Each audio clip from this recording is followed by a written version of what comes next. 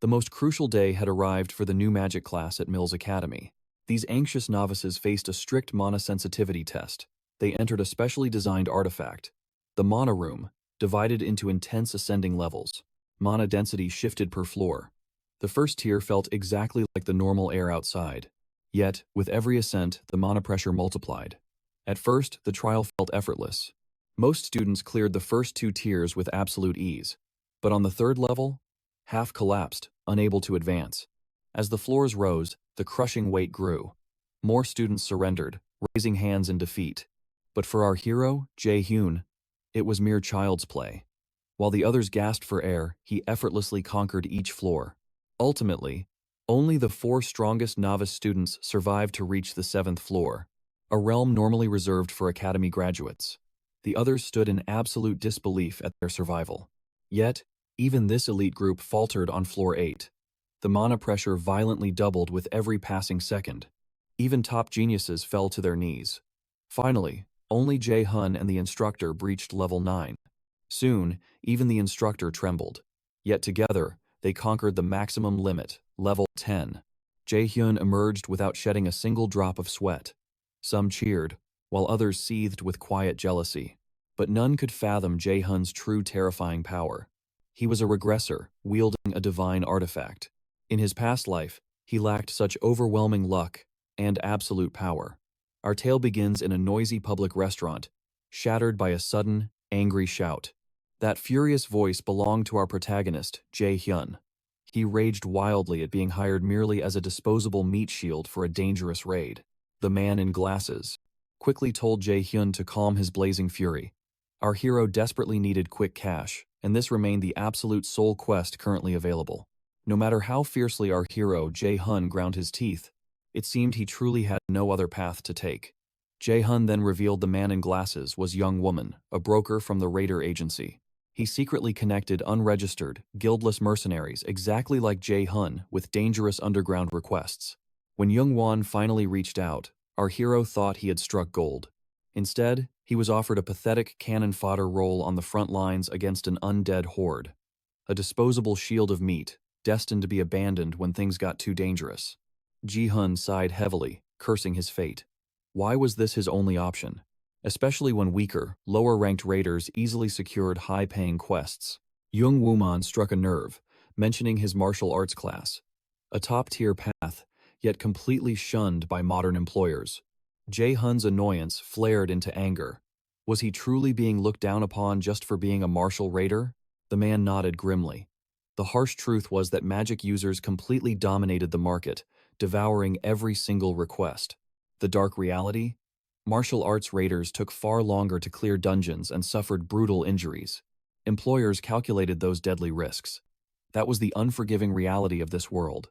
Unlike cowardly mages casting safely from the rear, martial artists bled on the front lines. They were magnets for devastating wounds. This cruel dynamic gave mages absolute supremacy in every single battle. He further revealed that exactly 10 years ago, martial arts raiders were actually in massive demand, but that golden era was entirely dead. He deeply regretted rejecting the mage path back then when fate offered the chance. The tragedy traced back 11 years. Our hero was merely in his 3rd year of high school. He utterly crushed the awakened aptitude test, chosen to enter the prestigious MYTHICAL, a sacred ground nurturing elite raiders. Back then, his mage aptitude awakened at 97%, an absolute, near-perfect score. Even top-tier prodigies of the time like Lady Sioena barely scraped 92%. His innate magical results were truly legendary. Conversely, his innate aptitude for a martial class was a pathetic 34%. Yet despite that fact, he made a foolish move and chose the martial path. He embraced martial arts without any noble conviction. He simply despised the idea of becoming a mage. In that past era, mages suffered a terrible reputation as weak supporters. They were unable to scratch even low-ranking monsters without a martial raider shielding their backs. But the tides of the era completely reversed. Martial raiders fell into ruin, while mages ascended to supreme glory. Had he claimed his mage destiny 11 years ago, his present reality would be an absolute paradise. Even attempting a class change now was futile. Raiders hit an unbreakable growth wall at age 20, sealing his potential. But lingering on bitter regrets served no purpose.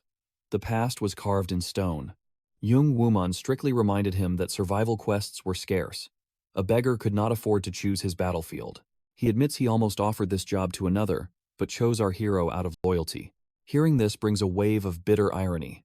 Once, every aspiring mage envied his magical talent, but his past foolish choices reduced him to a mere D-rank martial arts raider. Left with no options, he swallows his pride and accepts. His friend brightens instantly, assuring our hero he is making the right choice. Before leaving, the manager says they will meet at 8 a.m. tomorrow at a forwarded address. Curious, Jae-hun asks why, assuming the manager would be busy with agency matters. Young woman casually tells him not to worry, citing personal business there. The next day, everyone gathers outside the dungeon gates. Our hero stands alone. Jae-hun checks the time, growing anxious because young woman still has not arrived. He sighs heavily, thinking, young woman should probably guide far more capable raiders.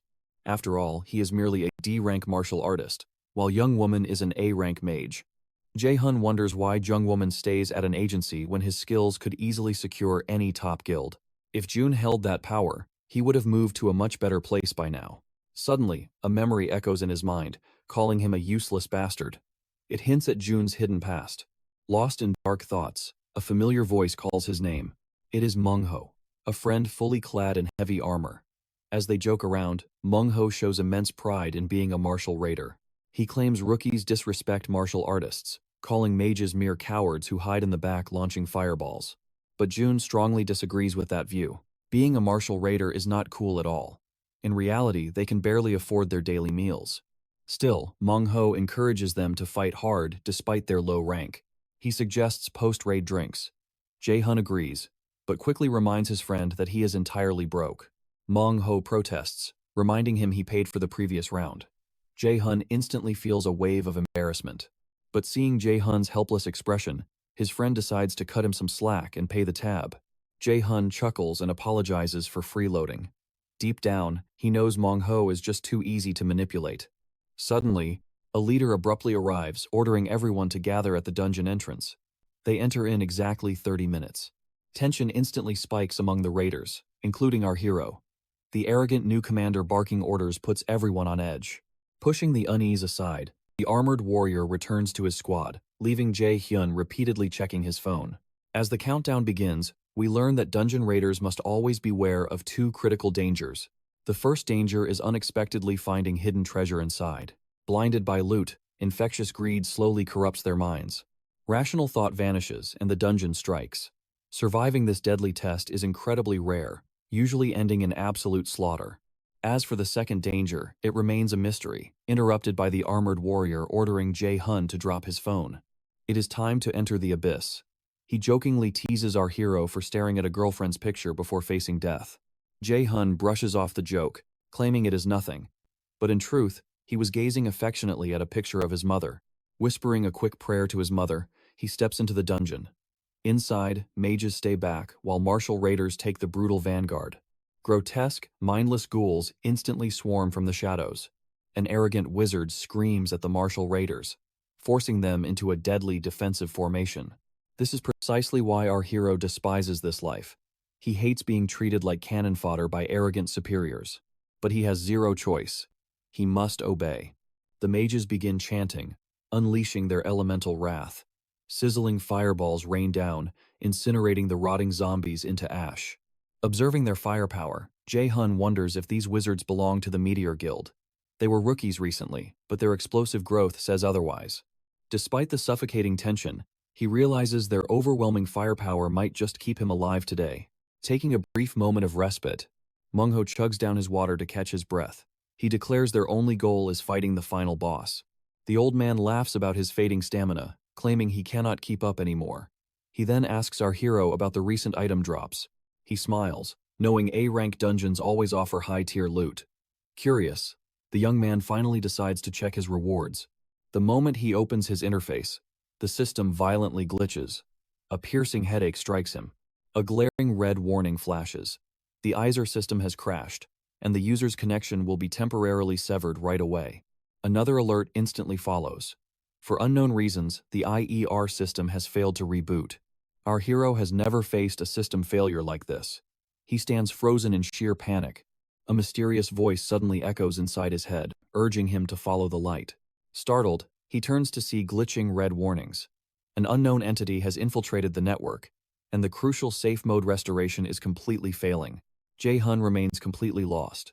Noticing his rigid expression, the veteran asks if something is terribly wrong. He mutters that someone told him to follow the light. Right on cue, a strange phenomenon finally begins. Floating orbs of light suddenly materialize from thin air. He wonders if this is his destined guiding path. It becomes instantly clear that no one else sees this glow. The old man questions his odd behavior. Unable to answer, the boy keeps his eyes locked onto the glowing trail. Swallowing his fear, he steps forward to investigate. He quickly assures the worried old man that he will return shortly. The guiding light leads him into an unknown domain. A warning confirms the system remains disabled, completely unable to load his crucial status interface. He tries interacting with the interface, but it stays dead. A new alert reports partial network damage. It states an emergency reboot in safe mode will begin. Jae-hun scratches his head in deep confusion. Since awakening at age 10, his system had never crashed once in all 17 years of combat. No damage or reboots had ever occurred before. He wonders if that strange voice somehow triggered this massive system failure. Glitching errors relentlessly bombard his vision. Ignoring the chaos, he follows the glow, wondering if the Acer system itself is slowly evolving right now. A brief history of the Aesir system. It was named after the Aesir, the legendary Norse gods of old like Odin and Thor. Born from divine power, this network became humanity's ultimate shield during the 2011 year of disaster. A colossal tree erupted from the Pacific Ocean. In just 9 days, it pierced the heavens, casting Earth into absolute darkness.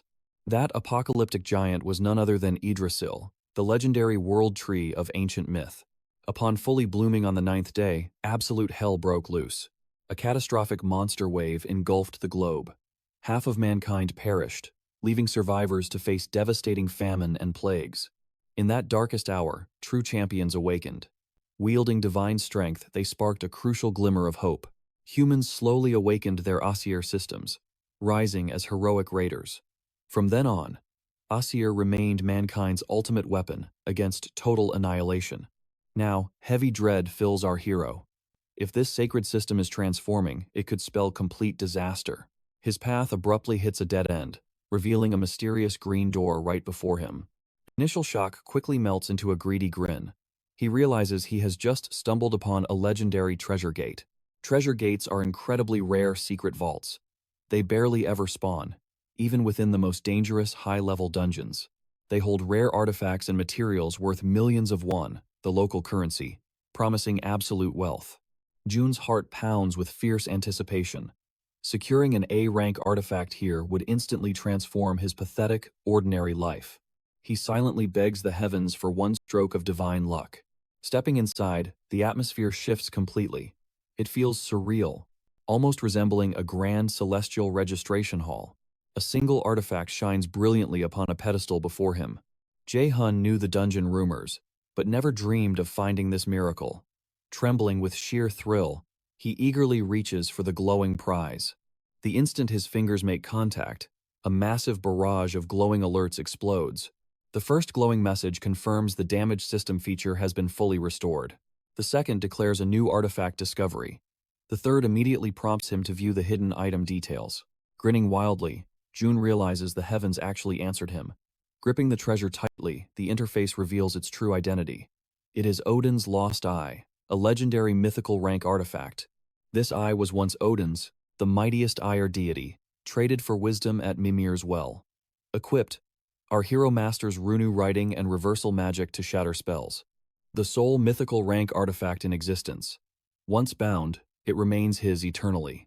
Its blinding radiance forces Jae-hun to look away.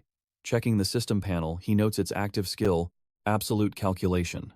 An X-rank ability that dissects and obliterates magical structures. This Absolute Calculation skill drains mana scaled to the Shattered Magic's rank. Mastering complete rune magic allows spell-less, full power casting. He can also mimic opponent skills using a blank card. This artifact is an absolute powerhouse. Its divine abilities could completely reinvent Jae-hun as a raider. Yet, Jae-hun resolves to sell it. Hitting the market means earning hundreds of millions of won instantly. He sighs in relief. No more breaking his back or acting as a human meat shield. Still, he ponders testing it, having never wielded a mystic artifact. Suddenly, the system flashes a warning. Once equipped, the artifact binds to his soul permanently. Equipping it is useless. Being past the prime age of 20, he cannot harness this gear effectively. Thus, he rejects the binding. Following this fateful encounter, he returns to his party. Moments later, the old man assures the guild members of his friend's return. Right on cue, Jae-hyun appears. He quickly bows to the party leader, swearing his tardiness will not be repeated. As they prepare to advance, the old man pats Jae-hyun's chest, urging him to stay alert. Jae-hyun brushes it off. He claims readiness and brightly promises to buy everyone drinks tonight. The old man blinks in sheer surprise. He scratches his head, baffled by Jae-hyun's sudden shift in mood. Inwardly, Jae-hyun breathes a sigh of relief at their ignorance. Here inside the dungeon, lawlessness reigns supreme. Revealing this artifact invites a swift death, as even friends would kill for it. Thus, he hides his fortune to dodge deadly attention. Without warning, the ceiling fractures. Before the leader can shout, the stone roof violently caves in. Jae-hyun instinctively dives away. He slams hard into the unforgiving ground, scraping his backside. A toxic purple mist swallows the area. The party members violently choke, spilling dark blood. Jun reacts instantly, sealing his lips and bolting before the lethal gas strikes. He screams for his friend to run, warning of the fatal fumes. Mid-step, pure horror roots Jae-hyun to the spot. A phantom blade violently impales his friend from the shadows.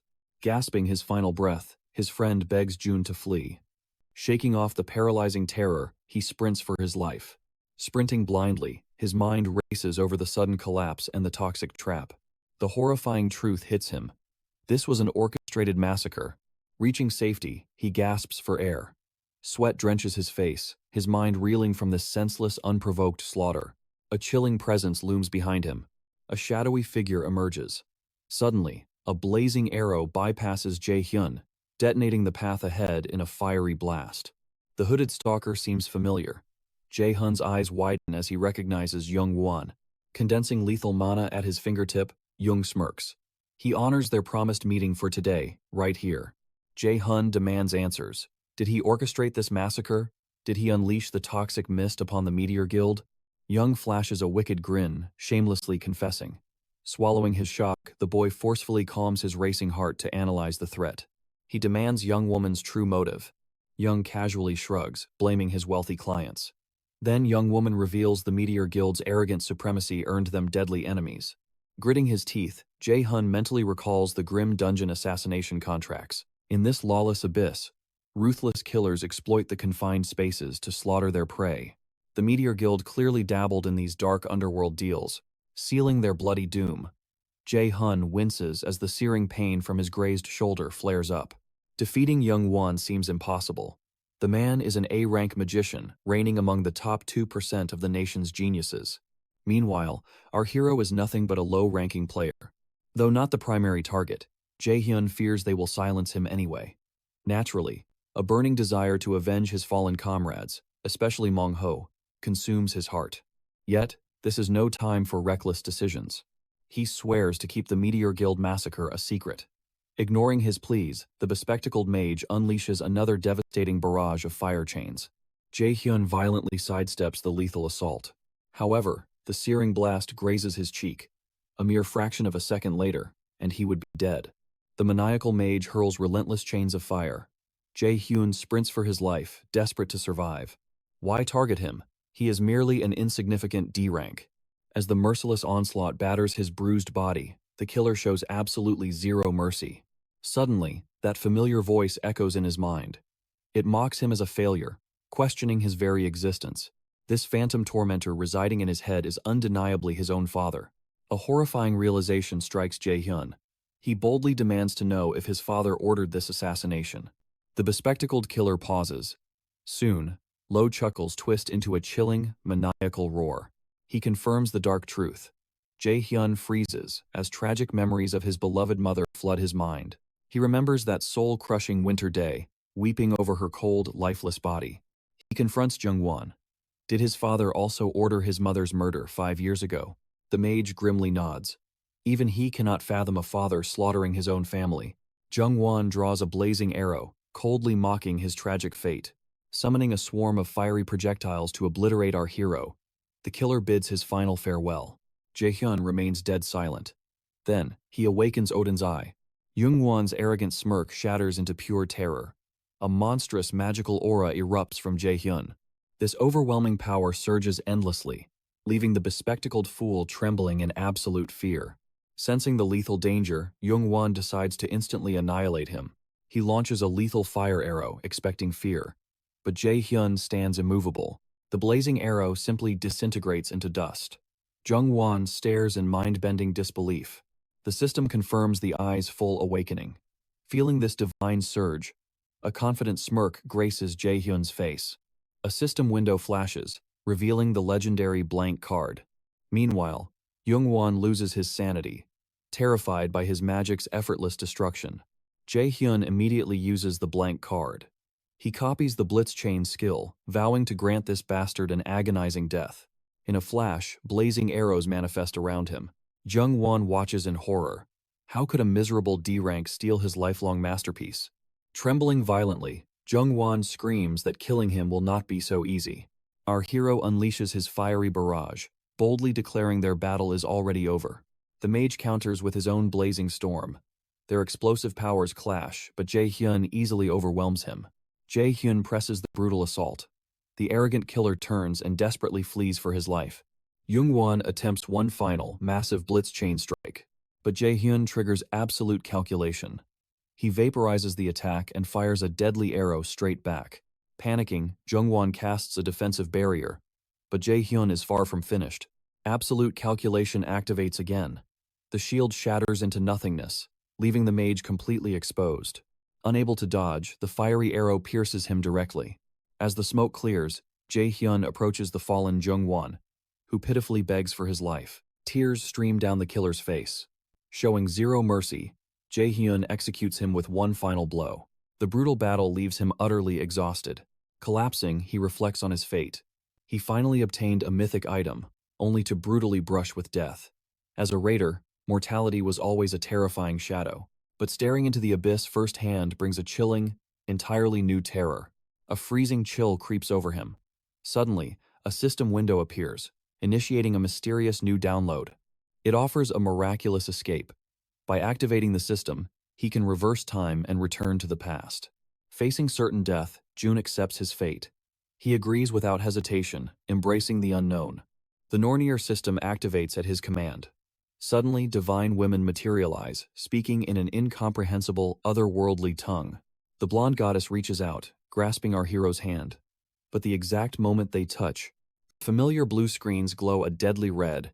A notification declares him a prime enemy of the High Assier. He gains 2 passive skills, while half the Assier gods now watch his every move. He suddenly awakens in his own bed, his face pale with sheer terror. He scans the room, feeling completely surreal. A fiery red aura ignites in his hand. The system then announces his successful return to the chosen timeline. Past memories violently flash before him. He witnesses his deceased mother and his brutal battle against young woman. Spotting his mother, he rushes into her arms. He embraces her tightly, desperately praying this is no illusion. It is no dream. His mother is truly there.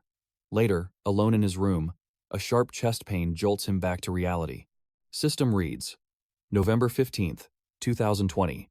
He has fully regressed. His body now 20% healed. Breathing heavily, he questions his reality. Taking in the sights, he realizes he is truly back in his old home. A system quest appears, titled, A Break is the Mother of Success. His objective is simple: rest until fully recovered. The promised reward is a mysterious blank card. Exhaling deeply, he calms his racing mind. He reflects on his fatal battle and how this system dragged him 11 years into the past. 11 years ago, he was just a third-year middle school student. Glancing at his calendar, he realizes he has not yet enrolled in Mills Academy. He spots an old note reminding him to choose martial arts. Grabbing a pen, he ruthlessly crosses it out. He refuses to waste this second chance on martial arts. This time, walking the path of a mage is his ultimate destiny.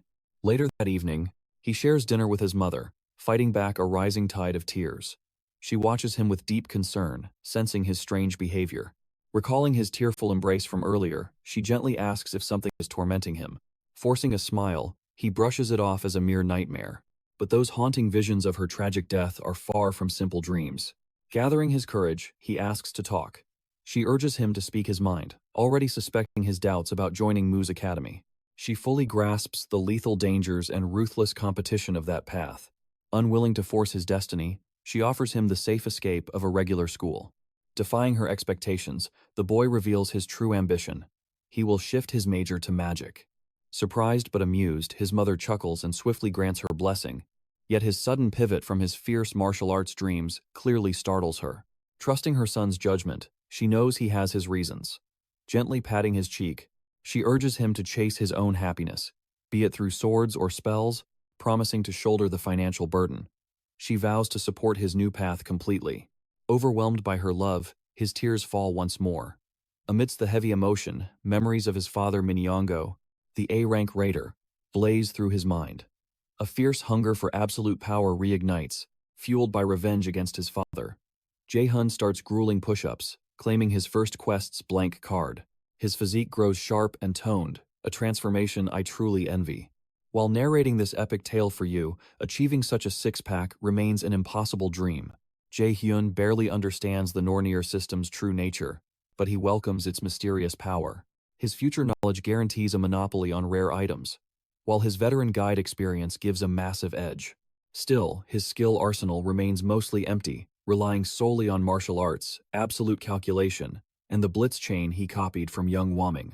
Leaning back in his chair, he summons the system. He checks his stats.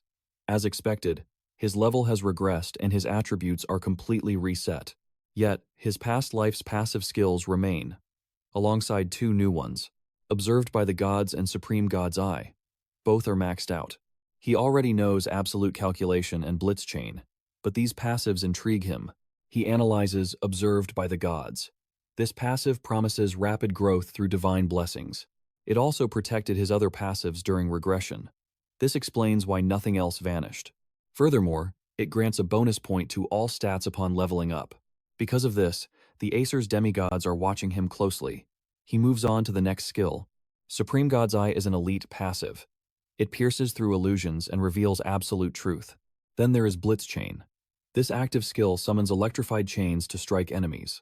It can inflict paralysis, but mana drain rises with every chain forged. They look like fiery chains at first glance. He shifts his focus to his basic stats. They are currently abysmal. However, his main priority is amplifying his crucial magic stat.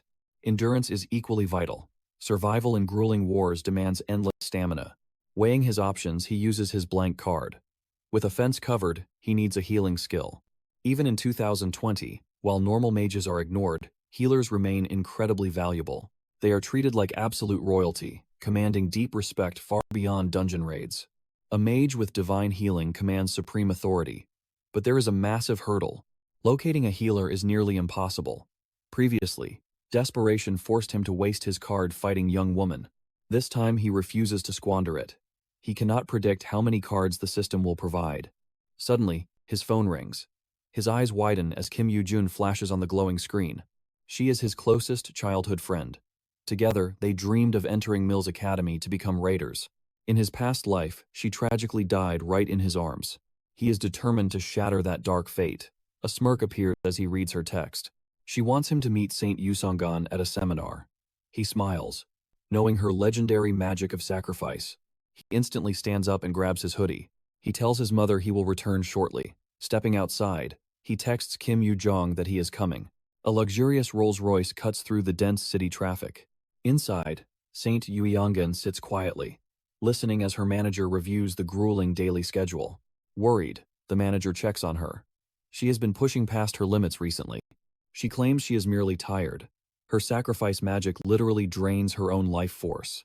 The anxious manager prays for another healer to match Lady Shan's. Exhaustion will soon claim her. Soon, the destined duo arrives at the seminar venue. She eagerly drags him through the dense crowd. He smirks, teasing that she only brought him to avoid getting lost. Flustered, she angrily demands he stop making such baseless accusations. Yet her sudden silence completely proves his hilarious theory right. He laughs, mocking how a brilliant genius could have such awful navigation skills. Despite her playful scolding, he feels deep gratitude toward his loyal friend. Copying Yusong's sacrifice ability here would change everything. It makes him a national treasure. Taking their seats, they gaze at the massive crowd. As the Lotus Guild Master, her fame is absolute. She is a globally renowned top-tier healer. Even now, she selflessly prioritizes the safety of every raider. She finally steps onto the stage, and the huge crowd erupts. He eagerly waits for the perfect moment to copy her power. He silently recalls a dark future. In exactly 2 months, her own sacrifice magic will severely break her during a lethal raid. He knows he alone can heal her, provided he copies her divine power.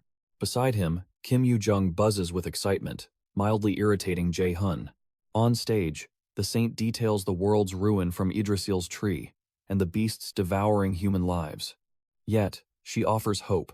She honors the awakened saving humanity and urges every listener to become a raider. As her speech ends, the crowd erupts. Jae-hun nods. Knowing the terror of the front lines makes most dread becoming raiders. He is living proof, having planned to sell Odin's eye just to avoid raiding for money. Walking away, she praises the saint endlessly. Our hero teases her, sparking her quiet fury.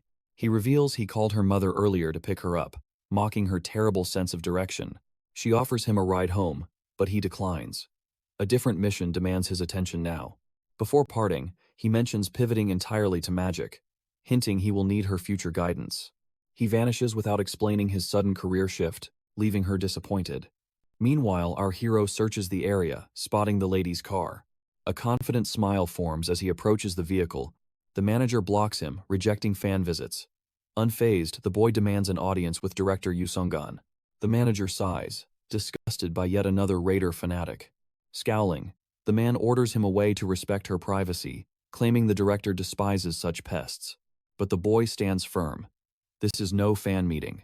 To prove it, he exposes a dark secret. Lady Xiangan has a fatal illness, and only he can cure her. Shocked by this truth, the director explodes with sheer fury. He grabs our hero's collar, demanding his source. Calmly, the boy gestures to the watching crowd.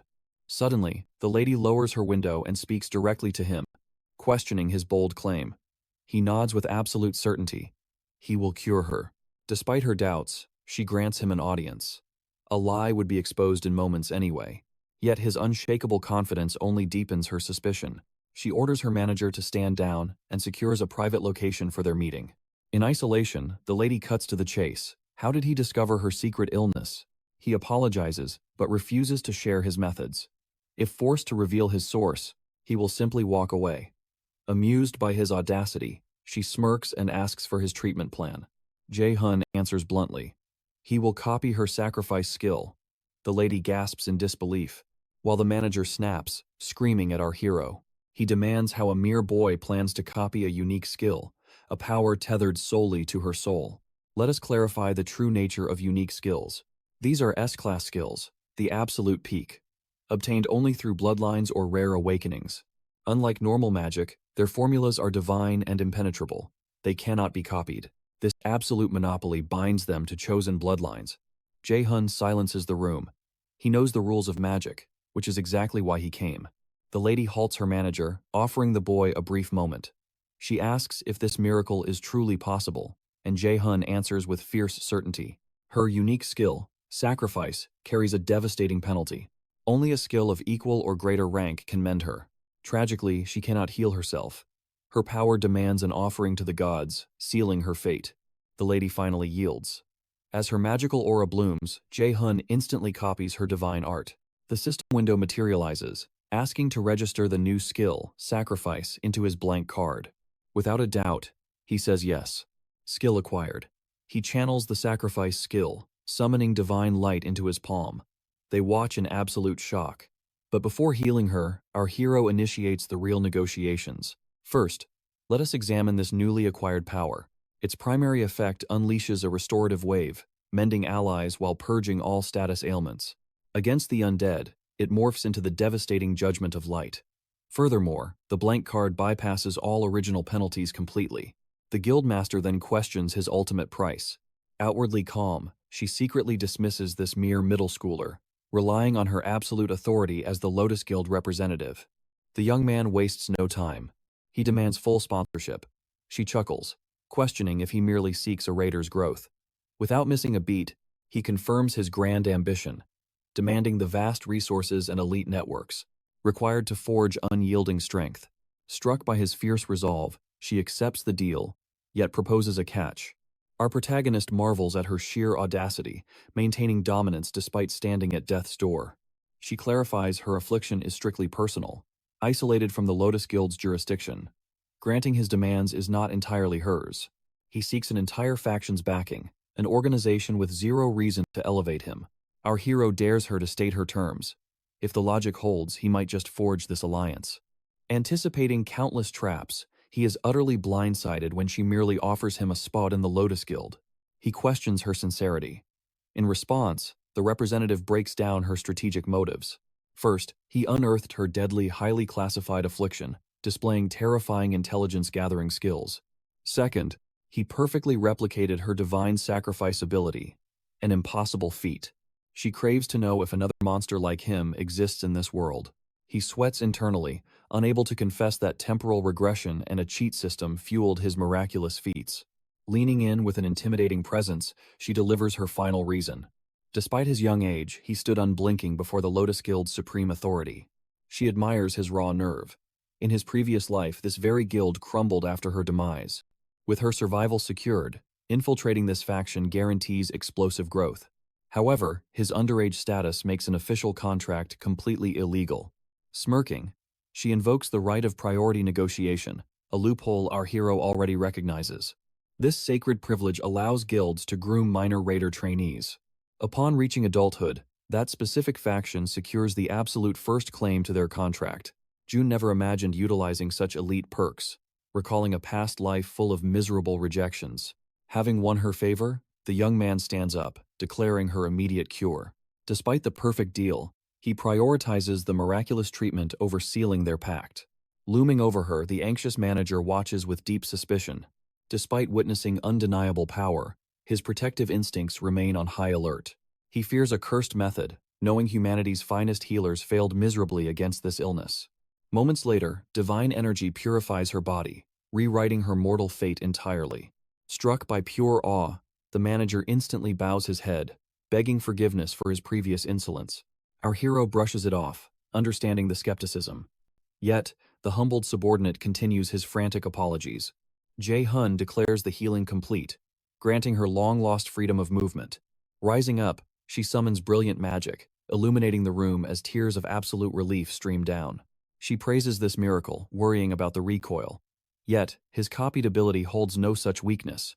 Smiling confidently, he delays his reward for a future date, an offer she gladly accepts. Handing over her elite calling card, she urges him to consider the alliance. She swears to tip the scales of fate entirely in his favor. Before leaving, he makes one final request. By dawn, the manager guides him into a Lotus Guild dungeon. His goal is to level up his skills. He aims to become the absolute ace at Mills Academy. The guild provides all his essential supplies. They even loan him spare equipment strictly meant for their own members. Yet, the manager warns of the deadly risks. He questions why the boy insists on raiding this dungeon alone. Jae-hun simply states he needs to grind. As a final lifeline, the manager hands him a magical warp stone. Shattering it will instantly teleport him outside the gate. It is a token of gratitude for helping the lady. The boy gladly accepts. He steps into the ominous portal. Upon entering, he remains confident this is merely an E-rank dungeon. There is nothing to fear. The manager urges him to escape if danger arises, and he nods in silent assurance. But deep inside, phantom hands suddenly cover his mouth. The system flashes a warning. He has entered Helheim's field of the dead. The scene shifts to Director Yusong's office. The woman sits in deep contemplation regarding our young hero. She is worried. Even inside an E-rank dungeon, a solo clear by a rookie is practically impossible, regardless of skill. Yet, she knows this boy is far from ordinary. He did not pick this gate randomly. She smiles, deciding to watch his next move. A sudden knock breaks the silence. With the director's permission, another woman enters. The director demands the requested updates. The subordinate hands over the documents, revealing our hero's complete profile. Flipping through the pages, she gasps in shock. He actually aspires to become a martial artist.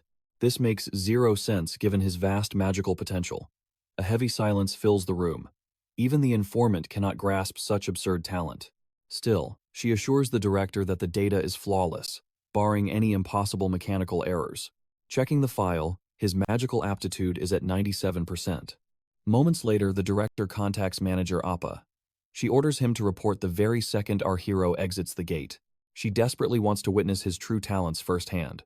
Meanwhile, Jae-hun plummets into the unknown field of the dead. He crashes violently into the cold, unforgiving earth. Glancing around, he realizes he has fallen into a graveyard. He struggles to rise, coughing violently. But before he can react, a foul undead appears. Wasting zero time, it draws a bow and fires a deadly arrow at him. Reacting too slowly, a vicious gash opens across his face. Suddenly, another monster lunges for the kill. Unsure if it carries paralysis, poison, his deep annoyance quickly spikes. He instantly heals the wound using his unique sacrifice skill. Suddenly, an endless horde of zombies rises. Dark souls swarm the air. They immediately unleash a barrage of deadly attacks. But this time, Jae-hun snatches an arrow mid-flight. He crushes it barehanded, utterly disgusted by their pathetic attempts. Meanwhile, Kim Yoo-jong glares at the director's autograph in her hands. Frustration boils within her. Our hero abandoned her, fully knowing her terrible sense of direction. His unpredictable actions drive her crazy. He always hated crowds, yet suddenly agreed to travel alongside her. He never used to abandon her like this. He always made sure she was never left behind. But today, he left her completely stranded. Worse, he is now shifting to magic, despite his lifelong dream of martial arts. This sudden shift baffles her. He is a careful and calculating person. He never makes such drastic moves without a hidden purpose. Suddenly, she begins to text him again. She vents all her anger about being left alone that entire day. Back inside the dungeon, Jae-hun turns pale. Vengeful ghosts materialize before his eyes. Even worse, they move with lethal, military-like precision. He decides to use a special staff, masterfully forged by a Lotus Guild blacksmith. For context, this dungeon is Helheimeimer. It is the absolute realm of the dead, ruled by Loki's dark daughter, Hel. In Norse myth, it is one of the 9 worlds, formed after the 7 realms, excluding Midgard and Asgard.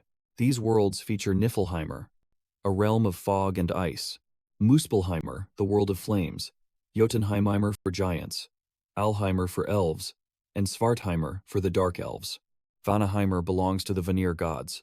The coldest and darkest realm is Niflheimer, existing alongside Helheimeimer. This abyss is a nightmare for novices. Yet, our hero is burning to test his skills. He unleashes Goddess Nora's sacrifice skill upon the undead. Bam!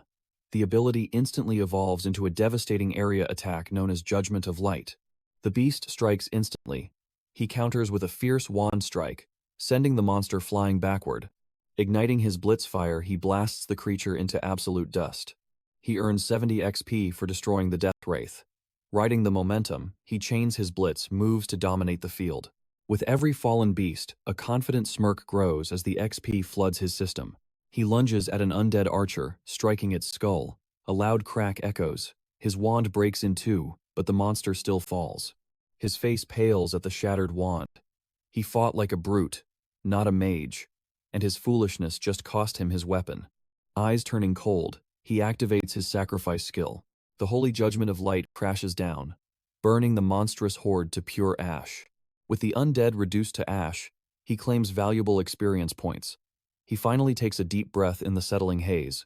He casts healing magic to restore his strength, deeply relieved to have survived. He learns a harsh lesson. Never overestimate his own abilities. Divine judgment saved him today, but luck is fleeting. He turns to leave the dungeon, only to realize he is completely lost. With a heavy sigh, he reaches for a warp stone. Suddenly, a terrifying wave of mana creeps up his spine. He glances back, but the shadows are empty. An invisible force approaches. His throat is suddenly crushed. In desperation, he stabs the broken wand into his own thigh. Using the sharp pain to stay focused, he bites his lip, refusing to let out a scream that might attract more deadly foes. He remains unaware of the hideous monstrosity looming right behind him. Right on cue, the system chimes in. The dungeon boss, Nightshade, has appeared. The massive level gap between them is an insurmountable wall of despair. The system flashes red, practically screaming at him to flee the dungeon immediately. He frantically fumbles for his teleportation stone. But before he grabs it, the beast pounces. The stone slips from his grasp as he slams into the wall, coughing up blood. His HP bar instantly plummets to critical. The system urges him to consume a healing potion immediately. But there is no time. The monster towers over him and launches a lethal strike. Just as he braces for his inevitable end, the towering beast freezes solid. He stares in pure disbelief, wondering what kind of miracle just occurred. A woman's voice echoes through the cavern. She steps forward, her divine presence radiating like a true goddess. She orders the beast to stand down. She reveals that she personally brought him here as an honored guest. This half-demon, half-angelic elf declares him destined to be the adversary. Confused, he has no clue who she is. She continues speaking, admitting her belief that the chosen adversary would easily destroy this vile monster. However, she seems gravely mistaken. To her, he is just an average kid with painfully mediocre mana. She questions why Loki chose a weakling like him to stand against the mighty Aesir gods. His vision blurs as blood loss drains his life away. Gritting his teeth, he refuses to let his story end here. He cannot die after receiving a second chance at life. Seeing this burning resolve in his eyes, the lady smirks. Yet, she firmly states he is simply too weak to serve as the chosen adversary. Lifting him by the throat, she warns his end is near. Grow stronger, or she will personally execute him. But acknowledging his crucial role, she decides to spare his life for now. She commands him to awaken his power, demanding he learn how to crush Nightshade with ease. Success guarantees a divine reward. But time is running out. Suddenly, a blue screen flashes. Main quest: Hell's Trials. His absolute objective: exterminate Nightshade within exactly 2 months. The truth is terrifying. This beautiful woman is Goddess Hel herself, the true daughter of Loki. Victory means receiving a personal gift from Goddess Hel, but failure guarantees immediate and absolute death. Creepy shadow hands drag him into the abyss as his vision fades. The scene shifts, revealing the blonde goddess from his time regression. Her lips move slowly, speaking to him in an ancient and completely foreign language. He gasps, snapping awake in the real world. Standing up, he finds his deadly injuries are perfectly healed. He opens his status window. The chilling quest still hovers in the air, proving that his hellish nightmare was entirely real. He truly met Goddess Hel, the supreme ruler of Helheimeimer, one of the 9 mythological worlds. He remains oblivious to this adversary title. Yet, a familiar voice echoes right after acquiring the Norner system, with countless unanswered questions looming over him, like the reason for his regression and this adversary title. Still, one absolute truth remains clear. He must level up quickly. If that goddess spoke the truth, the instant his growth stops, she will strike him down. Yet, he chuckles softly. Thrilling trials await him now. However, his journey has only just begun. He lacks mage combat experience and basic spells for weak foes. Checking his phone, the director is calling to summon him. He promises to visit tomorrow, ready to finalize their contract. The following day, our hero enters the Lotus Flower Guild. The manager guides him inside. Walking through, he understands this special treatment. His mage aptitude sits at an astonishing 97%. Reaching their destination, his eyes light up upon seeing the lady director. Her long hair and commanding presence radiate absolute confidence. They exchange a warm greeting. She details the guild's contract perks. He eagerly agrees to the impressive terms, thrilled by the offer. Alongside living expenses, the guild offers unlimited B-rank gear, replacing broken items entirely for free. Furthermore, his raid contributions will guarantee massive financial rewards. Such conditions are usually reserved for elite A-grade raiders. Before signing, he states one condition. The director warmly invites him to speak. He explains his recent transition from martial arts to magecraft just 1 month ago, leaving him inexperienced. Thus, he requests personal magic training directly from the director. The manager gasps at his sheer audacity, daring to challenge the prestigious director without hesitation. Unfazed, he asks if she accepts his terms before he signs the Lotus Guild priority contract. Chuckling at his bold request, she gladly accepts his terms. He expresses gratitude. She playfully notes her high expectations for his potential, eager to witness his power. She urges him to prove his talent right away. Naturally, our hero fully expected this test. After all, his talent is why the Lotus Guild desires him. He quickly asks how to demonstrate his true power. She snaps her fingers, summoning a blazing blue monocube behind her, ordering him to endure. The boy stares at the construct, utterly baffled. She notes a true genius must handle this basic pressure to earn a priority contract with her Lotus Guild. You see, a mana cube tests the mana sensitivity of B-rank mages and above. Our hero should be crushed, as only 7% of awakened mages survive it. He asks if she intends to scare him. She promises that failure won't ruin their negotiations. The contract remains secure. Left with no choice, our hero steels his resolve and steps forward.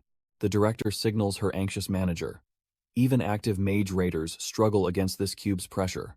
She insists he is no ordinary man, making this worthwhile. Reluctantly, the director activates the cube. As the cube hums to life, he hesitates before its overwhelming energy. The lady urges him forward, and he finally gathers the courage to step inside. Once he enters the mana cube, the manager watches anxiously, seeing only a vulnerable youth. The lady confidently trusts her intuition, certain he will succeed. Inside, our hero feels adrift in a boundless ocean of pure mana. Shockingly, he breathes with ease. This cures his fears of mana sickness or fatal exposure during the intense trial. He seeks an exit. To escape, he must find the single door linking to the real world hidden among countless raging whirlpools. Steeling his resolve, he hunts for an escape route. Suddenly, a strange sensation strikes him. A hidden, modest crystal pulses, with terrifying magical power, holding the very essence of this vast mana ocean. Outside, the manager paces anxiously while the director chuckles with amusement. The panicked manager asks about the usual duration. The lady notes the absolute record for escaping is 40 minutes. Hearing this, the manager bluntly replies, he will either perish or forge a new world record. The woman nods, fully anticipating his legendary triumph. Their eyes widen as the solid crystal begins to crack. The stunned manager checks his phone. Barely 10 minutes have passed since he entered. While they watch in suspense, he feels the crystal's vast aura.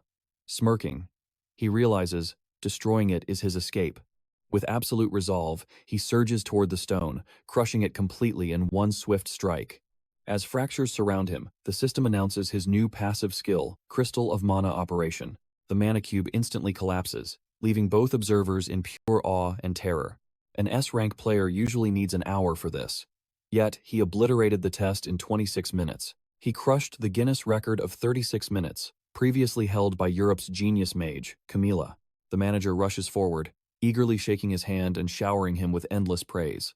The woman joins them, deeply curious about how he destroyed the mighty cube so rapidly. He calmly explains he found the core crystal inside and broke it. She gasps in shock.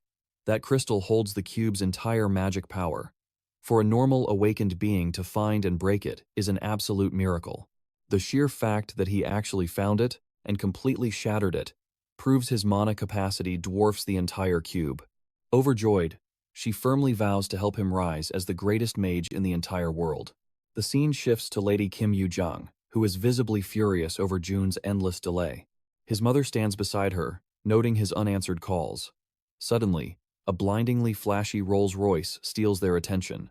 They stand utterly paralyzed as he steps out of the luxury vehicle, leaving them speechless. How could he possibly afford that? Jae-hun spots the stunned women and waves cheerfully.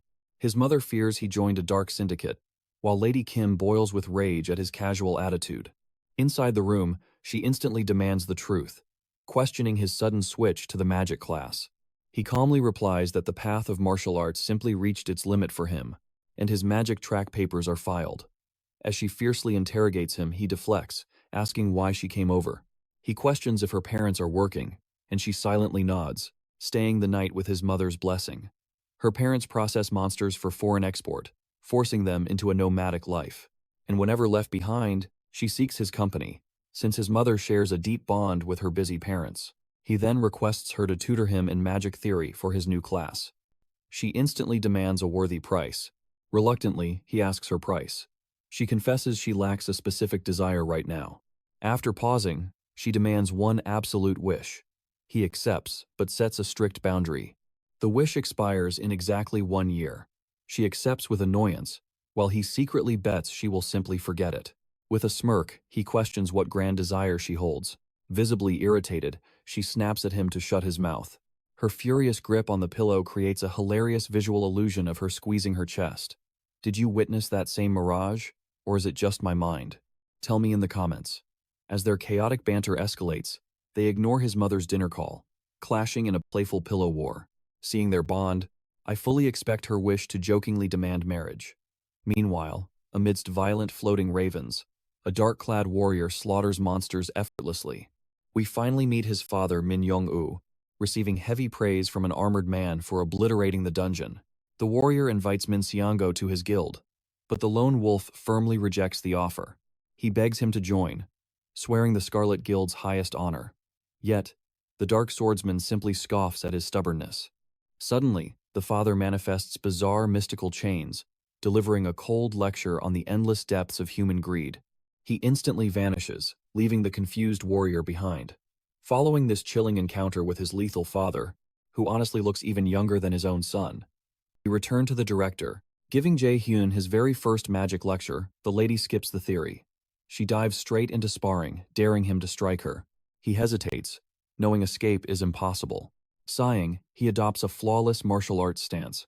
He unleashes a devastating punch toward her, anticipating a fierce clash. The lady simply grins. His massive blow shatters the air, blinding everything in a thick dust cloud. As the dust settles, terror grips him. His full power strike rests effortlessly in her palm, stopped like it was nothing. Smirking, she watches him scramble back. He severely misjudged her strength just because she was a healer. This is the aura of an S-rank raider. She casually dissects his attack, exposing his ingrained martial arts habits. Mages, she explains, never blindly charge into the fray. The director asks if he knows the true difference between martial arts and magic. He explains martial arts is close combat, while magic dominates the battlefield from afar. Nodding, she clarifies that mages cripple foes from a distance, setting up martial artists. She orders him to brace himself. She will now demonstrate true mage combat. Promising to heal his wounds, she terrifies him. Yet, he readies his stance. Lethal energy concentrates at her fingertip, firing a laser beam. He barely dodges, and she demands his counterattack. Activating Blitz Chain, he unleashes a storm of lightning arrows directly at her. A massive explosion erupts on impact, but the smoke clears to reveal her completely unharmed. Surprised by his A-rank skill, she mocks that power means absolutely nothing without accuracy. She instantly retaliates with a deadly energy arrow. Panicking, he takes a brutal, direct hit. Though battered, he remains standing, impressing her with his resilience. Smirking, she unleashes an overwhelming barrage of blue lightning. In that split second, he triggers his absolute calculator, disintegrating the magic. Shocked, she watches him flawlessly reverse and neutralize her attack. Utterly amazed, she demands to know his hidden depths. Our hero simply challenges her to find out. Instantly, the very earth beneath her feet crackles with surging, unstable energy. Caught off guard, she barely deflects the brutal impact. Her hand violently trembles. She is completely baffled by his terrifying casting speed. He relentlessly follows up with another arrow barrage, forcing her to manifest a shield. She wonders how he uses magic without chanting, breaking every known rule of spellcasting. Even veterans must chant. Yet, his silent, rapid-fire attacks carry devastating potency, defying all magical logic. However, our hero is running on empty, his mana core completely drained. Breathless, he calls her a monster. Smirking, she approaches, praising his terrifying potential. But declaring him too green, she moves like a phantom, effortlessly slamming him down. He lies there stunned, while she boasts of her overwhelming combat experience. Analyzing his skills, she highly praises his melee instincts and chantless magic casting. His reverse calculation astounds her. With this, he could forge a truly legendary fighting style. Acknowledging his worth, she officially claims him as her personal disciple. He is the very first person worthy enough to receive her exclusive tutelage. Later, our hero sits deep in thought. His friend snaps him out of it with a menacing aura, and he grudgingly pays attention. She has been endlessly devouring the ice cream he bought as her costly tuition fee. He asks if she is full, yet she arrogantly claims she could eat forever, demanding he focus on his studies. During the lesson, the system window flashes, showing a 5% spike in magical efficiency. He groans at the relentless notifications. With every new technique, alerts flood his vision. The system brutally forces his continuous evolution. Even Lady Kim is genuinely terrified by his monstrous learning speed. He mastered more in 2 days than mortals do in 2 months. The boy brushes it off, noting her own ability to memorize forms at a mere glance.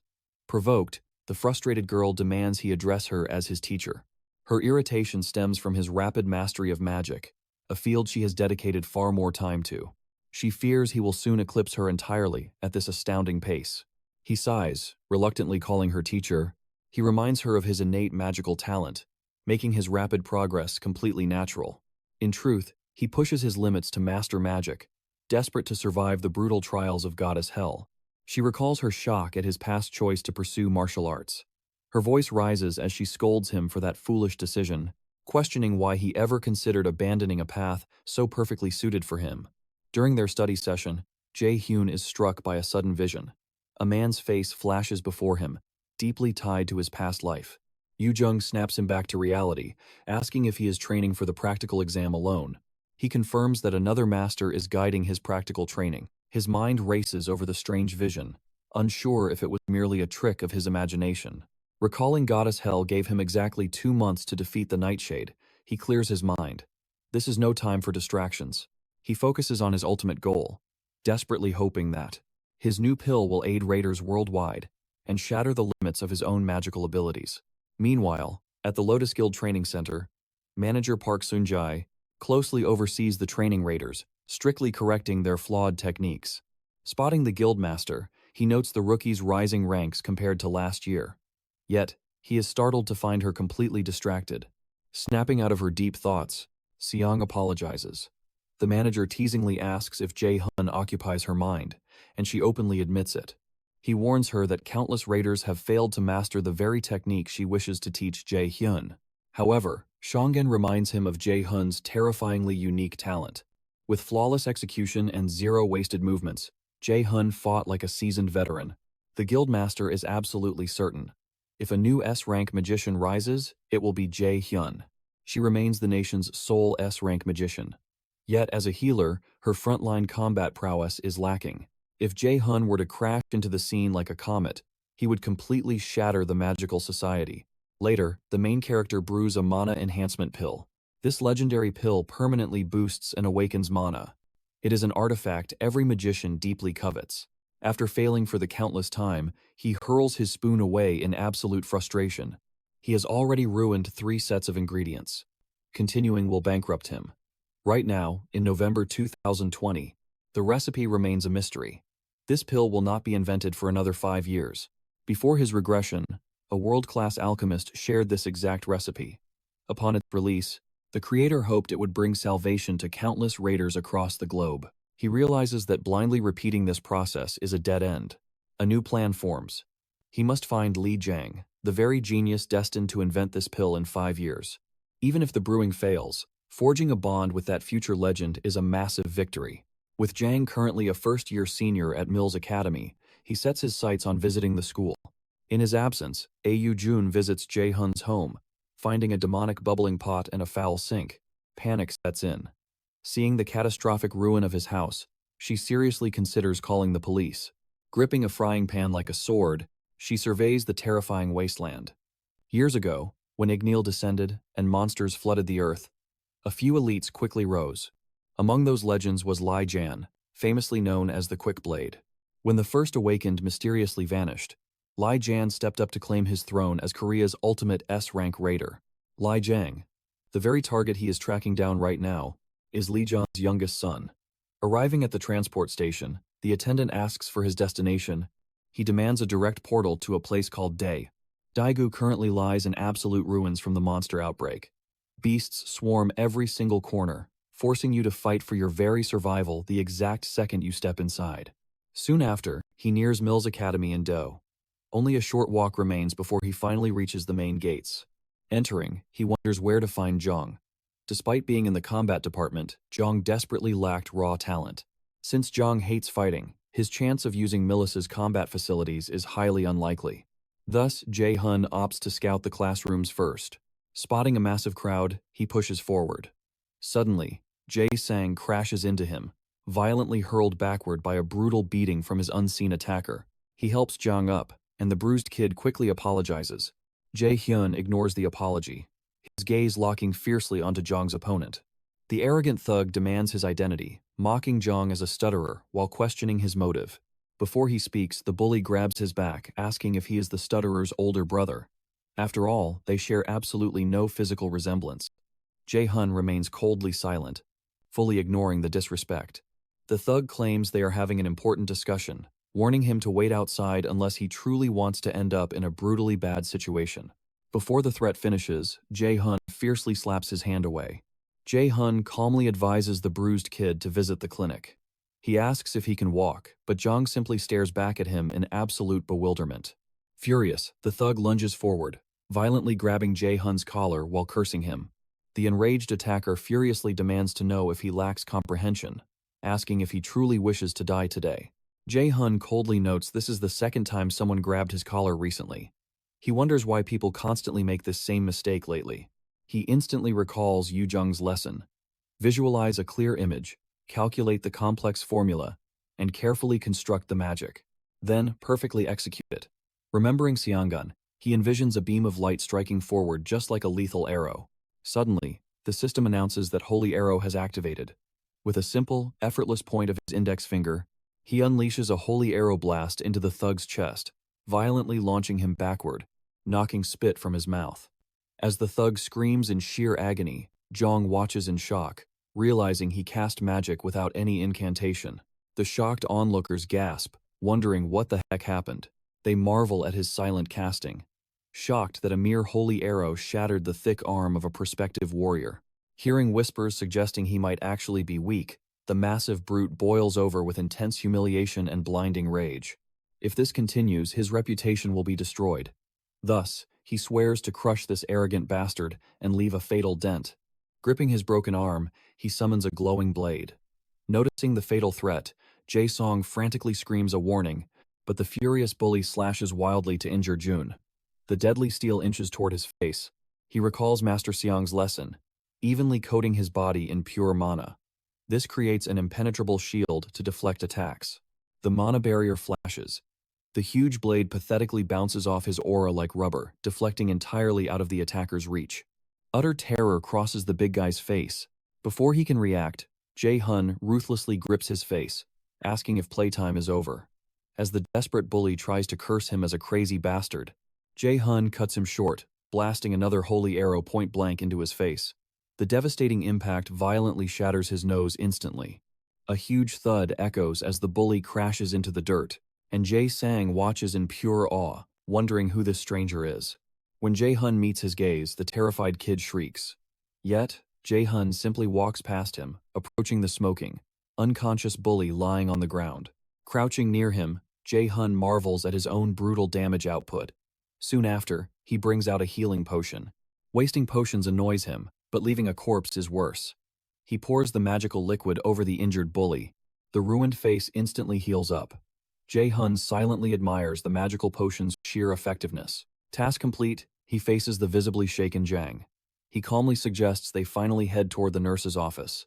Walking away, Jae-hun abruptly halts inside a completely secluded corridor, ensuring no one can hear them talk. A confused Jong stares back, suspecting this stranger tracked him down intentionally because he knows his identity. Gathering his nerve, he finally musters the courage to ask if his father sent Jae-hun. Amused, Jae-hyun denies it, questioning how he would even know his father. However, Jong clearly rejects that obvious lie.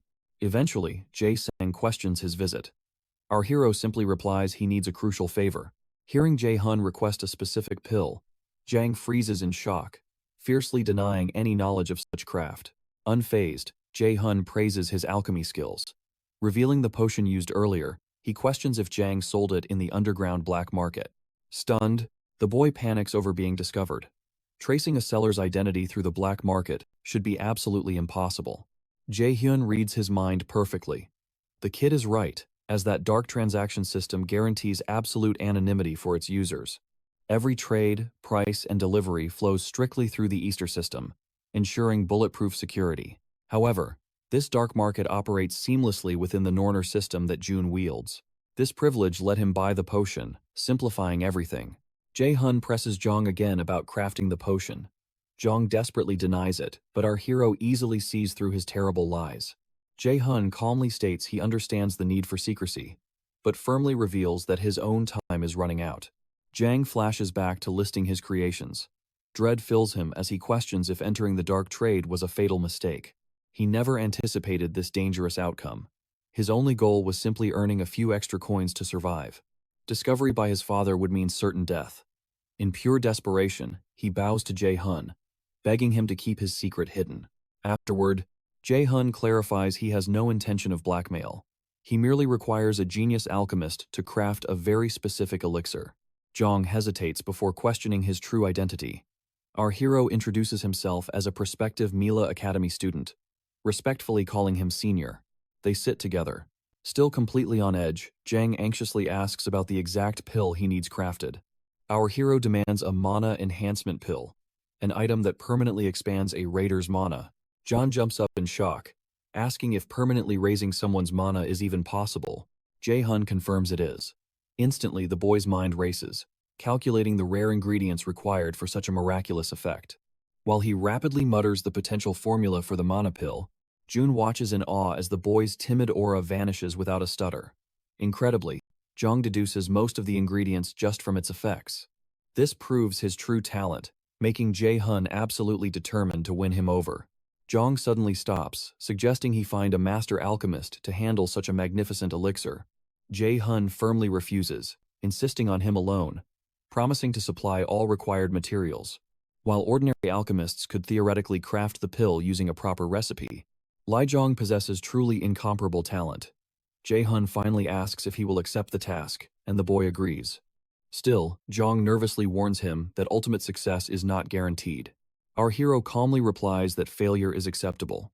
Baffled, Jong questions this, as Jae-hun would suffer all the losses.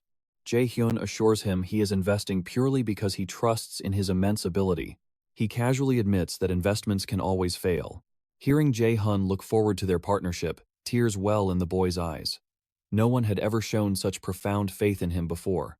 Seeing this reaction, Jae-hun smiles at their newfound bond. By morning, Jong sits alone, reflecting on the life-changing events of yesterday. He questions if anyone had ever trusted him this deeply. He always saw himself as a pathetic coward. Lacking his sibling's talent and having lost his mother so early, he was isolated, forever failing to earn his harsh father's strict approval. It feels absolutely surreal that a stranger would trust him enough to accept his failure. Receiving such blind faith despite his worthlessness strikes a deep chord, making tears stream down his face once again. Meanwhile, Jae-hun faces Hell's trial. He must slaughter Nightshade within the time limit to earn Hell's dark recognition. Victory grants Hell's gift. However, failing this 2-month mission carries an absolute penalty of grim death. Currently, he has only 10 days and 23 hours left. Later, Jae-hyun visits the training center to duel Xiang, gracefully evading her fierce blue lightning strikes. Dashing forward to close the distance, deadly blasts target him, but he summons a magical barrier to block the impact. He rapidly counters with his radiant holy arrow attack. However, his strike meets her already active magical shield. But a crack appears in her shield. She marvels at his explosive growth. As the smoke clears, their intense gazes finally lock. The tension thickens. Suddenly, Jae-hyun erupts with golden lightning, activating his blitz chain skill. Yet, Seongan stands ready for his strike. Just as they lunge, the manager halts the duel. Their time is up. He stares in disbelief at the arc metal training hall, a material demanding immense power to forge, now utterly ravaged by their clash. One more strike would have obliterated the entire room. Catching their breath, Seongan praises his terrifying, unbelievable growth speed. His spell mastery has expanded, and his raw physical power is now monstrous. She asks if he studies magic theory separately. He nods, crediting a friend's teachings. Seongan beams with relief. She had worried about her own inability to teach him theory. She praises his friend's brilliance.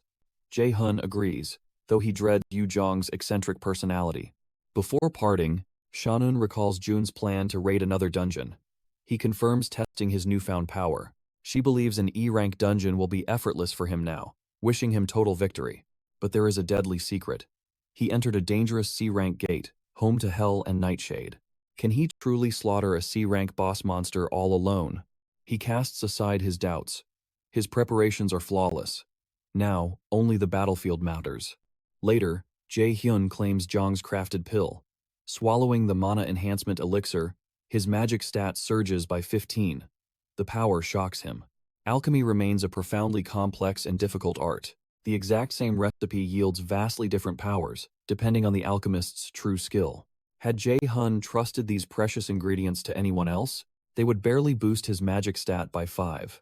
Smiling warmly, he praises Zhang's extraordinary talent.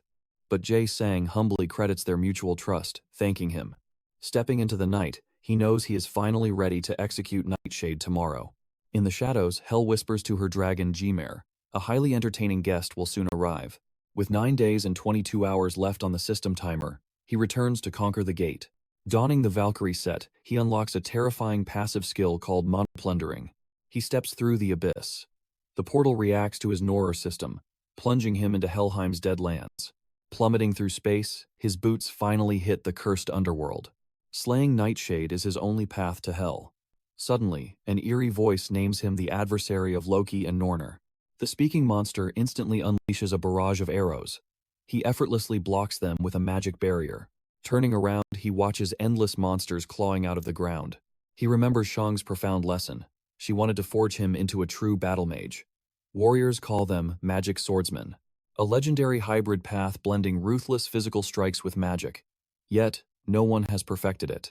Jae-hyun spins flawlessly, blasting the undead ambush with piercing holy arrows. He analyzes this forbidden style. It lacks the raw devastation of long-distance magic and the brutal force of warriors. Pummeling a beast into the dirt, he realizes the fatal flaw. This path specializes in absolutely nothing. But Sangjin holds absolute faith. This style will forge a legend for him. He ruthlessly slaughters the monsters. Outside the gate, manager Sanungjai stands guard. A terrifying presence approaches. He received no official reports about visitors today. He draws his blade as a crimson car speeds toward him. A woman steps out, playfully complaining about the secret location. Sunjai recognizes his old acquaintance, Yeonju. Sheathing his weapon, he questions her arrival and her guild's motives. She smiles smoothly, claiming it is strictly business. Handling guild affairs nearby, she simply wanted to reunite with an old comrade, but her search at the Manhwa guild turned up nothing. Manager Sunj silently scoffed at this nonsense. Yeonju had completely ghosted him since college graduation. Playing along, he politely welcomed her, knowing full well she would never visit such a remote wasteland just for a reunion. Stepping closer, Yeonju directly asked her senior about his dungeon management duties. He coldly shut her down, stating dungeon affairs were strictly off-limits to outsiders. Unfazed, she pressed on. Managing dungeons was clearly beneath his usual rank, prompting her to ask about a demotion. Met with silence, she dropped her real question. Were the rumors of Guildmaster Shang's illness actually true? Manager Sunja's expression darkened instantly, firmly dismissing the claim as a baseless rumor. Demanding her source, she merely smirked. The Curator Guild had eyes and ears everywhere, gathering whispers from the shadows. His eyes narrowed. Was she implying spies had infiltrated his guild? Masking his anger, he coldly thanked her for the warning. Losing patience, he demanded her final point. The dungeon cleanup awaited, and his time was running dangerously short. Cutting to the chase, she asked about a specific kid named Minj Hun. Manager Sunja flinched at the name. Yeonju revealed the boy's frequent secretive meetings with Guildmaster Yuang at the Yanha Guild, demanding answers. Stunned, Manager Sunja fiercely reminded her that outsiders had no business prying. Defeated, Yeonju let out a heavy sigh and turned away. Walking off, she threw back a final remark. His stubborn loyalty was legendary, so his silence was entirely expected. Still, this tedious journey was necessary. She had to at least pretend to earn her hefty guild salary somehow. Her car sped into the distance. Meanwhile, deep inside the dungeon, our hero sat calmly atop a mountain of slaughtered monsters. The shadows thickened as the boss, Nightshade, materialized. Our hero smirked, greeting his old demonic foe. Nightshade erupted in an eerie blood-red aura, launching itself forward with terrifying speed. Our hero launched into the sky, drawing back his bow to unleash deadly, holy arrows. Suspended midair, he rained divine light straight into the beast's eyes and jaws, staggering the monster before touching down. But the beast brushed off the strike. Lowering its massive hand, those sinister, glowing red eyes locked onto him. Lethal energy blasts tore through the air. Reading the trajectory instantly, our hero calculated his exact evasion path. He danced through the destruction, closing the gap until he stood face to face with the beast. Nightshade unleashed a second wave of pure destruction, but he slipped right past it. Mockingly, he asked if the monster was getting desperate. Lightning crackled around Jae-hyun. He summoned his lightning chain, whipping it directly at Nightshade. The boss brutally deflected the strike. Yet, with a flick of his wrist, Jae-hyun redirected the lethal chains, binding its massive torso. Nightshade thrashed with apocalyptic fury. This simple bind was nowhere near enough to crush its dark spirit. Channeling explosive power, he rained holy arrows right into its glowing eyes. The divine strike landed perfectly, tearing through flesh as thick, dark blood erupted from the monster's face. But Nightshade refused to fall. Thrashing with unimaginable demonic force, it violently shattered the lightning chains. The system alarms flared. Nightshade had triggered its berserk state. Both its brutal strength and blinding agility surged by 1.5 times. Jae-hyun's blood ran cold. The situation worsened as a grim system notification revealed the cursed stigma of death had marked his soul. A terrifying ultimatum appeared. He would face immediate sudden death if the fatal stigma wasn't cleansed within 10 minutes. To survive, Nightshade had to die. Staring down the beast, our hero questioned this unprecedented sudden death penalty. Suddenly, a glowing blue window announced that his absolute calculation skill, the legendary universal derivation, had forcibly awakened. Confused, Jae-hyun immediately suspected that Hell was secretly pulling the strings. Looking up, he furiously demanded why she was breaking the rules and interfering in his trial. Silence answered him. A relentless 10-minute timer flashed, 30 seconds already vanishing into thin air. Bearing the lethal curse, he charged at the raging beast. But shock froze him as the berserk Nightshade turned and fled. Reacting instantly, Jae-hyun blasted a devastating holy arrow right through the monster's face, halting its cowardly escape. The merciless clock ticked down to 8 minutes and 32 seconds. A wicked grin twisted Nightshade's ruined face. It knew stalling meant absolute victory. Cornered, Jae-hyun prepared a massive wide-area skill to annihilate everything. But just as power surged from his fingertips, Nightshade's hypnotic gaze locked onto his soul, entirely shattering his deep concentration and breaking the spell's deadly cast. The system declares his resistance failed. A temporary fear debuff now cripples his combat abilities. Caught off guard, Nightshade lands a devastating blow. The brutal impact instantly shatters the fear debuff. The brutal strike leaves Jae-hyun violently coughing up blood. Yet, he stands his ground. The penalty timer now reads exactly 7 minutes and 11 seconds. June braces for the beast to repeat its brutal attack. When it hesitates, he realizes the beast cannot endlessly spam spells that bind his movements. Jae-hyun hesitates. If the beast interrupts Light's judgment, his mana will drain completely, leaving him defenseless. Desperate for a new plan, he recalls striking the monster's eye. Its vision must be severely restricted now.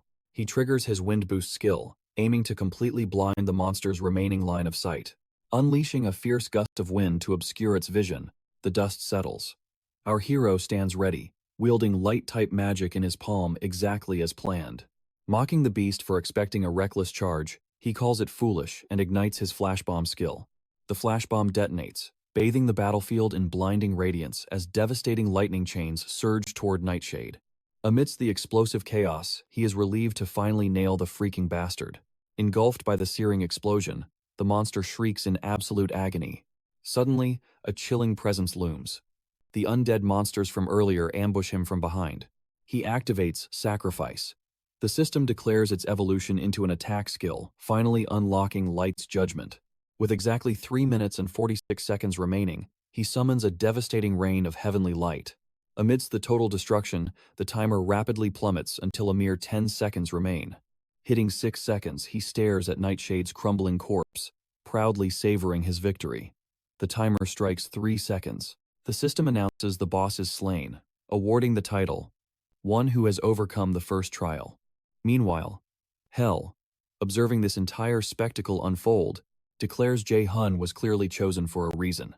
Extending her hand, she summons him to her temple. With the boss vanquished, the stigma of death vanishes. He instantly gains massive experience points, a crafting material named Nightshade's Core, and a rare equipment piece, Shadow Armor. The system confirms 3 level-ups, reiterating his new title as the conqueror of the first trial. His qualifications verified. The system issues a divine summons. Hell demands his presence within her temple. Teleported before Hell's massive temple gates, a colossal beast suddenly erupts from the shadows, charging straight at him. He leaps back in sheer terror. But Hell calmly commands the monster, Jameer, to escort their guest inside. Jae-hyun cautiously follows Gamer into the temple, calling out for Hell. Hell admits she never expected his survival. She praises his glorious triumph over her brutal trial, crowning him the child born with the adversary's fate. Deeply confused, he questions why she granted the Norer system and orchestrated this lethal test. But Hell simply smiles at his defiance, stating he must endlessly evolve as the true adversary. Lost in the mystery, Jae-hyun demands to know why he alone was chosen. She casually replies, this inescapable destiny was etched into his soul from birth. He is fated to oppose the mighty Aesir, destined to slaughter the great god Odin. This, she reveals, is exactly what Loki's faction expects. As Jae-hyun admits his complete confusion, Hell coldly states understanding is meaningless. They never expected his survival anyway. Infuriated by her riddles, she presses a silencing finger to his lips. She mocks his anger, knowing he despises being treated as a mere puppet by divine entities. Leaning in dangerously close, the intoxicating distance between them completely vanishes. She whispers a chilling truth. This war extends far beyond the gods opposing the Aesir. Suddenly, she shoves him into a spatial portal. The world faces absolute ruin, she warns, and Odin seeks total domination over everything. To prevent this ruin, the prophesied adversary's apocalyptic power is desperately needed. Plummeting into the abyss, our hero screams in protest, desperately craving answers to his burning questions. But Hell merely commands him to grow stronger, eagerly anticipating the fateful day they meet again. As Jae-hyun vanishes, Hell glances at a lingering shadow. She coldly asks how long he intends to watch, noting he was never invited. Meanwhile, Jae-hyun crashes back into the real world. Frustration boils within him for leaving empty-handed without any real answers. Amidst his bitter thoughts, the system chimes. He has been granted Hell's gift. This passive skill, Hell's blessing, completely nullifies all abnormal status inflictions cast upon him. Back in the abyss, the eavesdropping old man begs for forgiveness. He simply could not resist witnessing her encounter with the boy. He casually asks for her impression after finally meeting the boy face to face. She admits her uncertainty. It is far too early to judge, as their adversary has only just taken his very first step. Yet, his remarkable growth completely shattered her expectations. He triumphed despite her punishing stigma and reached her realm, proving to be a highly fortunate miscalculation. The old man breathes a sigh of relief, glad the boy is performing so well. Piercing his facade, Hell demands to know his true purpose, sensing he has much more to say. She addresses him as Mimir, the legendary figure of Norse myth. He coyly plays dumb, but the goddess fiercely calls out his blatant, feigned ignorance. As she continues her relentless pressing, Mimir urges her to calm down, finally dropping his act. Hell then declares the absolute truth. The adversary's left eye is undeniably the one Odin sacrificed at the Well of Wisdom. She knows he and Loki are hiding a massive secret. Mimir pleads that it is simply too early to reveal, earning her reluctant patience. However, she refuses to remain idle. When Mimir questions her next move, she declares that their adversary is still far too unpolished. According to the ancient prophecy, endless grueling hardships await him. He desperately needs a guide. 7 days before his Mills Academy admission, Jae-hyun visits a gear shop accompanied by a woman. Noticing his grim expression, she asks what is troubling his mind. But our hero quickly brushes it off as nothing. Nodding, she guides him to purchase the remaining supplies he will need. Despite his denial, his mind races. He had survived sheer hell, only to return with 0 answers and a mountain of new questions. Fortunately, he secured the passive skill, Hell's Blessing, alongside a formidable X-rank skill. And that is not his only X-rank ability. He possesses one watched by the gods, a divine blessing that heavily accelerates the user's rapid growth. He also wields the Absolute Eye of God, an overpowered trait that shatters false illusions to reveal absolute reality.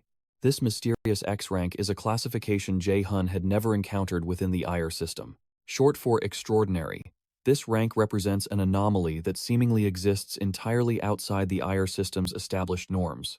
He realizes a heavy truth. The gods opposing the Aesir gifted him these terrifying skills for one single purpose: to assassinate the great god Odin. The staggering weight of destiny overwhelms him again. His deep thoughts are violently interrupted when his companion casually drops 300 million won on a mere mana blade, a simple, expendable item. When she pulls out a massive digital shopping list of remaining items, pure dread washes over Jae-hun. Just hours earlier, this woman named Parkhana had approached him, proudly declaring her ties to the Yanhua Guild. Sanguen wanted to gift him supplies for his upcoming Melis Academy admission. Jae-hun naturally assumed they would only buy a few basic elixirs and artifacts. But this lavish scale is entirely different. After dumping multiple heavy shopping bags into Jun's hands, she cheerfully suggests they browse for armor next. Jae-hun quickly stops her in her tracks, revealing he already possesses perfectly capable armor for combat. He unveils the shadow armor equipment he received from Nightshade, a rare gear that directly grants the user a stealth skill. As high-tier B-rank protective gear, he is absolutely certain they will not find anything superior in this shop, especially with its built-in stealth. Seeing this unique trait, Hana asks if he still desires a stealth-granting artifact, a legendary item every raider violently covets. Even though securing such a treasure here would be nearly impossible, but Jae-hun firmly declines.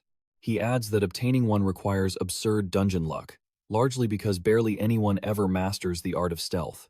Hana casually agrees, revealing the only raider possessing this skill nationwide is her own brother. She turns to walk away, leaving Jun completely bewildered. Pausing, she casually reveals that manager Park Sunjae is her brother. The massive revelation shakes Jae-hun to his core. Watching her leave, he is utterly dumbfounded. Hana and Sunja act absolutely nothing alike. Suddenly, a brilliant light flares within his eyes. The Nor-ear system forcefully chimes, warning that an unknown entity is currently resonating with him. A sickening wave of nausea hits him. Out of thin air, a familiar radiant trail from the treasure gate materializes before his very eyes. He dashes toward the light. Hana calls out, but he promises to return in a moment. As he follows the glow, his absolute Eye of God activates. It shatters the illusion, revealing the truth. The system announces a breakthrough. The absolute Eye of God unlocks its first low-rank skill, Detection. Detection is an extraordinary rank ability. It appraises hidden items and shatters enemy stealth skills. As he watches in awe, the Norner system activates his new detection skill. Elsewhere, a fierce melee match concludes. A warrior named An Hoyan crushes his opponent. The audience marvels at Hoyan's phenomenal power. The gap in talent is staggering. To them, he is destined to become an S-rank raider. Hoyan exits the arena, and his father commends his flawless performance. His father warns him not to celebrate an expected win. With dead eyes, Hoyan simply agrees. His father orders him to shower and prepare for their next scheduled training. Under the water, Hoyan curses this suffocating life. His own desires mean absolutely nothing. This was not the raider path he dreamed of. He wonders when his life became a hollow shell. Back at the store, the Norner system reveals a growth-type artifact called Mistline. It is the legendary mistletoe branch that struck down Odin's son, Balder. It evolves with its master, holding infinite magic. Once equipped, it grants mana perception. Mana perception is an A-rank skill. It pushes the user's mana detection to its absolute peak. Jun feels a rush of excitement but suspects a system trick. Following the light, he passes Hoyan. Hoyan waits as his father selects piles of gear. Hoyan questions if they truly need this much. His father insists an aspiring S-rank raider requires the best, refusing to spare any expense. Hoyan argues this will impact his mother's hospital fees, but his father ruthlessly silences him. His father demands he leave the finances alone and focus strictly on his combat training. Defeated, Hoyan obeys. As his father continues shopping, the boy questions his wretched existence. Trailing his father through the aisles, whispers erupt. Onlookers wonder why a renowned combat genius is wandering a simple store. Hoyan ignores the flashing cameras. He doubts if this circus is truly the raider life he desired. He feels no different from a caged beast trapped in a zoo for public amusement. When his abilities awakened, his mother offered a warm smile and a gentle pat on his head. In that dark home, he dreamed of being a raider to change their fate. But his father's greed ruined it. Now, he is nothing more than a soulless puppet, a tool executing his father's commands. He doubts he can survive 3 years at Mills Academy feeling this pathetic. Suddenly, a broadcast shatters the peace.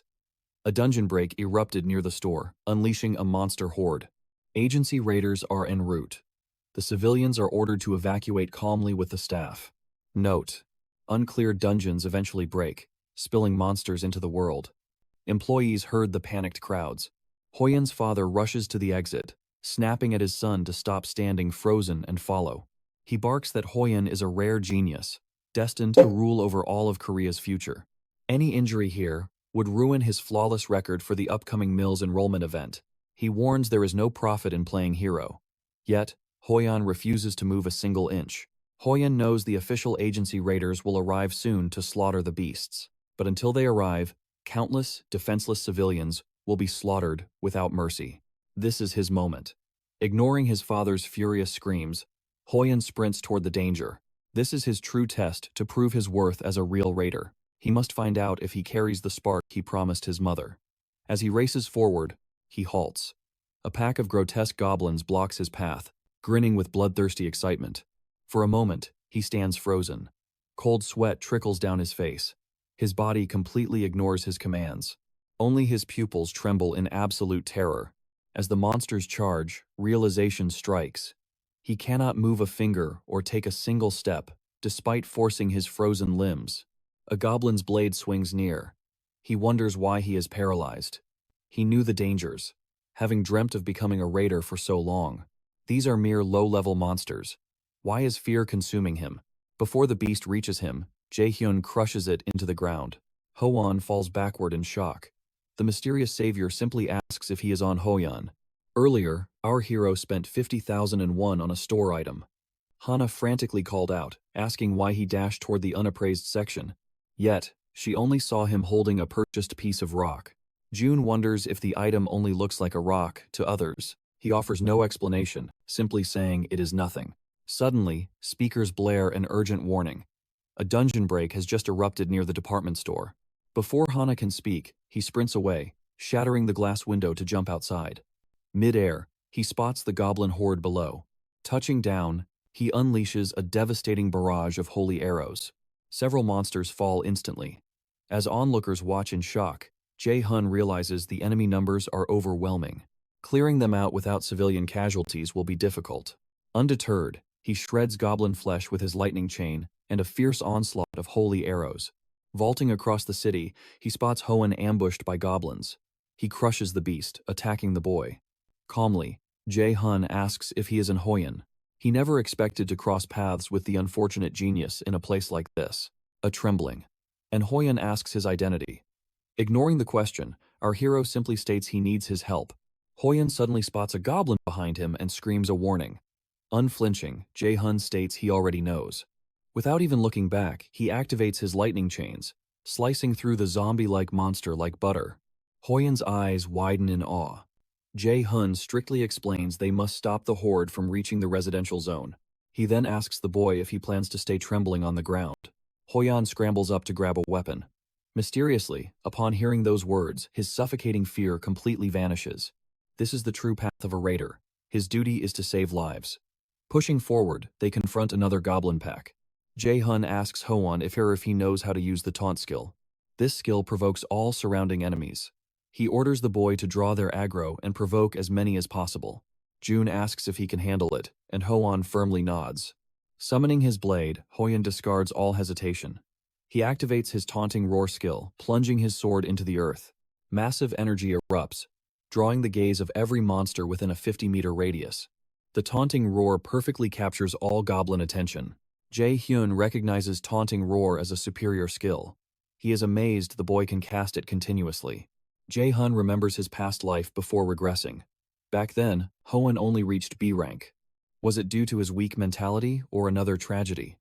Despite early fame, Hoan suffered a rapid downfall, earning the title of unfortunate genius. However, Jae-hyun knows a weak mindset can easily be reforged. Reigniting his lightning chain, he decides Hoan is a highly valuable card to keep in his deck. Amidst the chaos, he proposes ending this quickly. The boy eagerly accepts the challenge. Lightning chains and swift blades massacre the horde. Soon, the battlefield is soaked in goblin blood. An arriving raider stares at the absolute carnage in pure shock. The boys stare back blankly. The man introduces himself as Park Kong-hoon from the raider agency, asking if they slaughtered these monsters alone. Hoyun nods towards Jae-hyun in confirmation. Raider Kyung-hoon immediately recognizes the face of the famous An Hoyan. He had heard rumors of this genius. but the boy is barely old enough to enter high school. The fierce warrior standing beside him looks equally as young. He cannot fathom how two kids annihilated this massive horde alone. Utterly baffled, Kyung-hun admits he has no idea how to report this anomaly. Yet, Jae-hun steps in, stating they need to talk about that. He asks Kyung-hun to report that the agency handled everything. After all, nobody would believe mere students slaughtered all those goblins. Baffled, Kyung-hun argues that this clearly violates the law. Our protagonist argues it only matters if there were witnesses to the slaughter. Kyung-hun replies that as a government organization, he cannot simply sweep matters under the rug. Still, he promises to keep things quiet if he wishes to avoid unwanted attention. He confirms the boys will still receive their monster hunting reward. Yet, Jae-hyun declines. He proposes giving the entire reward to Hoyeon and keeping his presence a secret, given his Manhwa sponsorship. He hardly lacks funds, and avoiding unnecessary attention is crucial before the mill's enrollment. Plus, tying and Hoyeon to a debt of gratitude offers far greater benefits. After a brief silence, Kyung-hun asks if that concludes their business. As Jae-hun turns to leave, Hoyeon questions his motives, knowing he accomplished everything alone. Our hero halts, explaining his complex circumstances. Truthfully, he refuses to draw his father's gaze so close to the mill's enrollment. Before his regression, his pathetic combat aptitude made him careless, but now, he plans to be meticulous. His father remains unaware of his awakening to magic. If that man discovers his true power, disastrous complications could follow. For now, he must remain in the shadows. True revenge must be struck silently and from the dark. He will forge his strength out of sight, waiting for the perfect moment to rip his father's throat out. Meanwhile, Hoyeon faces a heavy dilemma. He never could have survived alone. Claiming another warrior's glory feels fundamentally wrong. Yet, this blood money could treat his mother's worsening illness, buying her precious time. He dreamed of becoming a proud raider, standing tall without a shred of shame. But if his foolish pride costs his mother's life, his shattered heart would never recover. Jae-hun observes him closely. Realizing Hoyeon's hesitation stems from something deeper than mere pride, he decides to tip the scales. June tells him to think carefully, as his brave actions truly earned that reward. He notes that without his swift intervention, someone would have died. Defeated by truth, Hoyeon agrees. His grand dreams mean nothing if his mother perishes. With burning resolve, he vows to repay this massive debt someday. As Jae-hun turns to leave, Hoyeon calls out, asking for his name and number. Hearing Hoyeon's polite tone, Jae-hun smirks, reminding him to speak casually since they share the exact same age. He then reveals they are both prospective cadets at Mills Academy.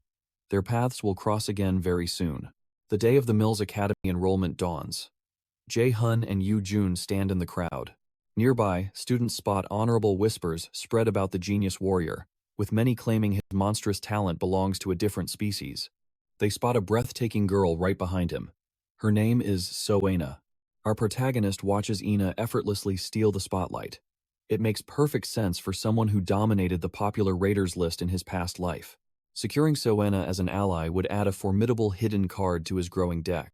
However, her unique nature makes her difficult to handle. There is no need to rush things, as his current network is already quite resourceful. Suddenly, Yoo-jung shatters his focus. She scoffs that staring at Soena so intensely is purely disgusting. Baffled, Jae-hun dismisses her absolute nonsense. Moments later, an imposing figure takes the podium. He formally welcomes the fresh blood of Mills Academy. He introduces himself as Chairman Guja. Our hero recognizes that face from his past life. He curses the bastard internally, remembering the unforgivable sins committed against Kim Yoo-jang. He turns to her, warning her to stay fiercely resolute in the unpredictable halls of Mills.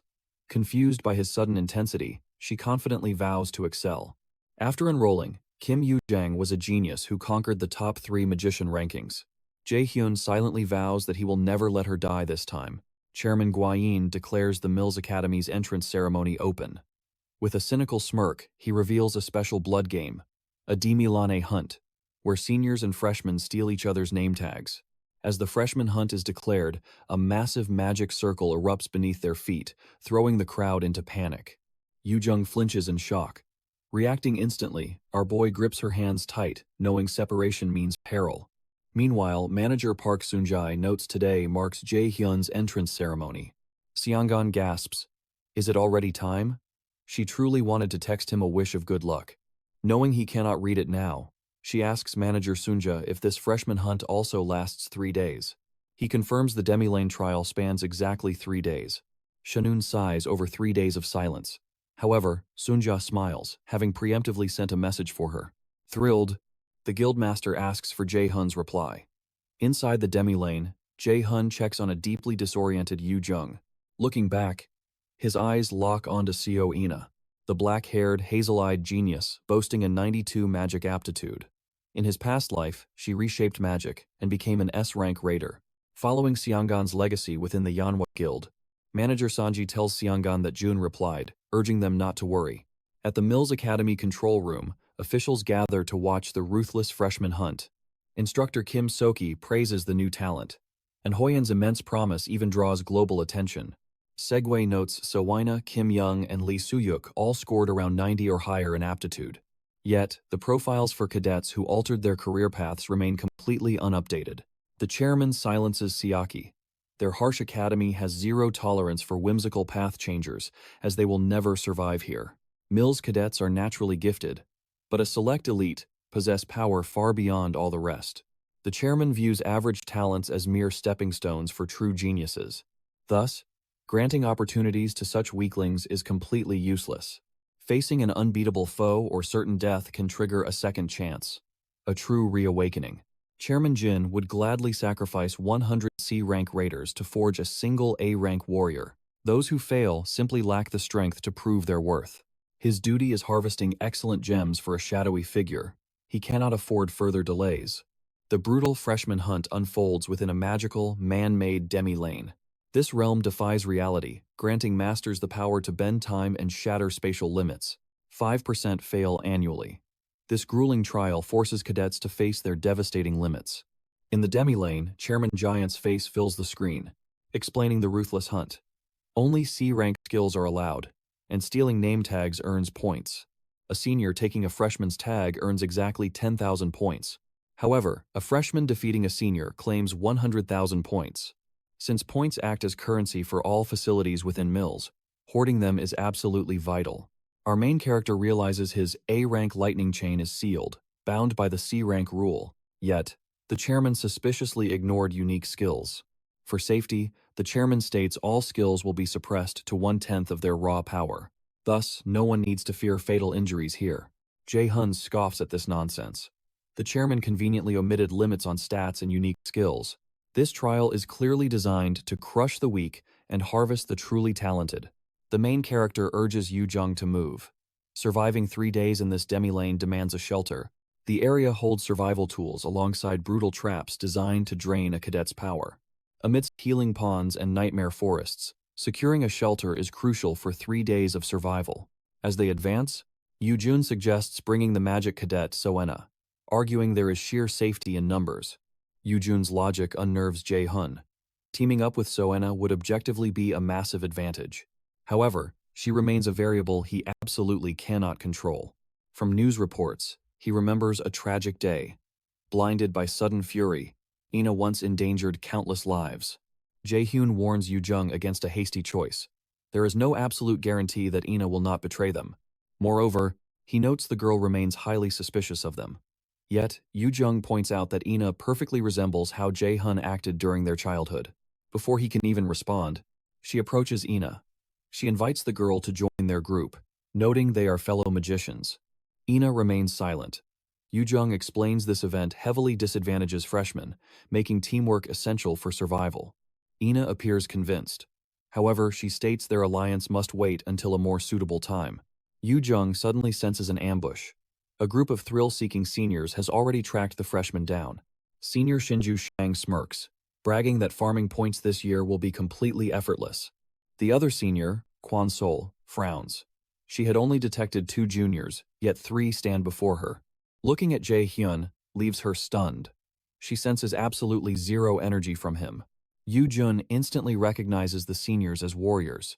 She urgently whispers for Jae-hun to flee the area immediately, but he insists on fighting them here. If they run now, escape becomes impossible.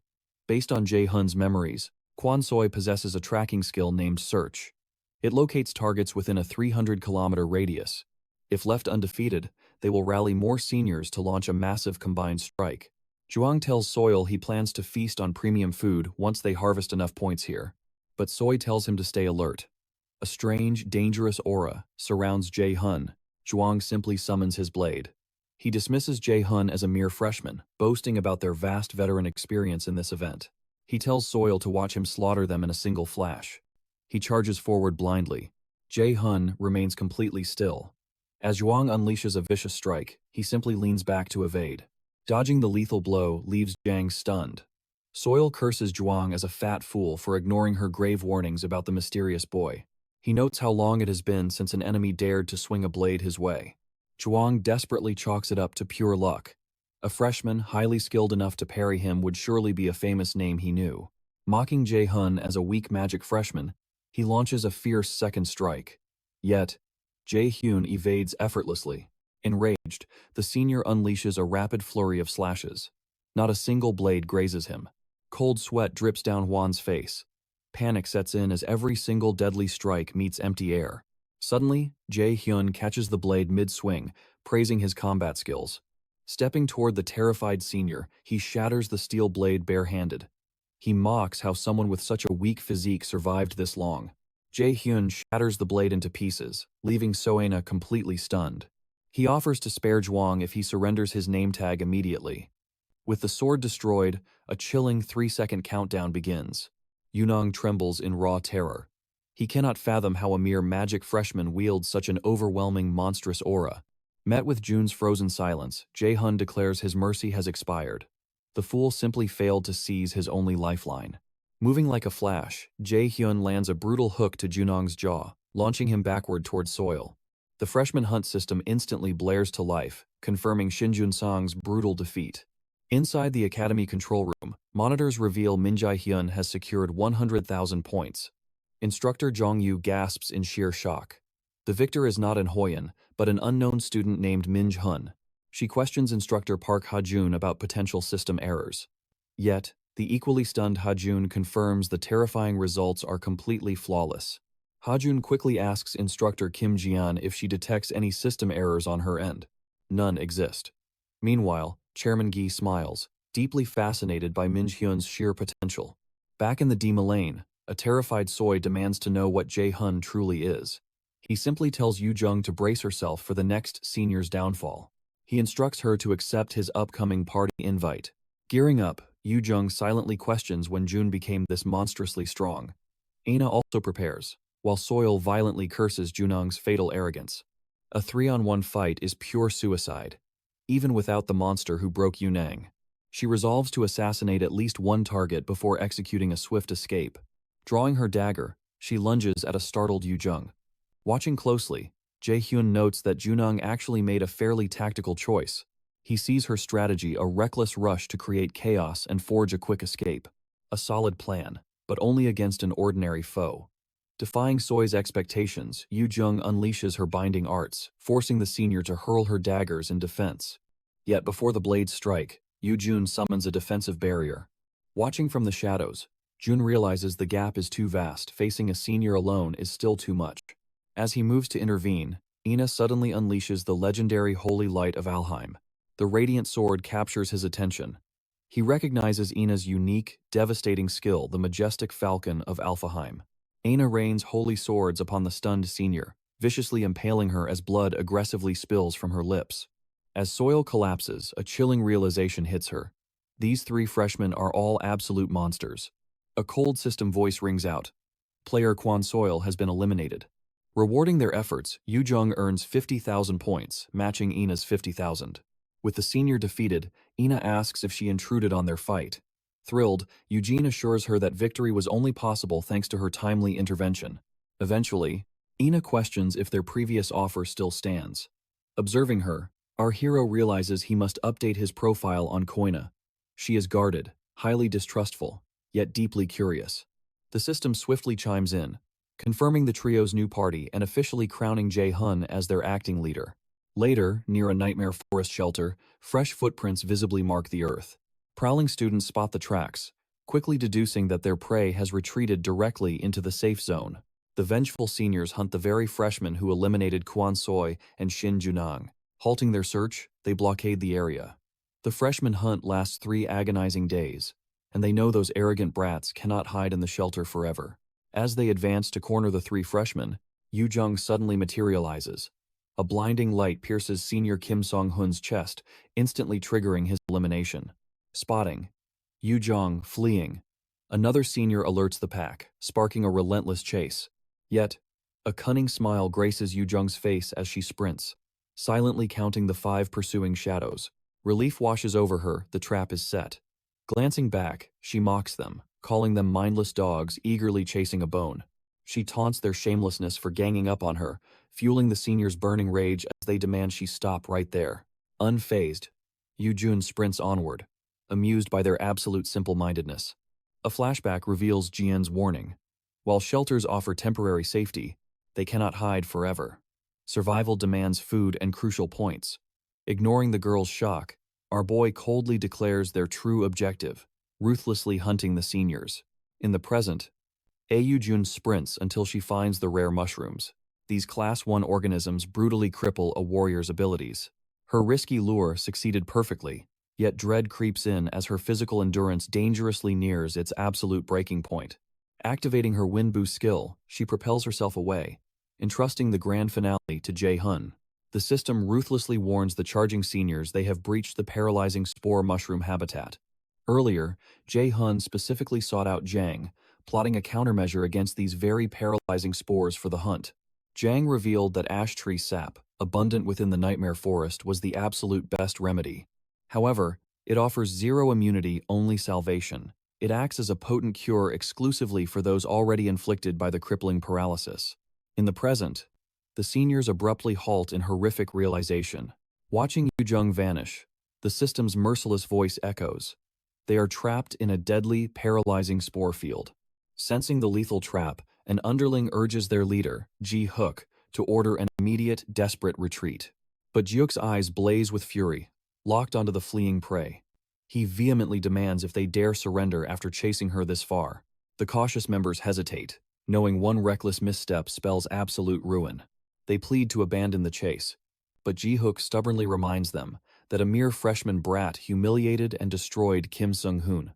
He violently silences their cowardly nonsense. A cautious senior warns Ji Hyuk again, a freshman opponent changes nothing if they all end up paralyzed within the mushroom's inescapable 50-meter effect radius. Jiuk fiercely insists the fleeing brat will be paralyzed too. He commands Park Hung-hook to remain safely outside the debuff zone as a lookout, while the rest boldly charge ahead to capture their fleeing prey. He thinks their petty tricks are completely useless. He knows they are using bait to lure them into a deadly ambush. He thinks they are underestimating him too much. How dare mere freshmen try to trick him? They finally catch Brat Yu Jang. Juke scoffs, saying a shitty brat like her made them work. He mocks her escape. Instead of cowering, she smirks and declares their absolute doom. Yu Jung asks who cursed at her, demanding they raise a hand. As the armed men charge, Jiuk laughs at her endless arrogance. Right as they close in, she smiles and strikes a mushroom, making it explode. The system announces a paralyzing spore mushroom exploded. Everything within 50 meters is paralyzed for 2 hours. In a flashback, Yujun complains to Jae-hun. He promised importance, but there are only trees. He tells her to wait. They are in the exact spot to drain ash tree sap. Yoon notes this event clearly favors warriors. Ina agrees. Limiting skills to C rank and below ruins magicians. Warriors already have great physical strength, making the restriction useless. Yu-jung sighs that Ina is fine. Ina has a unique skill, but Yu-jung's attacks are sealed, leaving only basic buffs. When she asks what to do, Jun plans to maximize those basic skills efficiently. He asks if she knows the change skill. Yu-jung proudly confirms. She taught him magic theory, after all. Ina notes change swaps locations with a party member. What is his grand plan? Gathering the sap, he smirks. They can do something incredibly fun with change. Back in the present, Jae-hun and Ina prepare for action. On the battlefield, Ji-hook curses Yu-jung for bursting the spore. But Yu-jung activates change, passing the baton to someone else. Fading away, she announces her turn is over. Jae-hun appears, kicking Ji-hook's face. His turn now. Our boy shatters the senior's nose, kicking him violently to the dirt before landing smoothly. Paralyzed on the ground, Ji-hook starts cursing wildly. Unable to move, he furiously mocks Jae-hun's plan. Only an idiot enters a paralyzing spore habitat. He saw this coming and left a companion outside. Once the spores fade, they are dead meat. Before he can finish his sentence, Jae-hyun calmly reveals his hidden friend is not coming. Confused, Ji-hook calls his bluff. A horrific scream echoes. Player Park Sung-guk is eliminated. Sunuk lies defeated, pierced by Ina's holy sword. Jae-hyun gains 100,000 points. Yoo-jung and Ina. A confused Ji-hyuk watches as Ji-hun mentions his dead friend. Seething with rage, Juk screams they are both paralyzed for 2 hours. He vows personal revenge. While he still speaks, our boy casually steps forward. Absolute shock paralyzes Seok. How is he moving right now? He screams it is impossible. Jae-hun coldly agrees. Jae-hun tells him to complain to the gods. Hell's blessing completely negates all abnormal status effects. Cold sweat drips down Si-hook's terrified face. He begs Jae-hun to stay back. The rest watch in horror as their teammate is murdered. Player Oh Jin-hook is eliminated. Players Jae-hyun, Yoo-jung, and Ina gain 100,000 points. Our boy flashes a chilling smile. Ignoring their desperate pleas, he mercilessly wipes out all three. The team gains 100,000 points 3 times. Instructor Yu is utterly stunned. The freshman ranking updates. Min-hun takes first, while Kim Woo-jung and Soena secure second. And Hoi secures second place. Lee Soo-hyuk and Cha Yu-won tie for 5th, while Jang Ho-san takes 7th. Meanwhile, Yoo-jung gags on the ash tree sap.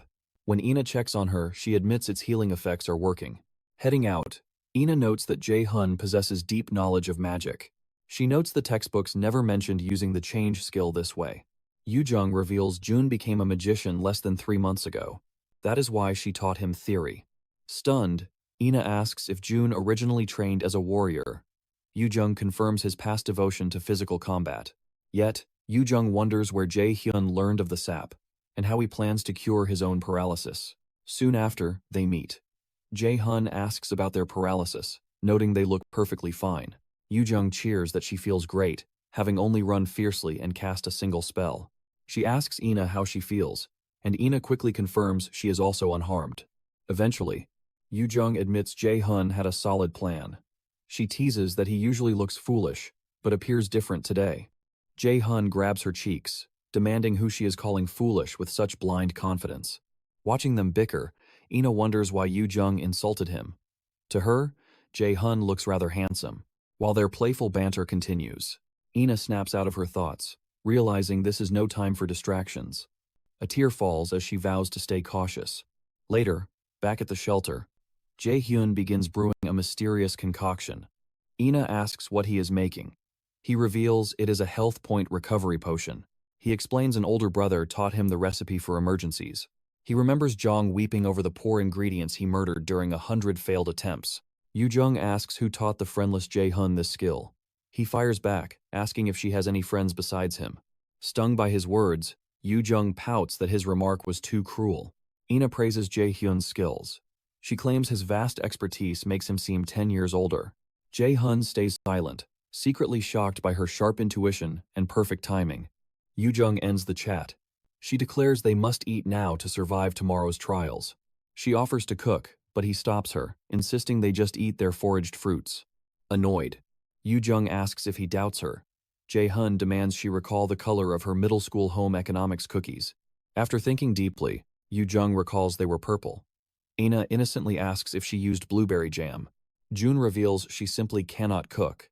He remembers passing out and needing a teacher after eating her terrifying cookie. He then quickly admits he cannot cook either. Ina mentions her culinary skills and volunteers. Surprised, Jae-hun questions her abilities. Tying her hair, she reveals she cooked daily for her grandmother. Jae-hun realizes Soena's family life is a total mystery. Hearing about her grandmother, he wonders if a dark secret surrounds her actual parents. Soon after, Ina finishes the meal and serves her companions. Tasting it, Yoo-jung warmly hugs Ina, declaring the dish a true masterpiece. Jun greedily eats, fully agreeing the taste is incredible. He is amazed they can eat so well here. Their praise warms Ina's heart, bringing forth a rare, nostalgic smile. Inside the Meals Academy control room, Instructor Sioki notes the highly anticipated cadet, An Hoi, holds fourth place. Shockingly, magicians claim both first and second place, a truly incredible feat. Instructor Yu suspects a system error, finding no other logical explanation. Yet, Chairman Jia beams with pure excitement. Historically, only warriors achieved such massive scores. This new reality changes everything. A pure magician party leads the event, crushing senior cadets right from the start. Excited, the chairman makes instructor Kim Ji rewind the paralyzing spore clip. Watching Jae-hyun strike Se-hook's face, he is utterly captivated by the boy's flawless combat judgment in such a dire crisis. Moreover, he possesses the power to crush true warriors.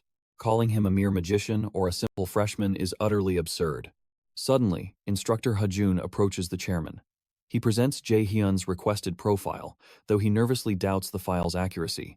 Baffled, the chairman demands an explanation. When Hajun begins to stammer, the chairman sharply orders him to calm down and speak. Finally, the instructor reveals the profile. It shows the boy's aptitude score is 97% as a warrior class. This revelation stuns the chairman, but his shock swiftly twists into a wicked grin. Declaring this as excellent news, he wishes to personally witness Jae-hyun's talent. Alarmed, Instructor Siaki asks if he intends to directly interfere. Zooming in on Ho-yoon, the sinister chairman proposes they craft an amusing scenario. Complying, Instructor Syoge agrees to prepare everything. Within the demiplane, Jae-hyun's group eliminates rivals and continuously racks up points. Yoo-jung is stunned they have reached 1,100,000 points. Jae-hyun calmly replies this guarantees their first-place rank. Still, Yoo-jung questions if abandoning their shelter is truly necessary. Jun explains they must, as terrified seniors no longer dare approach them. Ina completely agrees with Jae-hyun. Moving is the only way to secure more points. Yoo-jung finally yields to them, curiously asking about the highest point record in a freshman hunt. Ina says it is 1,140,000. Moving on, our boy senses a threat. He instantly signals the girls to prepare for an incoming enemy. A figure suddenly blasts past them. Jae-hyun realizes this explosive aura far exceeds their restricted power limits. The system suddenly warns of an unstable demiplane connection, announcing that player restrictions have shattered. Jae-hyun tells the newcomer he never expected to meet like this. The unleashed figure standing before them is none other than Hoan.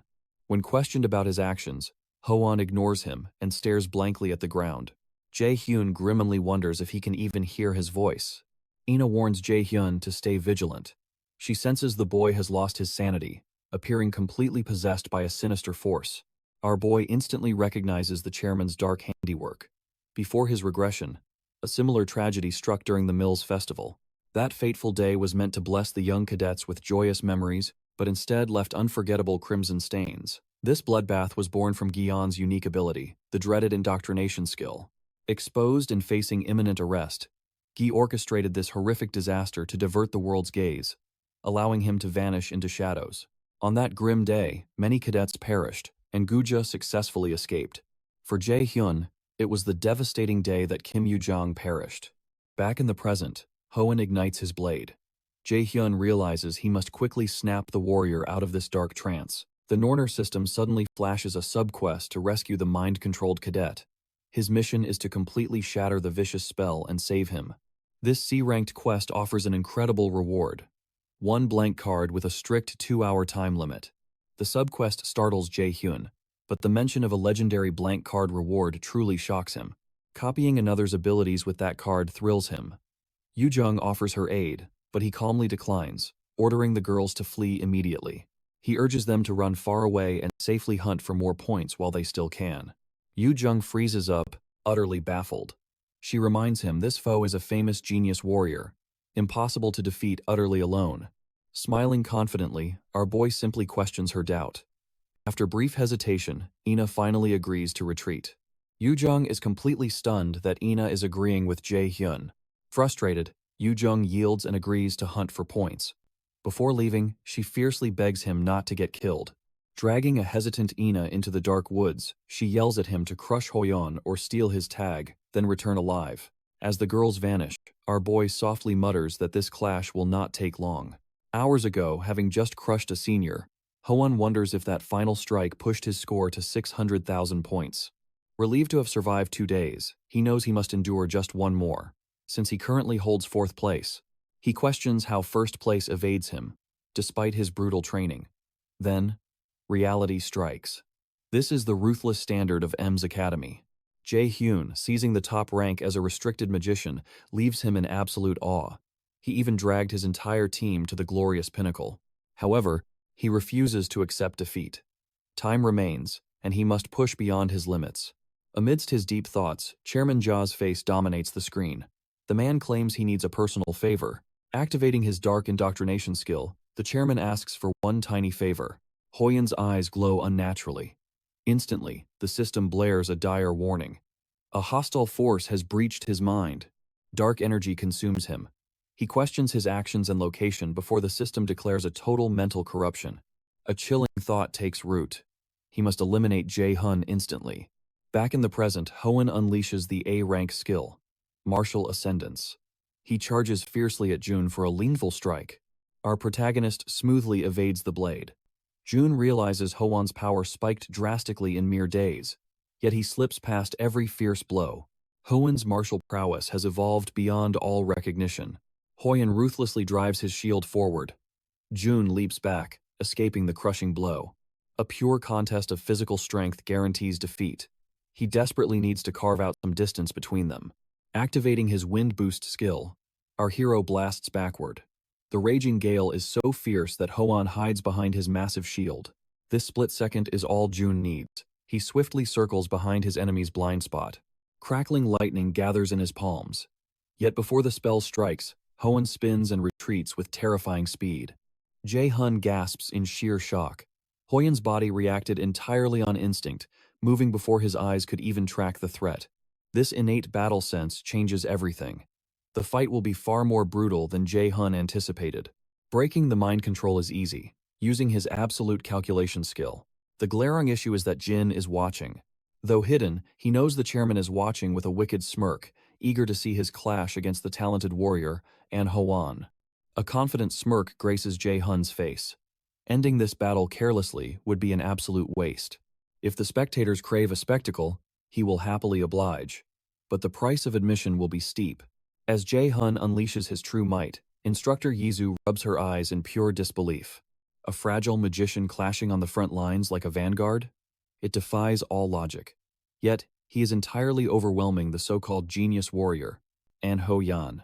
On the battlefield, Jae-hyun weaves his lightning chain skill. Yu watches in absolute shock. She wonders how this boy defies logic, as a mere spellcaster cannot overpower a close combat warrior.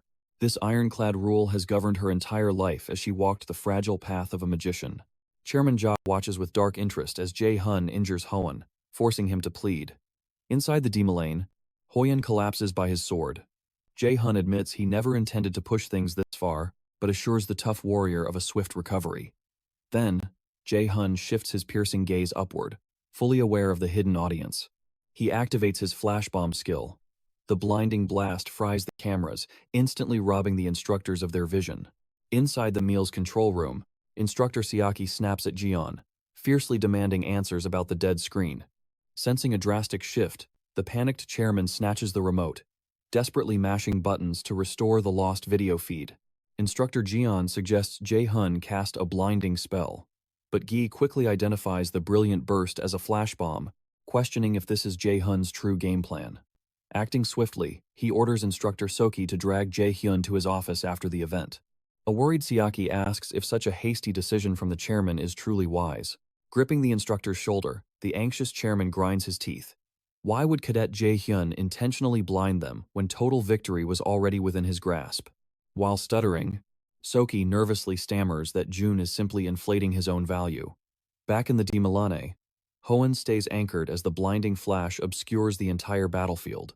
He approaches Hoan and gently rests a firm hand upon his head, activating his absolute calculation skill to shatter the vile indoctrination controlling him. Clarity returns to Hoan's eyes as he recognizes Jae-hyun.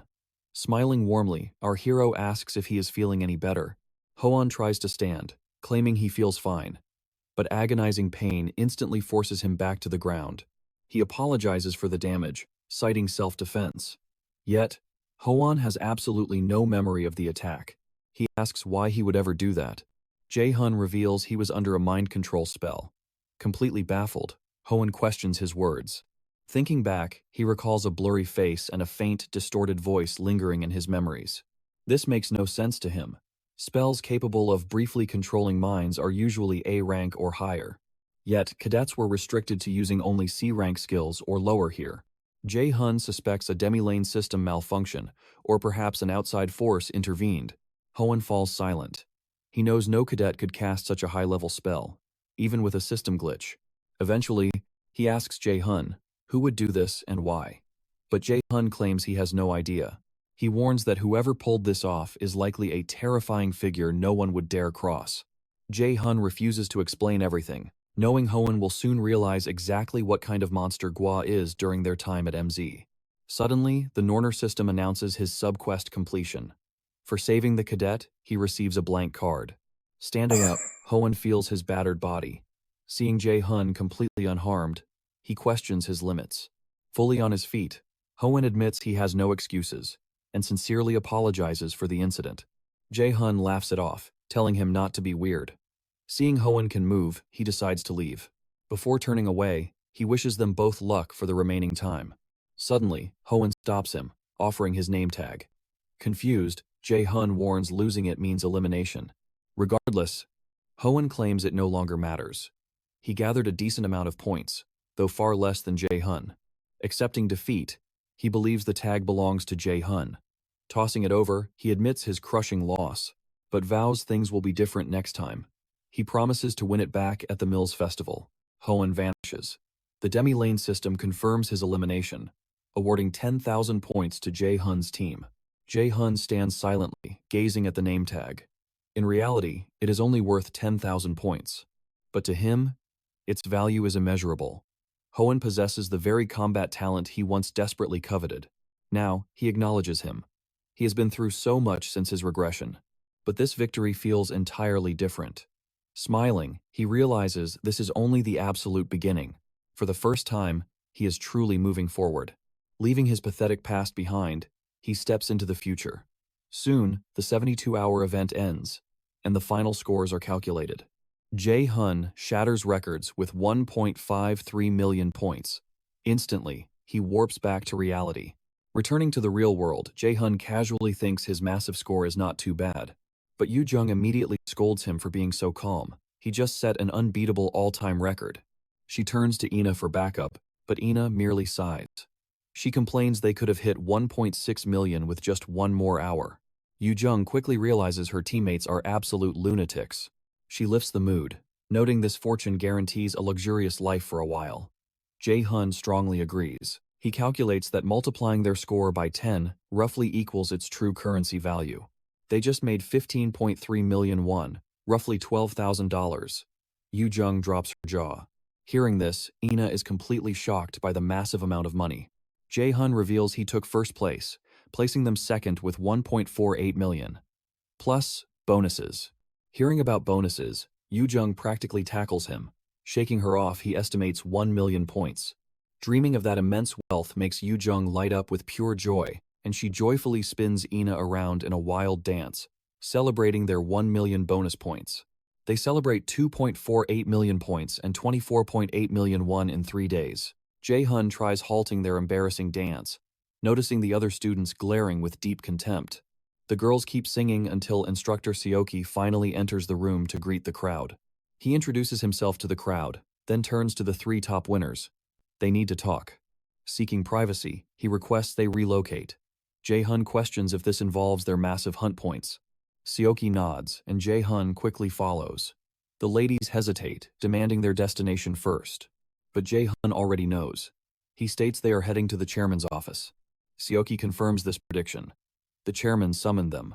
Inside the office, Jae-hun boldly sits and crosses his legs. He questions the chairman's absence, mocking the host. Sogi fumes with rage, but is forced to swallow his anger. The 2 ladies wonder why Jae-hun is acting so arrogant. They stand speechless until Seoki orders them to sit down. As they sit down, the chairman enters, apologizing for his late arrival. The girls quickly stand. Yoo-jun introduces herself loudly. Aina follows, while Jae-hun remains seated. The chairman cheerfully acknowledges them, thrilling Yu-jung. But Jae-hun coldly states he nearly fell asleep waiting. This bold remark shocks the girls. Even Siaki tenses up, wondering if the kid has lost his mind. Heavy silence fills the room until the chairman admits he has absolutely no excuse for his delay. He claims he needed time to prepare for their meeting, but June fires back. The chairman summoned them from a 3-day run in the Demilan, offering no time to wash up. They had zero time to prepare. The chairman's face tenses up, but then he simply laughs. Jae-hun sees right through the act. The man is clearly fascinated by the young hunters before him. Finally, the chairman announces he brings highly beneficial news for their future. He praises them as true elites for securing the top spots in the freshman hunt, especially first-place champion Jae-hyun. Hearing this, Jae-hyun acts humble. He credits his party members, claiming he could never win alone. The chairman hesitates, quietly wondering if this boy truly has zero desire to flaunt his immense power. He agrees with Jae-hun, but reveals he has closely watched his every move, crushing the 1.14 million point record. Clapping, he calls their overwhelming victory truly unbelievable. The girls thank him, but June coldly demands his true motive, instantly sparking Yu-jung's anxiety. Pausing briefly, the chairman reveals that Mills Academy wishes to offer them exclusive special privileges.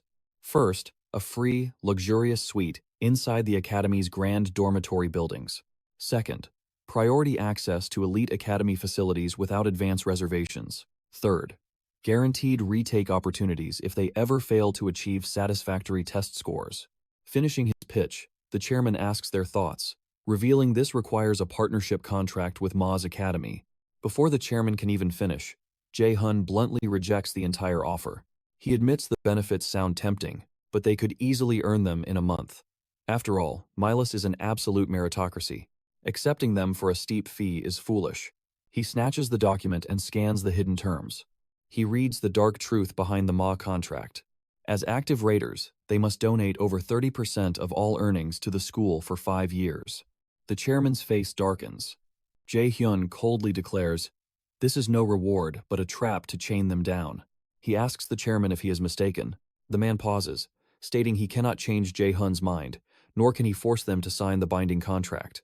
He leaves the final decision entirely up to the trio. The girls exchange nervous glances.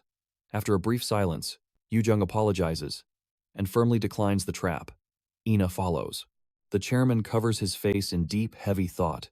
Veins bulge on his hand in pure fury. He sighs, calling it a shame since this was his absolute best offer.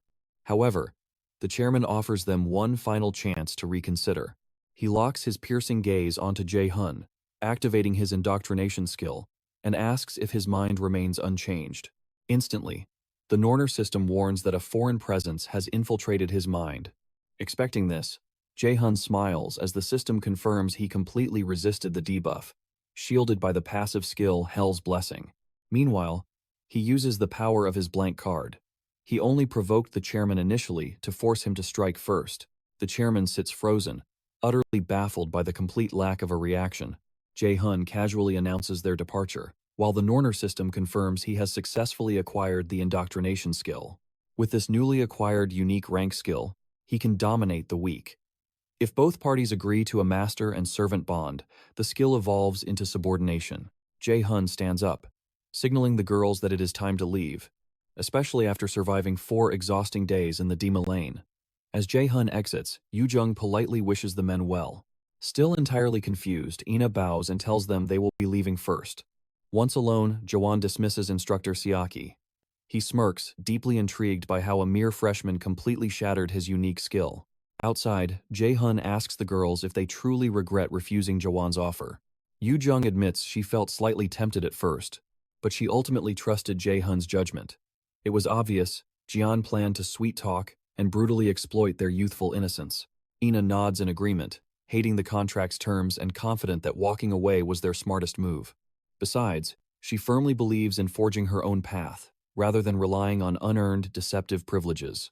Jae-hun listens closely, heavily impressed by Ina's solid and rational logic, which sharply contrasts with the icy persona he remembered before his regression. Suddenly, Yu-jung shivers, asking if they noticed Chairman Jian's sickeningly twisted expression the exact moment they rejected him. Ina completely agrees. She points out that neither the chairman nor instructor Siaki mentioned the deadly Demalaine anomaly. Hearing this, Jae-hun silently praises Ina for her razor-sharp survival instincts. She then asks if Jae-hun harbors hidden knowledge about Chairman Jien. He calmly asks why she thinks so. Ina notes his usual calmness shattered, replaced by strange, aggressive hostility the moment they met the chairman. Yoo-jung fiercely agrees, pestering Jae-hun to spill any dark secrets he hides about the chairman. Deflecting their suspicion, he claims he remains uncertain and cannot give them any concrete answers yet, but he gravely warns them to trust absolutely no one in this academy, not even the highest instructors. Suddenly, Anna steps close, asking if he is untrustworthy too. Jae-hun pauses, while Yoo-jung glares eerily, warning Anna not to trust Jun either. She points at Jae-hun's fierce face, recalling the painful memory of him abandoning her stranded on the cold streets. Flustered, Jae-hun questions why she is suddenly dragging up such ancient history. Annoyed, Yoo-jung violently yanks his hair and calls him a jerk, loudly complaining about her brutal hardship that day. Jae-hun finally shakes her off, suggesting they retreat indoors since night has fallen. When the moment arrives to part ways, she clearly hesitates to leave, asking if this is their final parting point. An awkward, heavy silence falls as Yoo-jung simply watches them. Suddenly, she embraces them both, joking about their cheesy teen romance vibe, demanding they make some room for her too. Unamused, Jae-hun pries her off, firmly pointing towards the girls' dormitory and ordering her to rest. Pouting, she complies. Ina follows closely behind, turning back to warmly remind Jae-hun to rest well before she leaves. Our hero finally approaches the boys' dormitory. Standing before the door, nostalgia hits as he realizes how long it has been. The damp, suffocating stench of corner mold instantly invades his memories, along with the desperately unfunded creaking floors underfoot.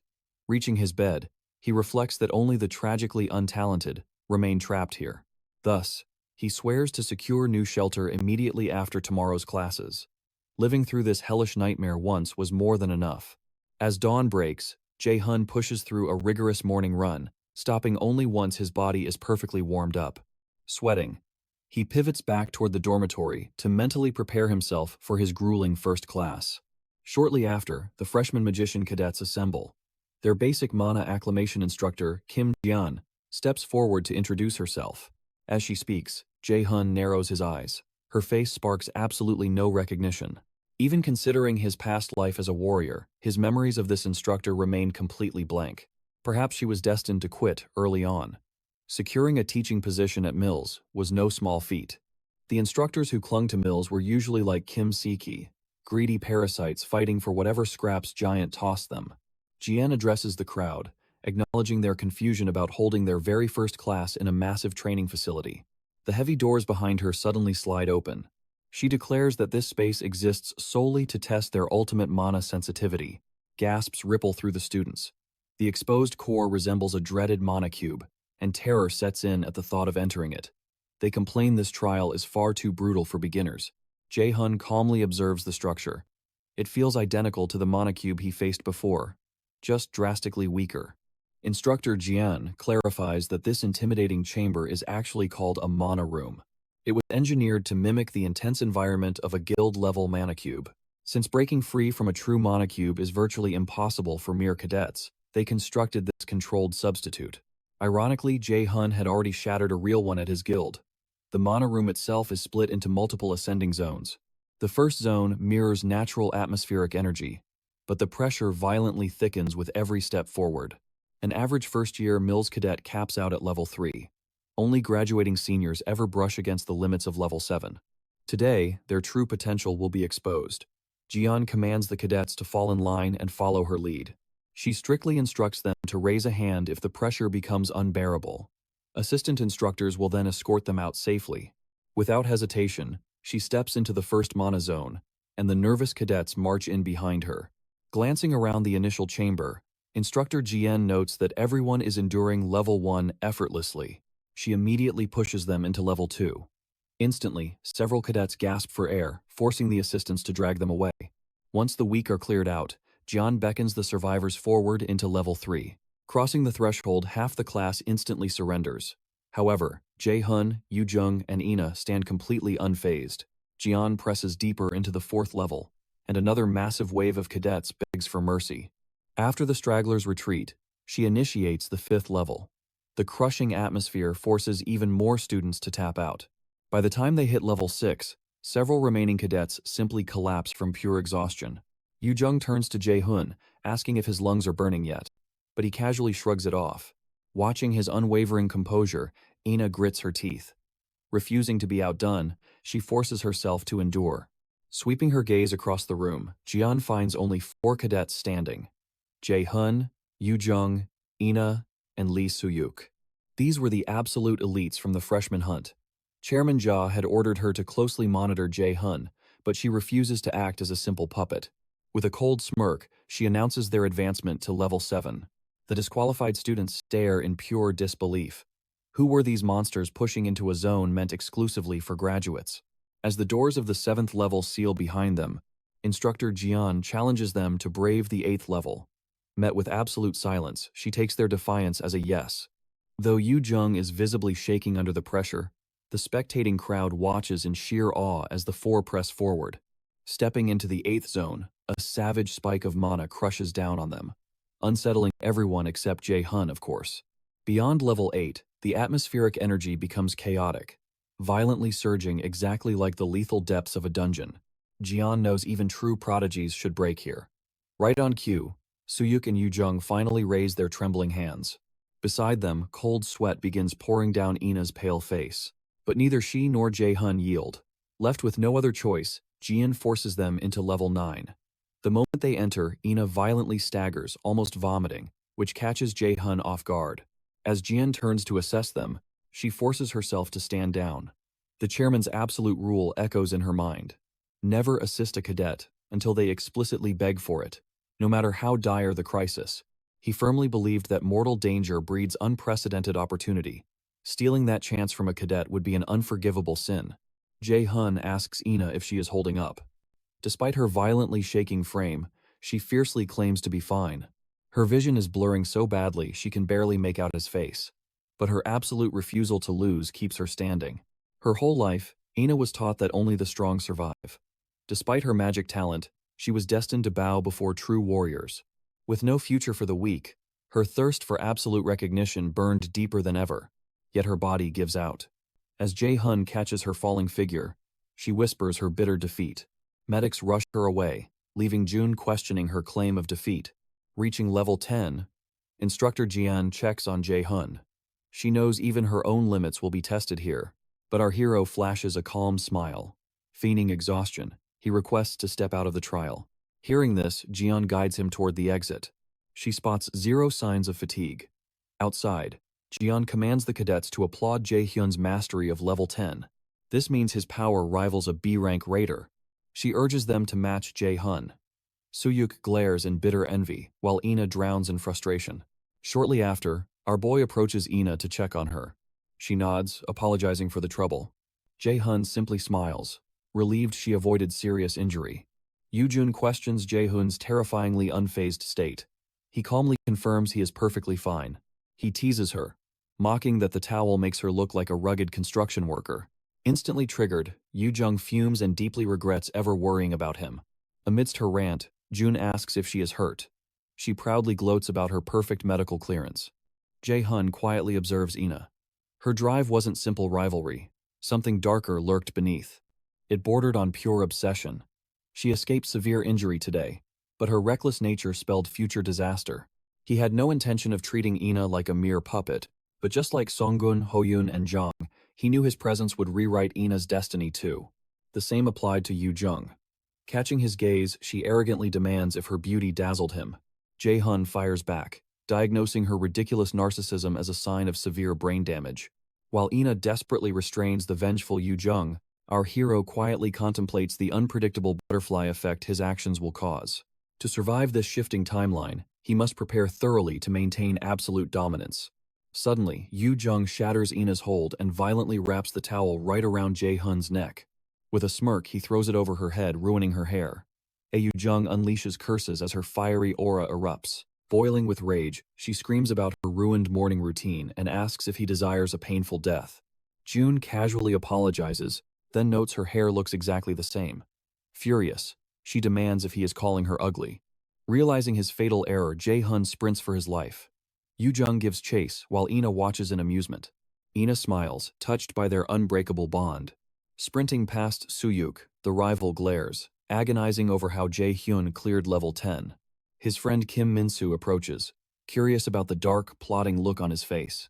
Soo-hyuk orders M-soo to reveal everything about the fool getting his hair pulled out. Annoyed by Soo-hyuk acting like a master, M-soo reveals Jae-hun first placed the freshman hunt as a magician. Soo-hyuk snaps back. He wants to know how a complete nobody acquired such overwhelming power. Mew simply shrugs, totally clueless to the mystery. Soo-hyuk's pride shatters. This anomaly makes zero sense. He swears June must be hiding a cheat. M-soo studies his friend, barely recognizing this newly insecure version of Soo-hyuk. He plainly tells Soo-hyuk that Jae-hun has already proven himself twice. Hunting for mysterious secrets is useless, as cheating during meals is simply impossible. Delusional. Soo-hyuk declares that anyone stronger than him must be a fraudulent cheater. Mu stays silently stunned, knowing full well Soo-hyuk could never defeat Ina or Yoo-jung either. Finally, he warns Soo-hyuk to drop the delusion. He couldn't beat Jae-hun even in his next life. Yet, his words fall on deaf ears. Later, Jae-hyun contacts his charming mentor, Xiang. He wonders if she called to uncover the freshman hunt's events. Xiang confirms this, eager to hear his thrilling first-hand account. Thrilled, he announces his victory, filling her with pride. Observing his lavish room, she suspects a massive point haul. She praises his flawless debut at Mu's Academy, a realm notorious for its brutal survival rate. Beaming, he sighs in relief, confessing his fear of her wrath had he secured second place. Chuckling, she asks if any exceptional cadets caught his eye during the fierce trial. Caught off guard, Jae-hun questions if a scouting mission is underway. She reveals their recruitment plans, promising a handsome reward for his vital intel. June finds sharing effortless, marveling at the prospect of a sudden reward. He questions if her offer is far too generous. She insists it is necessary, knowing massive future sums wouldn't sway his cooperation. He highlights Ina, Yoo-jung, and Hon as prime targets. Noticing his hesitation, Seonggun urges him on. He reveals an exceptional upperclassman, an unexpected yet perfect candidate for their ranks. Sunan vows a grand reception awaits him. Hanging up, the guildmaster ponders Lee Jong, recognizing him as S-rank Lee Jin's youngest heir. She had previously warned Jae-hyun of Jang's glaring lack of talent compared to his siblings. Knowing this risks war with the Zephyr Guild, Shang questions if this dangerous gamble is worth it. He stands firm, declaring Jang is destined to become the world's absolute greatest alchemist. Shortly after, manager Sanjay announces the arrival of Guildmaster Ms. Baek Jiun. Jong-un has them enter. Jiun steps inside with Yeonju, prompting Sanggun to note their flawless timing. Jiun smirks, declaring time a merchant's ultimate asset. Extending her hand, Ms. Jian greets Guildmaster Shang like an old acquaintance. Shanggun coldly dismisses the familiar gesture, asserting their distance while offering a seat. Seated with an unyielding smile, Jian asks what the curator guildmaster truly desires. Amused by this bluntness, Jian admits forging a bond will be arduous, yet thrillingly fun. Ji-hun shifts focus to Yeonhwa's rising star, boldly demanding a price to purchase Ji-hun. Xiang retorts sharply, stating the Yeonhwa Guild never treats its loyal members as commodities. Dismissing her, she tells Jian to look elsewhere, but Jian asks if the boy would agree. Xiang declares true loyalty cannot be bought, mocking the merchant's absolute ignorance. Ji-hyun smirks, fully expecting Zanggun to reject her lucrative offer. She claims this visit was mere courtesy. Seonggan brands her twisted gesture as utterly repulsive. Feigning disappointment, Jiun decides to withdraw, as the hour grows late. Noting Xiang's icy hostility, she leaves. Shanggun fiercely agrees, glad her disdain is recognized. Ji chuckles, noting a sharp eye is a merchant's core virtue. The following day, tension grips Mills Academy, as cadets await the grueling endurance test results. Hoyan takes first with 101 points, leaving Jae-hyun second at 99. The score stings slightly, knowing overpowering a combat genius like Ho was truly impossible. Yet, second place is no failure. Biding his time, he remains fiercely focused on his ultimate goal. Turning toward the girls, he finds them visibly shaken. Yoo-jung steps forward, demanding answers. She screams in disbelief, questioning how a mere magic raider could rival An-hoi in endurance. Shattering her logic, Our hero casually reveals his gritty origins as a hardened warrior. Yet, this truth only deepens her fierce rage. As she protests anew, Jae-hun smoothly advises her to abandon pure magic and forge her stamina. Her face darkens with sheer outrage, vowing to one day crush his towering arrogance completely. Ina quickly pulls her back, preventing another clash. Watching from the shadows, Instructor Shoki observes them. He realizes Jae-hyun is a true threat, exactly as the chairman warned. Such monstrous physical endurance makes absolutely no sense for a magician. Sayoki ponders what dark secret this boy is hiding. Moments later, a sharp bell rings out, signaling the beginning of their next brutal class. Sikoki announces the details. Their second endurance exam is the AR evasion test. Jun remembers this brutal exam from before he regressed. He knows this trial pushed countless cadets to their absolute limits. Siaki guides them to an advanced facility known as the AR test room. This combat system will evaluate every cadet. They must face digital opponents forged entirely within augmented reality. Jae-hun listens closely, realizing Seoke has no intention of making this an easy trial. Usually, cadets would destroy drone-spawned monsters while analyzing their specific attack patterns. But today, this endurance exam focuses strictly on evasion. However, crushing the monsters outright will grant massive bonus points. Seoki passes out devices resembling ordinary earphones. When Yujun asks, Jun explains they are receivers built to record and analyze the combat simulation. Noting Jae-hun is correct, Seoki adds that these receivers perfectly manifest augmented reality. They stimulate the brain directly, combining with projectors to forge terrifyingly real monsters. Drone cameras project three-dimensional horrors into the environment, making the threat feel entirely physical. This advanced gear guarantees safety, preventing any fatal physical injuries. But Siaki hides a dark truth. The brain stimulation ensures they still feel 1/5 of the agonizing pain. This hidden pain teaches vital caution, drastically boosting their real-world dungeon survival rates. Siakshi states the system spans 100 levels, but their evaluation safely stops at level 10. The trial requires teams of 4. They are quickly sorted and called forward to face their fate. Team 3 balances 2 warriors and 2 mages, pairing Jae-hun directly with Soo-hyuk. Jae-hun notes the perfect balance. Suddenly, Soo-hyuk interrupts his thoughts, confirming his identity. He nods. Soo-hyuk mentions his flawless victory in the freshman hunt, noting a baffling inconsistency. He questions how a mere magician conquered first place, convinced a hidden trick lies behind the win. He demands Jae-hun share his secret. After a tense silence, Jae-hun asks if he ever considered no secret exists. Soo-hyuk smirks, declaring he will drag the truth out of him, even if it requires brutal force. A thrilled grin spreads across Jae-hyun's face. He asks why he hid his obvious desire to clash. Soo-hyuk returns the fierce smile, glad they finally speak the same bloody language. The 2 other girls grow deeply anxious. One questions this bitter hostility, seeing as they fight on the same side.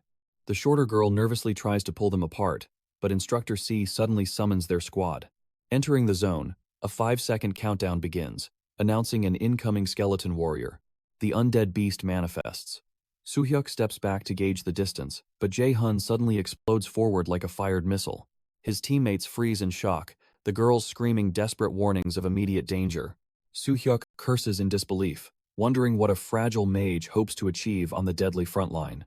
Charging the beast, Jae-hyun scoffs internally at their endless, ignorant doubts. He decides to simply demonstrate a fraction of his true power. Concentrating dense mana into his fists, he pulverizes the skeleton's skull in a single, devastating blow. Instructor Saki and the entire crowd watch the spectacle in absolute awe. Instantly, more skeleton warriors emerge. But Jae-hyun savagely drives his knee right through another nearby undead.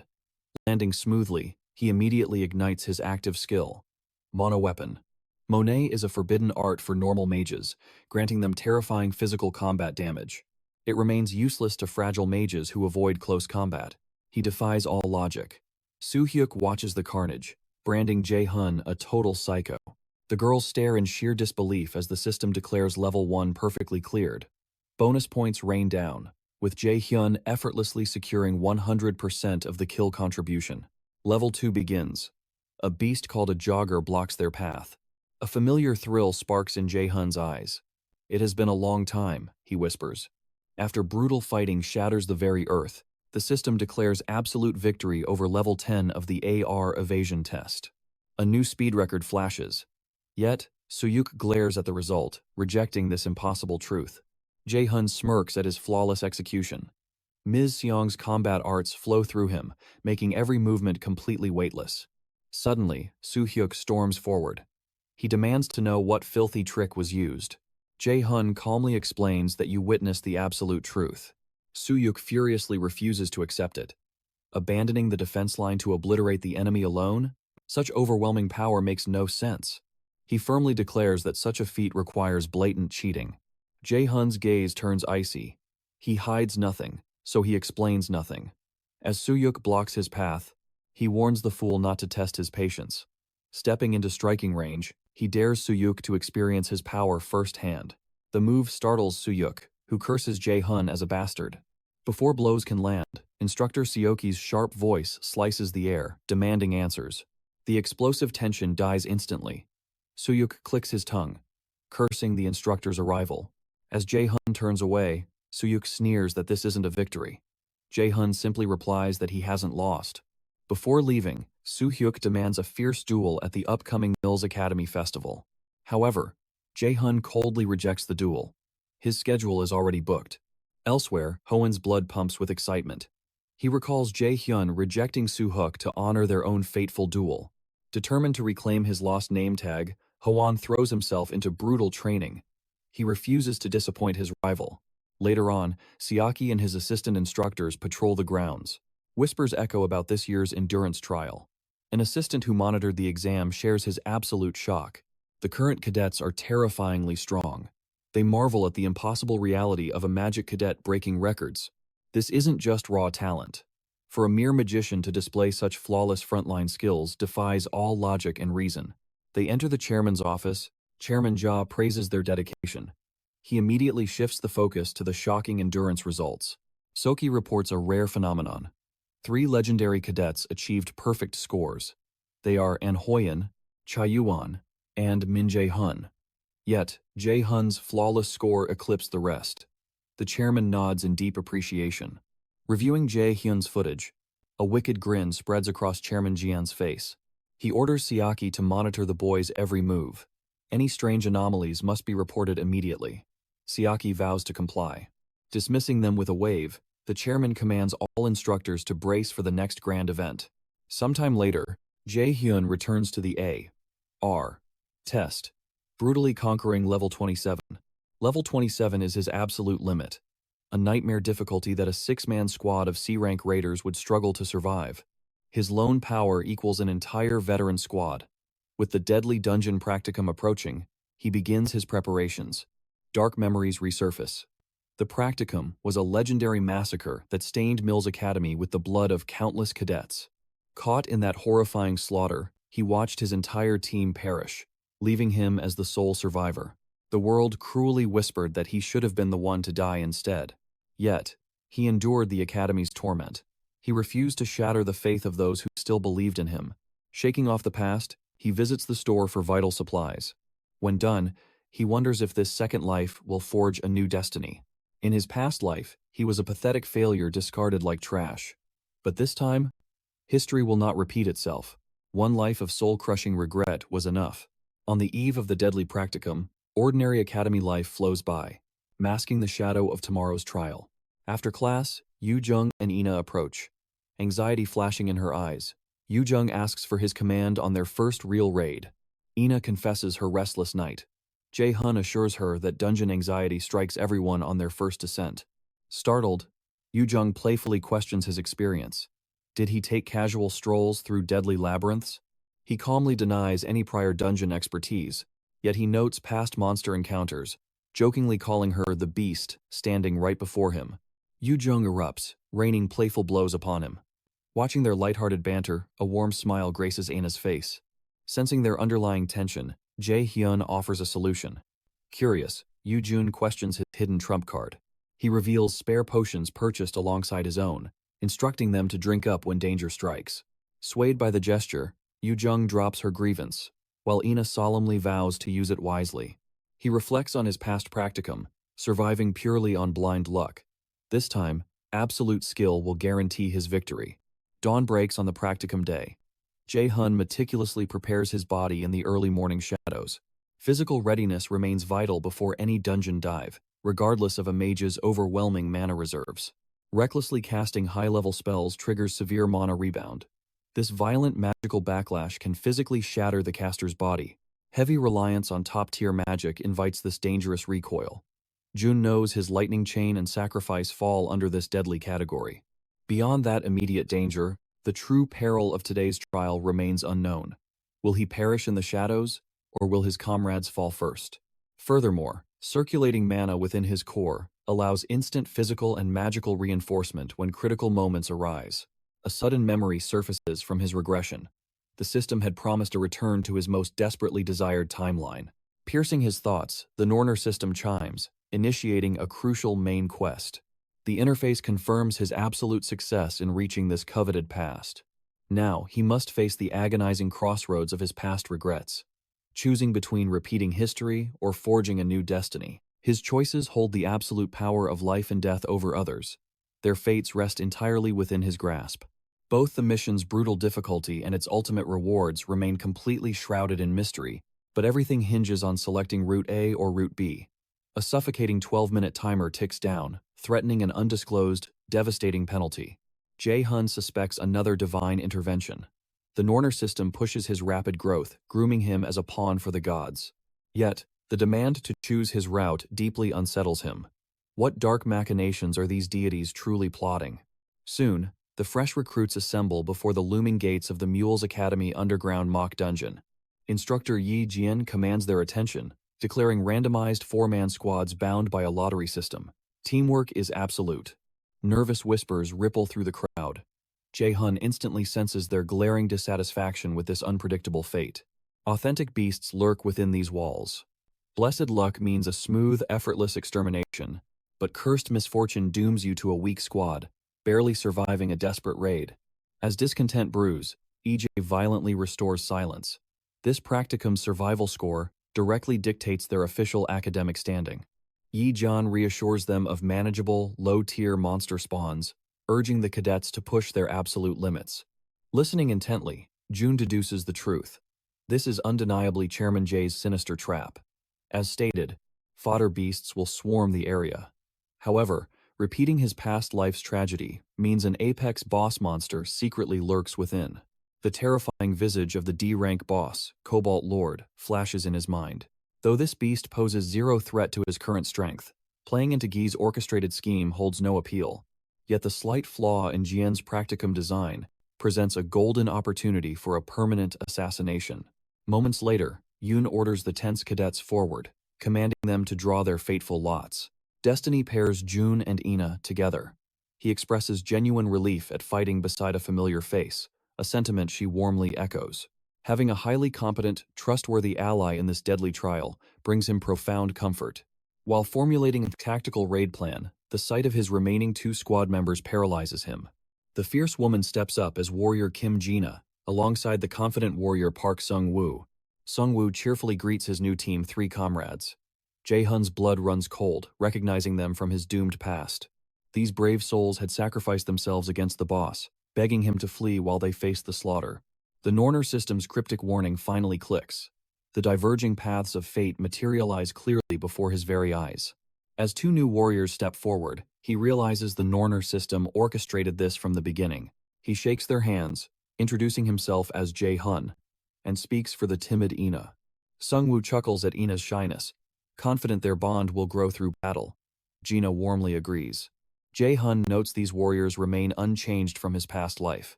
Their cheerful warmth toward Ina brings him silent relief. With introductions settled, Jae-hun immediately shifts focus to battle strategy. The duo agrees, instantly nominating Jae-hun as their absolute team leader. Guided by the Norner system's lingering quest, he sits them down to outline his master plan. He warns them to stay resolute against any dungeon threats. If the Vanguard's resolve shatters, total annihilation awaits them. Impressed by his sharp tactics, Sung-woo praises the freshman hunt's top ranker. Acknowledging the flawless six-part strategy, both Sung-woo and Ina confirm they have memorized every detail. Moments later, Instructor Jian steps forward, declaring the strategy phase officially over. The deadly dungeon practicum begins now. She commands all team leaders to step up. Jae-hyun advances.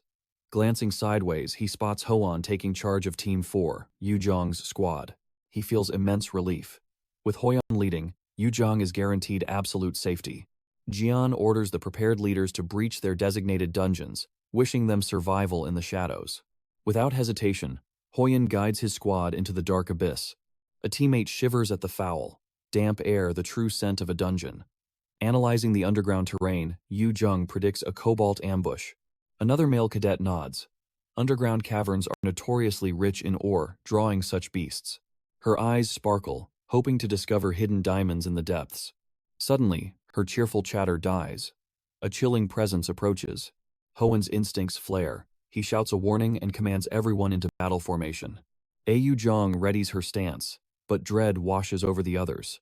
A vicious pack of kobolds has them surrounded. Making matters worse, these monstrous fiends are armed with deadly mining gear. Hoan declares these beasts are weak, but a swarm could prove fatal. He charges forward, aiming for a swift slaughter. Channeling her holy force, Yoo-jun detonates a blinding flashbomb skill. The brilliant explosion leaves the monsters vulnerable to Hoan's blade. As their comrades clash with the remaining beasts, Yoo-jun unleashes the wind of Helheim, chaining it directly into an air blast skill. Fierce gales strike the kobolds' chests, violently smashing them into the cold stone floor. With the monsters vanquished, Hoan checks on his squad. The ladies confirm they are unharmed. But Seiho is suffocating. They rush to his aid. While Yoo-jung questions this anomaly, kobolds do not use poison. Yoo-jung's gaze slowly lifts. Realizing it isn't poison, a suffocating wave of pure mana is crushing him. A towering cobalt boss blocks their path, freezing their blood. Paralyzed by shock, Hoan questions why a cobalt lord appeared. Meanwhile, inside Team 3's domain, Gina praises Jae-hyun's breathtaking display of power. She asks how many beasts he has slaughtered already. Jae-hyun humbly brushes it off as mere reflex. Gina remains thrilled, confident this flawless momentum will guarantee their absolute survival. Glancing over, Jae-hyun notices Ina's distant, troubled expression. Gently grasping her hand, he asks if being around others still terrifies her. She quietly nods. June understands her crippling anxiety. Rumors claim Ina rarely mutters more than 3 words at once. Pushing deeper, the squad discovers a cavern glittering with precious ores. This shatters his past memories. Jae-hyun realizes his very existence has forced Jian-to twist the original timeline. Suddenly, a terrifying aura spikes. June instantly recognizes the presence of a cobalt lord. He barks a command to initiate Plan C. Raise defenses, then unleash a devastating counterattack. Jae-hyun demands absolute caution, warning them that this beast operates on an entirely different level. Dread washed over Sung-woo. They were promised only weak monsters here, but a far more terrifying presence approached. The dungeon wall suddenly exploded. Through the settling dust, a massive cobalt lord stood before the trembling cadets. Why was a dungeon boss lurking in this low-level zone? Ina instinctively stepped back, but Jae-hyun's grim warning echoed in her mind. If the vanguard crumbles, the entire party will be annihilated. She instantly cast magic armor over their front line. Meanwhile, Sung-woo fought his own terror, overwhelmed by the beast's colossal shadow. Seizing the moment, Jae-hyun triggered his taunt skill. The furious Cobalt Lord slammed its weapon against Sung-woo's shield. Sung-woo desperately cried out for June. Our hero surged forward, channeling pure mana into his palms before blasting the Titan. Ina gasped in sheer disbelief. The destructive force of June's strike was staggering. She prayed that massive blow had ended it. Instead, the beast casually stood up, completely unfazed. June could only chuckle at the madness. As the beast's shredded flesh rapidly stitched itself back together, our boy admitted he never anticipated such a bizarre anomaly. The fully healed Cobalt Lord flashed a wicked grin. Even Jae-hyun questioned if a regenerating boss was simply too much to overcome. Suddenly, the Norner system flashed a golden alert. It identified the dark presence behind the beast as Odin's Raven. Instantly, a special quest materialized before his eyes. The Raven Hunter. He had to hunt down all of Odin's ravens, the very forces oppressing him and the gods against the ire. There were 5 primary targets. This S-rank trial offered legendary rewards, a blank card and a class increase. But failure meant absolute death. Meanwhile, far beyond the dungeon walls, Instructor Jian analyzed footage of Jae-hyun's past battles. How could a mere magician move like that? Even as an A-rank magician herself, she was utterly baffled. Jae-hyun's combat mastery defied all logic. She realized Jun's Team 3 was practically guaranteed to dominate this dungeon practicum. Suddenly, the command center door burst open. A battered cadet Seiho was carried in by Honu Jung. They frantically reported a massive crisis. Shocked, Jian demanded the truth. A Cobalt Lord had spawned inside the training zone. Jian froze in disbelief. It was physically impossible for a boss to bypass the barrier. A chilling realization crept over Jian. What kind of nightmare was unfolding inside that dungeon? Assistant instructors quickly rushed to stabilize Seiho, who was suffering from a mild case of mana addiction. They urged him to breathe deeply. Moments later, Yu Jun asked Instructor Jian if Team 3 had escaped. Her answer was a grim no. Hoen refused to accept it. With Jae-hyun and Ina's elite skills, outrunning a Cobalt Lord should have been effortless. Swallowing her hesitation, Jian established a secure line to Chairman Jia. The chairman feigned surprise at Instructor Jian's call, a hidden smirk dancing across his lips. She urgently reported the rogue B-rank monster. She desperately requested immediate rescue forces. The chairman played the part perfectly, acting utterly shocked by the disaster. He smoothly told her not to panic. He promised to deploy a support squad, ordering her to hold her position. As the call ended, a suffocating wave of dread washed over Instructor Ji. Something was terribly wrong. Back in the abyss, Ina, Gina, and Sung Woo were fading fast. The system alerted Jae-hyun again. Odin's raven was pulling the strings. Odin commanded two mythical ravens. Hugon, the embodiment of thought, and Moon, representing profound memory. Through them, Odin harvested universal knowledge to maintain his absolute rule over Asgard. Jae-hyun boldly called out the Cobalt Lord as Odin's puppet. He wanted the ravens to know he saw right through their illusion. The terrifying mana radiating from the beast was nearly B rank. And worse, it possessed monstrous regeneration. Despite his explosive growth, this enemy was overwhelmingly dangerous. The temptation to flee clawed at his mind. Retreating was the logical survival tactic. It was the same cowardly choice he always made before his regression, hiding behind pathetic self-preservation. But that past life was nothing but an endless nightmare of regrets. This was his second chance at fate. He didn't care whose twisted test this was. This time, he would protect his comrades. Jae-hyun roared at his team to escape the dungeon. He would act as the sole bait to distract the beast. Sung Woo yelled back, refusing to abandon him. But before the words could leave his mouth, two vicious kobolds ambushed him from the shadows. In a flash of brilliant light, Jae-hyun annihilated the ambushers with piercing holy arrows. He commanded Jung Woo to shut up and run for his life. The Cobalt Lord swung its massive weapon to crush Jae-hyun. Our boy desperately explained that he couldn't unleash his full power while protecting them. As the titanic hammer descended to obliterate him, Ina screamed his name in absolute terror. He turns to face the beasts. Suddenly, a shield materializes before him, absorbing the deadly impact. Startled, Jae-hyun glances over.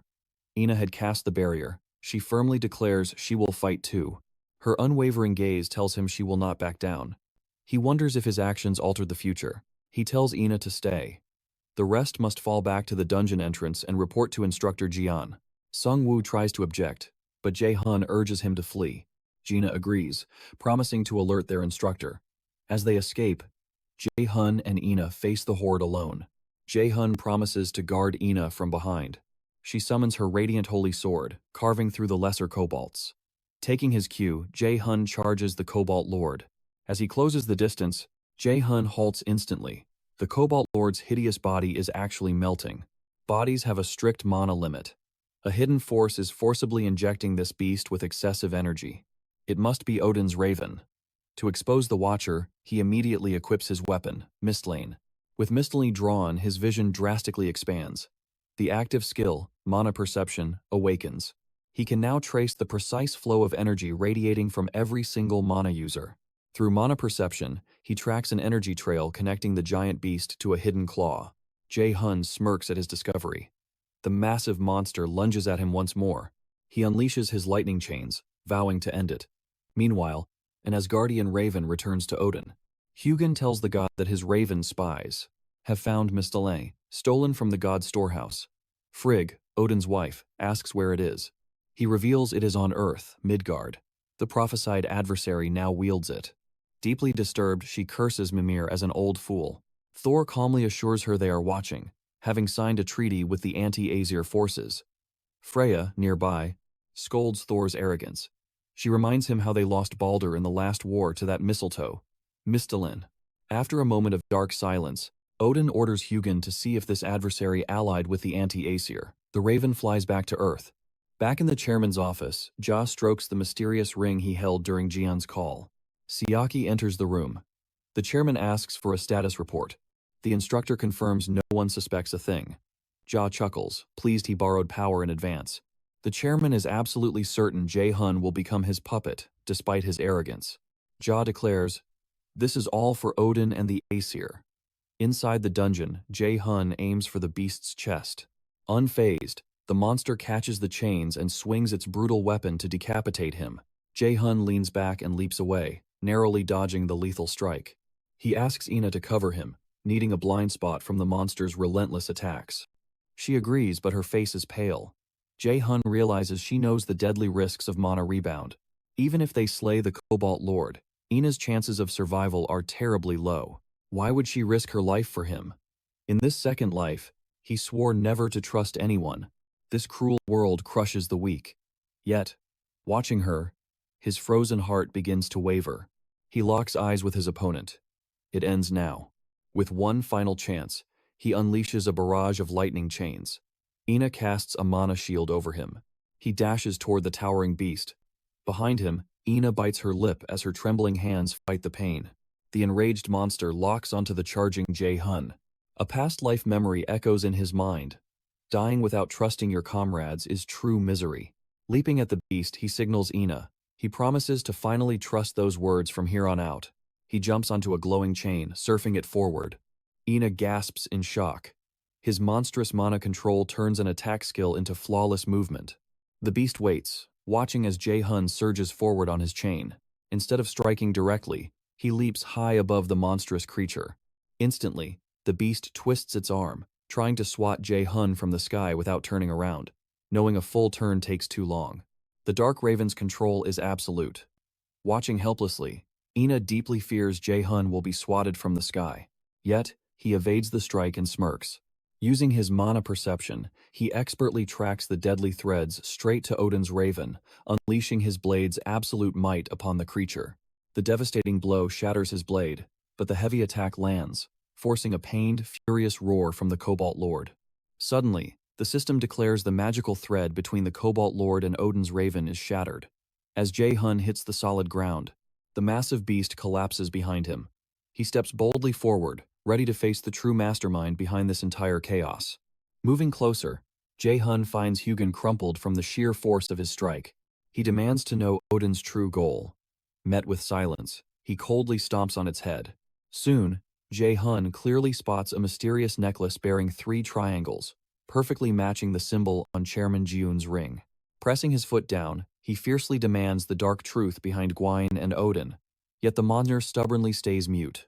Realizing the raven lacks true free will, Jae-hun decides that keeping the creature alive is now entirely useless.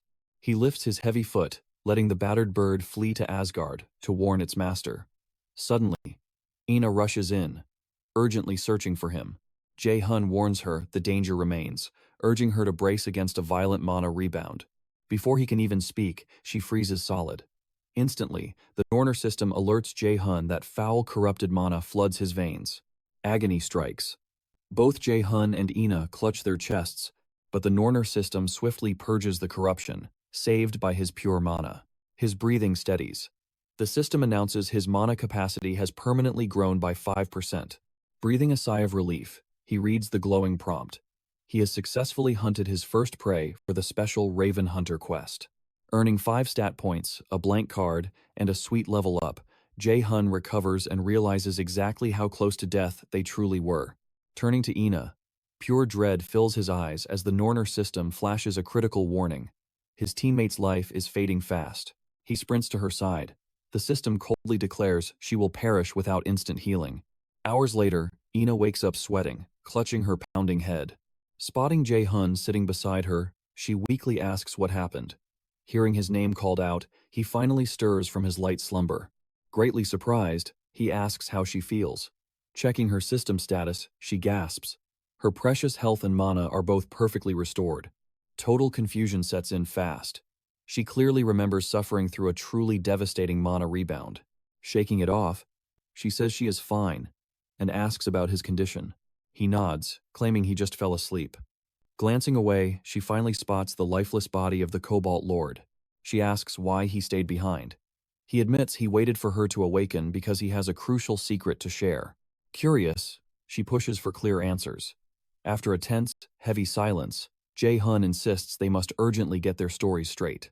Ina blushes furiously, as the exact phrase he just used sounds terrifyingly like a passionate romantic confession to touch their lips. Outside the dungeon, Ayu Jung angrily demands why only Sungwoo and Gina survived, while instructor Jian desperately restrains her from attacking in blind rage. Jian gently calms the frantic Yu Jung. Nearby, Hoan agonizingly wonders how he is supposed to dive back and save his lost friends. Suddenly, the massive dungeon doors creak open.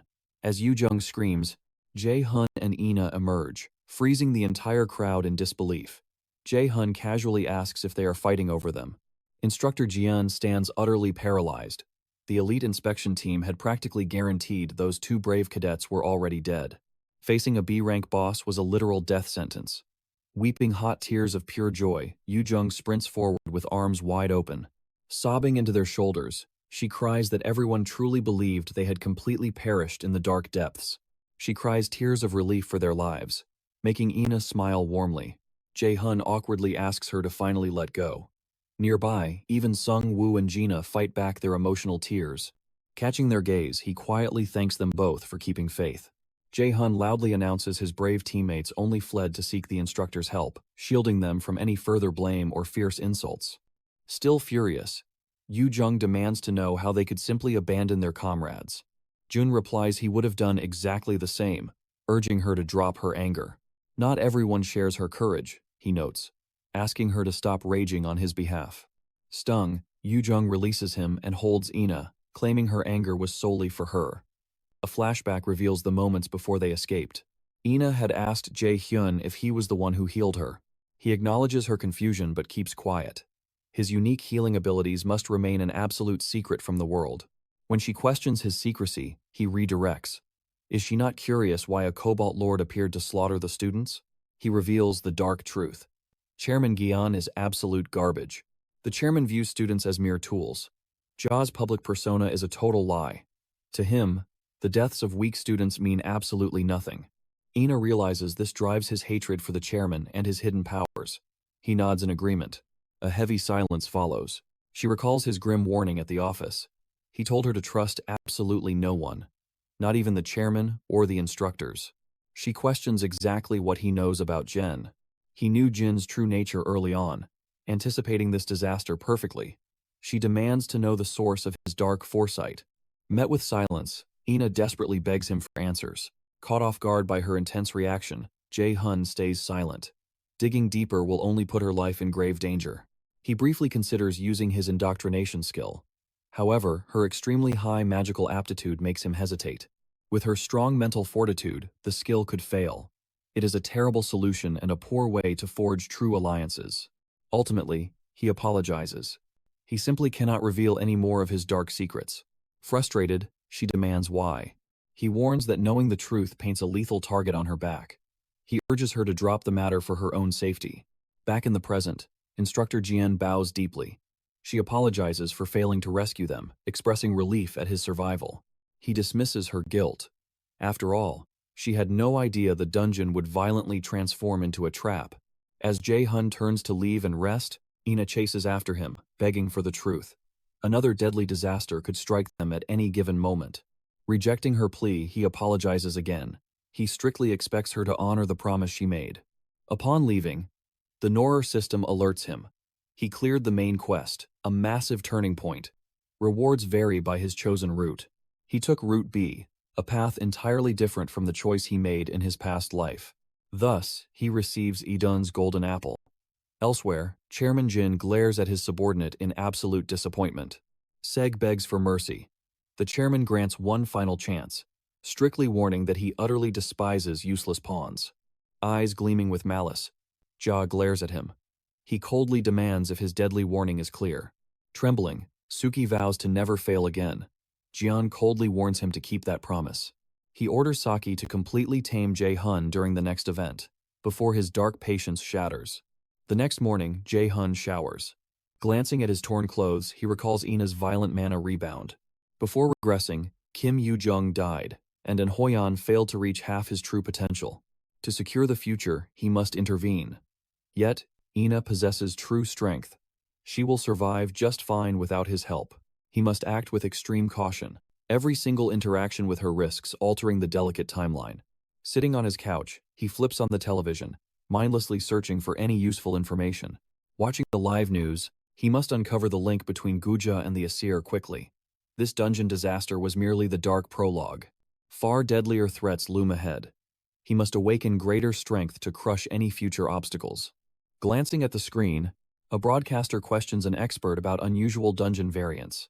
The specialist reveals the existence of theme dungeons. These domains defy standard logic. Killing the boss will not clear them. They demand a unique approach. Questioned about a theme dungeon's features, the man explains the absolute rule. Escaping before clearing is completely impossible. Recalling these exact dungeons from his past life, our hero formulates a plan. The specialist elaborates. Surviving a theme dungeon demands fully adopting a character role and fulfilling rigorous conditions. It acts as a deadly roleplay, but the ultimate prize driving these raiders is the legendary item drops. Apparently, a hidden artifact known as God's Arrangement exists. This divine prize drives hunters to conquer these brutal trials at all costs. A knowing smirk crosses Jae-hyun's face. This is the perfect chance to claim exactly what he desires. Elsewhere, AA shares tea with Yoo Jung, offering a sincere apology for causing her so much unnecessary distress. Yoo Jung warmly brushes it off, content knowing they are safe. She bluntly admits that Yoo Jung's temper is terrible, fearing Jae-hun might have mistreated Ina. She quickly clarifies that Jae-hyun's harsh demeanor is just his nature. Ina hesitates. Seeing this, Yoo Jun's anger flares, demanding to know if Jae-hun actually dared to cross the line. Startled, Anna quickly denies it. She simply noticed how deeply Jae-hun places his unwavering trust in Yoo Jung. She confesses her quiet wish for Jae-hun to rely on her equally. Perhaps, if she awakened true strength, she could finally earn his absolute trust. As silence falls again, genuine concern washes over Yoo Jung's face. Decisively standing up, she insists they banish all thoughts of Jae-hyun and lift their spirits with a magnificent feast. Reaching out, Yoo Jun reveals a special spot she has longed to visit. Ignoring Ina's stuttering, she grabs her hand, vowing to wash away her gloom. Caught off guard, Ina stumbles as Yoo Jung energetically drags her forward, but a bright smile soon breaks through. Meanwhile, our hero inspects the legendary rank consumable, Adun's golden apple. This mythical fruit was cultivated by Eden, the divine keeper of the Asir god's eternal youth and absolute immortality. Eating it instantly slows aging by 50% and permanently boosts natural healing by 50%. It also permanently elevates magic aptitude, becoming strictly soul-bound and impossible to trade or gift away. Jae-hun recognizes these supreme traits are unimaginably rare, easily worth over $1 million. Sadly, transferring this treasure is impossible. Pushing regret aside, he focuses sharply on calculating his impending mountain of loot. He remembers an A-rank theme dungeon unlocking soon within a Seoul theme park. There lies his prize, Thialfi's Thunderps, the speed-boosting footwear of Thor's servant, Theifi. These relics massively amplify the wearer's dexterity stat, so countless martial arts raiders desperately coveted them. Heart-pounding, Jae-hun bites the golden apple, and blinding light erupts. Yet, he quickly realizes the mythical artifact tastes like any ordinary apple.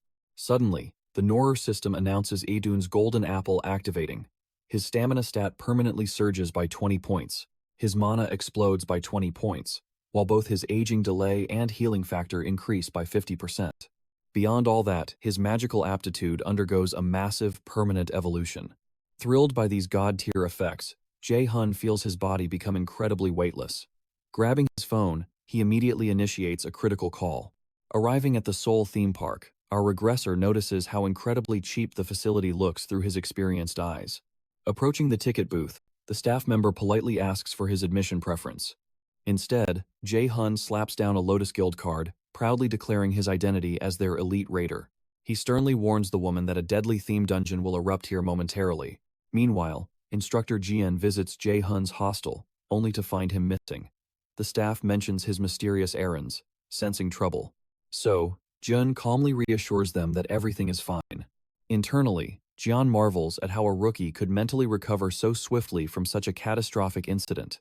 Armed with lethal skill and incredible mental resilience, Jian realizes this boy possesses unimaginable grit.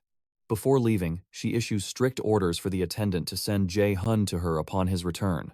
Stepping out, Jian activates a covert earpiece, connecting directly to team manager Song Jaeok Sunbanim. Jaeok answers immediately, demanding a status update. She grimly reports discovering that Ja was the mastermind behind everything. Jaeok confirms if Soki managed the dungeon trial, deducing the man must be facing severe backlash right now. He orders her to maintain strict surveillance on both targets and report any suspicious movements instantly. Acknowledging the command, Jian reveals her suspicion.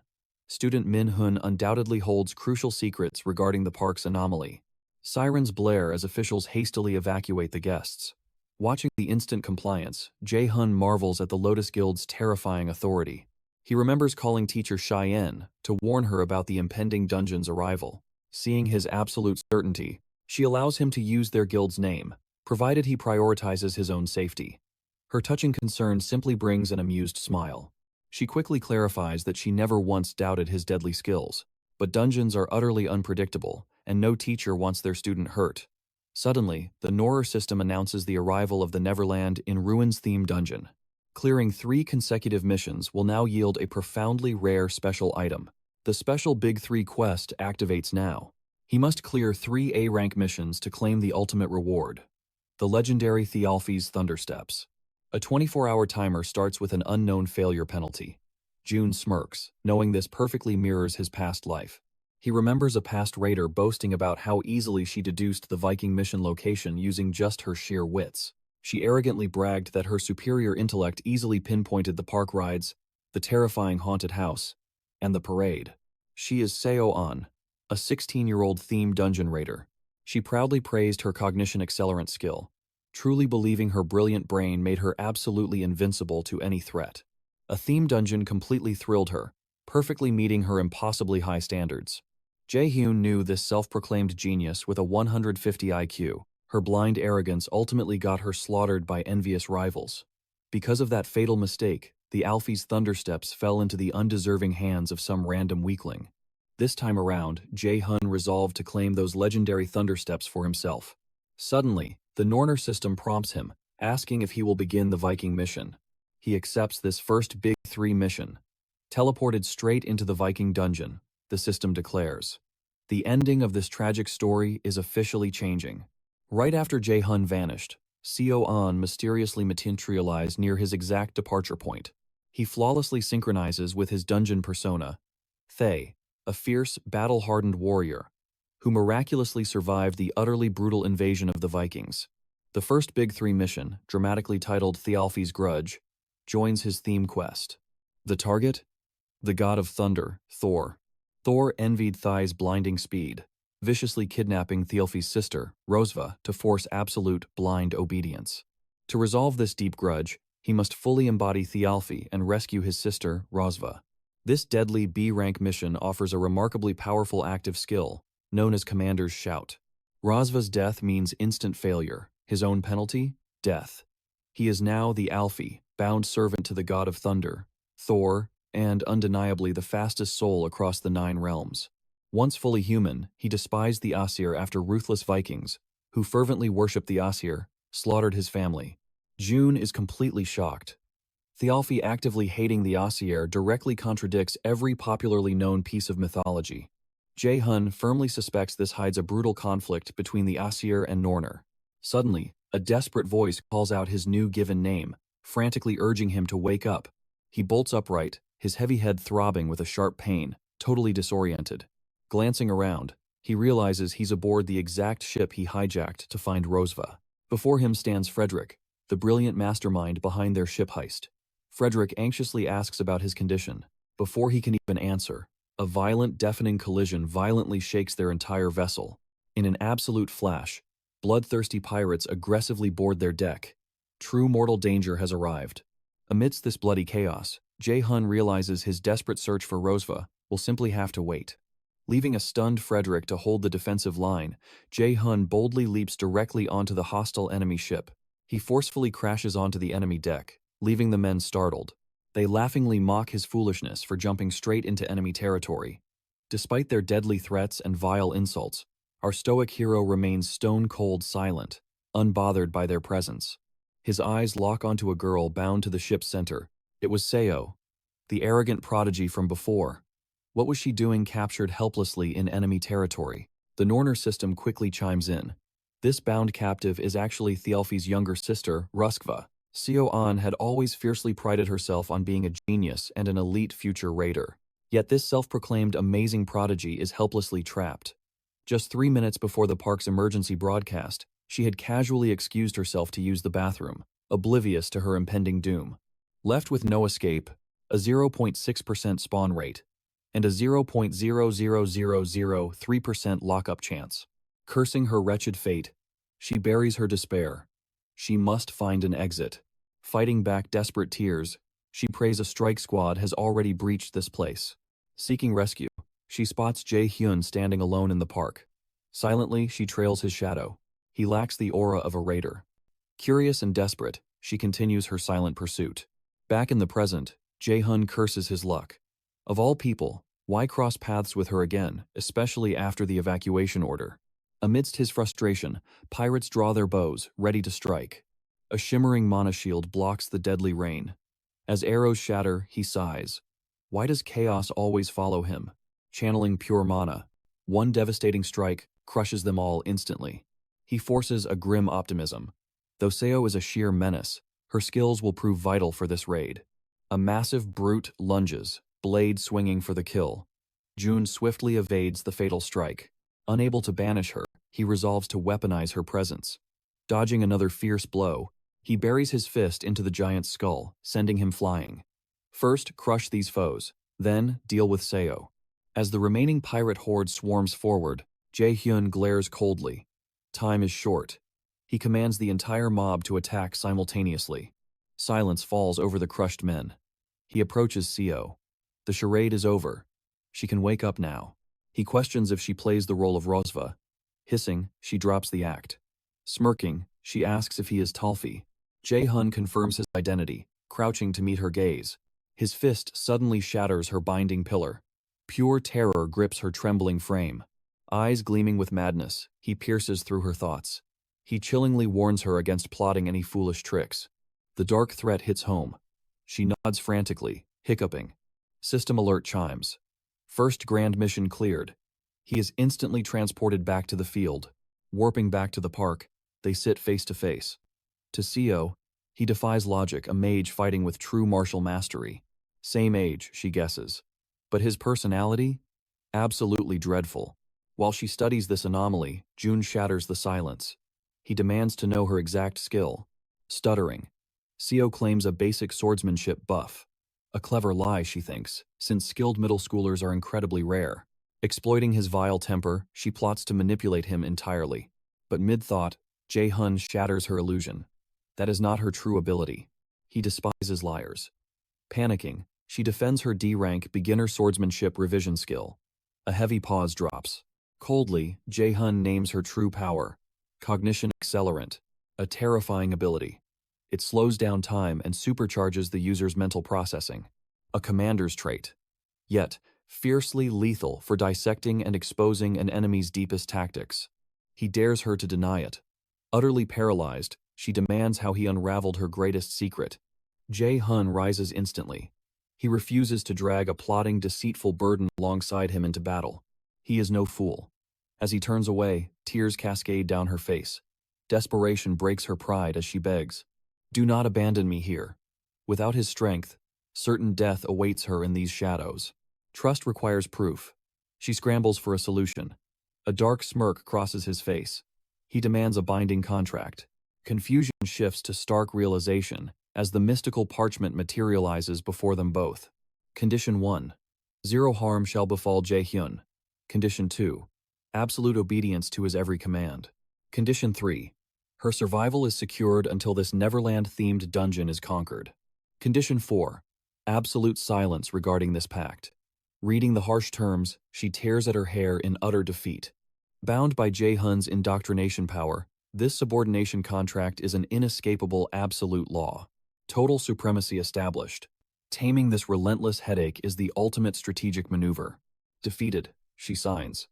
Instantly, an ethereal chain of submission locks tightly around her neck and arm. The system declares Seo's subordination.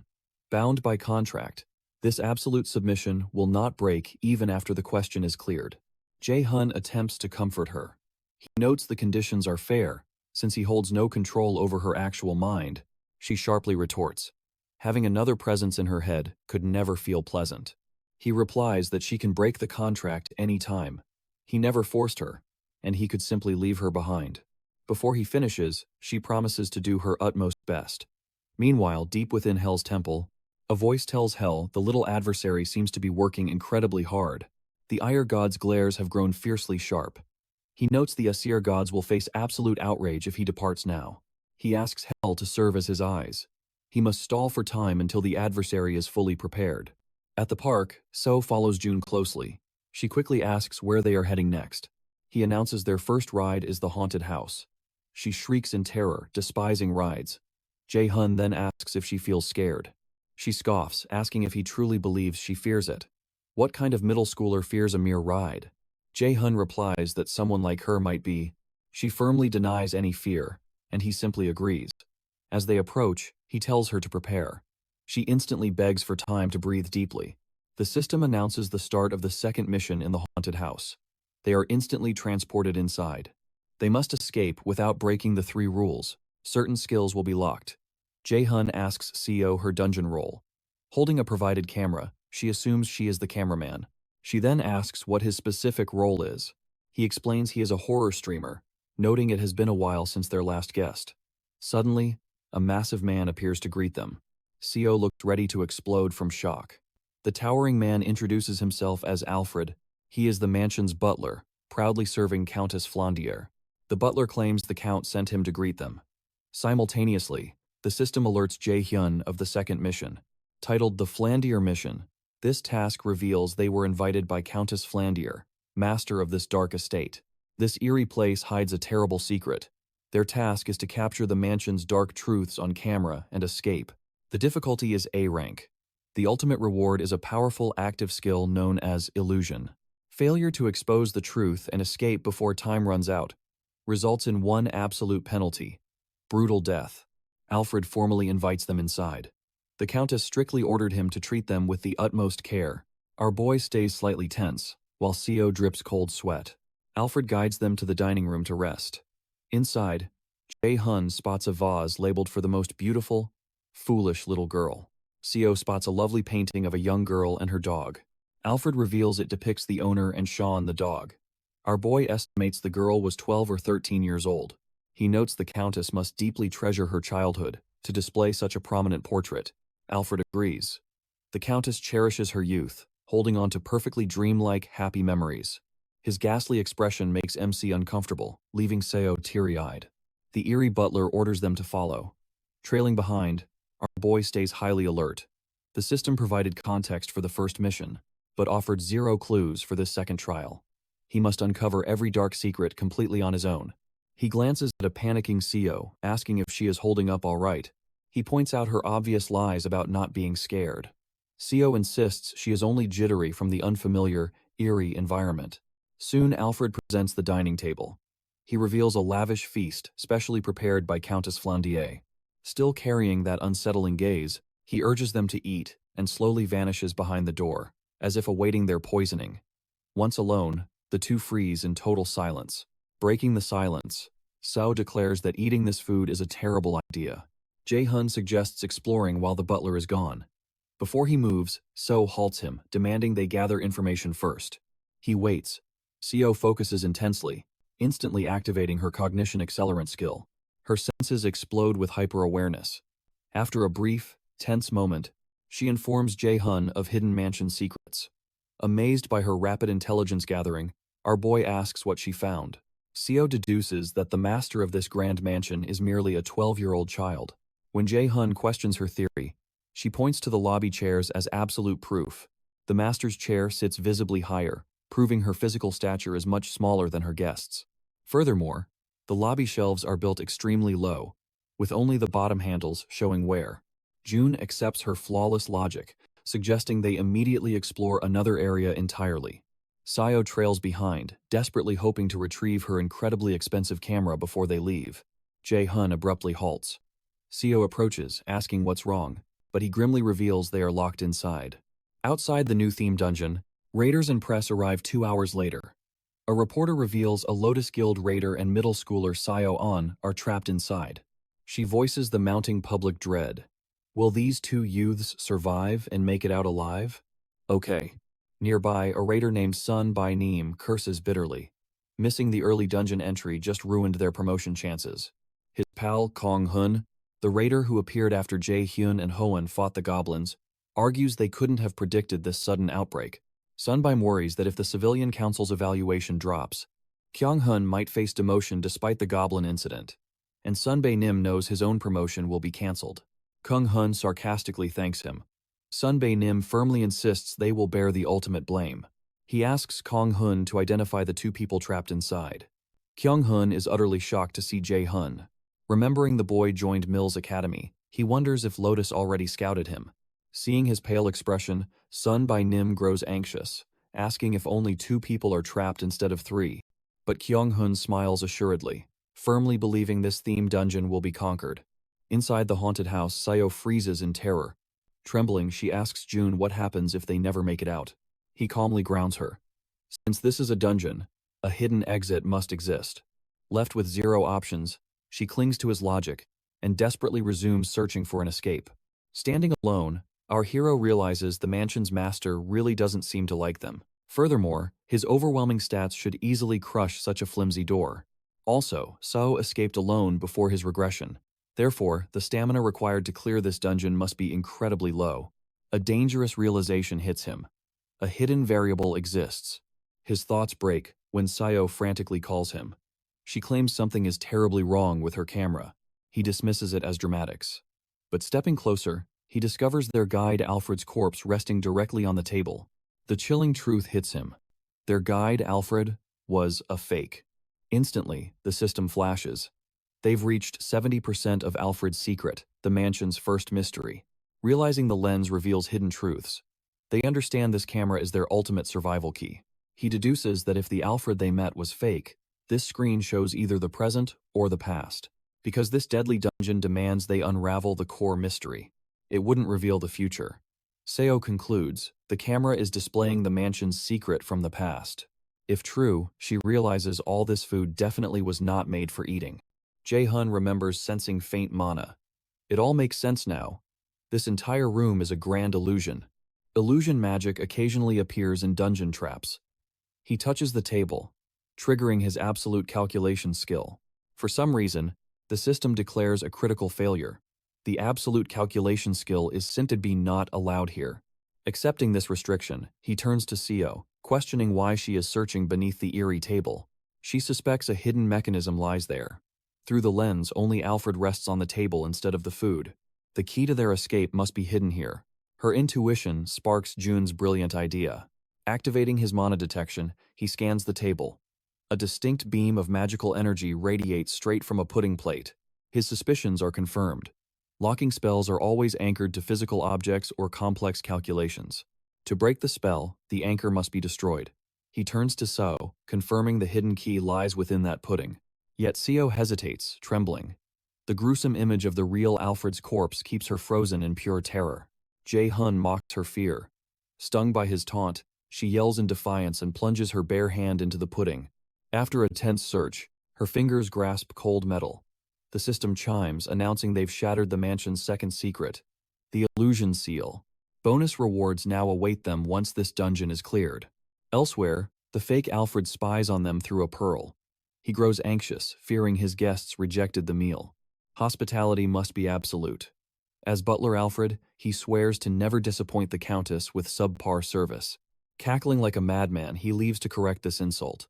Meanwhile, June and So enter a brightly lit chamber. But through her camera, Seo witnesses a nightmare. Shadows, fresh blood, and scattered toys. The lens reveals a hidden door, likely the guest bedroom. Jae-hun suggests they push forward to investigate. Seo recoils in horror at the bloody scene, but June delivers a cold truth. They must press on, or rot inside this cursed mansion for eternity. Swallowing her fear, she agrees to move. He orders her to stay quiet, keep watch, and alert him to any danger. Stepping into the dark, June scours the area for clues. A sudden chill hits him. He turns, spotting a little girl in a blood-soaked white dress. Her face is brutally torn, lips sewn shut with heavy thread. She points a trembling finger. Behind Jae-hun, the fake Alfred materializes silently. Consciousness returns. Jae-hun blinks, finding a shadowy figure looming over him. He gasps, realizing Seo is checking on him. Groaning, he begs her to stop shouting. His head is throbbing. He anticipated an ambush, yet they still overpowered him. Is this forced capture part of the dungeon's twisted design? Seo explains her strategy. She activated cognition accelerant to analyze their grim situation. Judging by the creeping moss and damp air, they are trapped in an underground prison. Blood-stained torture devices litter the horrific cell. Jae-hun approaches the heavy iron gates. He mutters that a key must be hidden nearby. Activating his silent skill to mute the impact, he unleashes a devastating mana punch against the bars. Seo watches in absolute shock. The solid iron shatters like mere cardboard, fracturing the surrounding walls. As Seo gasps, Jae-hun demands absolute silence.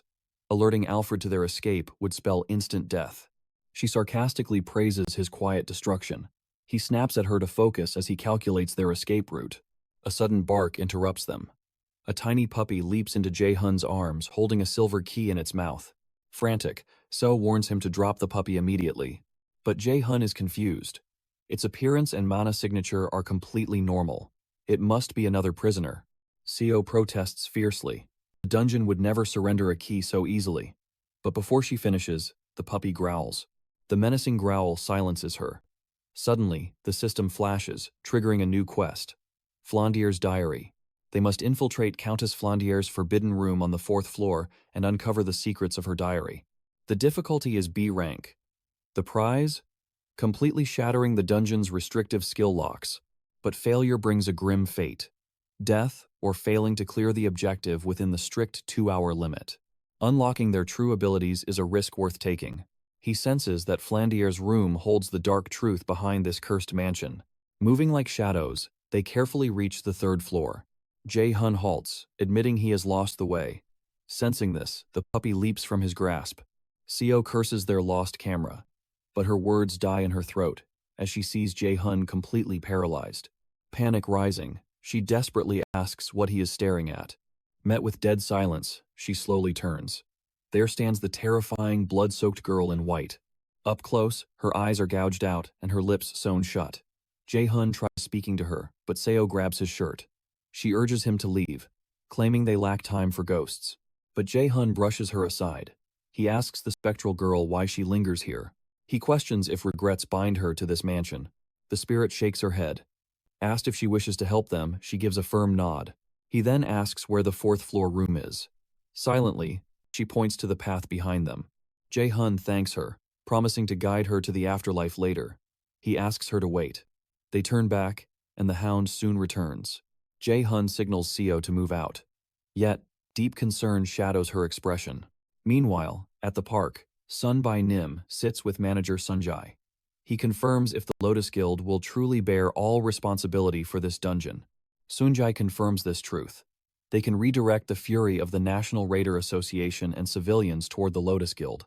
In exchange, Guildmaster Yu Yang demands total silence regarding Min Hyun.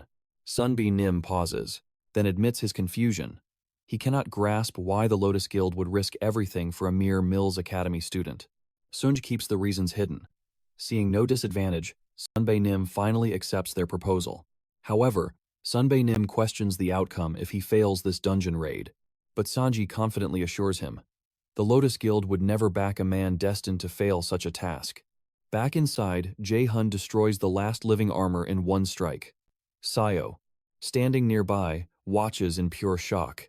She believed living armors were C-rank monsters. Jae-hun explains this is the quickest path and these beasts are nothing. They breach the next door.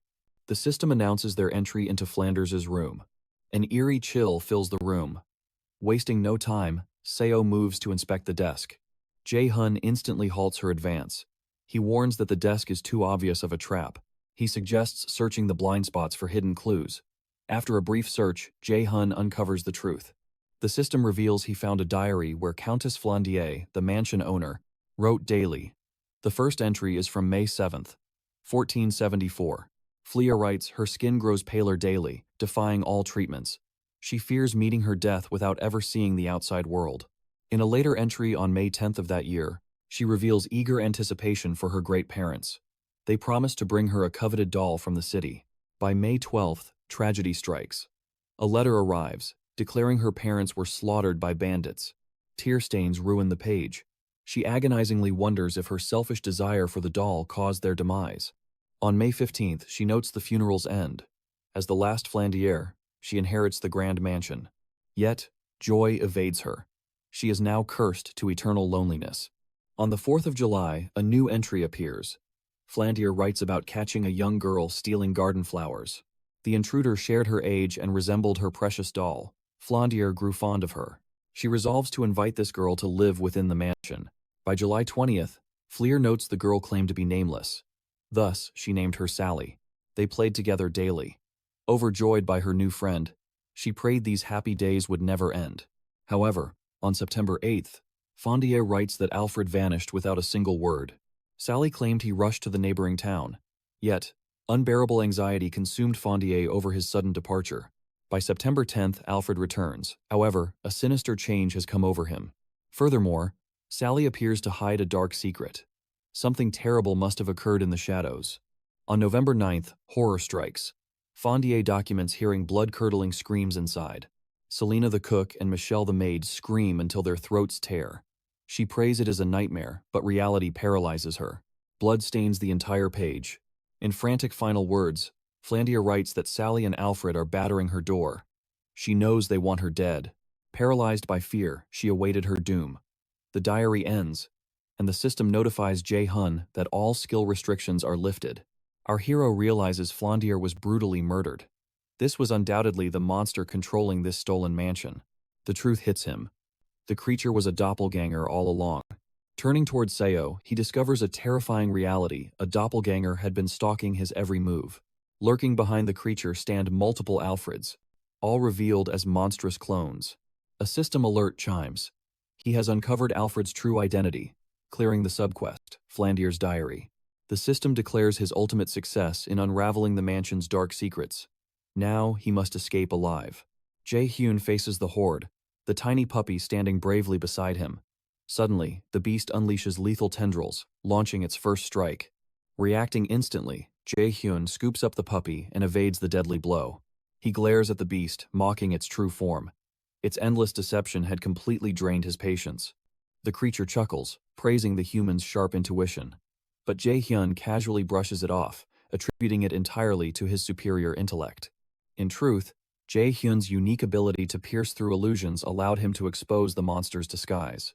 Eventually, Jae-hyun smirks, suggesting the monster is simply foolish, rather than him being a genius. Infuriated by the insult, the doppelganger roars in sheer outrage. Consumed by wrath, the beast violently shatters the overhead lamp and the ceiling above. Jae-hyun sprints out of the collapsing room. With the beast in pursuit, he unleashes his lightning chain, blowing massive holes through its body, yet failing to destroy it. During this chaos, the little puppy grows dizzy and nauseous from the relentless, high-speed evasions. As a rank B threat, the doppelganger's true danger lies in mimicking appearances and skills. However, its actual combat prowess barely equals a rank C. Regenerating its grotesque form, the monster commands June to surrender, hungering to completely consume his flesh. June remains perfectly still as the ravenous beast lunges directly at him. Even with the creature mere inches away, Jae-hyun stands his ground without flinching. Striking at the perfect moment, he entraps it in another lightning chain, coldly asking how it feels to finally become the prey. Searing lightning scorches the creature's flesh, drawing out an agonizing, ear-piercing shriek. Melting into a wretched puddle, it confesses its desperate envy of human life. Finally, The intense heat incinerates the ground, swallowing the monster completely. With the horrifying beast finally defeated, Jae-hyun teasingly praises the dog's barking skills, deducing that the cruel dungeon had forcibly transformed Seo into this tiny canine. Approaching a nearby door, he spots Flandier's spirit once more. This time, her ethereal form perfectly mirrors her beautiful portrait. A gentle smile graces her face as she waves goodbye, prompting a warm smile from Jae-hyun in return. Pushing the door open, he bids her farewell. Instantly, the system confirms his triumph over the second mission. A bonus notification rings out. Having conquered all hidden scenarios, he has earned exclusive extra rewards. Warped back to reality, Jae-hyun inspects his newly acquired loot. His first reward, Commander Shouting, significantly boosts ally morale, mana, and stamina. The second skill, Illusion, casts deceptive phantoms to trap his enemies. Preferring solo combat, June dismisses the support-based Commander Shouting. However, he eagerly welcomes the Illusion skill, recognizing its potential to turn the tides of battle. When he glances back at Seo, she furiously scolds him for keeping her canine identity a secret, confessing how terrified she felt during the deadly ordeal.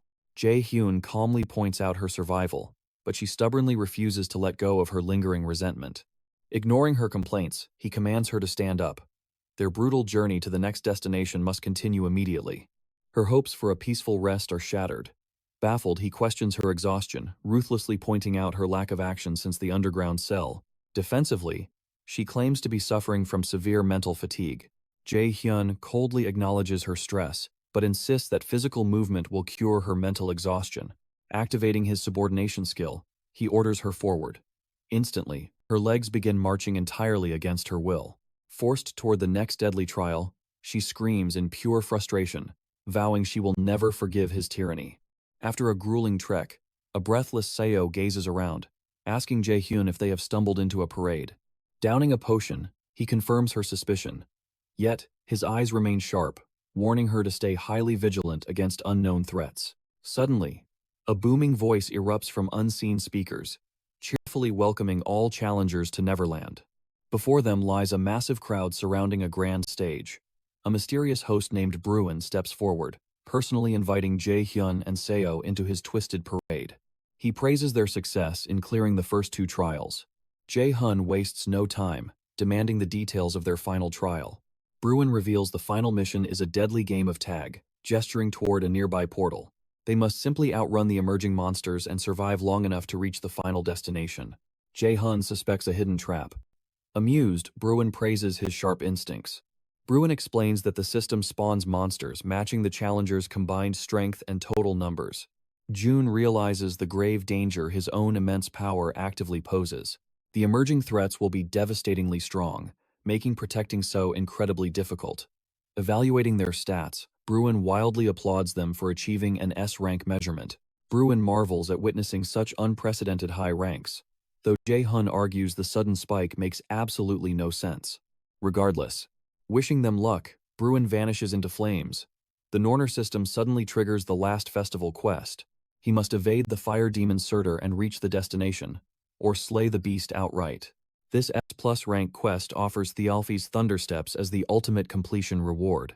Death by Seir equals absolute failure, yet the system demands they defeat 3 separate enemies. A hidden quest requires slaughtering Seir and eliminating the looming potential threat. Its ultimate reward is undecided, possibly unlocking a legendary tier called Unbelievable Performance. Stunned by the 3 enemy count, Jae-hyun senses a fatal anomaly. Suddenly, another fiery behemoth erupts from the gate. Seir exists only to consume the world in flames, older than the first giant Ymir. His blazing greatsword wields enough heat to reduce the entire world to ash within hours. Jae-hyun forcefully drags Seo away as Seir scorches the earth, raining apocalyptic brimstone everywhere. Sobbing in sheer terror, Seo questions how they can possibly outrun such a godlike monster. Jae-hyun sharply barks at her to stay quiet and keep running to survive. Relentless hellfire bombards their path, violently consuming the surrounding structures in a blazing inferno. Elsewhere, a mysterious feline entity confesses to Hell that she caused this chaotic disaster.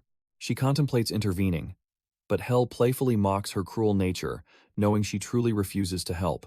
Hell insists on watching Jae-hyun struggle to survive. Back on the parade ground, Surtur unleashes torrential fire, while Jae-hyun desperately evades. He knows a direct head-on clash means instant death. They must avoid a frontal assault and secure the goal.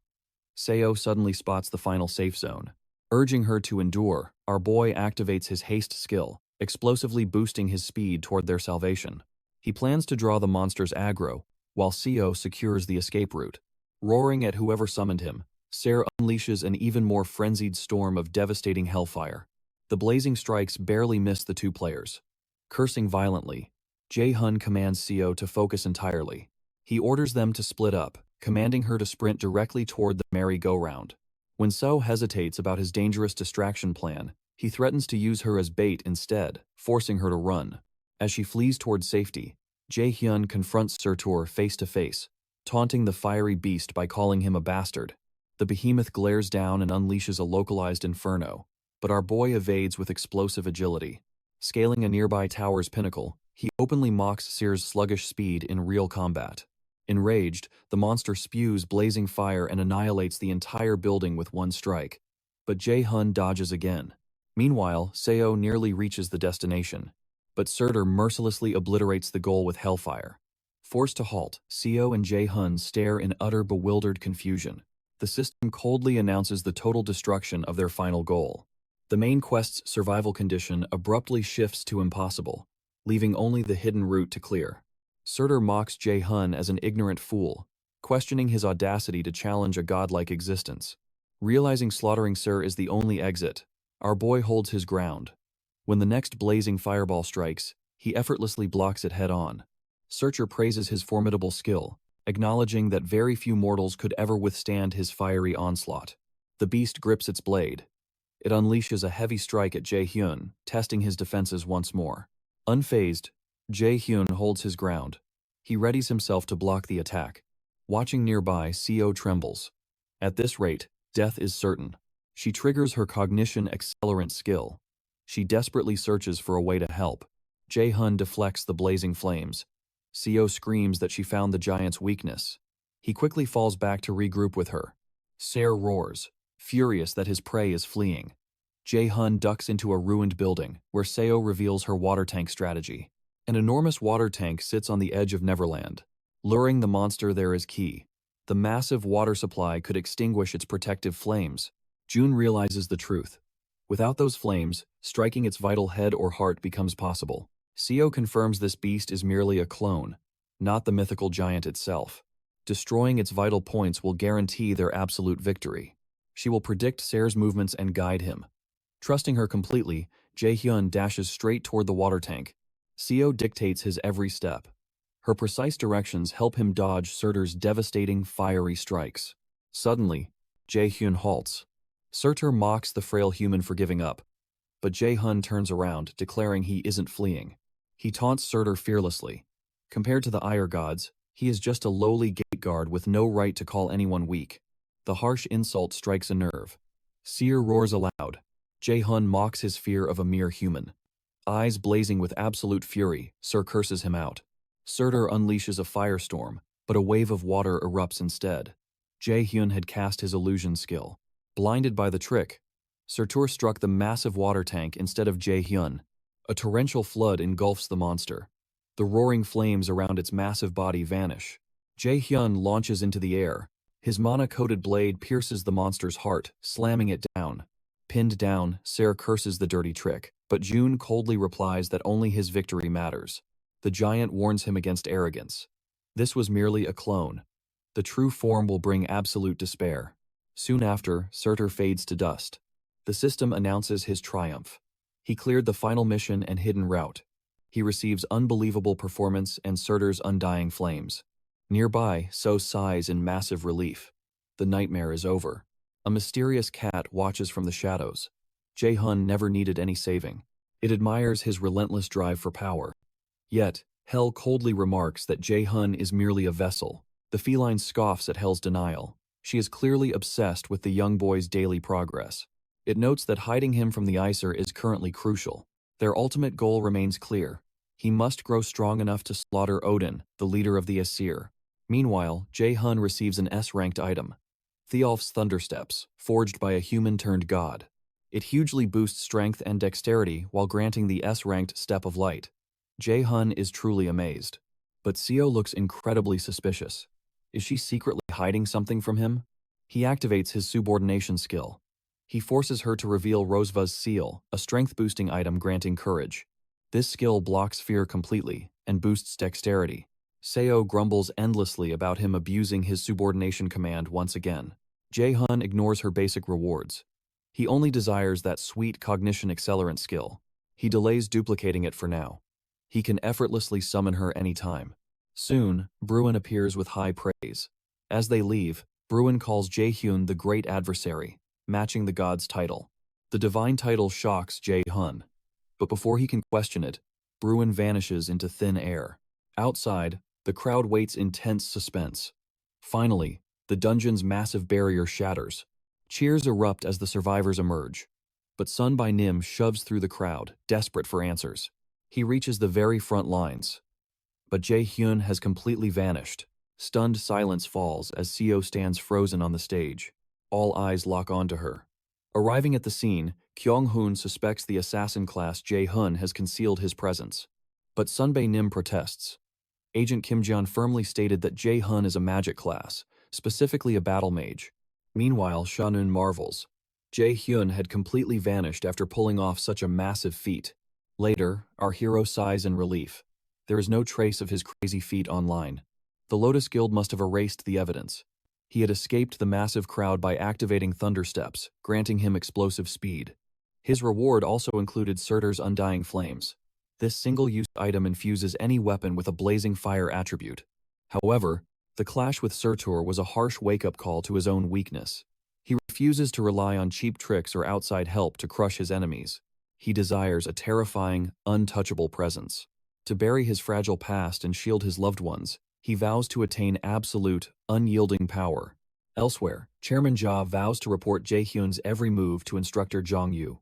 She firmly promises a flawless execution. As she departs, Jian smirks in anticipation of the upcoming event. He plans to wipe out the filthy obstacles in his path. Beneath him, photos of targeted students lie scattered, their faces completely crossed out. The following dawn, Jae-hyun explains his sudden absence to the girls. Yoo-jung had suspected he was dodging her calls. However, our hero quickly clears up the deep misunderstanding. Ina anxiously checks him for injuries, but he reassures her. Yoo-jung sighs at his terrible luck, wondering if the heavens have cursed him. Suddenly, Soo-yuk approaches with a sneer, mocking our hero's annoying presence. He warns Jun that cheap tricks will not save him this time. Yoo-jung curiously asks if he knows this arrogant newcomer. Jae-hyun coldly replies that he has no clue. Furious, Soo-yuk barks out his name. But Instructor Yoo commands silence, forcing him to bite his tongue. Stepping up to the podium, she greets the cadets formally. She announces her course on the fundamental theories of magic calculations. Expecting their absolute best, she promises a rigorous education. Yet Jae-hun notes her unusually young age for an elite instructor. When Yizu tests their magic knowledge, Soo-hook defines it as calculating mana to alter reality. The teacher nods in approval. Soo-hyuk flashes a cocky smirk at Jun, bathing in his minor victory. Soon after, Yoo distributes texts on foundational dank magic formulas and advanced application theories, setting the semester's intense pace. As the cadets flip open their heavy manuals, shock ripples through the class.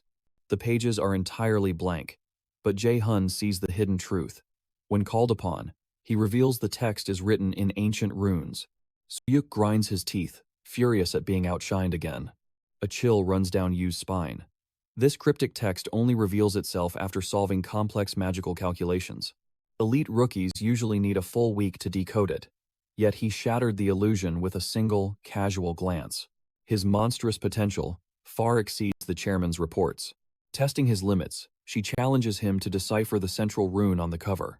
Internally, Jae-hun questions his bizarre comprehension. Is this the Nourier system's interference, or the destined fate of the Asir? Masking his doubt, he answers. It translates to, Odin's life and the basics of rune. Back in her room, Seo groans in utter agony. That bastard Jae-hun forced her to march until her legs felt like dead weight. Worse yet, she was left completely alone to face ravenous journalists, explaining the chaotic theme dungeon incident by herself. Before vanishing, our hero used his subordination skill to completely seal her lips regarding his abilities. The humiliating memory makes Sayo's blood boil. She furiously wonders when he will finally break the dark contract. A wicked realization suddenly dawns on her. She can simply track him down. Later, our hero delves into Instructor Yu's mystical textbook. The deep magical theories quickly grab his focus. He learns a vital rule. Formula natures shift completely based on their application. Mastering these basics unlocks a vast arsenal of lower-tier spells. This solid foundation will ruthlessly accelerate his mastery. Seeing Yu-jun collapse from sheer mental drain, he silently applauds her rare success in decoding the book's complex cover. She fumes about teaching Jian magic, only to be outdone. Yet our hero smirks, joking that the disciple has surpassed the master. Meanwhile, Ina beams upon finally deciphering the first page. Impressed, Jae-hun praises her intense effort. The sudden praise turns her crimson, making her hide behind the book. Jae-hun senses a shift in Ina's attitude. He ponders if setting strict boundaries after their dungeon raid caused this change. Beyond the library, Odin's raven keeps watch. It soon flies back, delivering crucial intel to its master. Later on, Jang hosts a naming contest for his new potion enterprise. The grand prize is a crate of his highest-grade elixirs. Hoyeon, Ina, Yu-jung, Jang, and Jae-hyun sit together. However, naming the shop proves far harder than anticipated. Ina notes the severe lack of existing potion shops for inspiration. Meanwhile, Yu-jung voices dread over potential bankruptcy. Jang firmly states that a raider's absolute priority is survival. Thus, a potion enterprise simply cannot fail. Recalling their mind-blowing experience with the drafts, he declares this revolutionary. Days prior, our hero reflects. A raider would sacrifice anything to attain ultimate power. Yet for true power, cold cash entirely outclasses sheer effort. Having regressed, Jae-hyun holds the ultimate advantage. His absolute knowledge of the future guarantees massive success in future investments. Back in the present, he plots to secure Jang's loyalty. After all, this man is destined to control half the globe's potion market. Suddenly, Seo barges in, violently interrupting their crucial meeting. She fiercely scolds Jae-hun for breaking his vow. He questions her tracking, until remembering the system's absolute law. Master and subordinate can always sense each other, uncancelable. Yu-jun condemns his blackmail of a child.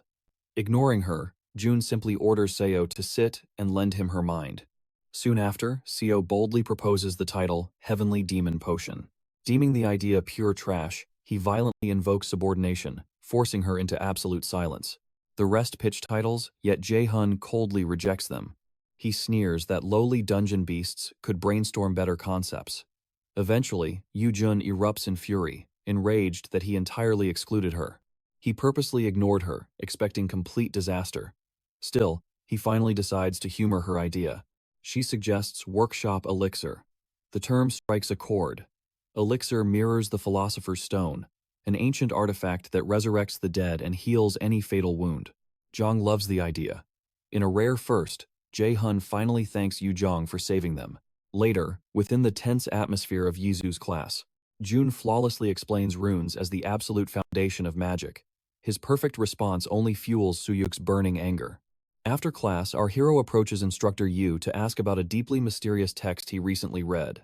Her body stiffens upon seeing the tome. It is a 4-star rank magic manual, a cryptic text that even veteran instructors fail to decipher. Shaken, she questions what sort of beast Jae-hyun truly is. Returning to the Grand Library, our hero hits a massive wall. The book remains completely unreadable, and Instructor Yu provided zero assistance. Yet, he remains blissfully unaware. The nearby librarian is secretly documenting his every move. She notes his possession of the 4-star rank manual. Leaving the archives, Jae-hun visits his master to finally unravel the text's deep mysteries. He explains the core. Creation forms new magic. Destruction violently erases spells. Amplification massively multiplies raw magic. However, the complex formulas far exceed his current comprehension. Until now, he relied entirely on Odin's eye to translate. Now, he must master the underlying principles completely alone, ending his explanation. Seongan admits defeat. Even she lacks a truly certain answer. Questioned further, she explains the brutal reality. He must conquer the 4-star concepts through his own sweat to truly awaken as an A-rank raider. Seeing his deep confusion, she takes pity. She imparts a brutal training method to master the art of amplification. A mystic cloth forms in her hand. Taking it, Jae-hun grins, certain this relic will drastically boost his raw power. Later, our hero steps into the AR battle simulator. With his master's mysterious sash bound tightly to his wrist, the brutal combat quickly begins. Deeply exhausted, he triggers his magic arrow skill, ruthlessly blasting the approaching monsters. Yet, the monsters effortlessly shatter his attack. Shan's order echoes loudly. He must endlessly cast one spell while wearing her cursed gift. This is Gippenir, a notorious rank B item. Modeled after Gippenir, the divine chain-sealing Fenrir, this replica carries a curse. When equipped, it temporarily slashes all stats by 50%. His teacher ordered him to strictly master a single art, analyzing those magic skill formulas relentlessly. When Jae-hun questions how this connects to learning amplification, she coldly replies that finding out is entirely his burden. Now, diminished stats drag him down. His body feels heavy and sluggish, far worse than he ever imagined. Days later, Yoo-jun spots the dark circles around our hero's eyes, questioning his weary state. He claims to be perfectly fine. She boldly exposes his lie, detecting the scent of his pain relief patches from 100 meters away. She knows he spent a week trapped inside the AR room. Ina stares in deep concern, while Yoo-jung warns him against pushing past his mortal limits. Grateful for her care, he warns them of a quiz in 2 days. They still haven't decoded the book, and failing means suffering through grueling extra classes. Panic strikes, and the girls sprint to study. He returns to the AR battle system room for another session, flawlessly conquering test level 41. The Norner system declares his formula mastery has reached new, unprecedented heights. His magic arrows surge with deadly new efficiency, ascending that very skill directly up to level 2. June finally grasps the 4-star magic text's true meaning. Amplification means leveling up a skill through sheer battle proficiency and fully mastering the core magic formula. He is now at the peak of B rank, scraping the terrifying threshold of an A rank raider, exactly as Seongan predicted. He reflects upon how their mutual exploitation has truly evolved into an honorable bond between master and disciple. Meanwhile, instructor Siki seeks out the chairman. The chairman glares coldly, lacking any excitement. Seoki quickly realizes he must salvage his completely ruined honor following that disastrous mock dungeon incident. He declares the guild experience event preparations are complete. The chairman sharply questions if his grand setup is truly flawless. Sieg confirms perfection. A wicked smirk creeps onto the chairman's face, making his terrible, sinister plans absolutely clear. Outside within the woods, Jae-hun challenges a mysterious presence, demanding they step forth or wait for him to strike. Soon after, blinding light erupts. A strange figure resembling one of Odin's crows dives downward, but our boy swiftly evades the strike. As it closes in, a devastating kick sends the creature crashing violently into a thick trunk. June coldly taunts the beast. It clearly missed the news detailing the absolute hell its comrades suffered trying to slay him. Shadows fall from above. More creatures attempt a vicious ambush. It becomes obvious that Chairman Jin orchestrated this highly brazen strike inside the Sacred Academy grounds. Magic arrows orbit Jae-hun like deadly stars. He warns them they chose the wrong target, unleashing a fierce barrage that blasts the avian beasts backward. But a sudden sight makes his blood run ice cold. One being is his father, Minyango, who coldly declares that it has been far too long since their last meeting. Consumed by blazing fury, Jae-hun unleashes vicious lightning chains, but his father effortlessly evades. Brushing off the assault, his father grips his blade, hurling a devastating sword slash directly at him. Blood spills from Jae-hun's side. He simply cannot escape the slash quickly enough, completely blinded to the speed of his father's drawn blade. That terrifying slash tore a deep gash through the earth. A single moment of hesitation would have easily sliced Jae-hun in half. Piercing the heavy silence, his sinister father claims he eagerly anticipated seeing our boy again. He mocks his newfound aggressive personality. Disgusted, Jae-hyun orders him to stop calling him son, fully refusing to acknowledge him as a father. Feigning shock, Zengo chuckles at his son's dark, rebellious phase. But Jae-hun demands he cut the garbage and state his purpose. Staring intently, Xiang-o recognizes Jae-hun holds the power of prophecy, yet stubbornly believes his ultimate strength must possess a strict ceiling. Eventually, he asks if the Acer resistance made contact. Jae-hyun's genuine shock instantly hands the cunning Seongo his silent answer. Lethal slashes fly forth, but our boy rapidly summons a fierce mana barrier for sheer survival. Regardless, the overwhelming slash strength shatters his shield, scorching his battle gear. Jae-hun gasps. Is this the true, terrifying might of an A rank? His father acknowledges his strength, but Jae-hyun remains stunned. How does he know about the Asir, and what dark secrets is he hiding? Asked if he intends to kill him, Woo denies it. However, Woo silently fears that the great adversary's monstrously rapid growth is truly unbelievable. Left unchecked, he would soon become a massive threat to his grand plans and the Asir. Channeling divine power to crush the great adversary's growth, he threatens to sever Jun's limbs entirely. Zango amplifies his aura, unleashing a devastating slash toward him. Jae-hun stands paralyzed before the overwhelming force, until the hell-speaking cat mysteriously blocks the lethal strike. Seongo demands if the treaty between the Asir and the resistant Asir shattered, or if it dares to challenge the great Odin. The feline feigns ignorance, while a stunned Jae-hyun stares in pure shock at the talking beast. Morphing into a mysterious woman, she orders Seongo to retreat, claiming unfinished business with the boy. Sensing her terrifying mana, our boy realizes her power vastly eclipses Seongo. His mind spins in absolute confusion. Seongo warns her against escalating things. In response, she spills her own blood, summoning monstrous crimson hands that violently attack Seongo. Seongo blocks, but the demonic hands violently multiply in size and devastating power. Amidst the clash, Seongo mocks her, claiming Loki grew pathetic enough to rely on a mere human to end the gods' war. She sharply counters that he is no different, just a mere human desperately trying to assassinate Odin. Jun's father finally retreats, vowing she will pay the ultimate price for the air contract if she interferes again. Unfazed, she coldly dares him to do his worst, warning she could behead him instantly if he interrupts. Leaving a bloody mark on his neck, she declares the contract only binds the Asir and the resistant Asir. Absolutely nothing in that pact forbids the slaughter of Odin's crow. Seongo vanishes into thin air, leaving our battered boy to collapse entirely. Approaching him warmly, she introduces herself as Hela, Hel's alter ego. She declares herself his designated observer and guide for the 5 trials. Later, our boy returns to the academy to heal his broken body. Hela invites his burning questions, promising to reveal whatever hidden truth she possibly can. Questioning Song-O's true identity, he learns a chilling truth. That man is not his father, but Hugin, one of Odin's crows. The name Hugin belongs to a mythical beast that devours and manipulates the human mind. Hugin borrowed this dark memory manipulation power from another Crowan. Posing as his father, Hugin lurked nearby to watch the prophesied great adversary. Our boy is utterly shattered, realizing Seongo is an imposter. Opting for direct proof, Hela points her finger at him, violently triggering his deeply suppressed memories. His consciousness plummets straight into his childhood home. He watches his father curse the day he was born, expressing pure disgust over his sudden awakening. Unlocking mana brought only ruthless violence and abuse, while his desperate mother constantly shielded him from the tyrant's wrath. Suddenly, he physically struggles for breath.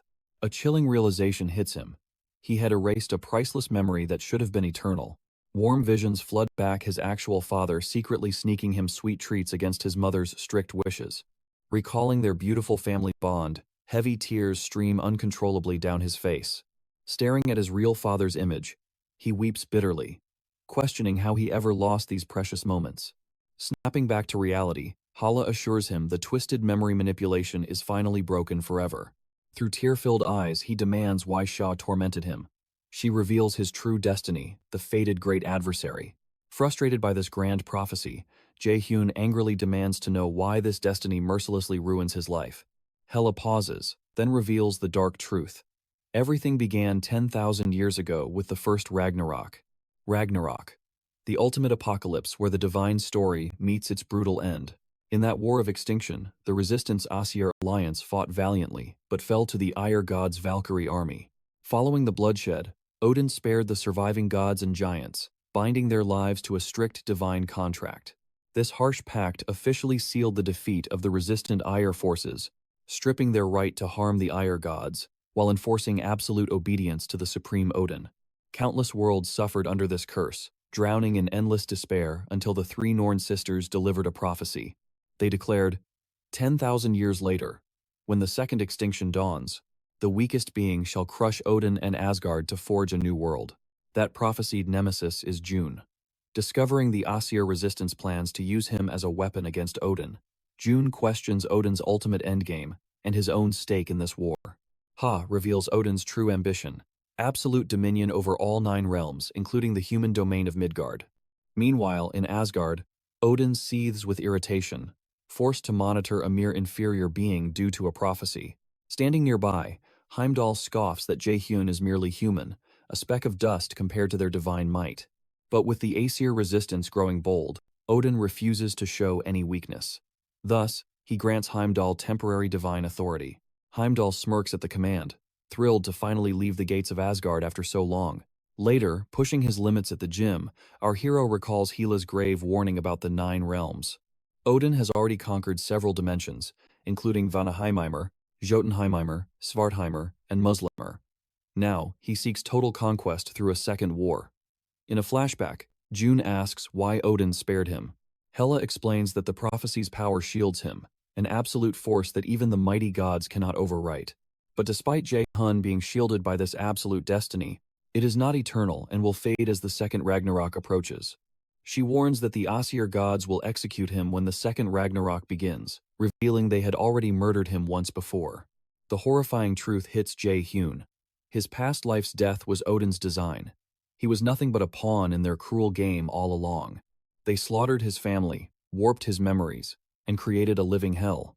Haya asks if he seeks revenge and desires to protect his beloved ones. Declaring herself the guide of the 5 trials, she promises to forge him through agonizing tests into the ultimate weapon destined to slay Odin. The Norner system manifests a deadly main quest: God Murderer's Path. He must absorb the resistant Aesir throne's power to crush Odin's blazing ambition once and for all. Having conquered Hel's trial, 4 brutal trials remain before he can claim the resistant Aesir throne's true blessing. Meanwhile, Hoyan undergoes agonizing special training to his breaking point. This brutal regimen unlocks an S-rank skill, though it severely ravages his mortal body.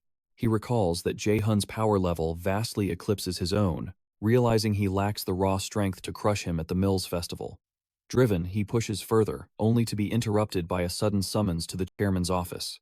In his office, Giant conspires with a congressman to purge all lower-ranking students, funneling all resources exclusively into the high-ranking elites. Jin orders the man to manage the remaining dark logistics once the weak students are purged. But the man panics, citing the chaotic disaster during the mock exams. With the Raider Management Headquarters mobilizing soon, his hands are completely tied. Disgusted by the man's cowardice, Jin cold-bloodedly considers purging the useless congressman too. Instead, Jin reveals his sinister preparations are complete. In just a few days, they will artificially force open a gate during the Student Guild experience. This sinister plot sparks his greed, prompting him to eagerly pledge the nation's funding support to Mills. Shortly after, Hoyun, haunted by the terrifying nightmare of the Demalaine, walks in complete dread, questioning the chairman's true motive for this sudden summons.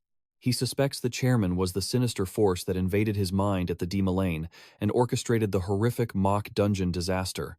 Knocking on the heavy door, he bites back his rage, knowing he cannot defeat this monstrous foe alone. Later in class, our hero falls deep into a grim flashback of Hela's warning. She warns that Odin surely senses his connection to the resistant Aesir forces. This divine interference means the apocalyptic Ragnarok could erupt far earlier than destined. Instructor Yu wraps up the class, ordering them to wake the sleepers, including Ina, to deliver crucial news. In 3 days, the guild experience begins.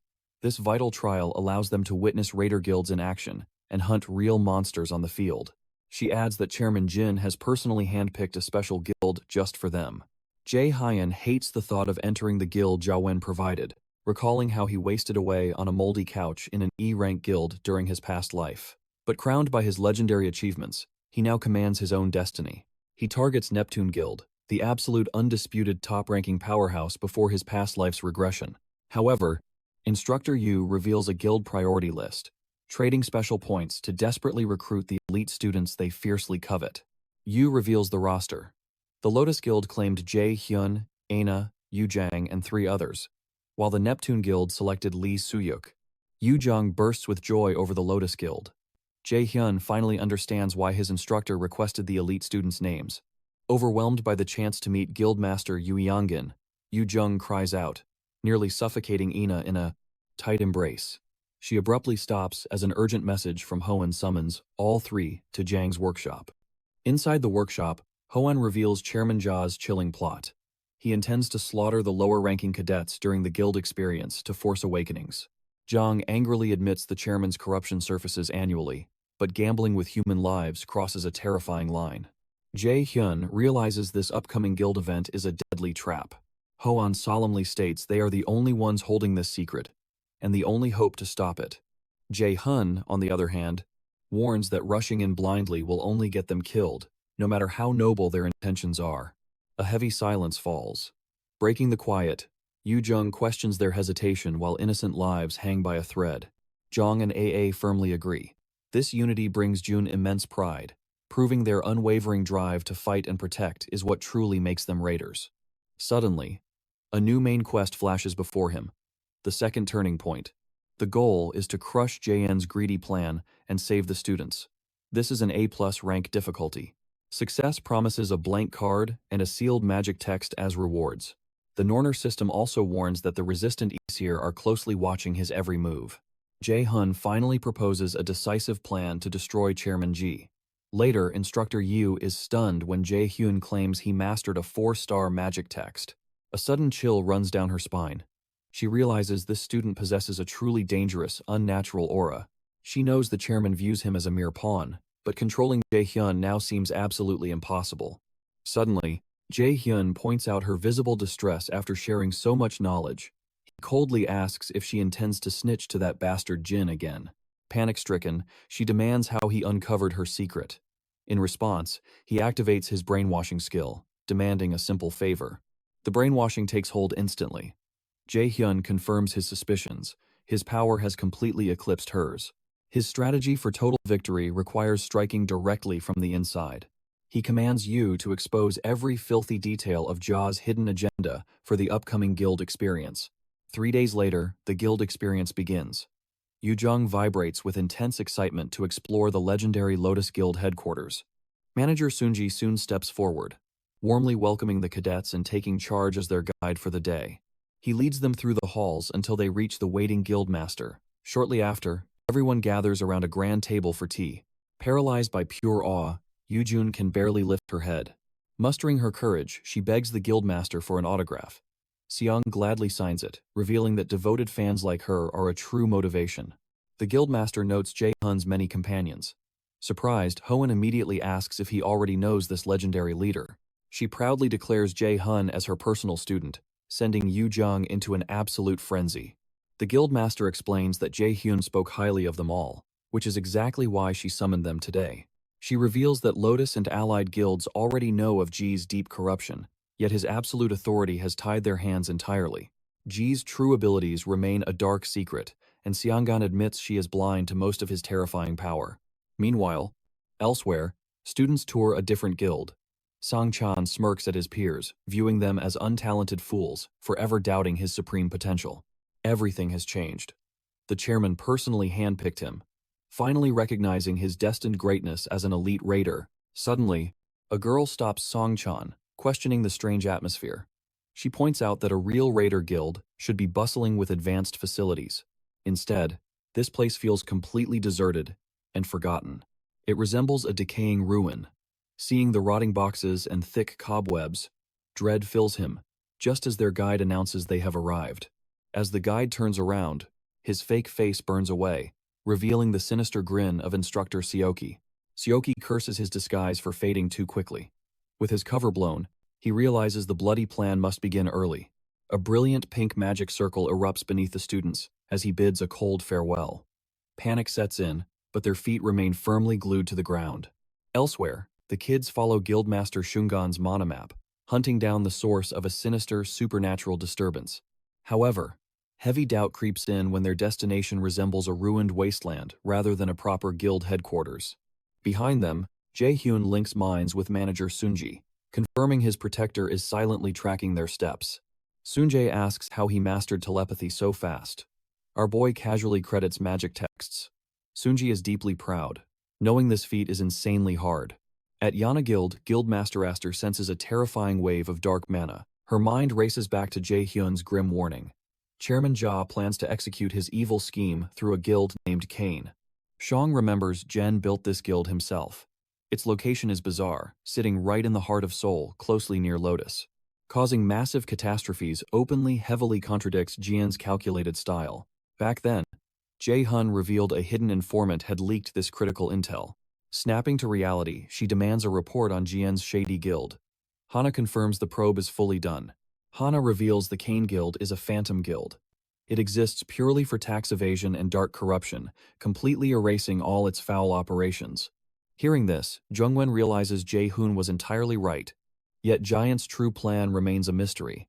Fearing the absolute worst, she orders Hana to prep their combat gear immediately. Meanwhile, the students breach the Kane Guild. Au Jung deeply doubts this spot, staring at the decaying ruins. But our boy stands firm.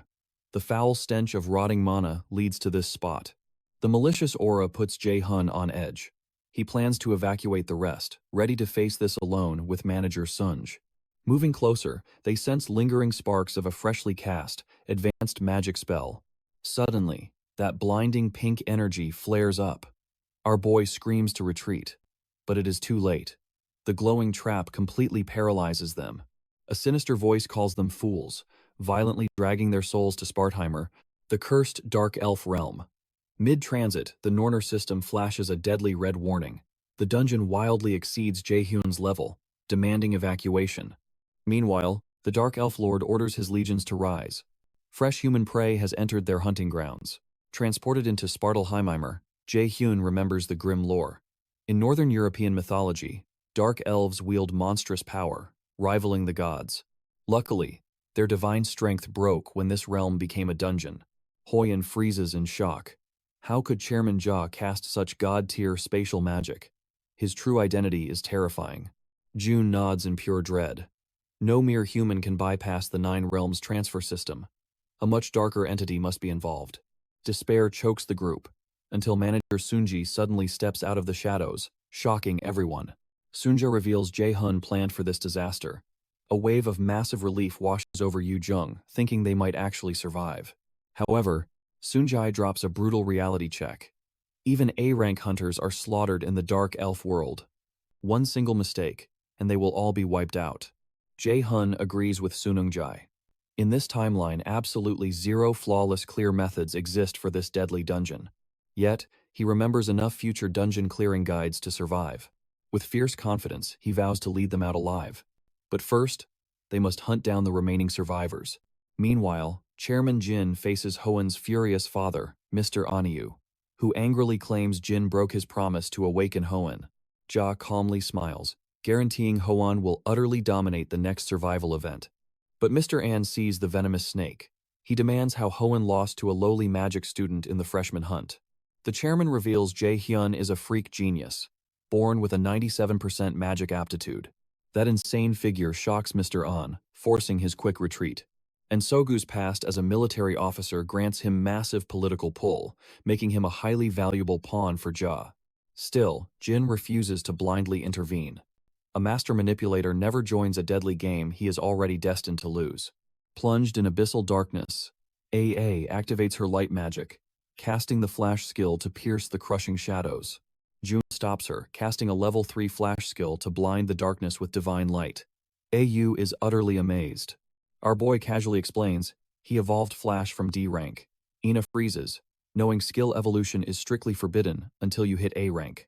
Hoen marvels at Jae-hun's overwhelming skill. As they press forward, Manager Sunj analyzes the boy's impossible skill progression. Having trained countless raiders, he has never witnessed such phenomenal growth. He silently questions Jae-hun's true limitless potential. Venturing deeper into the dungeon's abyss, Jae-hun advises the group to briefly rest. Exhausted, Sunjai agrees. Knowing dark elves thrive in pitch-black combat, Jae-hun cuts the light to help his team adapt to the shadows. The raiders down Jang's specially prepared potions, quickly restoring their depleted mana reserves. Hoyan notes the survivors must be trapped beyond the upcoming crossroad. Jun casts his mana perception to scan the dark dungeon. Sensing the boss room ahead, danger suddenly flares. He snatches a flying arrow bare-handed, inches from piercing Ina's heart. Jae-hun triggers absolute calculation. Weapons are drawn as the team realizes Deadly dark elves have completely surrounded them. The group watches in awe as Jun violently crushes the arrow. Yujun hastily deploys a protective mana field, while Ina casts Slow to disrupt the enemy's rapid movements. Summoning her radiant divine sword, she charges. Meanwhile, Hoenn unleashes martial arts Polar Extreme, creating a massive opening for counterattacks. At his precise command, manager Sanungjai clashes daggers with an elf in a fierce frontal assault. Seeing this, Jae-hun leaps into the fray. He unleashes his level 5 lightning chain, blasting multiple enemies with devastating electrical arcs. Recalling the clear tutorial, he knows the Dark Elf's gear is forged entirely from magic. Thus, absolute calculation can shatter it all. He orders Yujung and Ina to strictly use fire magic. Confused, they instantly comply. An elf violently hurls a lethal spear at him. Burning the spear midair, Jae-hun commands Hoenn to cast provocation skills to restrict enemy movements. Hoenn triggers Provoke, drawing the monster's furious gaze. Jae-hyun then orders Sunjae to execute the slowed targets. Sunji strikes lethally, secretly wondering how Jae-hun knows the elf's weaknesses. Using level 5 stealth, Sunjae vanishes completely, viciously shredding dark elven flesh. Simultaneously, Jae-hun unleashes Fire Strike, instantly obliterating an enemy with Blazing Inferno. Yujung casts Flame of Eternity. A massive fireball engulfs the battlefield, scattering the terrified ambushers. As the Dark Elves charge, Ina fires piercing fire arrows to brutally gun them down. An elf questions how mere humans discovered their weakness, right before Hoenn's blade violently pierces his chest. Enraged by the mortal's audacity, the elf spins around only to be decimated by Jae-hun's surging lightning chain. The slaughter ends in dead silence. Jae-hun urges them forward, warning that precious time is running out. He senses the fading mana of the survivors, deeply concerned that any delay will seal their tragic fate. At the academy, Chairman Ja brutally berates instructor Saiki for his massive failure. Trembling, Saiki explains he never anticipated an outsider infiltrating the guild's walls. The chairman rejects the pathetic excuse. Desperate, Soki claims civilian deaths in sudden gates are easily swept under the rug. The chairman dismisses this as total garbage. Blood suddenly spills from Soki's mouth. The chairman reveals the transfer spell ignores the manaless, meaning awakened rats breach the trap. Jin issues a chilling threat. If a single student survives this ordeal, Soki will face a fate worse than death. Crushed by the chairman's aura, blood violently streams from Xiaoqi's eyes and nose. Meanwhile, Guildmaster Shongan speeds away, rushing toward the Kane Guild to investigate an ominous surge of mana. Sensing an S-rank spell, she realizes her team faces mortal danger. Yet, her silent earring confirms they still draw breath. Tearing through the streets, she commands Hana to summon the association's elite forces if she fails to return by dawn. Revving her motorcycle, Xiangan swears a bloody oath. If Ja harms her people, he will pay with his life. Elsewhere, Shan Chan suffers from devastating injuries. Desperate to escape, the friends drag him along. Stumbling over jagged rocks, she bursts into tears, terrified they will never escape. Crushed by heavy guilt, she curses her utter powerlessness in this nightmare. She gasps as a sudden hand grips her shoulder, but relief washes over her. It is Jae-hyun. He praises her efforts, telling her to leave the rest to them. The girl collapses soon after. Quickly, they administer potions to resuscitate her and Seong Chan. Chan soon awakens. He learns he has fallen into Svartalheimeimer, the perilous land of the Dark Elves. Jae-hyun demands answers. They explain they fell here after reaching the Kane Guild. Soon after, a brutal dark elf ambush stripped their friends away from them. The girl and Chan barely evaded the enemy's sight, only to collapse from a devastating mana overdose. Hearing the girl speak, Jae-hun senses her crushing guilt. She clearly feels like a coward, wishing she had perished fighting alongside her classmate. But Jae-hun views this as pure arrogance. Wishing to fight an unbeatable opponent only works in mere fantasy films. A bitter memory flashes through his mind. In his past life, he too had to abandon his teammates. He firmly assures Song Chan and the girl. They bear no blame for their friends being captured. Jae-hun sternly demands to know where the captives were taken. The girl reveals they were dragged before the Dark Elf King. Jae-hun then asks who brought them down here. Sang Chan reveals it was the instructor. Moments later, Jun commands the others to wait while he advances alone. Yu Jun fiercely protests, questioning his reckless plan. Our main character reveals he senses sinister dark mana ahead, marking the boss's lair. He must rush forward immediately. The captive's life forces are rapidly fading away. Yu-jun screams that this madness will only get him killed. Ina insists they must fight together. Surprisingly, Hoan agrees with Jae-hun's solo assault. Our hero explains the harsh truth. They cannot win one-on-one against dark elves. They must remain behind to protect the wounded. Yu-jun attempts to argue back, but falls silent. She simply has no better plan. Sunji reluctantly yields, pleading with Jae-hun to retreat immediately if deadly danger arises. Leaving the group in Sunja's care, Hoan swears to protect everyone with his very life. Jae-hun plunges into the dungeon's depths.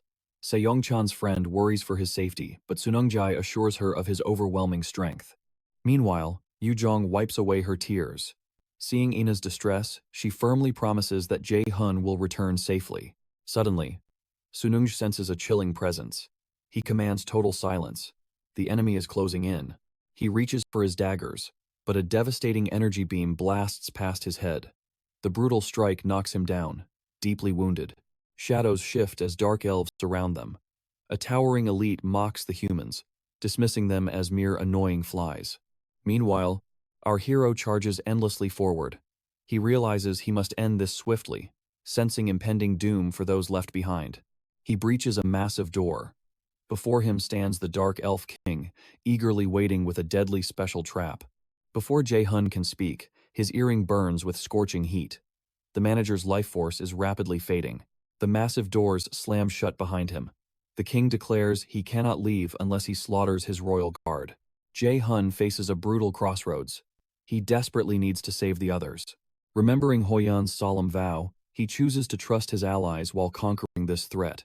The Dark Elf King sneers, mocking his helpless situation. June summons a blazing wall of fire. He coldly promises the king that every enemy here will burn to ash. Outside the boss room, Sunjae lies paralyzed on the cold floor. The accursed sword remains buried by his side. Hoyan rushes to help. He discovers the manager's critical state, realizing venom courses through his veins. These sinister beasts clearly know the fatal weakness of an assassin-class raider. The elf leader summons his blade back. With the biggest threat eliminated, he prepares to slaughter the remaining weaklings. Hoyan grits his teeth. The enemy had cowardly waited for Jae-hun to leave before striking. Ina whispers in panic. The guildmaster must surely know Manager Sanjay has fallen. Seong-gun had given Jae-hyun an Ivaldi earring for this exact moment, a distress signal promising backup during lethal emergencies. Inside the grim palace, Jae-hyun erupts with blazing fury. He mercilessly incinerates dark elf flesh. Cloaked in raging flames, he stalks the elves. Noticing fresh blood dripping from their fangs, he vows to make them vomit their recent feast. Our hero remembers the burning determination etched onto Hoyan's face. It was the mad gaze of a warrior completely at peace with his inevitable fate. He has seen that exact facial expression on his fallen past-life best friend and his slaughtered mock dungeon comrades, so he refused to trust those deceptive eyes. Yu-jung deploys a mana field. Aina summons divine radiant swords, ready to unleash absolute hell on the Dark Elves. The Dark Elf leader scoffs, telling them their desperate and pointless struggle is a truly pitiful sight to behold, assuring them they will all become the king's feast. He orders his elite soldiers to launch a ruthless attack. Ina notices the elf's blazing speed, but Hoyan blocks the strike with his shield.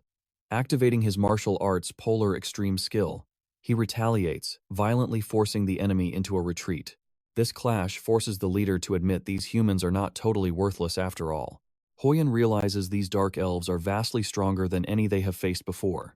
As the commander approaches, Hoyan demands his identity. He introduces himself as Kel, the captain of the royal guard and a proud possessor of noble royal blood. Hearing he is a royal dark elf leaves everyone shocked, meaning his power must eclipse an A rank. Meanwhile, Hoyan recalls his first meeting with Jae-hyun. Watching him stand protectively before him awakened those forgotten, noble ideals of what it truly means to be a raider. To him, Jae-hyun's boldness is his ultimate dream. Refusing to die in this wasteland, he vows to catch up to Jae-hyun, no matter the deadly cost. To everyone's absolute shock, Hoyan suddenly casts his shield away and steps toward the beast. Convinced this was his destiny, he knows a true raider possesses far more than just a single heart. So he taps into his higher, middle, and lower chi centers to fully unlock them. Kel is stunned by Hoyan's explosive mana outburst, taking minor damage from merely witnessing it. Shielding himself, Kel demands to know how Hoyan achieves such overwhelming power. However, Hoyan offers no reply and activates his unity of body and sword skill, immediately coughing up blood from the immense strain. Ina begs him to stop. The system issues a critical warning. The skill level heavily exceeds his limits, and his internal blood flow is now completely reversed. He must cancel the skill now or perish in exactly 6 minutes and 36 seconds. Seizing this advantage, Kel commands his soldiers to capture Hoyan alive, even if it means ruthlessly severing all his limbs. Regardless, Hoyan keeps the deadly skill active and stands ready to face the soldiers. His grueling training granted him the S-rank unity of body and sword skill, but the devastating physical toll remains too much for his body. This ultimate technique belongs only to the absolute peak of swordsmanship, unifying flesh and blade. Hoyan effortlessly deflects the rushing soldiers and charges at Kel. Their blades clash fiercely. However, Hoyan realizes his unstable, newly awakened strength is simply no match for Kel's overwhelming power. He realizes stalling for precious time is all he can do. He continues battling Kel.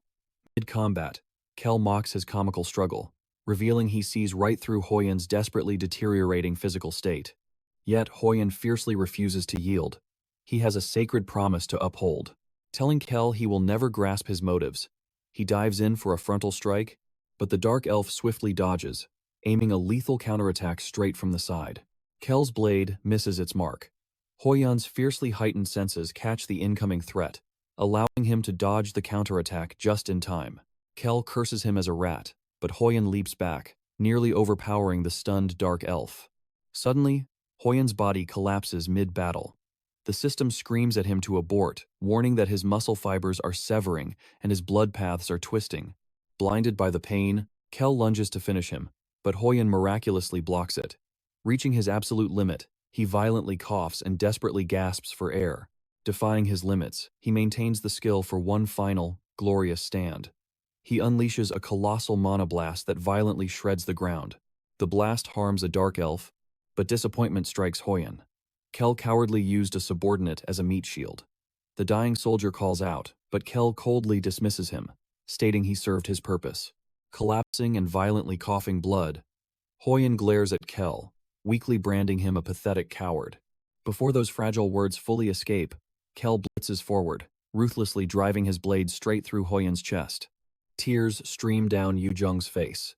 Witnessing this absolute nightmare, she screams out for Hoyan. Inside the palace, Jae-hyun annihilates dark elves with blazing chains of fire. Yet, he remains unable to free the captive students.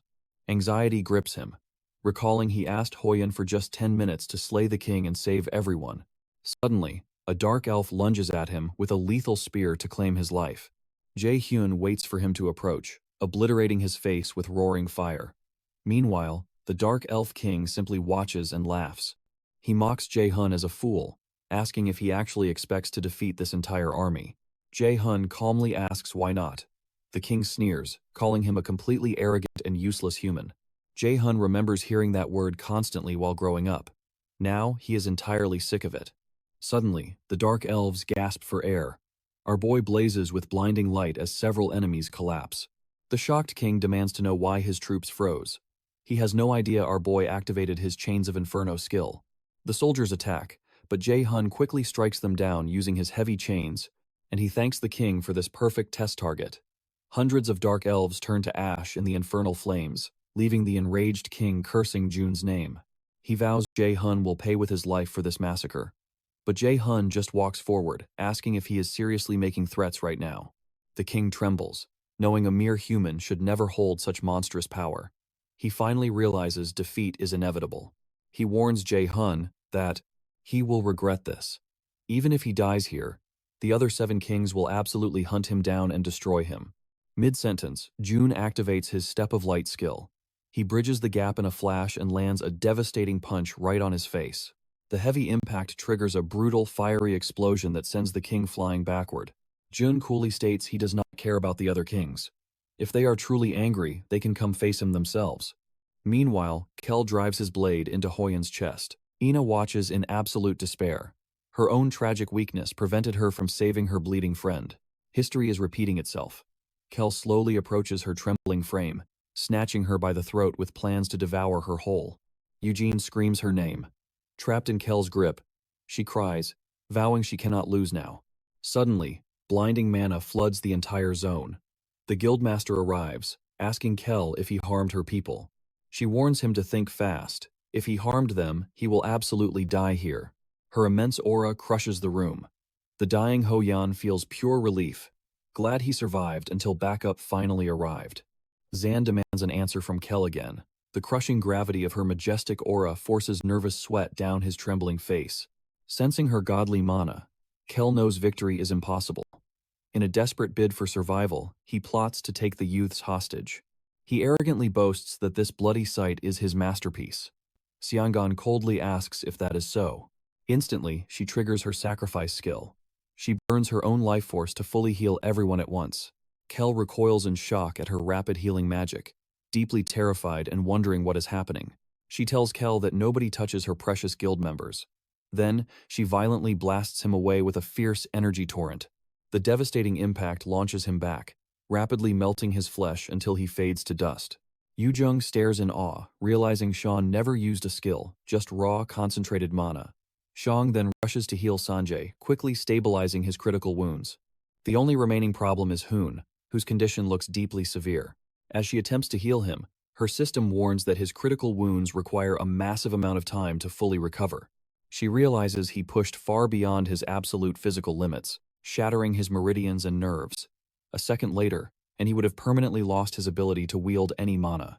She miraculously heals him, but the system alerts her that this deeply sacrifices and decreases her permanent life power by 2%. The brutal skill drains her deeply.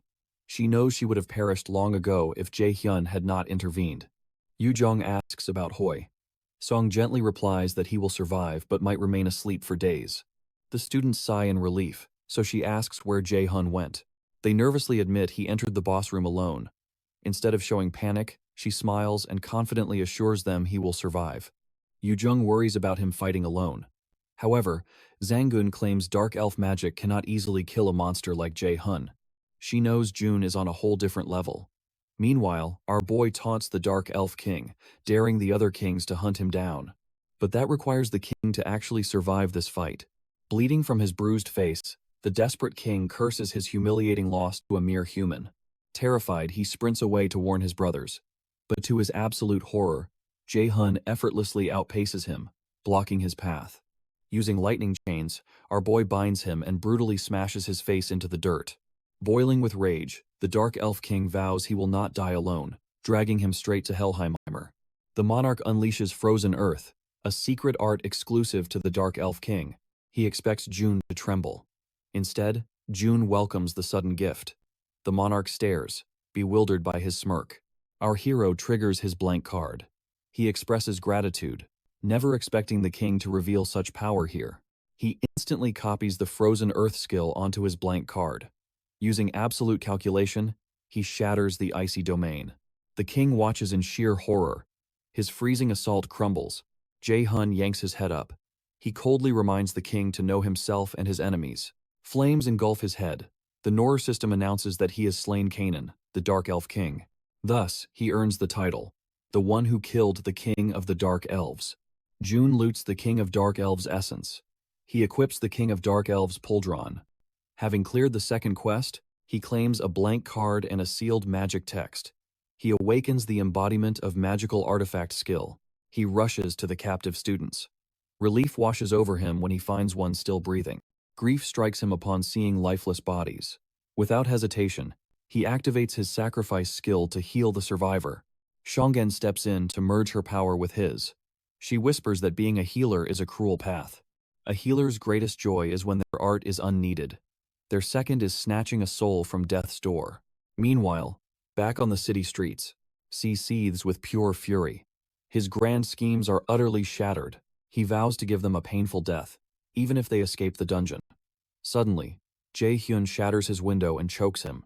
With a maniacal glare, Jae-hyun curses him as a son of a bee for his vile actions. 1 hour ago, the prisoners of the Dark Elf realm finally emerged at the Kane Guild's entrance. Sean thanks Song for her help. So, Sean invites them to her guild later if they feel truly grateful. Yujung gasps in awe, eager to join immediately. Finding her cringy, Jae-hyun scolds her to read the room. She violently kicks his calves. She bans him from speaking today for making everyone worry so much. Jae-hun winces in agony. He wonders why her strike hurts so badly despite her low strength stat. Soon, Hana pulls up in a company van. She tells the guildmaster she rushed over after losing contact for hours. Seong-gun offers an apology. She promises to reveal the full details of the incident later. For now, she orders Hana to escort the wounded and the kids back to the guild. Shong stays behind. She and Jae-hun still have unfinished business. Hana calls for manager Sunung-jae to follow. Jae-hun is shocked to spot a severe tear on Sunja's arm. Before he can speak, Sunung-jae uses telepathy. He begs him to hide the injury, dreading his sister Hana's reaction. These siblings clearly share a complicated love-hate bond. Hana nearly ditches Sunjae, forcing him to sprint into the van. Once they leave, Jae-hyun and Seong-gun ambush the lurking Seoki. Seoki gasps in shock at their survival. He cannot fathom what is happening now. Boiling with rage, he triggers the emergency magical equipment gifted by Chairman Jen. He instantly teleports behind her for a lethal stab. However, she effortlessly glides out of danger. She mocks his flawed teleportation item. It barely moves him a mere couple dozen meters. She interrogates him about the mastermind behind the slaughter. Soki refuses to speak, sneering that mages are inferior anyway. He activates an artifact. Seong-gun recognizes the mana suppression device. She sighs at his foolishness. Meanwhile, Ji eavesdrops from afar, deciding Soki has outlived his usefulness. On the streets, Seong-gun gathers a mana blast, ignoring Seoki's suppression device. She coldly asks if he truly believed such a pathetic toy could defeat her. Jun finally understands. He missed the Kane Guild's magic seal earlier because Seigi used a suppression device there too. Seong-gun glares at the instructor. She ignores his silence, already knowing Jin orchestrated this. She mocks his suppression device, easily breaking it with overwhelming raw mana. She coldly guarantees his death right here. The atmosphere violently shifts. She summons fierce lightning strikes that mercilessly electrocute his body. Jae-hyun instantly recognizes her spell as Lightning Call. An A-rank skill relies entirely on its user's power. He realizes her mastery of it exists in a completely different dimension. Sometime later, Ina returns to her lodge. She recalls how Jae-hun saved her life by catching the deadly spear meant for her. She realizes he inversely calculated the spell in a mere fraction of time. Her skills are still lacking, but she vows to properly thank him later. Meanwhile, desperate reporters storm Mills Academy, seeking answers regarding the recent incident. They ruthlessly demand a word with Chairman Ja. Instructor Yizu informs Jin of the Academy's plummeting reputation. Rumors claim he created the Ghost Guild to abandon the students. Ja boils with absolute rage over the disaster. Expressionless, Yu reports the swarming journalists and endless phone calls. Calmly, she asks for his orders to handle them. Annoyed, the chairman orders a total lockdown. He refuses all interviews and firmly shuts the gates. As she leaves, Giant realizes the dark truth. A traitor within Mills must have leaked his secret plans. With Saki likely dead, he seeks an eye for an eye. The chairman calls a contact, offering any price for a media blackout. A few days later, Jae-hun intentionally bumps into Hoan in the hallway, praising his fitness. Hoan credits his recovery entirely to him and the guildmaster. After a heavy pause, Jae-hun questions his near-suicidal actions. As Hoan struggles to find an answer, Jae-hun warmly tells him to keep pushing forward with that same relentless mindset. He urges him to follow his instincts and find the reasons later. Before leaving, our boy reminds him to stay safe for the worried crew. The freedom to choose his path deeply energizes Hoyan. Later, our boy reviews his stats. He examines his rank A- title, earned by slaying the Dark Elf King. The title boosts mana and attack power against Dark-type monsters. However, equipping it provokes the eternal wrath of all Dark Elves. He excitedly equips the title. He decides to gift the Dark Elf King's essence to Jong, who loves handling rare ingredients. Our boy also gains the active skill, Realization of Magical Artifact. This skill forms essential battle armor purely from mana. Amazed by its potential, Jae-hun quickly equips the ability. Jae-hun realizes this new skill's true value lies not in its rank, but its absolute utility. On the black market, rank C armor costs tens of millions of won. He can now generate that exact value endlessly. Suddenly, his gifted blade Mistlane fiercely reacts. The system notifies our boy that all of Mistlane's hidden effects are finally unlocked. Thanks to this, he gains the passive skill, Genius of Armor Making. Every equipment he creates will permanently increase by 1 rank. This is unbelievably great news for June, and he finally understands why Mistlane held back its true power until the required conditions were perfectly met. Eager to test these benefits, he begins intense training. The next morning, students frantically prepare for the Miles Academy exams. Due to brutal difficulty and fierce competition, these tests are notoriously dubbed the grave of students. The exams feature theory and practical, featuring potion making and pocket plane dungeon raids. These deadly practicals are broadcast live to the entire nation. Meanwhile, Yu Jung violently wakes Hoon with a threat. He apologizes, admitting reading always puts him right to sleep. A frantic Yu Jung reminds him, midterms are merely days away. She sternly warns him against failing the upcoming tests. Nearby, Ina also struggles with her textbooks. Hoen realizes they both suck at theory, prompting her offer to tutor them. The two eventually surrender, fully accepting the grim fate of retaking the dreadful exams, but Yu Jung shuts down their nonsense. She strictly begins explaining their next critical subjects. Days later, a grueling test concludes. Whispering students discuss the difficulty and suddenly notice the top-tier geniuses. Ina, Yu Jung, and Jae Hyun chat casually. The crowd assumes these geniuses easily passed the test with closed eyes. When Yu Jung asks Ina about the test, she suddenly blanks out. Jae Hun and Yu Jun tease Ina and Ho, declaring books their ultimate enemies. An embarrassed Ina chases them.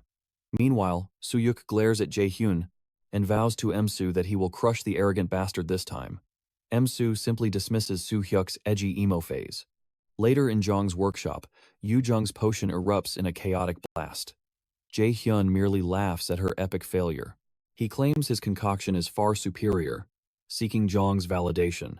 But Jong delivers a crushing truth. At this pace, ruin is their only destiny. Their alchemy talent is zero. Crushed by this harsh reality, our hero realizes he must train harder to escape a failing grade.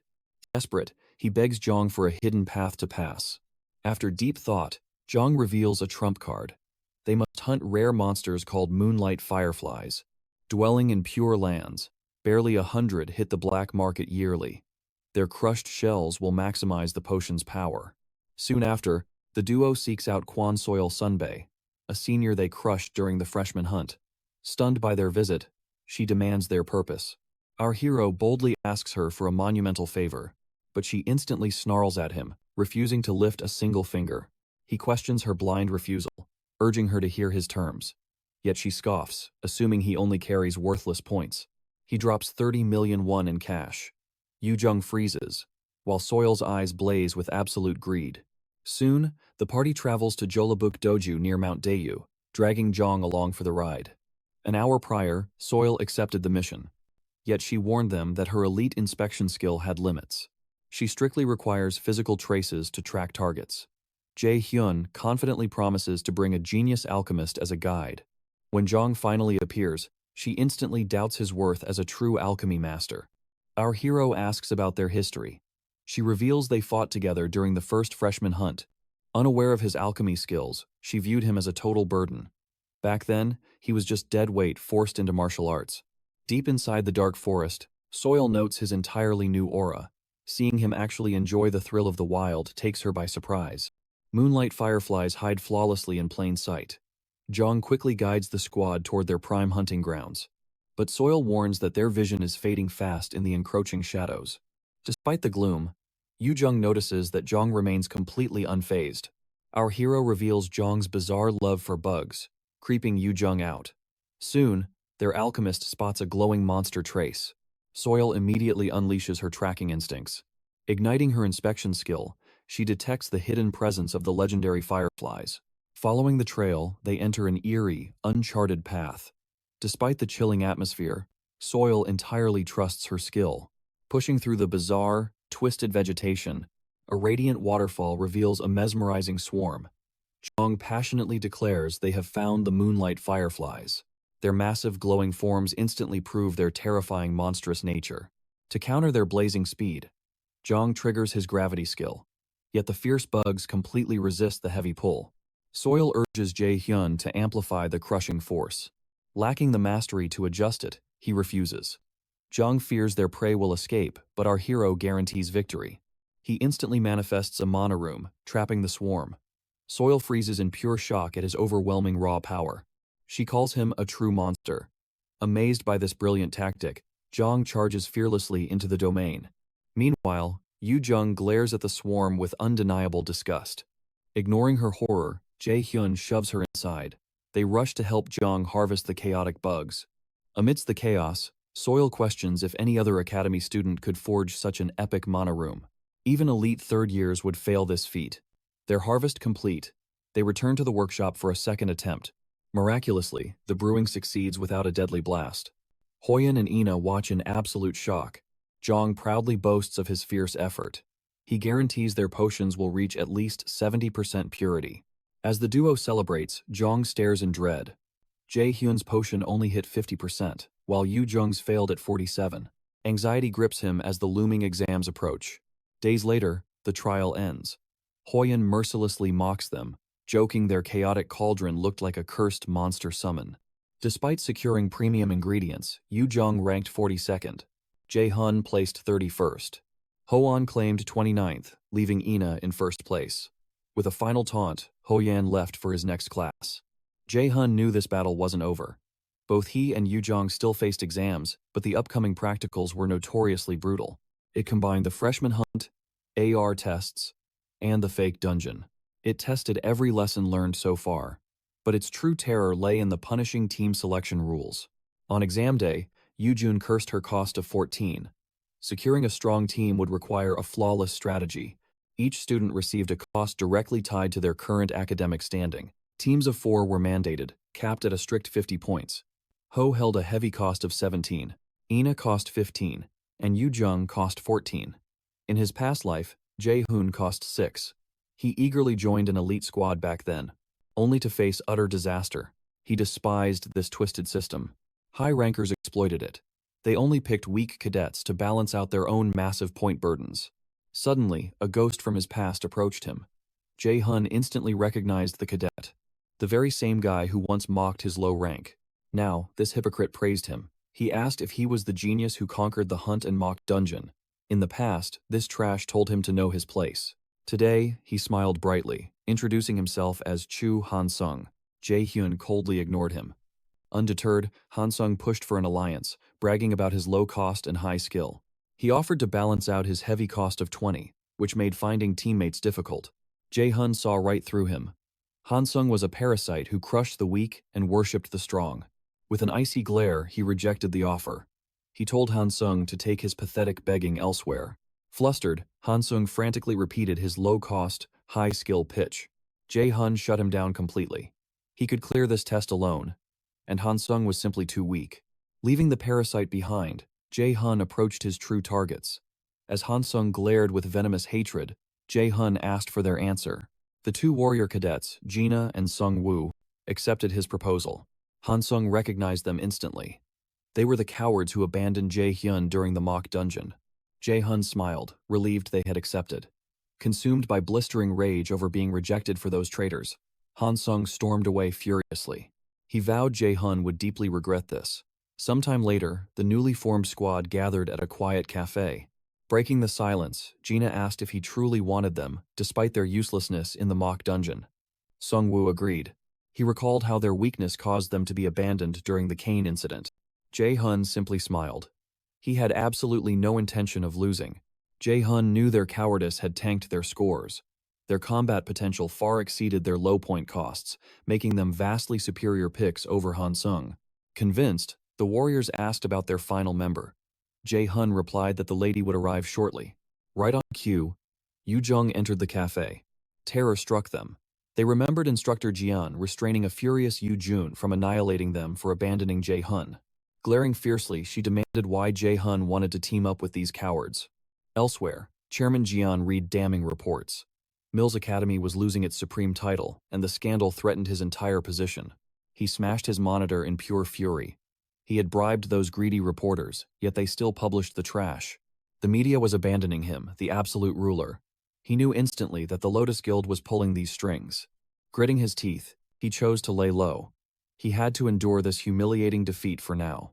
Once the media frenzy faded, he would execute his master plan. Everything was for the sake of Asair. Back in the cafe, Yu Jung glared defiantly at the two trembling warriors. She reluctantly let the grudge go, but questioned if Jae-hun truly trusted them. Jae-hun calmly stated that retreating was their only logical choice back then. Hearing his conviction, Yu Jung had no choice but to accept it. Still suspicious, she asked for his true motive. With his power, he could easily ace this exam completely solo. The truth was simple. They shared a burning hatred for Jian, guaranteeing their absolute silence about what was to come. He revealed his ultimate plan to destroy Jian during this very exam. The entire squad stared in sheer disbelief. The day of the practical exam arrives. The students assemble as instructor Park Ha-jun steps forward, seizing command of the second phase. Our hero knows Ha-jun is just another of Gi's pawns, sent to replace Soki. Ha-jun announces a nationwide broadcast to showcase their combat skills. He demands their absolute best and wishes them luck. Instantly, the students are warped into the pocket plane, a hellish landscape drowning in boiling lava. Assigned to Team D, our hero must conquer every stage and retrieve the boss core. Their first floor objective is brutal. Annihilate every monster and locate the stairs to the next level. Heat radiates everywhere. Jae-hun realizes this blazing dungeon perfectly mimics Muslimer. He orders an immediate dungeon mapping. They need critical intel to survive, and he has hidden items to claim. Yu Jung realizes that their most crucial target is frost grass. Prolonged exposure to this lethal heat will cripple their speed and endanger their lives. Sung-woo praises Jae-hun and Yu Jung for their sharp survival instincts, but our hero remains cold. These are mere dungeon basics, and a raider's absolute priority is survival. Jae-hun immediately triggers his mana detection. Tracing the energy, they uncover a massive field of frost grass.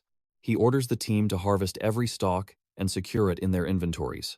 Relying on Sung-woo's alchemy grades, Jae-hun entrusts him with crafting the vital potions. A sudden system alert warns them. Viewers are entering the stream. Every action is now public. They must put on a flawless show for the nation. Jae-hun hates the spectacle, yet sees its tactical value. Mid-harvest, his senses flare. 4 C-rank monsters are closing in fast. He commands Formation B. The team locks into position as scorching lava slimes slither forward. Young-woo unleashes his provoke skill, drawing their aggro. Jae-hyun warns everyone to maintain distance as these beasts explode upon impact. Weapons are drawn and ready. They hold their ground against the advancing horde. Yoo-jun cries out, but Jae-hun coldly orders her to wait. Mere inches from deadly impact, their team's broadcast channel goes live. Thousands of viewers flood in, eagerly seeking the legendary student who dominated the freshman hunt. Jae-hun finally commands them to strike. Yoo-jun unleashes her water shoot skill, blasting a massive hole through a monster with liquid fury. As Gina joins the fray, Jae-hun realizes this inferno is perfect for his frozen earth skill. Smiling at the camera, his aura erupts. He holds back his ultimate powers, saving the true spectacle for when the battlefield reaches boiling point. For now, he triggers Ice Rain, summoning a devastating blizzard across the scorching field. The chat explodes in pure disbelief, questioning how a mere rookie could wield such terrifying magic. Viewers scream system error, knowing that spell is an impossible A-rank skill. Yet Jae-hun smirks. These clueless spectators are the exact weapon he needs to annihilate Ja. Watching the stream, team manager Sun by Nim is utterly stunned by Jae-hun effortlessly casting A-rank magic. Agent Kim Jian confirmed Jun's hatred for Jin, backed entirely by Lotus. Sun realizes using this monstrous kid will easily expose Ja. Thrilled by the chaos, he watches Jae-hun's every move. The glacial downpour instantly exterminates the lava slimes. Yoo-jun sighs, completely numb to his overwhelming power. She has no idea where he learned it. As Gina warns of the rising heat, our hero orders them to consume their potions. Desperate for relief from the blazing inferno, Sung-woo locates a zone radiating far less thermal energy. Jae-hun nods in agreement, immediately establishing their base camp in the cooler pocket. Elsewhere, AA unleashes a barrage of holy arrows, while Hoyen violently tears through another monster nearby. After wiping the floor with them, AA calls the dungeon pathetic. Hoyen smirks, severely disappointed by the weak prey. Their terrified teammates watch in absolute shock, knowing a single misstep meant certain death. Yet they fought exploding slimes at close range without a scratch. Back with Jun, he deploys a secure shelter. They must survive the agonizing hour it takes Sung-woo to brew their life-saving potions. Jae-hun mocks Yoo-jung for her subtle jabs pushing Sung-woo. She fiercely denies it, sparking another clash between them. Gina laughs at their deep bond, but Yoo-jun stubbornly denies it. Soon, Jae-hun reveals his hidden strategy to the group. Yoo-jun privately questions its success, but our boy confidently guarantees victory. The perfect moment to unleash pure chaos has finally arrived. He unleashes his aura, shattering the pocket plane's stability to destroy the voice transmission barrier. Viewers question Jae-hun's solo mission with Yoo-jung. Have the remaining members completely fallen? Jae-hun calmly confirms his team is safe. The viewers freeze, shocked he can bypass the audio restriction. He boldly manipulated the pocket plane's complex formulas just to broadcast his voice. Greeting the stunned masses, he declares the true broadcast begins right now.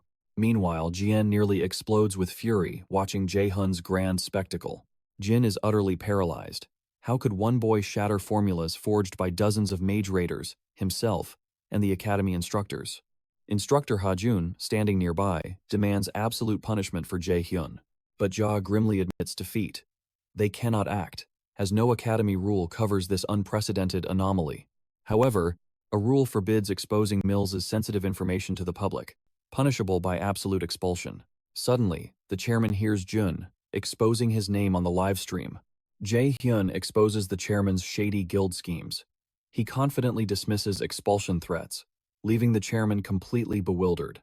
Our boy quotes the chairman's dark motto, "The strong alone survive and hold power." Laughing maniacally at his audacity, the chairman commands instructor Ha-jun to expel Jae-hun post-exams. He orders 2 veteran A-rank hunters to eliminate Jae-hun once the media frenzy fades. As Jae-hun leaves, Ja swears a dark oath to make him pay. Our boy mocks Chairman Ja, proving he abandons his own logic by expelling a top-tier student. The audience goes wild. Suspicions rise as viewers realize the academy's foundation is deeply corrupted, especially with the dark, uninvestigated allegations piling up against Ja. Earlier in the shelter, Jae-hun revealed his master plan to hack the plane's formulas, turning the viewers into allies. Yoo-jung fears this move, worried the chairman might ruthlessly retaliate. But our boy calmly points out the rule loophole and their massive audience shield. Back in the present, Jae-hyun boldly announces the true dungeon raid stream is finally commencing. A special spectacle just for them. The chat erupts, leaving Yoo-jung exposed as they analyze her hidden strengths. Soon after, Jae-hun leads Yoo-jung toward a terrifying roaring lava waterfall. Our boy drops a bombshell. They are hunting the pocket plane's legendary hidden piece right here. The chat instantly explodes with pure hype at this revelation. Yoo-jun sparks her heist skill, while our boy erupts with wind boost and gravity abilities.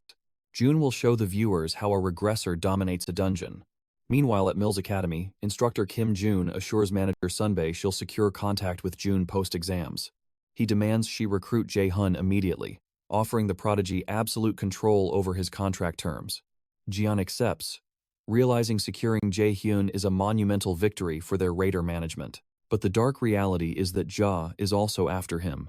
Back in the pocket plane, our boy grabs Yoo-jung and charges into the blazing lava.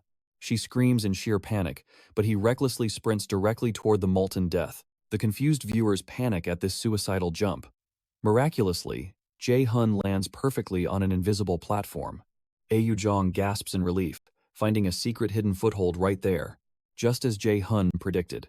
He orders her to hold tight and cast the spell with absolute time precision. June marvels at the legendary trailblazer who found this hidden piece in his past life. Even knowing Chairman Ja hid this national treasure here, never intending for a student to claim it. Navigating the treacherous footholds, they finally reach solid ground. Yoo-jung questions if the glowing object ahead is the item he mentioned. The objects are marbles. Jae-hyun confirms these spheres are the absolute key to clearing this dungeon. Watching this, Chairman Ja breaks into a cold sweat, unable to comprehend how Jae-hun found the hidden piece. Jae-hyun tells his viewers he mapped this item's location, though its deep concealment surprises even him. Activating his ice rain skill, he blasts the sea of lava, blocking their path, freezing it solid. As he and Yoo-jun approach the target, Jae-hun quizzes the audience. The viewers remain completely clueless. Pressured for answers, he finally reveals its true name, Fire Essence. This very artifact stands as a crucial requirement for conquering the dungeon. The system displays Fire Essence as a rank B item. Consuming it temporarily grants an explosive increase in flame resistance. However, this effect only works once. Usually, academies simulate realistic dungeons, hiding rewards to motivate their students. Yet, concealing this reward, where ordinary students could never reach it, feels suspicious. The viewers lose their minds over the fire essence, knowing its astronomical price in equipment shops. They deduce that Mills Academy is investing over $10 million per team for these midterms. Securing their first prize, our protagonist advances toward the next target on his list. He wishes he could see Chairman Jaw's panicked expression. He can barely wait to reveal the remaining gifts he has planned. Nightfall arrives. Retreating to the shelter, Yu Jung complains about the potion's agonizing bitterness. Our hero acknowledges this, but insists she consume it. It remains essential for clearing the dungeon. Gathering her resolve, Yu Jun forces it down, only to suddenly collapse. Startled, Jae-hun asks if Sung-woo poisoned her. Sung-woo quickly denies it. Jae-hun explains Stage 1 is almost complete. They must find the second floor. Meanwhile, Instructor Jian interrogates Instructor Ha-jun in the control room. He jokingly reminds her who holds the absolute authority. He questions her sudden visit and lack of faith in his competence. After a tense silence, her blunt agreement wipes his smirk away. With Soki gone, Jian rightfully owned the second round's administrative authority. However, Ha-jun schemed his way into stealing that power. Ha-jun offers a sarcastic apology for leaving her behind in the ranks, despite joining as equals. Jian brushes him off indifferently. Pushing further, he questions her unnatural lack of envy. Her cold silence only fuels his rising frustration. Yet, Ha-jun reassures himself. He holds the chairman's favor now. Jian's past superiority means nothing. 2 years ago, she reigned supreme. Before leaving, Jian warns him to check if his lifeline to the top is completely rotten. She exits. Ha-jun scoffs at her dramatic words, dismissing her as nothing but arrogant. He knows she mocks his alliance with the chairman, yet remains blindly confident the chairman will overcome these trivial obstacles. Meanwhile, Team D breaches the dungeon's second floor. A system quest drops. Hunt the second floor's elite monsters and claim the hidden treasure. Elsewhere, Heimdall casually massacres his victims. Hugon approaches, questioning if he plans to face the great adversary. Heimdall scoffs. This great adversary is merely human, a pest he can eliminate in mere seconds. His only fury lies in the aftermath, being chained to Bifrost once more as a lowly gatekeeper. He orders Hugon to stay out of his divine affairs, calling him a mere evil entity. Hugon simply views both gods and humans as utter fools. Recalling Munin, Odin's other crow, he whispers to his absent brother. Nothing ever changes. Down on floor 2, Gina notices the scorching heat surpassing the first floor, while Yu Jung senses a harsher quest. Jae-hun navigates perfectly, yet something feels incredibly off. An hour prior, they navigated a narrow cave to descend to this level.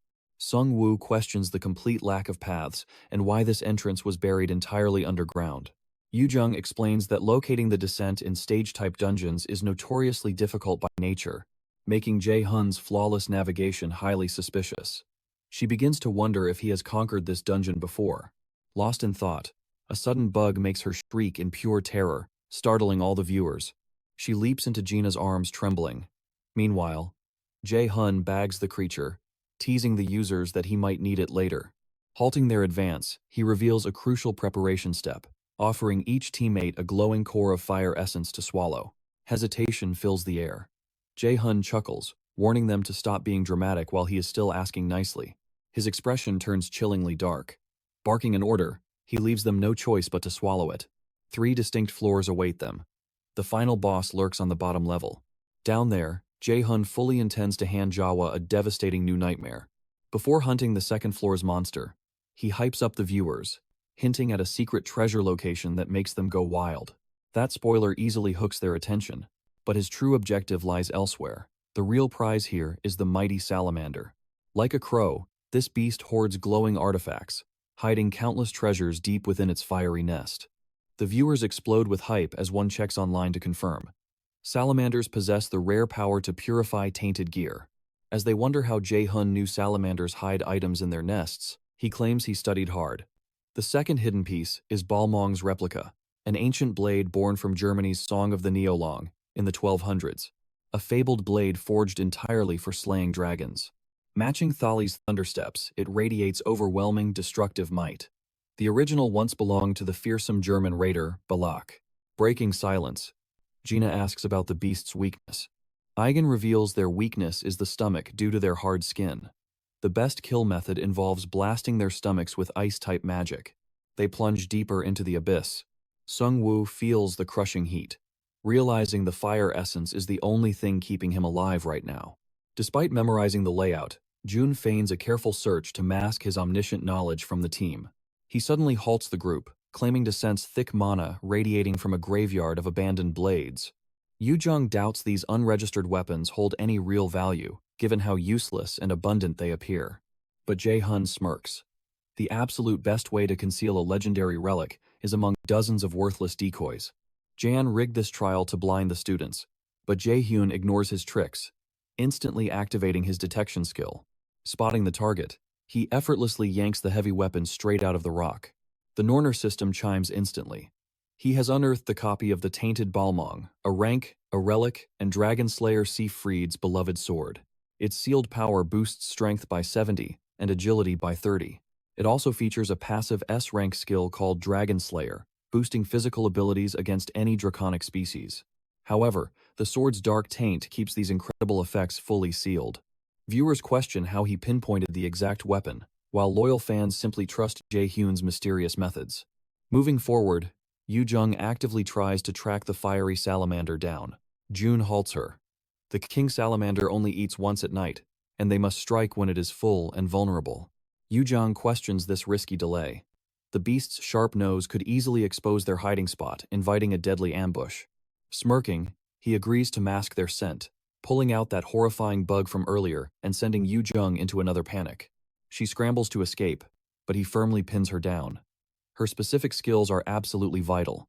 This vile creature, the bomb centipede, violently spews a foul liquid when cornered. The horrific stench alone can force painful tears. Jae-hyun intends to weaponize this exact odor for their brutal hunt. Drawn by the vile smell, the salamander soon emerges. Yu-jun readies her magic, firmly reminding Jae-hyun of his promised reward for doing this. To conquer her sheer terror, Jun bribed her with a legendary magic staff once cherished by teacher Shang-gun. Honestly, he just plans to toss her some random staff. He knows she will murder him upon finding out. The viewers watch with bated breath, eager to see if this wild gamble pays off. Jae-hyun proudly reveals Yu-jun specializes in wind magic. Yu-jung summons a gentle breeze, wrapping the foul bug scent to send into the nest. This incredible mana control deeply impresses the viewers, while the humans even start feeling slightly bad for the poor salamander. Hit by the vile scent, thick tears stream down the salamander's face. Seizing the moment, Jae-hyun orders his squad to hold their ground and move only on his direct signal. He unleashes a level 2 ice spear, grounding the writhing beast. Jae-hyun awaits the moment it exhales fire. As flames erupt, he hurls the Balmong sword into its maw. Yu-jun calls him a psycho, while viewers watch in sheer shock. Watching Jae-hyun's bold move, Giant stands utterly stunned. A mere freshman shouldn't know a secret deliberately hidden from the syllabus. As the beast regurgitates the blade, Jae-hyun signals his team. The warriors quickly step forward, raising shields to block it. Jae-hyun reclaims the blade. The weapon now glows anew, sending the audience into a frenzy. He opens his status window, revealing the Tainted Balong sword is purified. The blade's massive stat boost leaves the viewers breathless. He reveals that a salamander's core possesses immense purifying power. Fans marvel at this deep knowledge coming from a simple freshman. Seeing a mage wield a blade sparks confusion. They expect him to hand it to the vanguard, yet he holds his grip. Sunbi Nim, streaming under an alias, reveals Jae-hyun is a battle mage. Stepping forward, Jae-hyun triggers agile steps, flexible movements, and his wind boost. In one fluid motion, he leaps and severs the beast's arm. Landing swiftly, he casts Ice Edge to summon a freezing spike. Sunung-woo signals that the missing limb leaves the creature's stomach wide open. Jae-hyun dives in and pierces its gut. The audience falls into stunned, breathless silence. Elsewhere, Seo posts online, sighing over Jae-hyun's bothersome request. She just published an article exposing Jae-hyun's true identity. It details his hidden achievements from the Neverland dungeon incident. This truth shuts down claims of his feats being computer-generated. Meanwhile, on floor 2, past the fallen salamander, Jae-hyun reveals a treasure. The Ring of Transcendence. This rank B relic spikes mana output and grants the active skill Overdrive. However, without the Rock of Transcendence, its rank drops and Overdrive remains unstable. Overdrive is a rank, A skill multiplying power by 1.5 times for 5 minutes, but missing the core rock locks the user's mana for 5 minutes afterward. With only one ring, Jae-hun proposes a quick game, but his team insists he keeps it for carrying the fight. Yu-jung merely asks him to treat them to a meal later. Smiling, Jae-hun takes it as they warp to the next zone. A warning echoes. The barrier falls in 1 minute, starting the boss raid. An unbreakable magic shield surrounds them. The boss violently pounds the glass, terrifying the squad. A nervous Gina asks for his plan. He calmly replies they need no plan, for he will face it alone. Viewers question the madness of breaking formation to solo the boss. Floor bosses range from rank C to B, crushing 70% of students every year. The barrier shatters, unleashing a lava golem. Jae-hun charges with a mana punch despite Gina's warning. As the others panic, Yu-jung declares her absolute faith in his strength. He won't fall here. Jae-hun clashes fists with the beast, parrying its molten strike. The golem retaliates heavily, but a swift barrier absorbs the crushing impact. Touching down, he casts a level 4 wind boost and triggers Ice Edge to freeze its legs. With mana detection active, John weaves right past its heavy punches, dodging flawlessly. Jun recalls these sturdy beasts have a fatal weakness. He casts Bind, summoning mystic chains to shackle the beast. Then, he unleashes Ice Rain, crushing it under a frozen storm. The binding spell shatters. Yet frost seeps into the golem's joints. Its massive limbs freeze, struggling to move. Thrilled, Jae-hyun unleashes his waterball skill. Torrential blasts strike the frozen joints, shattering the monster's limbs instantly. As the beast crumbles to dust, the pocket plane system announces their victory over the boss monster. Viewers question if that was truly a boss battle. Meanwhile, his stunned teammates watch in absolute shock. Yu-jun calls him a madman. She realizes his skills have already grown leagues beyond her own. The system grants them the golem's core. However, Jae-hyun knows the test continues. He must ensure Jien falls today. The system offers a return to reality. Jae-hyun instantly rejects it. He tells the audience the battle was far too brief. He has something grander to reveal. They will hunt the hidden boss. As viewers grow curious, Jae-hyun guides his team toward an overwhelmingly strong mana presence. Turning back, he sees his terrified teammates refusing to follow him inside. He calmly assures them they will survive, no matter the pain.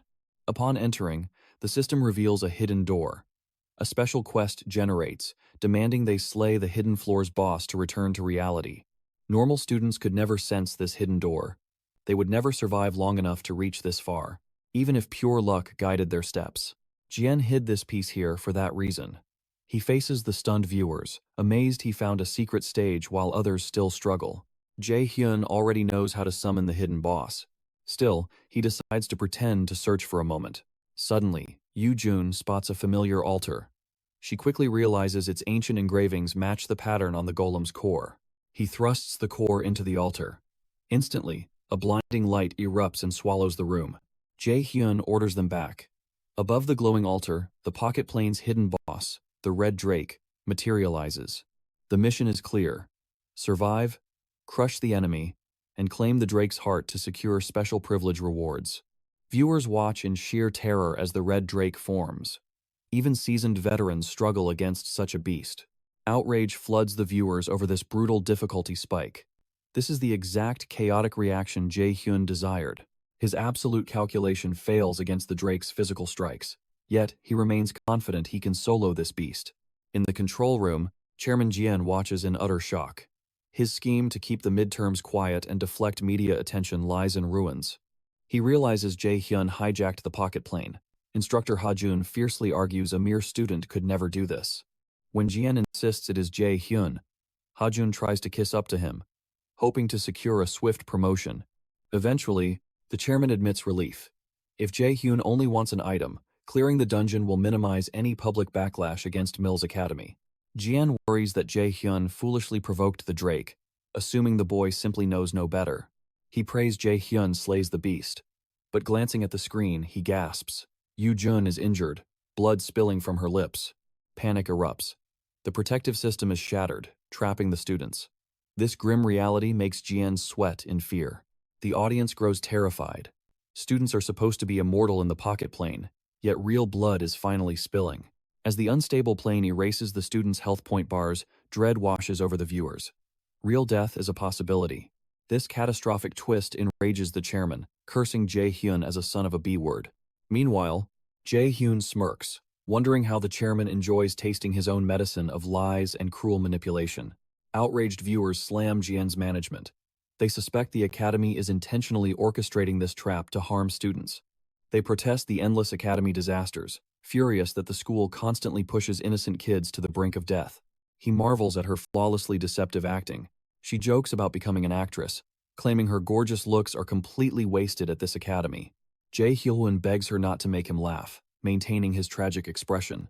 He steps away to confront the Drake alone. Facing the monster, he knows victory is easy. But a quick death holds no fun. The beast slashes its claws. Evading swiftly, he activates the monoweapon skill and draws his purified Balmong sword. The viewers believe Jae-hyun can win with this blade. They fiercely cheer for his victory. Our boy activates the Balmong replica's Dragon Slayer skill. It boosts strikes on draconic species by 300%. He fires a rapid double sword slash at the red drake.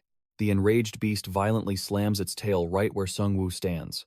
Sungwoo blocks the brutal strike, and our boy remembers there are two crucial tasks to finish. He recalls Hoyen's research from the books. A drake's fatal weakness is a mole on its heel. So, our boy leaps behind the beast and lands a critical strike on its heel. To end this battle, he triggers his overdrive skill. It multiplies all his abilities by 1.5 times. Seconds later, he activates Frozen Earth. The whole area, including the red drake, freezes solid. The viewers watch in absolute shock, unable to identify any A-rank skill with such power. As they speculate if Jae-hyun is truly S-rank, our boy shatters the frozen drake and defeats it. Following his win, Jae-hyun leans on his blade, hiding a sly grin. He hopes Giant will appreciate this deadly gift. Inside the chairman's office, relentless calls flood in. Furious school board members blame him for the entire disaster. He desperately denies causing the incident. But a grim realization hits him. For the first time ever, absolutely no one believes his lies. He questions instructor Hajun about the press. Hajun confirms he contacted all their media connections, but every journalist rejected the offer, completely refusing to trust Milas any longer. When Hajun suggests this sabotage was orchestrated on purpose, Ja fires a furious magic blast, violently launching him across the room. Ja is firmly convinced Jae-hyun could never pull this off alone. Someone powerful must be helping him. As he wildly guesses the culprit's identity, a panicked worker bursts in. The Lotus Guild has just delivered an IM official document demanding strict disciplinary actions against Mills Academy and the chairman's swift imprisonment. Shockingly, Sean personally drafted the report on the midterm disaster. He condemned it as a grave incident that forced students into life-threatening peril, exactly like the catastrophic guild experience.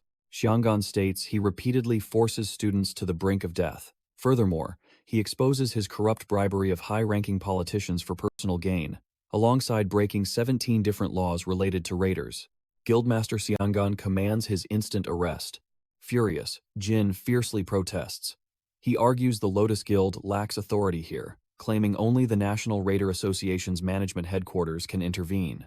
As he reads further, he learns that 4 major guilds, 29 other factions, and the National Raider Association management fully agree. Jin stares speechlessly as powerful raiders violently breach his office to arrest him. Meanwhile, as the students exit the pocket plane, a crowd of reporters swarms outside, eager to interview Team D about the shocking incident. Jae-hyun feels deeply relieved that his teacher handled everything flawlessly. Suddenly, a reporter asks him if he had prior knowledge of this arrest, referencing the bold remark he made about the chairman inside the pocket plane. Jae-hyun calmly explains his silence is tied to the academy's strict non-disclosure agreement, but warns them this is the 3rd time students faced lethal danger, and he refuses to let anyone else get hurt. As the media mercilessly probes, he cuts them off, insisting he must urgently get Yu Jung critical medical attention. Jae-hyun guides Yu Jung to a Lotus paramedic bus, carefully hiding the fact that she was never actually injured. Meanwhile, National Raiders Management Police drag Jin out of the academy, while an angry mob violently pelts him with raw eggs. Amidst the flying eggs, the furious crowd demands the chairman's downfall. Later, safely inside the ambulance, Yu Jung erupts into laughter, teasing Jae-hyun for his awful acting. He asks if it was that terrible, and she jokingly mimics him. The teacher smiles at their banter. She asks what drove his risky plan, knowing one single mistake would have completely destroyed his own future. However, our boy firmly replies. The guild experience taught him that while his own safety matters, saving other people's lives must come first. Yu Jun teases Jae-hun for his unusual heroic speech, asking if he ate something rotten. Embarrassed, he tells her to shut up. After sharing a laugh, Seongan informs Jae-hun about a press conference in 3 days. There, they will finally destroy Ja. At the National Raider Association headquarters, Soonbai Nim happily celebrates that Ja's ultimate downfall is finally here. He recalls a mysterious call warning him to prepare beforehand, setting the trap to finally arrest Ja. They promise to completely handle the rest of the process from their end, securing the exact spot he requested. 3 days later, at the Lotus Guild's official press conference, Zangan spots Jae-hun waiting outside. When she asks if he feels nervous, he simply admits he dislikes crowded places. Soon, Shanun, Sunbi Nim, and Jae-hun take the podium to answer the eager reporters' questions. Once the three take their seats, several reporters realize this is a massive chance to cover the Lotus Guild's priority negotiation with Min Jae-hyun. This huge scoop could absolutely dominate global news. Shortly after, the floor opens for questions. The first reporter demands to know, did Jian murder the students on purpose and deliberately cover them up as tragic accidents? Song confirms the grim truth, revealing they have already secured hard evidence of his sinister actions. Our hero smirks. He knows they brainwashed Instructor Yu to secure those incriminating files ahead of time. This means Jin is completely cornered and cannot escape. Seongan adds that Jin broke countless other laws, funneling shady dark money straight into Mill's academy. Soon after, another journalist swiftly presses, do they know who else aided Jawan's deep-rooted corruption? Seongan calmly states the investigation is ongoing. Following a tense exchange, a reporter asks Seongan if Jae-hyun is truly her direct mentee, and she proudly confirms it. Jae-hun adds he reached his current heights entirely because of her masterful teachings. Shortly after, another reporter questions Jae-hun. Had he concealed his immense skills from the very start to avoid any media spotlight? He calmly explains he simply wished to avoid media scrutiny. Another reporter asks when he signed his Lotus Guild contract, as relentless questions about his intense training, family relations, and even his dating life pour in. Jae-hun stays utterly silent against the barrage. He must remain composed and not get swept up, knowing the media will fiercely watch him from now on.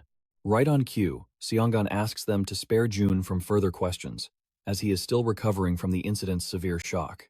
Days later, the academy students assemble for the official inauguration of a temporary chairman. Yu Jun expresses sheer relief that everyone is okay, admitting she would be furious otherwise. Suddenly, Jae-hun's voice darkens, warning them this nightmare isn't over yet, just in case. They all realize Giant won't fall easily, and they must forge overwhelming strength while they have time. Hoan vows to grow stronger too. Frustrated by his weakness during the guild mission, Ina fiercely expresses the exact same resolve.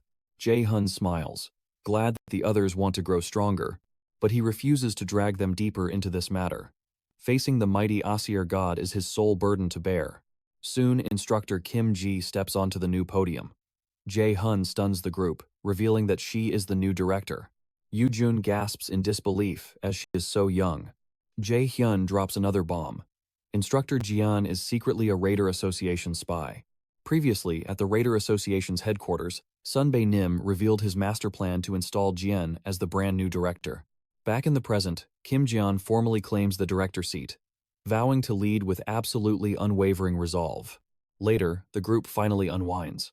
Watching Yu Jung belt out karaoke, Jae-hun seriously questions what is going on. Our hero believed he could finally rest, but fate had a much louder plan. Hours earlier, Yu Jung fiercely hammered on his door, ordering him to open up. Inside, she demanded he honor their sacred post-exam karaoke promise. They had booked the city's finest karaoke lounge, dragging a very reluctant Jae-hun along for the chaotic ride. Now, Jae-hun decides to seize the stage, ready to unleash his hidden vocal talents since he is already here. The group watches in sheer despair. A regular customer screams in pure agony, demanding a lifetime ban for this awful auditory terrorism. When he stops, Ina sighs, relieved to see his human flaws. Hoyen laughs, noting nobody can be truly invincible at absolutely everything. Our boy scores a tragic 10 out of 100. Defeated. Jae-hyun hands the mic to Ina. As their fingers brush, the mic slips. Ina blushes fiercely, but our hero swiftly catches it, gently placing it right back in her palm. Ina's face burns crimson. When Jae-hun asks what is wrong, she quickly stammers that she is perfectly fine. Trembling with embarrassment, she shyly begs them to heavily lower their expectations. Yoo-jung laughs, swearing she must be better than Jae-hun. Annoyed, our boy argues his skills are perfectly average. Yoo-jung mocks his utter lack of self-awareness. As silence falls, Jae-hun prepares to politely cheer Ina on, regardless of her skill. But when she begins to sing, he realizes she is ridiculously talented. Meanwhile, Heimdall patrols the streets of Earth. Suddenly, he spots Haya. Stepping from the shadows, she mocks his little outing. In response, Heimdall accuses the rogue Ire gods of plotting. But Hala shoots back. Their actions pale against the dark sins of Odin and the Ire gods. Heimdall openly mocks Hel. He scoffs at her pointless hope for the prophecy's great adversary. She hints at the unknown, but he declares a mere human could never defeat the Ire gods. He steps forward, but Hel perfectly blocks his path. He orders her aside. She refuses, swearing to protect the prophecy's great adversary. Furious, Heimdall threatens her life, but she smirks, knowing his earthly powers are heavily restricted. Still, Heimdall issues a chilling warning. She better be prepared for her own brutal demise. Unfazed, she accepts the fatal risk. Her absolute mission today is to buy precious time. Elsewhere, Ina finishes a breathtaking song, shyly asking the group how she did. The room sits in stunned silence. Yoo-jung and Hoyeon are completely blown away. Jae-hun asks about choir classes, but she denies it. Yoo-jung is utterly shocked. Meanwhile, Anna blushes, surprised they actually love her voice. Smiling warmly, she admits this is only the second time she has ever sung for anyone. Days later in Seoul, our hero hands his mother a special gift. Opening it, she finds generous allowance checks. She is deeply moved by her son's profound maturity. Looking closely, she is stunned by the sheer wealth he earned entirely alone. He tells her it is all for her. For Jae-hyun, this emotional moment is a long-awaited dream. In his past life, he failed to protect her. Now, he can finally embrace her and declare his success. Regression changed everything. His absolute goal? Protect his loved ones, slaughter Odin, and end this misery. He silently vows never to let Odin steal this second chance at life. He promises she will never worry about money again. Pulling him into a warm embrace, she acknowledges his struggles. Tears well up in his eyes. Suddenly, a sharp knock interrupts their tender moment. He opens the door to AA. Beside her stands an unexpected guest, Yoo-jun. Jae-hun asks why they are here. Yoo-jun cheerfully invites him to a grand family barbecue. He remembers her parents are returning today. She insists her mother demanded his presence as thanks. He smirks, joking he only helps because she is a total burden. Unbothered, Yoo-jung urges him to come. Yielding to her endless excitement, he finally agrees. Ina spots faint damp marks on his shirt, remnants of his hastily wiped tears. She gently asks if he was crying. Startled, he blames the dishwater, leaving a heavy, awkward silence. That evening, he arrives at Yoo-jung's vast estate. The sheer grandeur screams massive wealth. Spotting Ina, he asks if Yoo-jung dragged her into this mess too. Ina quietly admits she simply had nowhere else to go. Realizing her tragic family situation, Jae-hyun quickly apologizes. Suddenly, Yoo-jung appears with Mr. Kim. Yoo-jung's parents greet Jae-hyun with overwhelming joy and warm, sincere smiles. Jae-hun remembers their deep kindness on the tragic day his mother died in his past life. Suddenly, Mr. Kim traps him in a playful headlock. June seriously questions if violence runs in their blood. Releasing him, the father jokes about Yoo-jung bullying him, recalling how June cried as a weak child. Flustered, Yoo-jung scolds her dad, dragging him away to prepare the grand feast. Following her, he jokingly asks how she will ever find a boyfriend with that fierce temper. He suddenly turns back, asking if Jae-hun wants to volunteer. Instantly, the girls freeze in pure silence. Stunned, Jae-hun listens as Mr. Kim lists her few good traits. Blushing furiously, Yoo-jung pinches her dad to silence him. The defeated father escapes, calling Jae-hun to follow. At last, the feast is ready. Jae-hyun praises the legendary cooking. Yoo-jun wishes Hoon and Jae-sun were here. Smiling, Mr. Kim sincerely thanks Jae-hun for tutoring her. Yet Jae-hun downplays his deeds, weighed down by guilt since it was all a mere act. Soon, Mrs. Kim expresses her joy at his success, amazed by his choice to attend magic class. She wonders if he joined magic class just to stay near Yoo-jung. This thought stops Ina's meal, but Jae-hyun quickly denies the claim. Mrs. Kim compliments Jae-hun for growing more handsome daily, wishing Yoo-jung would bring home a boyfriend like him. Flustered, Yoo-jung snaps at her mother to stop talking and eat before the food grows cold. Noticing Ina's paused meal, our hero asks if something is wrong, but she quietly brushes it off. At Hoen's home, his father viciously scolds him for wasting time saving dying students out of pity. Mr. An calls his son a fool, realizing they would have faced arrest with Ja if they were slightly late. Cursing Hoen as a worthless son, he harshly silences the boy the moment he tries to speak. He demands he become South Korea's top raider and crush everyone completely beneath his feet. He orders him to destroy Jae-hyun at any cost. But Ho-yeon firmly demands that he stop. Ho-yeon sees reasoning is useless. His father only cares about trampling others to climb the social ladder. Rejecting this twisted path, he declares his intent to live on his own terms. This is his life. Furious, his father grabs his arm, questioning his insolence. But Hoen sharply slaps the hand away. The warrior walks out, ignoring his father's angry shouts. Hoen refuses a dirty victory against Jae-hyun. From now on, he will forge his own strength through fair and honest training. Meanwhile, Yoo-jung's parents leave for a late-night movie date. Jae-hun praises her parents' strong bond. Shortly after, our hero prepares to leave. But Yoo-jung quickly asks if he is departing so soon. He questions her timing, noting it is nearly midnight, yet Yoo-jung begs him to stay longer. After a brief pause, she claims her father will be furious if he leaves now. When asked why, he doubts they would appreciate him lingering so late in an empty house. Regardless, Yoo-jung insists they will not care as long as he behaves himself. Dragging Ina into agreement, she convinces Jae-hyun to stay. Soon after, Ina voices a burning question, asking if the two are secretly dating. Both frantically deny the claim. Ina admits it was a guess based on their incredibly close family bonds. Yoo-jung firmly clarifies they are strictly friends.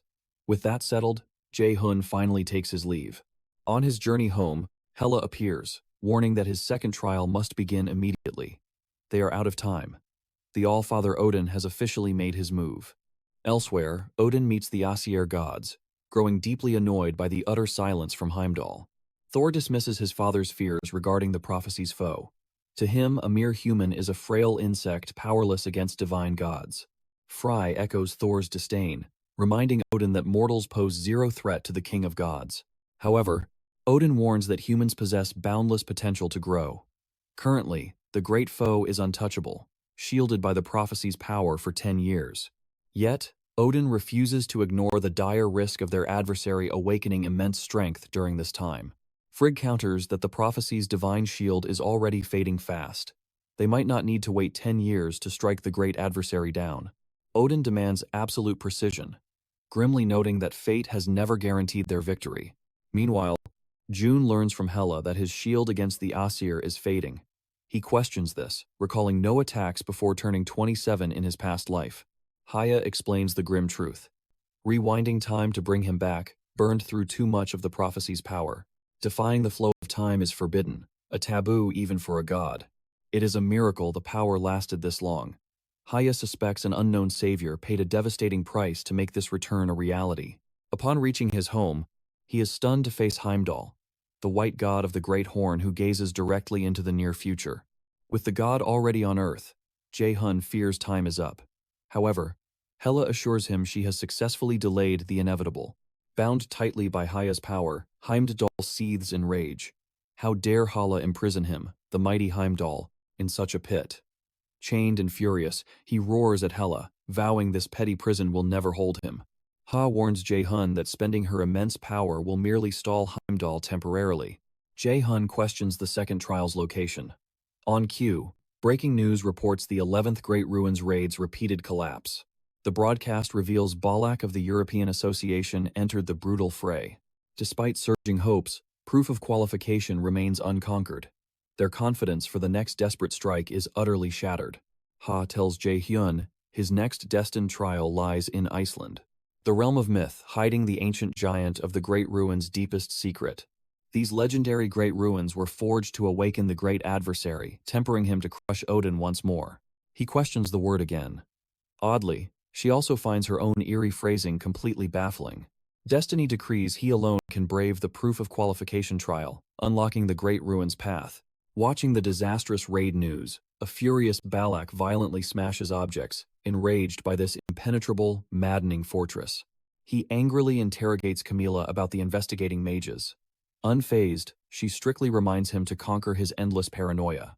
She orders him to temper his rushing impatience, sharing his burning desire to breach the world's sole great ruin. Yet Balak loudly fumes, agonizing over conquering the first trial's relentless demand to prove their ultimate worth. A few days pass. En route to Iceland's airport, our boy tasks director Kim Ji with fabricating an excuse to shield his oblivious friends. He rushed preparations, consuming monastones to push his artifacts to their absolute limit and shatter level 30. Boarding the plane, Jae-hyun senses grim truth. Balak fiercely guards the great ruins. Refusing all intruders, this S-rank raider stands as an inevitable, deadly obstacle, wielding the true dragon slayer sword, Balong. In Jun's coat, a feline Haya silently observes, testing if Loki chose correctly. The ruins are enigmatic burial grounds that suddenly materialized globally. Once conquered by daring raiders, they were exposed as sacred vaults hiding legendary artifacts. Offering supreme treasures beyond normal dungeons, they ignited a fierce, bloodthirsty global competition.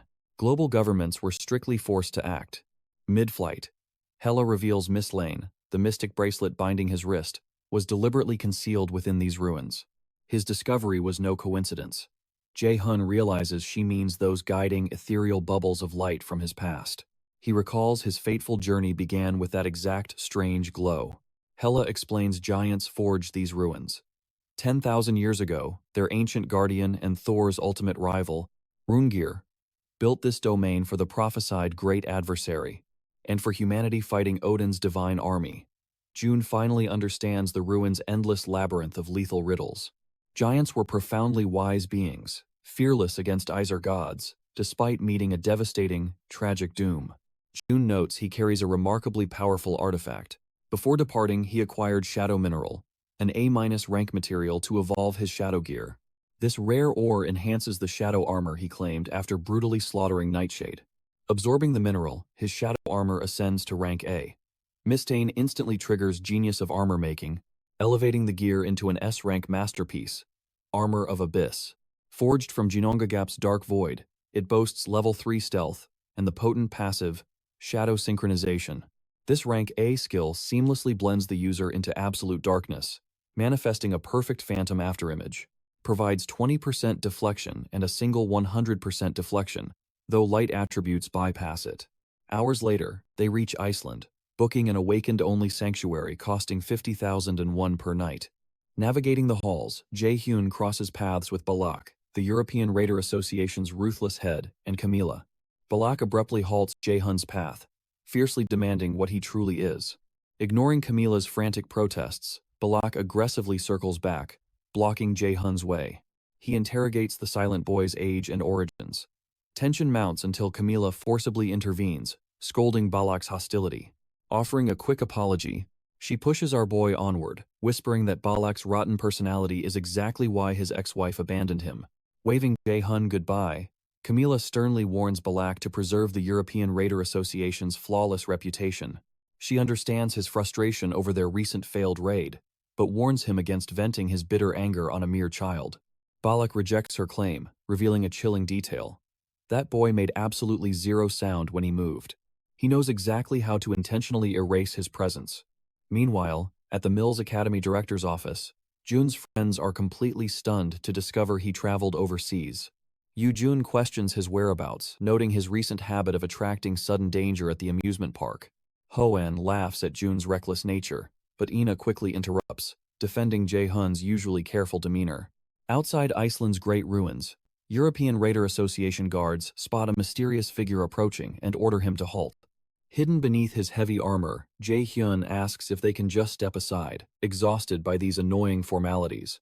Before they can sound the intruder alarm, Jae-hun silences them and instantly activates his brainwashing skill. Apologizing for his ruthless methods, he declares these ancient ruins are his rightful destiny. Before leaving Seoul, Hela warned him about the ruins' strict entry conditions. First, mastering the Norse system, and second, pushing strength and agility stats beyond 150, which basically demands S-rank level power. She hesitates, praying he possessed S-rank power. Hearing he didn't, Hela is utterly shocked, recalling how easily he destroyed Ser's clone. As she anxiously brainstorms a way to boost him to S-rank, Jae-hun calmly reveals a shortcut, summoning an A-rank cursed key obtained during his dangerous Flandier mission. His detection skill identifies it as Loki's key, capable of unlocking any sealed door or chest. Back in the present, Jae-hun suspects someone orchestrating destiny prepared this exact key for him. He thrusts it into the massive door, and it slowly groans open. Before stepping into the darkness, he readies his blank card, sensing it will become crucial very soon. He considered copying Sayo's cognition accelerant or Soil's detection skill, but his instincts demanded he save it for a greater power. Plus, stealing skills from those nearby would instantly trigger unwanted suspicion among his allies. Walking the eerie hall, a massive giant confronts him, asking if he is the prophesied great adversary.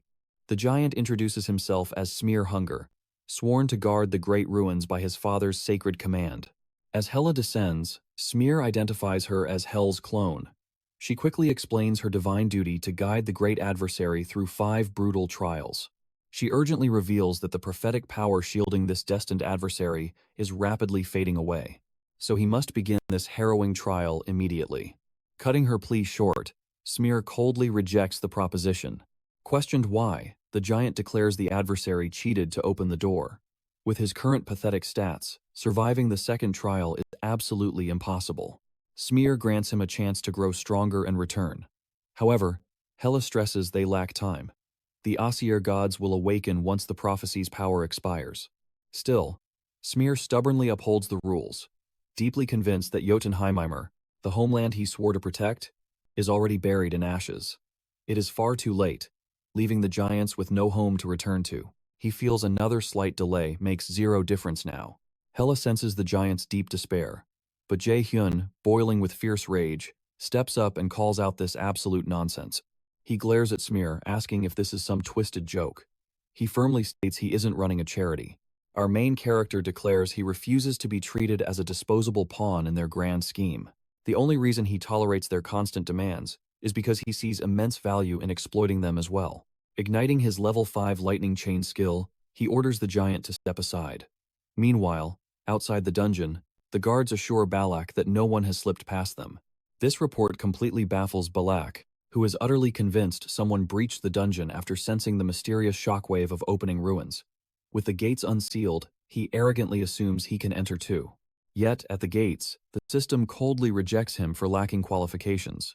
Shortly after, deep into the night, Camila receives Balak's urgent call, confirming an unknown invader breached the great ruins. Back inside, Hela questions Jun's reckless actions. Enraged by the disrespect, Smear roars, calls him a foolish mortal, and rises to crush him. Smear demands how a fragile human dares to defy him. His deafening roar unleashes a devastating shockwave of destructive energy. Unfazed, our main character scoffs, asking if the giant has any original lines, utterly sick of hearing the same boring villain speeches. The terrifying truth is, backing down from this trial means retreating, which guarantees his absolute death at the hands of Heimdall. Fight or die here. The end result remains exactly the same. To avoid the bitter regrets of his past life, he will stand his ground and fight. Smear declares his mercy has ended. He unleashes a massive arrow from above, aiming straight for Jae-hun's head. Instead of dodging, he uses absolute calculation to shatter the strike. Then, activating Wind Boost, he launches towards Smear. The giant sees Jun charging straight for his heart. Does this great adversary truly plan to kill him and survive? Smear questions what fuels Jae-hun's relentless drive. Jun feels a crushing pressure, identical to his brutal fight against Hyugun. It is the overwhelming aura of an unbeatable foe. Yet this time, he refuses to back down. He instantly triggers Frozen Earth, sealing the battlefield in solid ice. Recognizing the Dark Elves' secret art, Smear shatters the frozen ground with a single punch. He coldly reminds Jun of his utter weakness. Despair flashes on Jae-hun's face, but he quickly smirks. He mocks Smear, asking if the giant thought his predictable moves were just foolishness. Triggering level 5, fire and level 5 air blast, Jun fuses flame with ice. He blasts the giant, blinding his vision. Jun activates level 3, stealth, melting into the shadows. Smear scoffs, doubting such a pathetic trick could ever work. As the fog clears, Smear realizes June has vanished entirely from sight. Suddenly, June leaps forward and slashes his blade straight at his neck. Meanwhile, at Shang's office, Curator Guildmaster Beg, Jiyoon tells Seonggun she wants Jae-hun. Seonggun dismisses the repetitive talk, but Jiyoon insists on paying any price required to secure him. Shang firmly states Jae-hun is not for sale. In response, Jiyoon offers a relic, Nidhogg's Fang. Shocked by the offer of an S-class treasure, Shang realizes how desperately the guild wants him. Seonggun smiles sharply, asking if Jiyoon plans to tempt Jae-hyun directly if the Lotus Guild refuses. Jiyeon's reaction confirms this is her exact plan. Intrigued, Seong suggests approaching June first, but Jiyeon claims they prefer gentlemanly negotiations. Jiyoon offers a handshake, awaiting a decision. Ignored once again, Jiyeon calmly takes her leave. Jae-hun's blade strikes the neck, but Smear takes 0 damage. Smear questions this foolish tactic. He warns that Odin and the Ire gods possess overwhelming power, making June's struggle entirely pointless. Smear asks if he truly thinks he can advance. Defiantly, Jae-hun declares that fighting is better than waiting for death. Activating realization of magical artifact, he forges a manblade. He uses genius of armor making to instantly upgrade it. Even so, Smear mocks the great adversary, claiming his desperate actions hold absolutely 0 value. Jae-hun fiercely retorts that he alone determines his worth. This strikes a nerve, reminding Smear of his father's exact same lesson.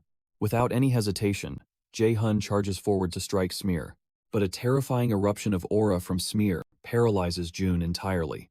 Smear demands if he can back up those bold words. The crushing weight of this energy forces blood from Jae-hun's mouth. In agony, June searches for a way to defeat this monster. Suddenly, the suffocating pressure completely vanishes. Smear echoes June's words about defining his own value, but coldly declares that such arrogance is only permitted for the truly powerful. He offers June one chance to prove his true worth and enter, while Hela watches from the deep shadows. Jae-hun proposes a dangerous gamble. He will withstand Smear's ultimate attack once. Shocked, Hela leaps out, calling him insane. She screams that Smear wields divine power. June's fragile human body can never survive it. Smear accepts the terms. He summons a divine spear to test if June can truly defy the massive weight of destiny itself. Haya tries to stop him. Ignoring her, Smear launches the terrifying spear right at Jae-hun, who stands completely frozen in its lethal path. The spear's devastating power shakes the entire building, obliterating everything in its direct path. The smoke clears. June stands alive, asking Smear if his worth is finally proven. He survived using shadow synchronization.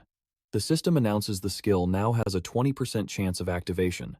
Smear hides his shock behind a sharp smile, allowing Jae-hyun to enter while Hela watches in stunned silence, puzzled by this unpredictable human. As Jae-hyun steps inside, Smear reveals the ruin holds 3 trials of wisdom. Asked if terror grips him, Jae-hyun admits it does. Smear simply smirks, calling that the perfect mindset. Delving deeper, Hela questions his impossible feat. Jae-hyun casually replies that even he lacks the answer. Their path leads to twin figures. They are the Norn, gatekeepers presiding over the first trial of wisdom. Hela warns Jae-hyun she can no longer assist him, urging him to tread carefully from here on. The gatekeepers declare their nature. One embodies divine grace, the other demonic malice. The angel's tongue speaks absolute truth, while the demon spins only deception. Behind one lies the celestial gateway to heaven, and behind the other, the abyssal gateway to hell. Either path guarantees passage to the next trial.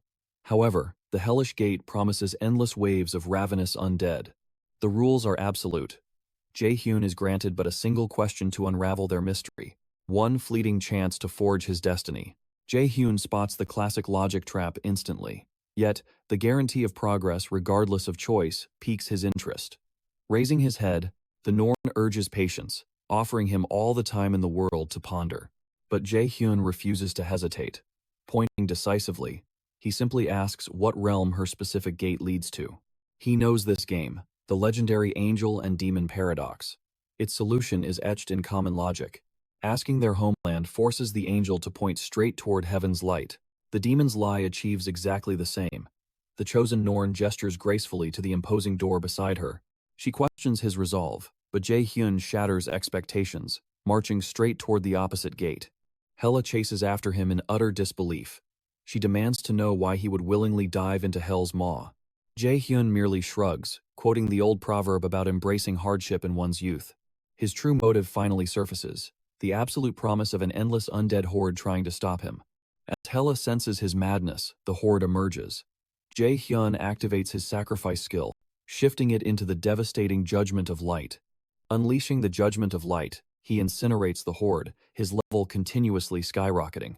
To Jae-hyun, harvesting endless experience points is the true meaning of heaven. Hela watches in gloomy awe, muttering that this monstrous human is the real demon here. Outside, the Norn sisters marvel at his path. A perfectly foolish yet brilliant decision, exactly as Mimir prophesied. Through the carnage, Jae-hyun crosses the spatial threshold into a new dimension. He clicks his tongue, mourning the loss of such a glorious leveling spot. The second chamber reveals a sprawling magical array. Jae-hyun's instincts flare. Deducing this trial demands he find a way to escape the spatial confinement. An ancient voice echoes from the void, confirming his theory as the gatekeeper of the second trial. Hela gasps at the familiar tone, stunned by his presence. The entity calmly requests to introduce himself. He introduces himself as Mimir, the architect of the Norir system and the weaver of Jae-hyun's fate. Mimir reveals a forgotten past. Loki sought his wisdom to forge the final hope, the great enemy of the prophecy. To evade Odin's all-seeing eye, the Nornir system was born.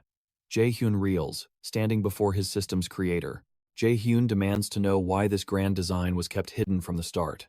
Mimir explains that the contract with the Aesir gods and the Aesir system used by all awakened kept him bound.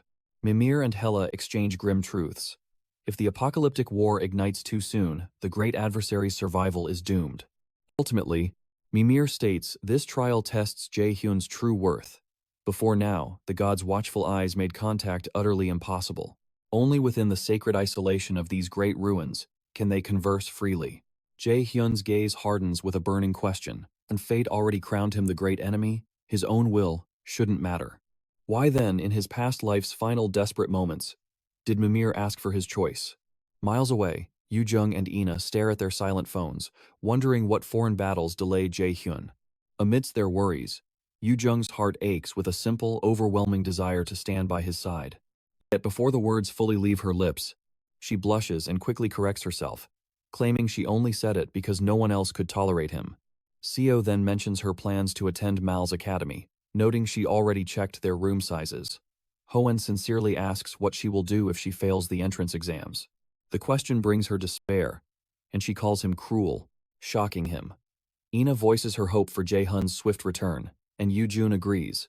In the Great Ruins, Mimir explains they refuse to entrust the world's fate to someone unable to stand on his own. Thus, he granted him a chance to forge a new destiny. Jae-hyun admits he has more questions, though he assumes Mimir cannot answer them all. Ultimately, Mimir promises a hint about the truth if he passes this trial. Explaining the second trial, Mimir instructs him to place one object from the room upon the altar as an offering. However, he must remember two things. First, this trial is to earn wisdom. Second, he only gets a single chance. Jae-hyun despairs at searching through the vast pile. Accessing his mind through the Nornir system, Mimir reads his thoughts. Mimir offers two hints. The first is that Jae-hyun already possesses the wisdom he could gain from this altar. Second, he arrived at the ruins 2 days earlier than planned. As today is Monday, Jae-hyun remains confused, but Mimir declares those are all the hints. He then commands Jae-hyun to display his wisdom. Before he begins, Mimir adds one final condition. If Jae-hyun fails this trial, he will meet his death right here. Annoyed, Jae-hyun mentally curses Mimir as a true bastard, knowing the being can hear his inner thoughts. The curse makes Mimir laugh. An hourglass is set, and he is given exactly 1 hour to produce an answer. Jae-hyun ponders Mimir's words about already holding the wisdom, and the implication that he was meant to arrive on Wednesday. None of it seems to connect to the trial. Calming down, he reflects on where it all began. He first uses mana detection to inspect the items, but finds absolutely nothing special. Time ticks away as he dwells on the wisdom he already possesses and the word Wednesday. Eventually, he realizes only one possibility remains. Generating a spear, the Nornir system asks what he will offer to the altar. He chooses to sacrifice himself. The system warns him of his single chance, and he cheerfully confirms his choice. Suddenly, the magic circle beneath him glows. Mimir announces that his answer is correct. June realizes the wisdom he possesses is the rune knowledge gained from Odin's lost eye. Second, Wednesday stems from the term Day of Woden. Woden is Odin's alternate name. Odin allegedly sacrificed himself to grasp the secrets of life and death. Given the trial's nature, it was clear he had to offer his own body on the altar. Mimir then asks if he understands the true meaning behind his drastic choice. June replies, he knows Odin hung upside down on Yggdrasil, pierced by a spear for 9 days. He tells Mimir he will risk his life to get what he desires. Ignoring Hala's protests, he removes his armor and plunges the spear into himself. Driving the blade through his stomach, he asks Mimir if this is the sight he desired. June knows that sacrificing oneself requires enduring the shadow of death. To speed things up, he activates his realization of magical artifact skill, generating another spear to stab himself again. Haya begs him to stop, but Jae-hun generates yet another spear. Just before he strikes, Mimir halts him and drops him onto the magic circle. Mimir notes his immense growth, stating he no longer needs advice. Jae-hun is stunned to see his wounds vanish. Mimir declares the trial over, admitting Jae-hun has far exceeded his expectations. Honoring his vow, Mimir offers Jae-hyun 3 words. He claims they will form a sentence to guide him to the truth. Jae-hun protests this cryptic answer. However, Mimir pleads that he must speak indirectly to evade the gaze of the Aesir gods. Mimir informs Hala that even she remains ignorant of his next revelation, shocking her. The first word is raider, the second is eye, and the third is shinier. Jae-hun fails to grasp their meaning, wondering what secrets these strange words hold. As his final guidance, Mimir leaves a profound warning. Doubt the system. This alone will reveal the ultimate truth. Once Mimir vanishes, June deeply ponders these lingering words. On the surface, those 3 words clearly point to him. Raider is his chosen class. The eye represents Odin's lost eye, and his present shines far brighter than his past. Yet, why use the word shinier? And why must he doubt the system? Offering comfort, Hela promises to unravel this mystery together. She suggests they advance to the next trial. As they press forward, Smear suddenly appears. He announces that the final trial now awaits Jae-hun. Smear gestures forward. The massive mirror standing before them is his next monumental challenge. This relic is the Mirror of Erd, the first of the 3 Norns. It is an ancient artifact that vividly reveals the past.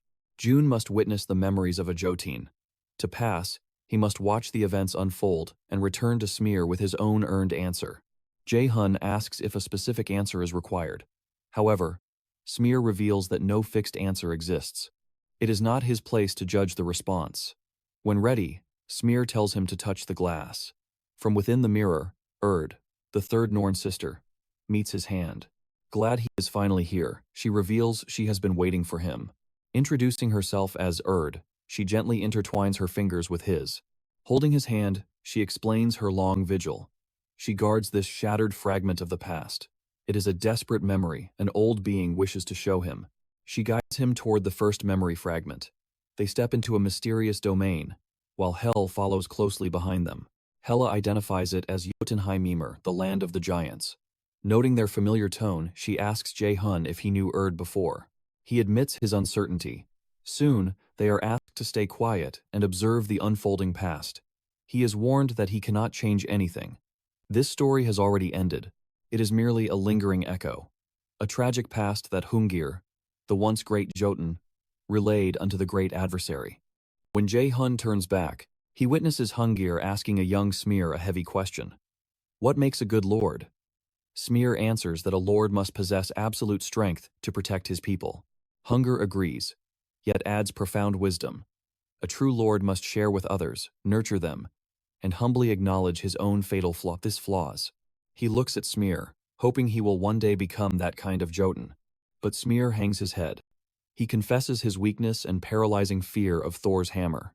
Smear despairs, believing he holds 0 value as a lord, but hunger stops him. He warns Smear never to judge his worth so lightly. Only he can decide his true value. Hearing this exchange, Jae-hun and Hela finally understand. Those exact words made Smear open his heart to him. Suddenly, a frantic giant bursts into the room. He brings terrifying news to Rungir. Thor and the Valkyries have invaded the city. Hunger reassures a trembling Smear. He promises to risk absolutely everything to protect his people. As the first vision fades, Urd speaks softly. It was a dark era, but the bloody misery of the giants was far from over. She unveils the second memory fragment. Instantly, he is transported to a horrific era where the city burns to ash.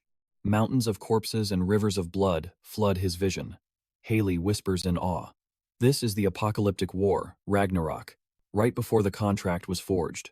Standing triumphantly above the endless slaughter is a terrifying figure, the god of thunder and lightning, Thor. June stares at Thor in absolute shock. The god's overwhelming power crushes his current limits. Even at S rank, facing such a monstrous deity would be impossible.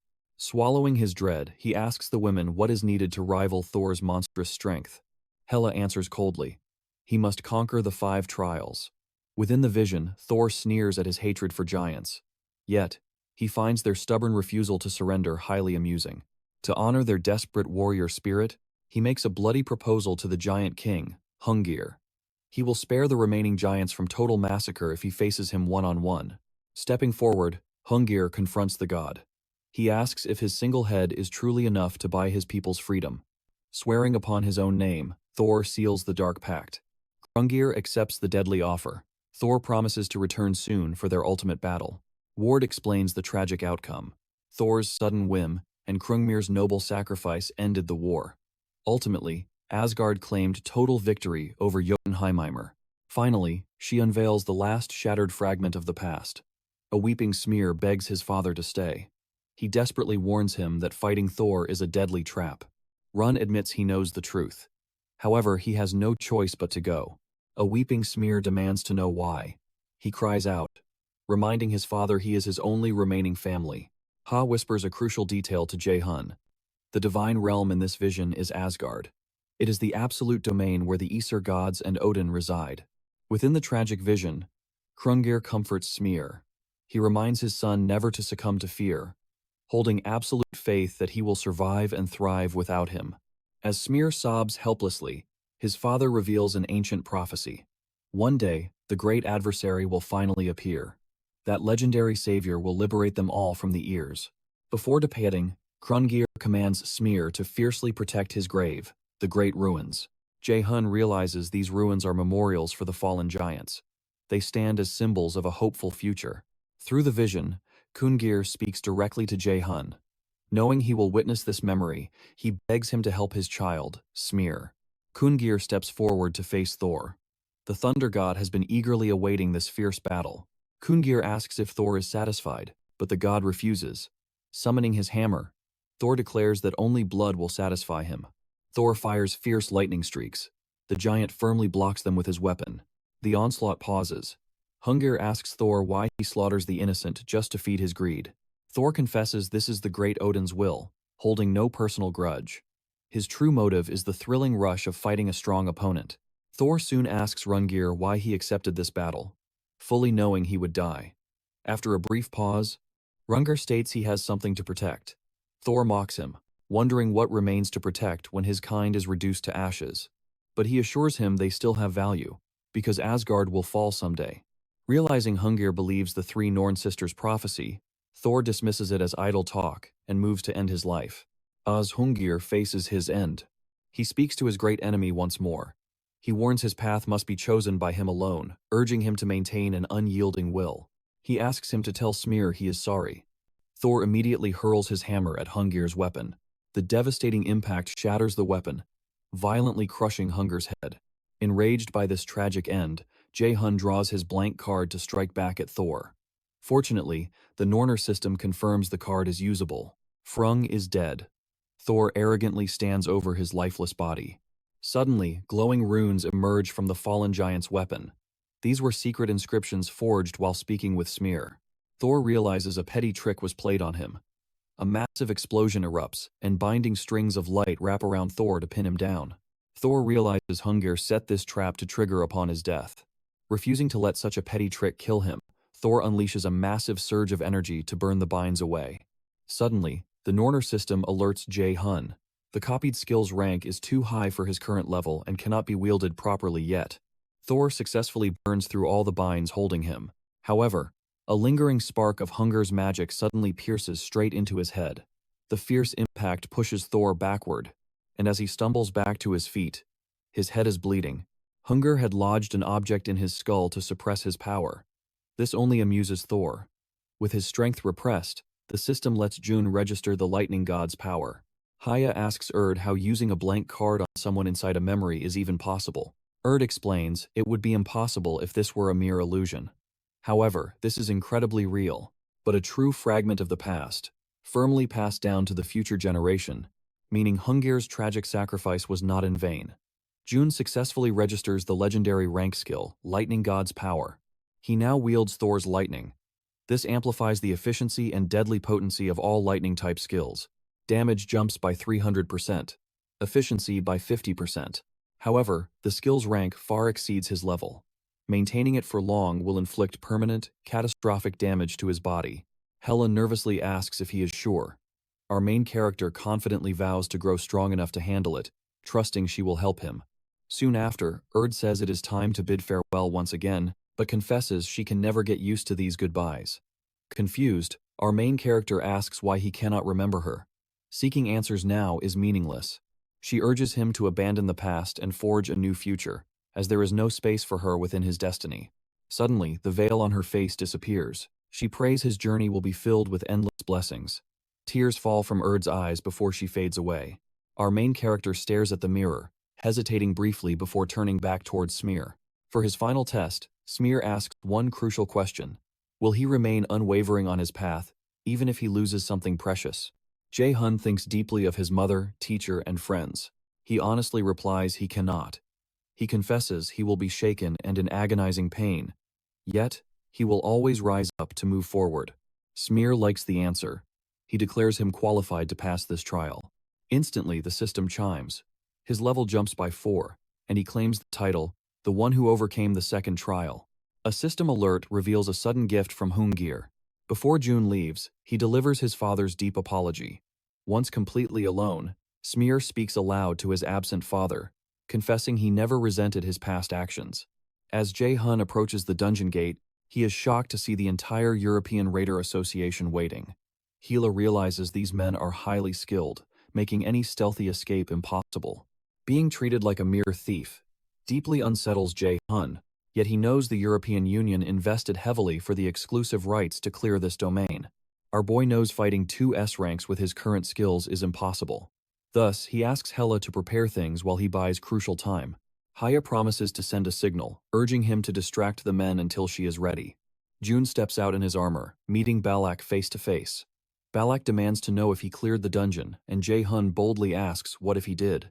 Furious, Balak aims his spear at his neck. He is certain the intruder cleared it since the ancient ruins lack mana, yet he fails to comprehend how. June recognizes Balak's weapon as the original Dragon Slayer sword, Balong, a true S-rank artifact. Our boy declares this ruin was destined solely for him, and they would have failed regardless of their endless attempts.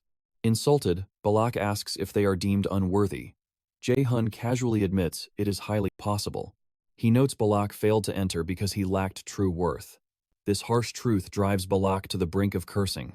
Visibly irritated, Balak states he intended to recruit him, but those plans are now entirely ruined. He decides to spare his life to extract crucial information. Jae-hun smirks, relieved the arrogant man fell for his obvious bait. Daring him to strike, Jae-hyun summons a new blade, a legendary weapon obtained entirely through this fateful encounter with Balak. Our boy remakes the S-rank Dragon Slayer sword, Balong, leaving Balak in absolute shock. To clear the confusion, June notes that no rule prevents 2 Balmongs from existing. Balak launches a fierce strike, but he swiftly retreats using his Step of Light skill.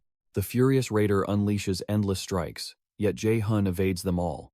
Once the assault pauses, he calls his speed lacking.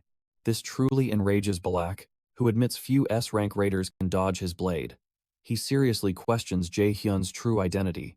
Camila suddenly arrives, urging caution. She senses the intruder's blade radiates the exact same mana as Balak's Balong. Balak vows to spare his life but take his limbs. Reminded of Hugin's identical threat, June tells Balak to shut up and stop triggering his PTSD. Balak stares in deep shock. Jae-hun then mentions an article regarding Balak's recent divorce, boldly asking for the real reason. Camila warns Jae-hun he crossed a line, revealing the divorce happened due to Balak's terrible personality and dull nature. Her blunt words only worsen the mood. Furious, Balak vows to finish their brutal chat inside an interrogation room. Haya signals her readiness and urges him to finish. However, Jae-hyun demands a brief delay, sparking her immediate frustration. Our boy deeply relishes this rare clash with an S rank, activating his overdrive skill. He equips the incomplete B rank Ring of Transcendence, briefly spiking his mana to enhance his magic. A system alert quickly warns him. Using this massive skill will temporarily drain his ability to command mana. Shocked by the terrifying shift in his mana, Camila desperately screams for Balak to fall back. Balak forms a shield as Jae-hun unleashes a mana force field. Impossibly, the sheer impact completely shatters Balak's defense. Remembering Thor's overwhelming might from Hungir's memories, Jae-hyun assumes Heimdall possesses equal divine power. He realizes the only path to rapid growth lies in endlessly clashing against overwhelmingly superior adversaries. Instantly, Balak swings wildly, but our boy evades. Their balmongs violently collide, erupting in a devastating shockwave that launches Balak high into the air. August. Camila catches him mid-air with magic, horrified that this unknown intruder just crushed the European Union's leader. Balak lies unconscious, blood spilling from his lips. Witnessing this, Camila vows to stop this monster from roaming the city. As Jae-hun leaves, Camila glares fiercely, asking if he truly thinks she will let him escape. She triggers her Hellfire and Windchaser skills, releasing an overwhelming torrent of dark energy. The Norir system instantly alerts Jae-hun. Using the overdrive skill has triggered a severe penalty, completely restricting his mana usage for the time being. Seeing that our boy is left utterly defenseless, Hila decides he has had enough fun and safely extracts them. Elsewhere, Camila senses the mana signature vanish before her strike connects, instantly contemplating a pursuit. But Balak, finally pushing himself back to his feet, warns her to drop it. Chasing him is far too dangerous. He suggests returning to the main base, leaving Camila questioning his certainty, as he normally despises contacting them. Caught completely off guard, Camila notes his strange behavior and demands to know what happened. Balak grimly admits that the intruder intentionally spared his life. Hearing this, Camila decides to contact the main base. Left alone, Balak swears that while his enemy remains unknown, their paths will cross again. Next time, he will not lose. Meanwhile, Hela scolds Jae-hun for his reckless actions. He simply laughs, declaring it is time to head home. The following day, right after Jae-hun lands at the airport, Ina calls. Aina is reaching out to ask a crucial question. Has he decided which circle he plans to join? Circles are a core system in every national raid army. They function as specialized tactical clubs for aspiring raiders. Second and third year students typically establish these circles to recruit talented first years, often accepting official commissions from public institutions. The academy collects brokerage fees during this process, while students seize the chance to amass wealth and forge powerful connections. It is the ultimate training ground, offering vital combat experience through circle missions before stepping into a professional guild. On paper, it sounds flawless. But to Jae-hun, a circle is useless unless it guarantees entry into a high-ranking guild. Otherwise, it is a complete loss. Before his regression, Jae-hyun joined a bottom-tier circle and became nothing more than a slave. Now, in his second life, he fully intends to join his friends anyway. However, making things too easy is boring. He plays dumb, claiming he does not know yet, and will search for a suitable one.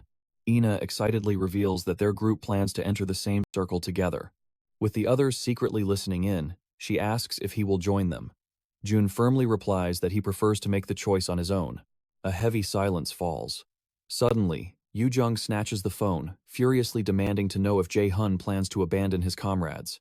Our boy calmly reminds her that he never promised to join their specific group. But Yoo-jung fiercely insists that a team must always stick together, no matter what. Our boy smirks, teasing that she only wants his first-ranking benefits. Yoo-jung angrily brushes off the accusation. Yielding, Jae-hun agrees to join their circle under one strict condition. He promises to reveal it upon returning to the academy. Hanging up, Jae-hyun's expression darkens. The upcoming circle registration signals that a deadly event from his past life is rapidly approaching. An outdoor survival camp traditionally coincides with the registration period. The location is Daewoo's absolute lockdown zone. Meal's Academy occupies only a fraction of this restricted area, and countless bloodthirsty monsters still roam outside the academy walls. Meals has hosted this brutal camping event annually to aggressively cull the monster population. Stepping through a portal, Jae-hun arrives back at the academy and heads straight to his apartment. While chatting with Hila, she urges him to finally inspect the mysterious gift from Rungir. Suddenly, Ha freezes in absolute terror. When Jae-hun asks why, she delivers chilling news. The bindings she used to trap Heimdall have just shattered. At that exact moment, Heimdall violently tears through the fabric of space, crawling straight into a lockdown area. Seething with absolute rage, he despises the fact that a mere clone dared to humiliate him. Scanning the desolate surroundings, he realizes the area is restricted. He wonders if Halo intentionally banished him to keep him away from human prey. His fury peaks. Making matters worse, a lurking monster spots him from the shadows, lunging forward to devour him whole. Heimdall does not even turn around. Assuming its prey is weak, the beast snaps its jaws to swallow him alive without a fight. Just as the darkness of its maw closes in, Heimdall clenches his fist. An explosive wave of pure energy instantly obliterates the monster's head into bloody pieces. Wiping away the gore, Heimdall decides to have some fun. He plans to hunt down our main character and brutally test his limits. Back at the apartment, Haya panics. She tracks Heimdall, heading straight toward the quarantine zone near Mills Academy. Seeing our boy's grim expression, she suspects he knows exactly why Heimdall is heading there. Jun reveals the dark truth. Mila's students are camping right in that danger zone. Dread crashes over Haya as Heimdall's true, terrifying objective becomes crystal clear. Heimdall possesses the terrifying power of foresight. He must have peered directly into Jae-hun's immediate future. Our boy clenches his jaw. His friends are about to be dragged into a deadly clash. Even though he anticipated this, the reality still heavily bothers him. He resolves to prepare thoroughly for his clash with Heimdall. First, he inspects Hungir's gift. Jun opens the reward, receiving a consumable item called Giant's Blood. This rank S+ item holds power to boost his strength and wisdom stats, but it requires minimum strength and wisdom stats. Jae-hun suspects this explains the Great Ruins' S-rank rule. His strength and wisdom must exceed 150. This requires him to become S-rank. Jun also gains a passive skill named Hungir's Rage. This extraordinary rank skill doubles all damage dealt to ear gods and valkyries. Haya cheerfully asks his thoughts on it. She boasts this is why she rushed his second trial. Jae-hun is pleased. Grateful for her urging, he gently pats her head. But Hela leaps away, questioning his actions. She eventually calms, reverting to her human form. She claims she knows a way to help. Next afternoon, Jun bleeds from using Thor's lightning skill. He laments to Hela that mastering this is tough. She replies, this is expected. A legendary rank skill far surpasses S rank or extraordinary rank. She warns that without leveling up, merely using the skill will destroy his physical body. Jae-hun realizes he must master this skill quickly. While strolling later, he ponders leveling up. He recalls the special Raven Hunter quest given by the system a while ago. It demands hunting all of Odin's ravens. With 1 out of 5 killed, he needs more for a blank card and a rank increase. It seems like his only option right now. However, his precious time is rapidly slipping away. He could heal Thor's ability Recoil with Sacrifice, but that ignores the absolute root problem. Suddenly, a nearby car honks at Jae-hun. He pauses to check for foes. Guildmaster Ji-yoon appears, calling their meeting a mere coincidence. He recognizes her instantly. She asks if Lotus treats him well after his recent contract signing.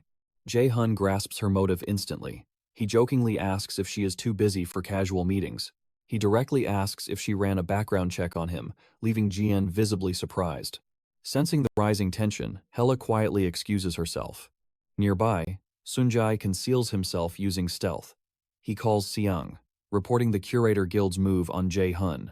He adds that Jae-hun likely noticed his pursuit, given his sharp gaze toward the hiding spot. Shortly after, he meets Ji-yoon privately to learn her intentions. She offers to scout him despite his guild status. To sweeten the deal, she offers Nidhogg's Fang. His eyes widen in sheer disbelief. She casually presents an S-rank item of astronomical value. Meanwhile, Hela visits Hel's temple, begging Hel to lend her a fraction of her power. Hel warns Hala she is merely a fragment. Such immense power would be dangerously unstable. Haya accepts the deadly risk. Even if she survives the transfer, her remaining time will be short. Haya embraces her fate. She acts as the fifth trial's guide and the compass against the great enemy. She believes she solely exists for his sake and the prophecy.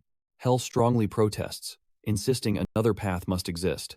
But Hela confesses her true desire. She wishes to see the future, Jae-hyun writes, even from afar. Seeing her unbreakable resolve, Hel grants the power, wishing her happiness despite the choice. Meanwhile, Sunung-jae predicts Guildmaster Ji-eun will personally try to win June over. He knows Jae-hun cannot be easily swayed by mere wealth. He is reminded Ji-hyun offers things beyond money. Seongan realizes Ji-eun valued June's potential higher than she did. Shocked, Sanji asks if she plans to simply let Jae-hun go.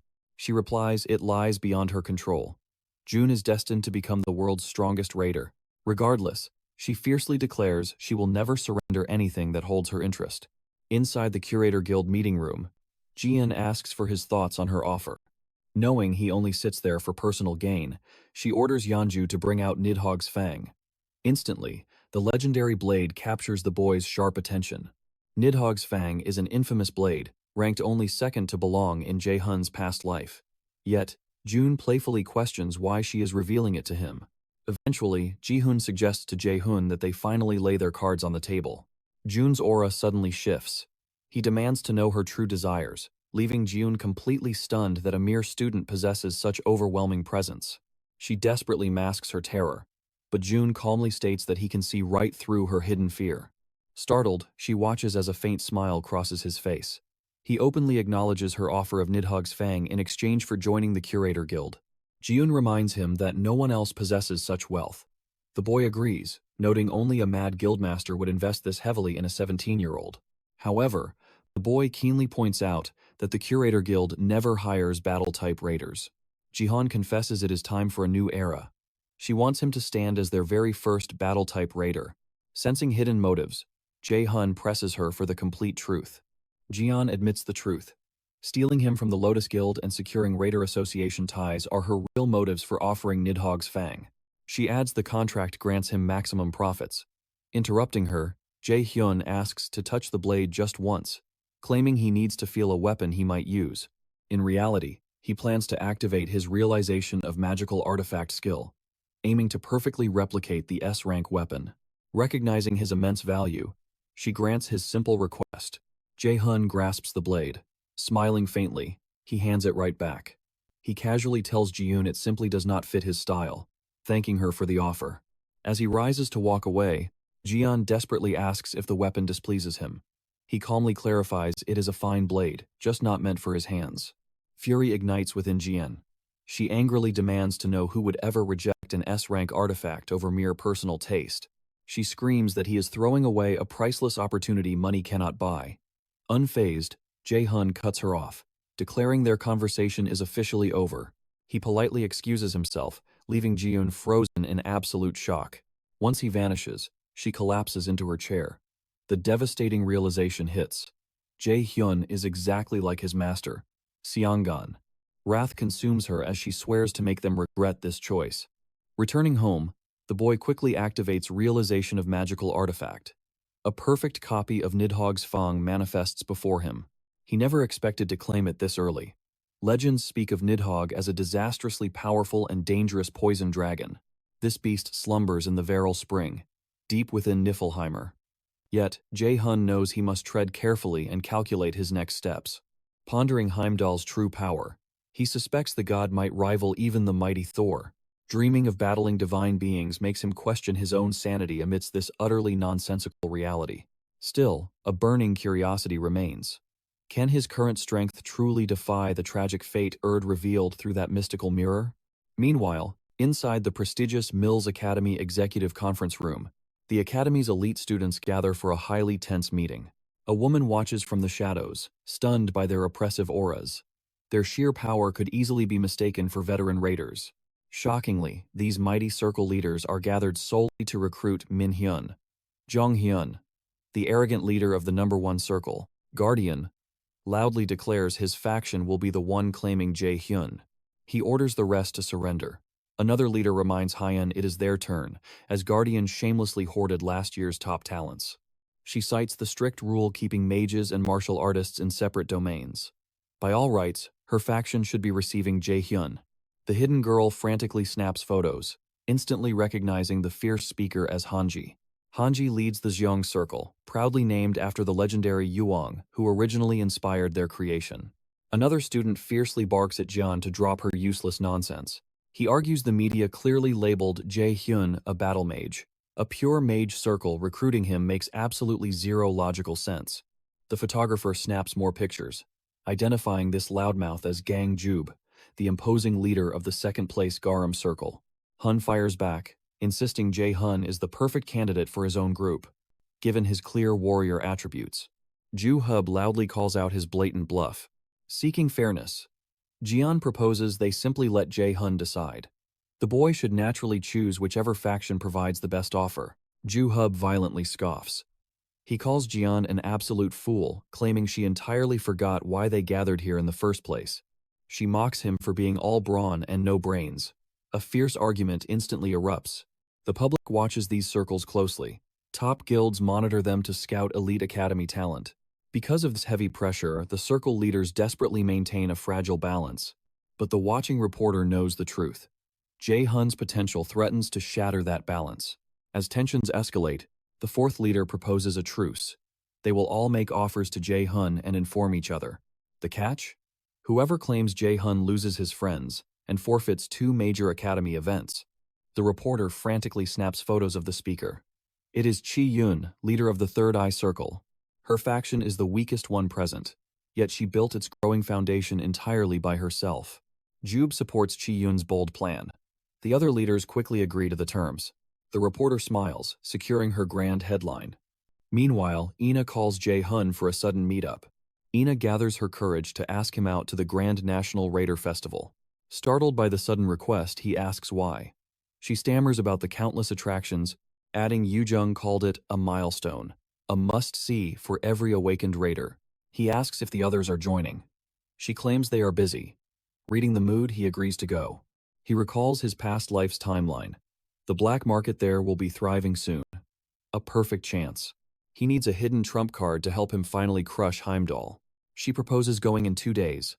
On April 25th, they agree to meet at 9 in the morning. Ina sighs in sweet relief. Zero stuttering. Jae-hyun chuckles, anticipating a good time. Hanging up, Ina's heart races with pure excitement. Shortly after, Jae-hyun returns to campus. He had left a crucial item behind.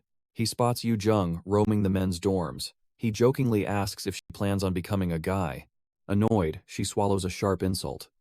Instead, she reveals she came to invite him to the festival. The festival morning arrives. Ina reaches the park, nervously worrying she is way too early. Jae-hyun soon arrives, completely surprised by her timing. He planned to scout the area first, but she beat him to it. Smiling, he suggests they enter. Ina freezes, blushing fiercely. Nearby crowds suddenly recognize Jae-hyun and Seo Ina beside him. Hundreds of piercing eyes lock onto them. Ina quickly shrinks away. Anxiety crushes her. Suddenly, Jae-hyun grabs her hand. He pulls her forward, shocking her heart. In a quieter spot, he asks a blunt question.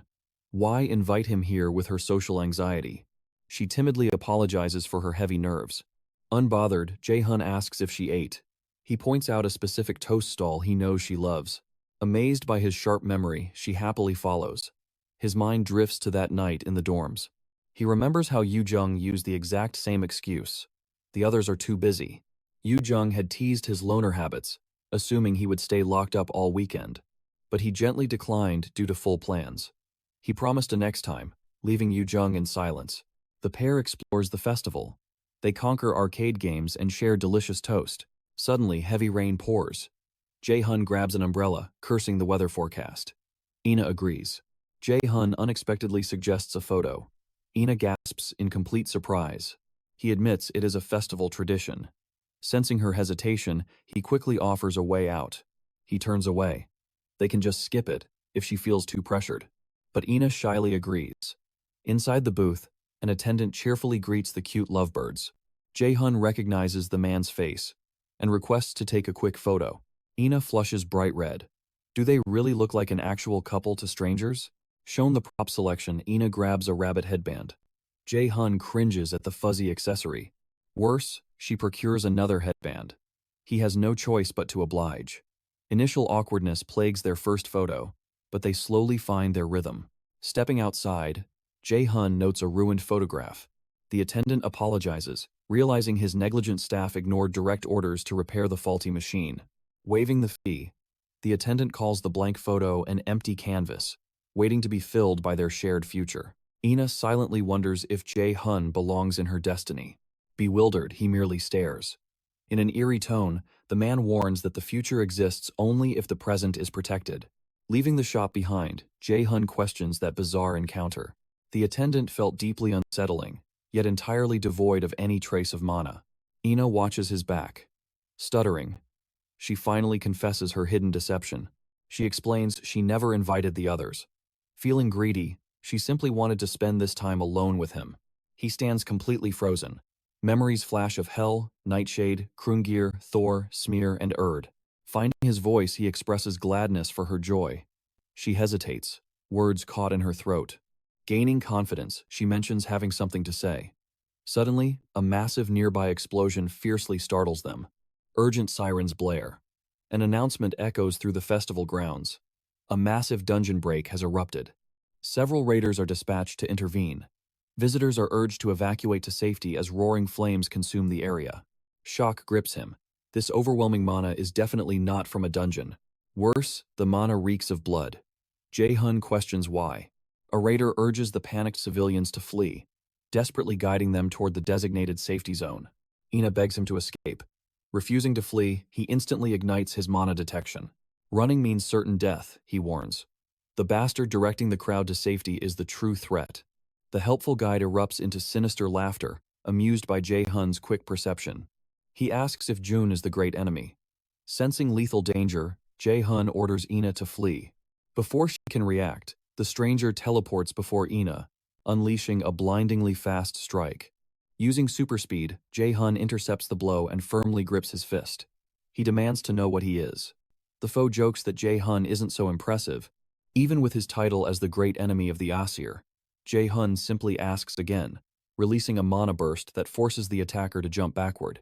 The foe reveals himself as one of Odin's 5 ravens. Currently nameless, he vows to earn one by offering Ji-hun to Odin. Annoyance flares within Jun. This fanatic perfectly mirrors the exact bastard who once mimicked his father. Ina cries out to Jae-hun. Escape is no longer an option. Drawing his stance, he firmly commands her to stay right behind him. The raven quickly deduces Ina's value to Jae-hun. He vows to inflict pure despair, threatening to tear her limb from limb until she can never rise again. Jae-hyun activates realization of magical artifact. Coldly, he declares the raven will be the one ripped apart instead, successfully recreating the Dragon Slayer sword, Balmong. Both warriors fiercely dash toward each other. Mocking the fancy blade, the raven claims utter immunity. A split second later, they collide with explosive force. Jun hesitates briefly, thanking her for the stone. Realizing the raven aims to break his composure, he forces himself to think logically as usual. His mind races, analyzing the raven's fatal blind spots and calculating his exact path to victory. Before his thoughts can conclude, the raven launches a vicious mid-air assault. Activating his lightning chains, he fires them to deflect the raven's incoming chain. Unfazed, the raven draws a concealed dagger from his sleeve, parrying the brutal onslaught of chains. Piercing the storm, the raven lunges with his blade. Jun quickly realizes their mana reserves are terrifyingly equal. Yet, distancing himself from Ina is impossible. One dropped guard could leave her completely vulnerable. He steps onto a lightning chain, riding it directly toward the raven, taking the fight to him mid-air. Grazed by the raven's blade, Jae-hun instantly activates his sacrifice skill to heal. His enemy's sheer speed is overwhelming.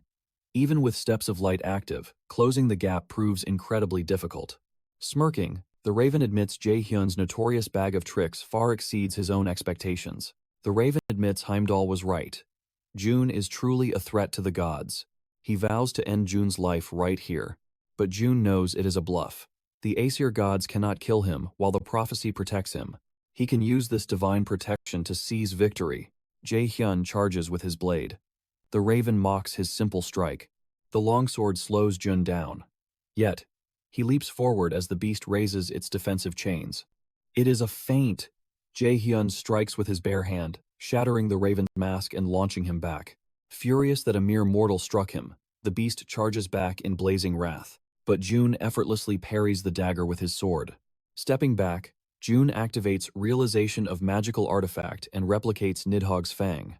He hates testing a new weapon in such peril, but he has no choice. The raven recoils in shock, never expecting Jun to wield a dagger pulsing with overwhelming aura. Jun notices the beast trembling at the sight, its guard completely shattered by fear.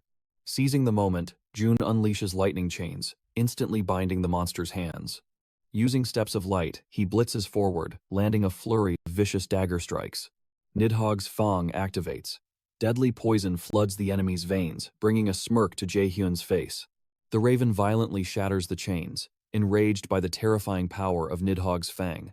It lunges forward, but Jun fires back with crackling lightning chains. The raven blocks the assault with its own chains, but the venom quickly slows it down. Jae-hyun mocks the paralyzed beast. The lethal poison has completely turned the tide of battle.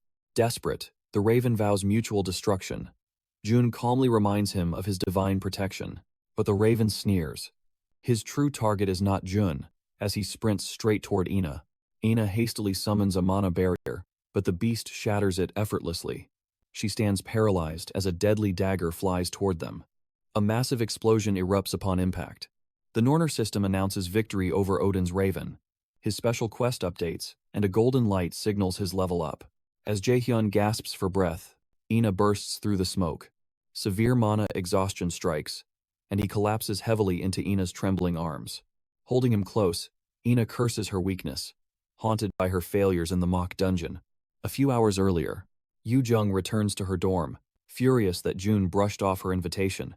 She considers attending the festival with Ina instead. She messages Ina about the festival, but Ina apologizes endlessly, claiming she has plans.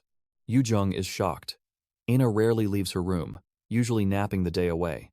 Brushing it off, she promises to grab dessert with Ina another time, sealing the deal. But suspicion soon strikes. Why are Jae-hyun and Ina mysteriously busy on the exact same day? A startling realization hits her. Are they on a secret date? She recalls Ina constantly blushing around Jae-hyun. Jealousy spikes as she desperately prays she is wrong. Back in the present, an exhausted Jae-hyun rests against Ina. Guilt consumes her as she remembers her helpless state during the brutal dungeon exam. Jae-hyun risked everything to save her. She wonders about the mysterious attacker he somehow recognized. The sinister mana felt exactly like the mock dungeon anomaly. Could they be connected? Trembling, she strokes his hair. He opens his eyes, their faces inches apart, making Ina blush fiercely. Jae-hyun smirks playfully, thanking her for the comfortable shoulder.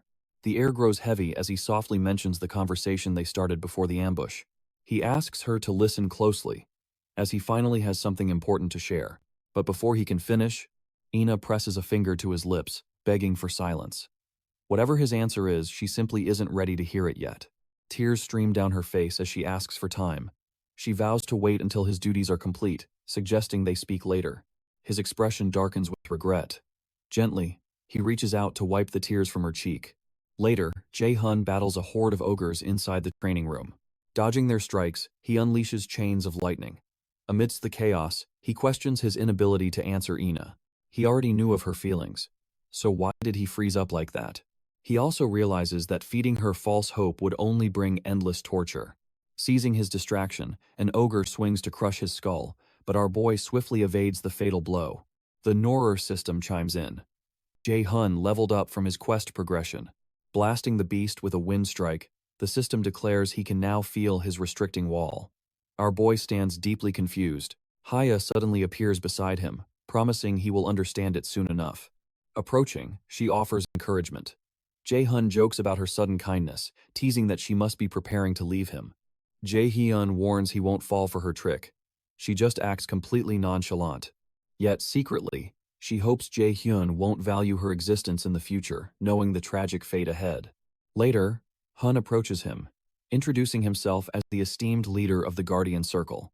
Jae-hyun instantly recalls hearing that name before, the Academy's absolute peak in martial arts.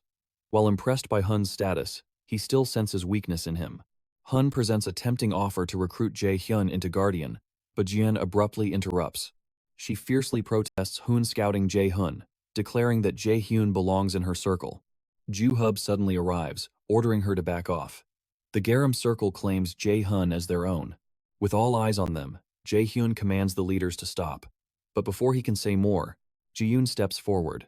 The leader of the fourth top circle introduces herself as the head of Third Eye. This catches our boy off guard. He remembers the other guys from his past life, but this woman is a total mystery. Ji-yoon claims she only came for an introduction, not to scout. Jae-hyun retorts she should have chosen a less chaotic time. Oddly, June notes that doing so would have been far too dangerous. The top students resume bickering until Jae-hyun declares he won't join any circle.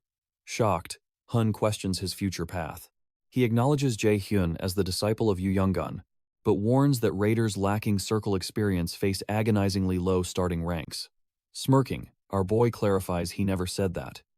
Now furious, Jube violently grabs his collar, demanding answers. Instantly, our boy unleashes a massive aura, coldly warning Jube not to cross the line. Startled, Jube backs off.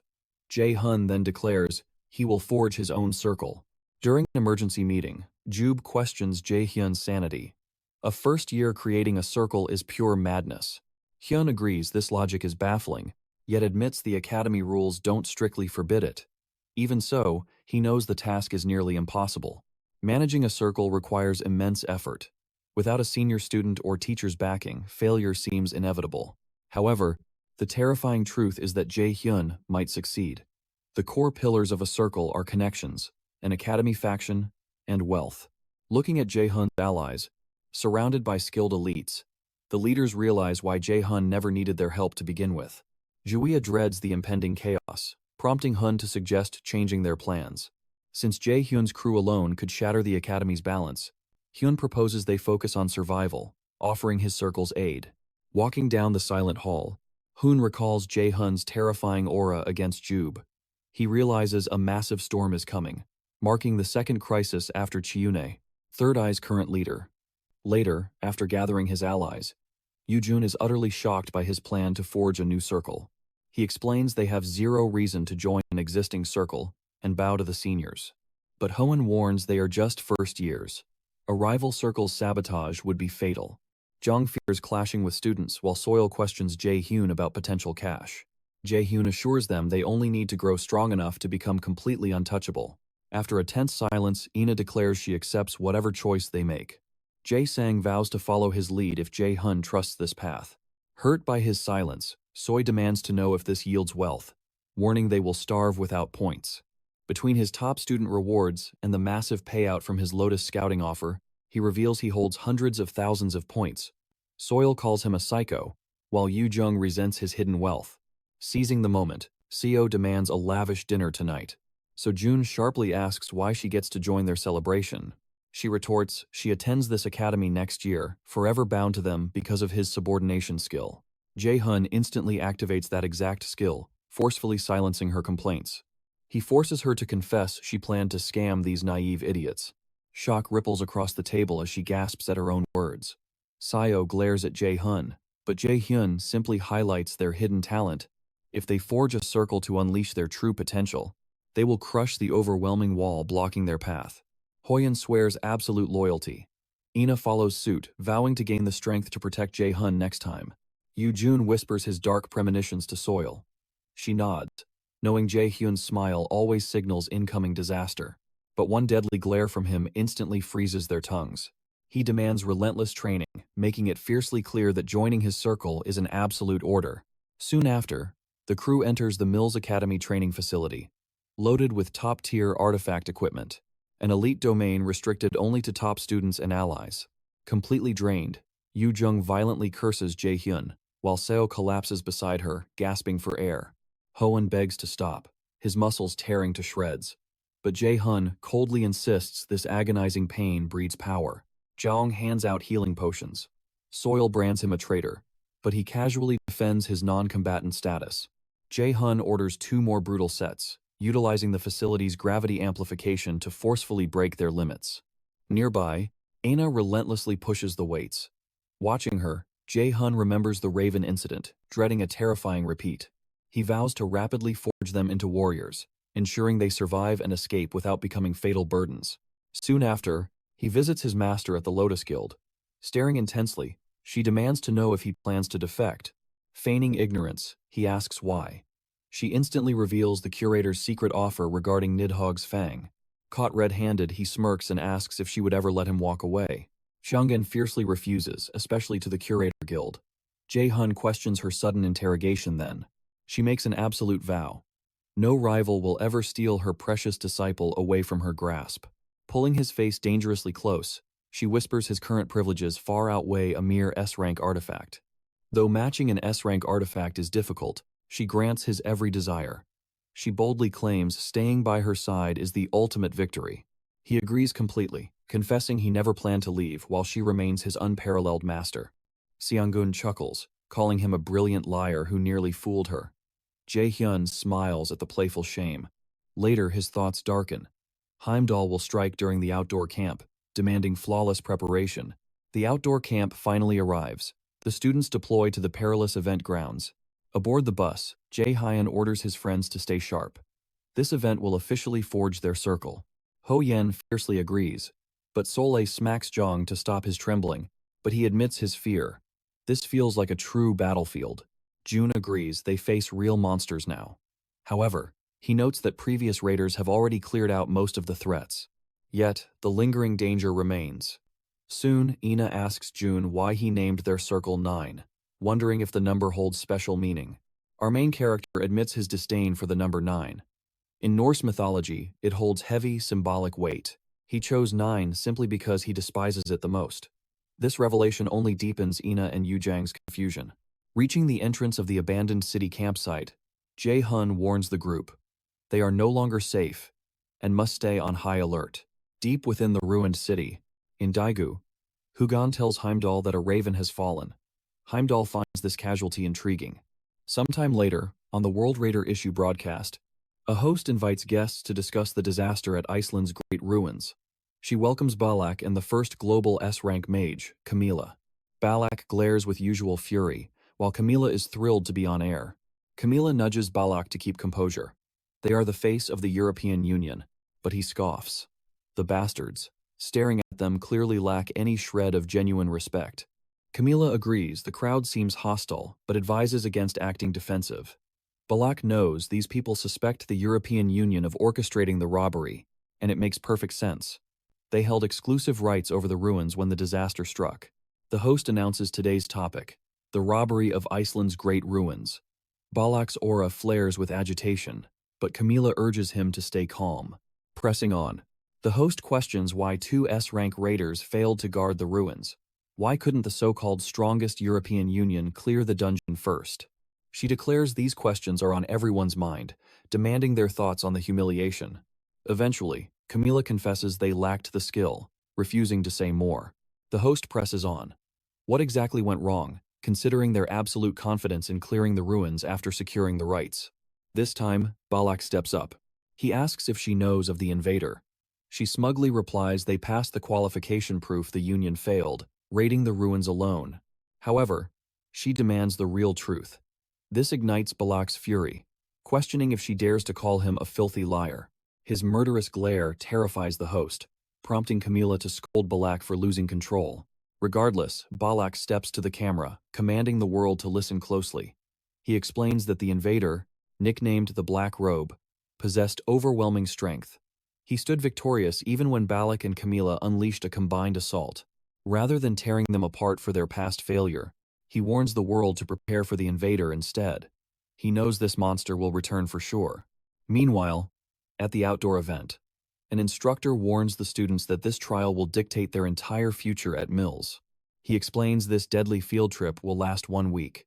They must forge absolute trust with their circle members. However, their only lifelines are the basic survival kits given to each circle. They must hunt monsters using their honed skills. Leaving the 50-kilometer radius of the base means instant disqualification. Their primary objective is pure survival, proving they possess the raw potential to become truly elite raiders. Their second task is to slaughter as many beasts as possible before time runs out, retrieving their dropped tokens. Slaying higher-ranking monsters yields greater points. But one careless mistake during the hunt could lead to fatal injuries. If a deadly crisis arises, they need not panic. An instructor will always be observing from the shadows. The instructor orders them never to conceal critical danger, but to seek immediate aid. With the briefing done, they receive rings, a symbol of their unwavering solidarity. The main character commands his circle to execute their plan. From the shadows, Hugin watches them, declaring the trial has begun. Soon, they secure an optimal base camp. Zhang believes this hidden location will shield them from high-ranking aerial threats. However, Soil complains about lurking bugs, visibly disgusted by the damp, eerie atmosphere of the area. Zhang tells her to endure the insects, but Soil snaps back, declaring bugs are an absolute nightmare to deal with. Their bickering flares up again, forcing Zhang to retreat behind Jae-hun. The main character demands absolute vigilance. They stand in a dead city, completely sealed off and overrun by a grim monster invasion. However, Yoo-jun hopes they dominate the points again. She wants nothing more than endless ice cream and a trip to their favorite restaurant. While she rambles about food, she notices Jae-hun's grim expression and falls silent. He knows this event is barely a challenge, especially since they stand at the absolute pinnacle of the new students. However, their greatest threat here is Heimdall. Our boy stays on high alert, absolutely certain that Heimdall is rapidly approaching. Ina also senses his heavy thoughts, but he brushes off her concern with a nod. Suddenly, Hoyen questions the heavy tension between Ina and Jae-hun, wondering if they argued beforehand. He asks if something occurred over the weekend. Yet, Ina stares blankly, revealing absolutely nothing. Soil quickly signals an approaching presence. Jae-hun jokes that their haters have likely arrived to claim Soil. Soil agrees, sharply reminding Jae-hun of his firm promise to take responsibility for her. She demands he honor his word. Ina and Yoo-jun freeze in shock, wildly questioning what taking responsibility means. Our boy commands his squad to prepare for battle. Soon, a circle named Seed ambushes them. Jae-hun fully anticipated this. Soil belonged to Seed, and he had convinced her to defect to his side. Soil had protested. Despite knowing Jae-hun's talent, she argued they were mere rookies. She claimed to be content with Seed. Their massive roster held potential to grant her far more points than a new circle. However, Jae-hun warned her she was blind to the bigger picture. He questioned if Seed's members were true friends. She coldly stated they were mere business partners. But Jae-hun suddenly revealed a magical record sphere. The device played undeniable audio of her circle members trash-talking Soil. They mocked her combat skills, claiming she only existed to make their leader shine. They even made vile bets on who could flirt and claim her first. The recording ignited fury in Soil. Regardless, Soil demanded her price. June coldly replied her pay depended entirely on her combat performance. Back in the present, Seed's leader, Wang, glares at Jun, demanding if he truly expected to survive stealing her. But Jun casually asks if he forgot his humiliating defeat at the freshman hunt. Zhang barks that his guard was down, mocking that one man cannot win alone. Jae-hun summons a light sphere to shatter the dark. He coldly reminds Zhuang he is not alone. He boldly declares that even if they attack all at once, they will not scratch a single member of his mighty team. June acknowledges Soil's supreme scout talent. He knew recruiting her carried massive risks, but to him, it means absolutely nothing. After hesitating, Zhang sneers at our boy. He admits his strength but mocks his status as a rookie. Zhuang orders his men to slaughter our boy. They charge forward with drawn blades, but he refuses to budge. Suddenly, Hoan activates his impervious defense. His defensive aura surges, effortlessly blocking the warriors. Seed's mage members unleash devastating fire and lightning magic. However, Yoo-jung summons her air shield, perfectly deflecting the onslaught. Our boy is impressed. He is glad he trained his squad to the absolute bone. Yoo-jung had already mastered a massive wide-range defense spell. As the smoke clears, the Seed members freeze in sheer terror. Their magical strikes dealt absolutely zero damage. One warrior panics in despair. He questions why Wan dared to provoke the mighty Lotus Guildmaster's disciple, even as a new circle. Ina steps onto the battlefield, asking Jae-hyun if she should crush them. Our boy mercilessly orders her to spare no one. She activates her Sword of Alzheimer's skill, launching the deadly blades. Paralyzed by fear, they desperately flee, but merciless blades swiftly pierce their backs. Zhuang barely dodges the deadly swords, only to slip into a blue ooze that glues him to the earth. Jae-hun praises the trap's brutal effectiveness. The seed members remain trapped as Zhang explains his lethal mix of slime and paralysis spores. Mid-sentence, Zhang viciously insults Zhang by calling him a stuttering F-word. However, Jae-hyun coldly warns him to watch his mouth. He asks Zhang if he grasps the immense agony he can inflict before death, then mercilessly crushes his spine. Eventually, he lets Zhuang's teammates flee, but mercilessly keeps Zhuang pinned. Hwan desperately begs his circle to stay. Instead, they brand him a crazy bastard, coldly abandoning him. Once they vanish, Jae-hyun turns to Soy, declaring his absolute resolve to make Zhuang fail. Soil brands Zhuang as complete trash, yet Hwan desperately insists everything was for her sake. She tells him to shut up, recalling how he labeled her a useless scout parasite. Drawing her blade, she strikes Guang down until he collapses entirely. Moments later, an instructor arrives. He is utterly stunned that the 9 Circle defeated the elites of the Seed Circle. Zhuang and the others, felled by Ina's blade, remain completely unconscious on the cold ground. The instructor stands baffled. How did a massive upper-middle circle fall to a group of absolute rookies? Jae-hyun urges the instructor to save them, stating these fools do not deserve to die so soon. Before departing, the instructor warns him to avoid causing further clashes with the senior classes. Once alone, our hero turns to Soo-hyuk, who stood quietly nearby. He demands to know why he helped. Moments prior, Soo-hyuk had approached Jae-hyun, warning him that the entire Seed Circle was hunting them. Jae-hyun dismissed the Seed Circle as mere fools. Soo-hyuk then walked away, questioning why he ever sided with Jae-hyun. As he departed, Jun warned him to drop out of the event since he fights alone. Since Soo-hyuk chose to stay, Jae-hyun admits he never expected aid. He assumed he only cared about starting brawls. Back in the present, Jae-hyun bluntly asks Soo-hyuk for his name again. The girls gasp upon hearing the name Soo-hyuk. This irritates him deeply, as he expected these fools to remember it. Earlier, during a Seed Circle meeting, Soo-hyuk strongly opposed the plan to gang up on Minj-hun. Since she left independently, Soo-hyuk suggested proposing a fair deal. However, Hwan demanded that Jae-hyun become an obedient junior.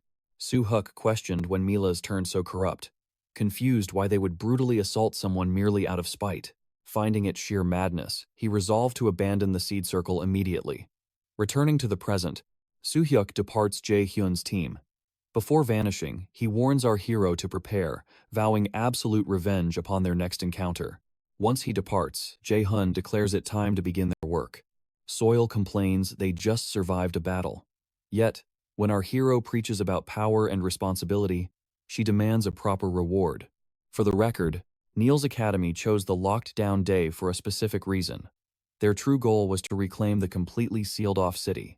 Do marks where the world's very first gate opened.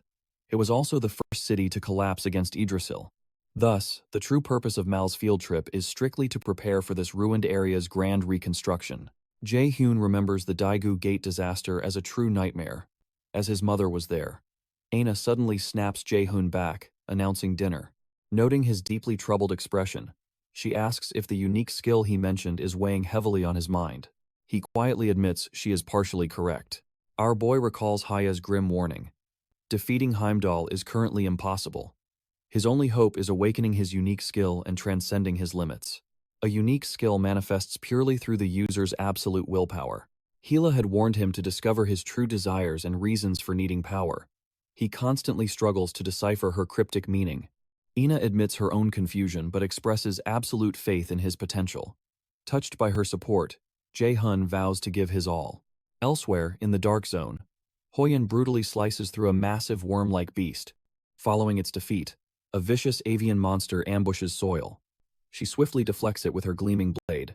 Striking the creature down, Yoo-jung points out how terrifyingly different this zone is from Mila's. Ina agrees, noting the suffocating mana density feels far worse than the 10th level of the Mana Room trial. They stand in a field.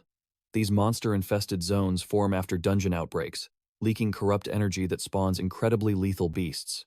Soil remains completely clueless about fields. When Jong mocks her for sleeping through class, she violently attempts to end his life. Jae-hyun clarifies that fields overflow with mana, making them entirely toxic for normal human survival. While raiders survive, ordinary humans perish from minor mana exposure. He urges strict caution, as unknown dangers lurk everywhere. Suddenly, a colossal beast materializes. Trembling, Soil asks if he actually plans to fight it. He confirms his intent, but orders her to fulfill her scouting duties. Panicking, she begs him to secure her escape, refusing to die young. Jae-hyun merely flashes a knowing smile. Cursing him as trash for dodging the promise, she glares. Consequently, our hero suggests she hold back while they scout ahead. Hunting weaker beasts takes more time and yields fewer points. Soil calls him master. He holds absolute authority here. Exploring the zone, Ayu Jung marvels at the reclaimed land. She credits a famous figure for clearing it. Ina remains clueless. Soil mocks her lack of focus in class, then suggests they become friends. Hoyan names the first awakened, Wan. Jong adds his father admitted, Juwan is an unbeatable force. Deo. Where the first gate shattered, unleashing hell. Amidst echoing screams and humans crushed like ants, a powered mortal emerged. Hwan. Korea's very first awakened. Jun slays the terrifying beast Soil feared. He recalls Hwan's unmatched fame and his mysterious vanishing. With the beast dead, Yu Jung notes Jae-hun chose this path to follow Hwan's legacy. Hwan vanished so abruptly, many presumed him dead. He was the first to wield the Acer system's power. Our main character ponders Hwan's true nature and how he unlocked this power before anyone else. Soon after, Jang, Soil, and Hoyan pitch their base camp. Ina returns. He confirms Soil's warning. Harpies, worms, and goblins lurk nearby. He praises her skills. Soil claims she must be flawless, knowing he'd abandon her otherwise. He questions how she knew. She tries to insult him, but he leverages her payment. Defeated, she calls him master once more. Hoyun and Jang discuss Soi's brutal combat skills. Jang speaks up, but Soil glares him down. She warns them to stay quiet, as only Jae-hun pays her. Jae-hun asks for Yu-jun. Hoyun explains she left to prepare a special surprise. She returns carrying an eerie pot. Jun questions her sudden disappearance. Blood drains from their faces. Yuong boasts about the grueling effort it took to brew this. Revealing the ominous sludge, he questions if it is edible. Jun proudly declares she seasoned their slain worm. He stares in disbelief. She stubbornly demands they eat her hard-earned creation. Jae-hun seriously considers feeding this lethal sludge to Heimdall for an easy kill. Elsewhere, Jun encounters Juwon. She asks when he intends to strike again. He remains unsure, but senses the time is near. The great adversary is already moving. Jun notes the great adversary is young. Yet, his actions prove the ancient prophecy true. She begs for Jan's aid. He cites Heimdall's advance, but promises to intervene if fate demands it. Juwon smiles. The board is set for chaos. Back at camp, Jae-hun fears the toxic dish. Yu-jung stubbornly defends her cooking. She seeks Jae-sung's backing, but he sides with Jae-hun. Hoan quickly claims he lacks an appetite. Crushed by their rejection, Yu-jung turns her puppy eyes towards Soil, begging her to eat. Soil peers past Yu-jun. The men wave frantically, silently screaming for her to refuse. Disgusted, Soil crumbles against Yu-jung's pleading gaze. She forces herself to accept the foul meal. Soil forces a bite down, playing tough. Moments later, she vomits violently against the fence. The group mocks her pained groans. Jae-hun coldly reminds her she ignored their warnings. Furious, Soil snaps back. She couldn't reject Yu-jung's heartbroken expression. Jae-hun tosses her a painkiller. He smirks, noting her unexpectedly soft heart. Soil questions the tense air between him and Ina. Startled, Jae-hun listens as she urges mercy for their comrades. He nods in agreement. He admits he never expected such warm words from a mercenary. Her irritation spikes. He quickly shifts focus, reminding her of their sworn target. Soil nods, begging for a brief moment to settle her churning stomach.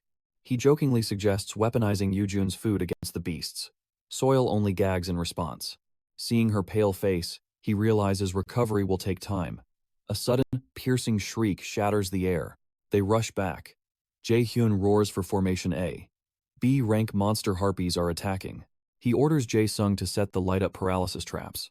Hoan takes the vanguard, Yu-jung supports, and Ina attacks. Following the brutal base defense, the group regroups. Hoan expresses his shock at the overwhelming harpy numbers. He never anticipated such a massive swarm. Yu-jung agrees. Harpies normally travel in fours. This was a dangerous anomaly. Such an anomaly proves a boss monster with an overwhelming mana presence is commanding them. The dreaded Harpy Queen is nearby. Soil had sensed the threat, but never expected the royal beast to be this close. June commands the team to defend the base. He and Soil will eliminate the monster and return victorious. Soil's unique skill makes tracking the queen easy. Jae-hun confidently assures them he can slaughter the monsters single-handedly. He tells them not to worry. Hoyeon argues they must stay united to face any unexpected dangers. But Jae-hun refuses. If they follow, they will only get injured, and he would be forced to protect them. Seeing their sorrow, he clarifies it is not a lack of trust. The base needs their protection. They must remain as vital backup for the instructors if chaos erupts. Ina and Yu Jung reluctantly yield. Jung hands Jae-hun a massive stockpile of potions for his survival. He and Soo-hyuk depart, wishing the team safety. Still furious, Yu Jung demands he contact them if he faces death. He teases her rare display of affection. But right in the middle of his sentence, harpies suddenly breach the tent. Without even looking, Jae-hun unleashes lightning chains, striking them mid-flight. He calms his panicked team. He never enters a battle he cannot absolutely dominate.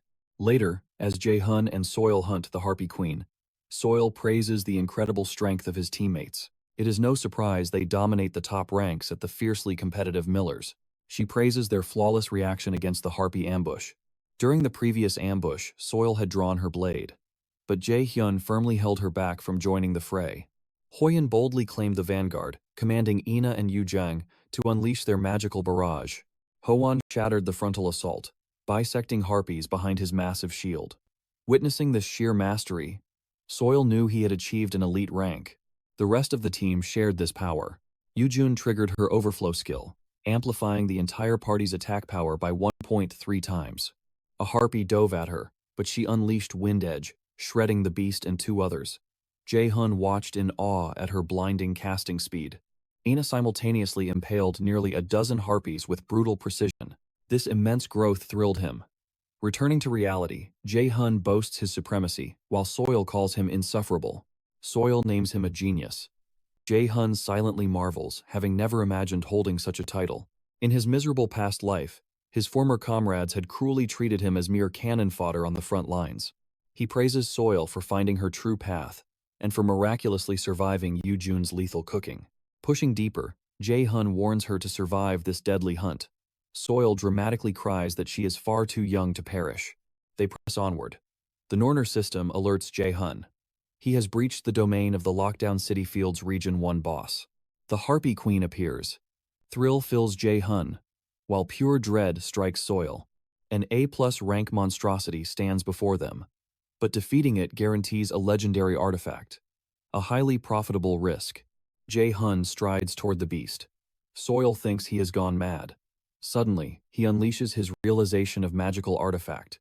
The legendary blade, Nidhogg's Fang, manifests. Soil gasps, recognizing the exact treasure from the recent high-stakes auction. The Harpy Queen instantly unleashes a deadly storm of feathers. Soil desperately dives to safety. Jae-hun charges the creature head-on. Even with his superior strength, this foe remains a lethal threat. He dances through her vicious strikes, closing the gap. This flying terror is vastly stronger now than in his previous life. In a flash, lightning chains erupt around him. An A+ rank was never this devastating before his regression. Someone must have tampered with fate. He leaps to cleave the beast.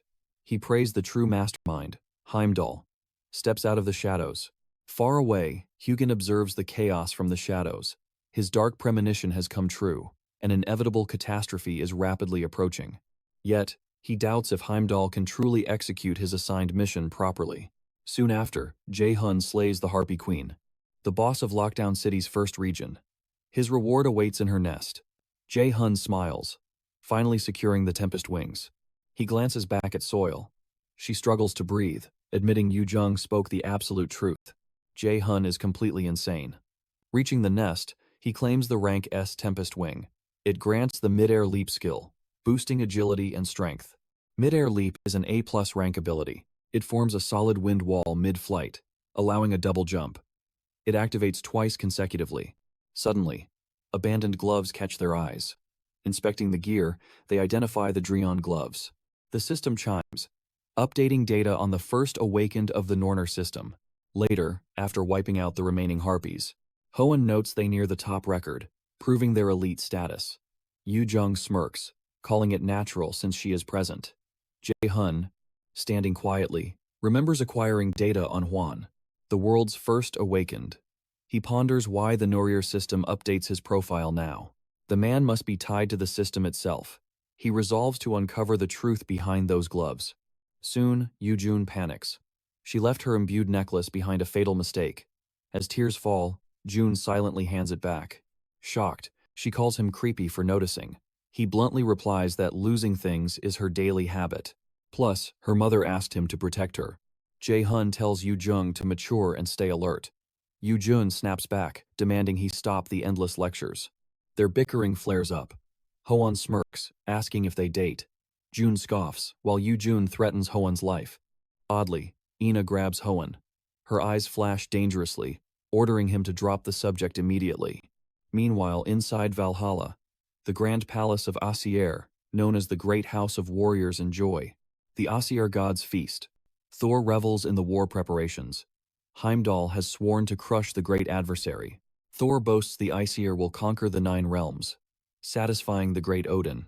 Another god, Tyr, curses Thor for feasting during Odin's absence. He coldly asks if Ragnarok means absolutely nothing. Outraged, Thor bites back. He mocks Tyr, recalling how Fenrir devoured his right arm during Ragnarok.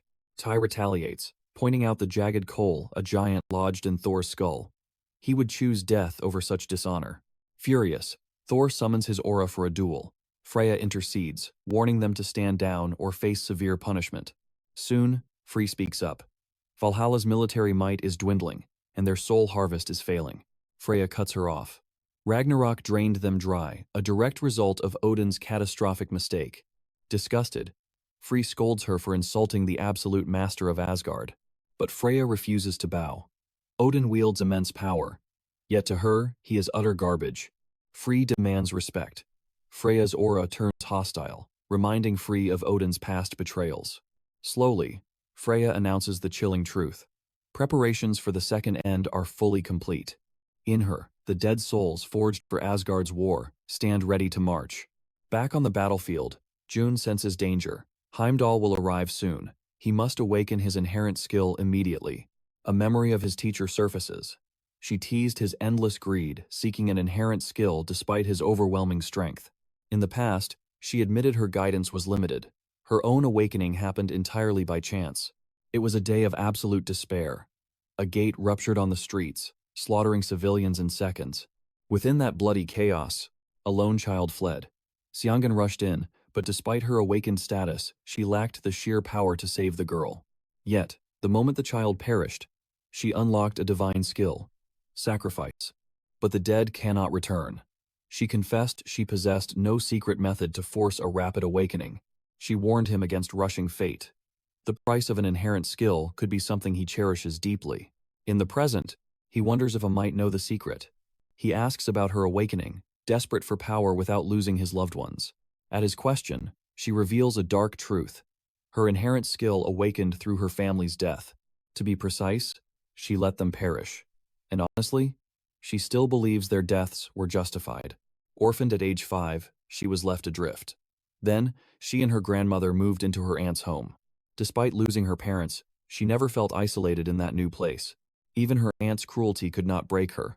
She still had her grandmother, her sole anchor, but that fragile peace shattered. She overheard her dying grandmother pleading with her aunt to protect Ina after she passed. The crushing reality set in. Her only sanctuary in this world was fading away forever. A heavy shadow consumed her days. The once quiet child grew even more silent. That impending loss locked her heart away from the world. Her bleak life continued until middle school. Then, her aunt discovered from a teacher just how lucrative raiders were. Her aunt coldly mocked her, shocked that a useless burden like Ina actually possessed hidden talent. The wicked woman demanded repayment, claiming she had wasted a fortune raising her over the years. Forced into becoming a raider, Ina boiled with hatred. Her aunt had already stolen her parents' life insurance money long ago. Now, she was just another tool for her endless greed. Ina despised how this woman treated her beloved parents and grandmother like absolute trash. But her greatest disgust was reserved for her own helpless, suffocating silence. Resigned to her fate, she applied to the Raider program backed by her teacher's recommendation. Upon submitting it, her teacher hesitated. Despite Ina's perfect aptitude and the prestige of raiders, mages faced a brutal reality. Her teacher desperately wanted to keep her away from the battlefield, but Ina stood firm, knowing living under her aunt was a fate worse than death. At home, her grandmother questioned her choice. Ina knew her precious grandmother would fade away soon, yet she could never hate her. Instead, she surrendered to this cruel destiny, realizing struggling was totally pointless. Tears broke her walls as she forced a lie, claiming she was fine, but her grandmother gently pleaded with her to stop. She simply could not bear to see her precious child bleed. Embracing the brutal raider path, her entire world shifted. She mastered arcane mana and monster hunting. Her freezing apathy became her ultimate weapon. Just as she adapted, the inevitable tragedy struck. Her grandmother died, a death basic medical care could have prevented. The horrifying truth struck Ina. She had rejected all care. Did she surrender to the pain? Or did she simply abandon Ina to this hellish world? Uncertainty gnawed at her soul. Drowning in grief, she plummeted into a bottomless, dark despair. Self-doubt consumed her shattered heart. She desperately wished her grandmother had dragged her into the afterlife. Soon after, her greedy aunt called. A sponsor contract was finalized with a guild, and Ina only needed to sign her life away. This suffocating control ignited a blazing fury within Ina. For the very first time, she screamed back in defiance.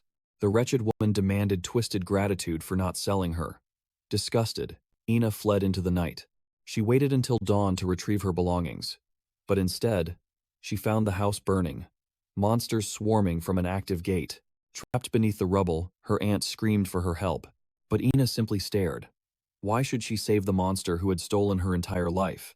Seeing Ina's tears, the main character gently intervened, telling her to stop if the memories were too painful.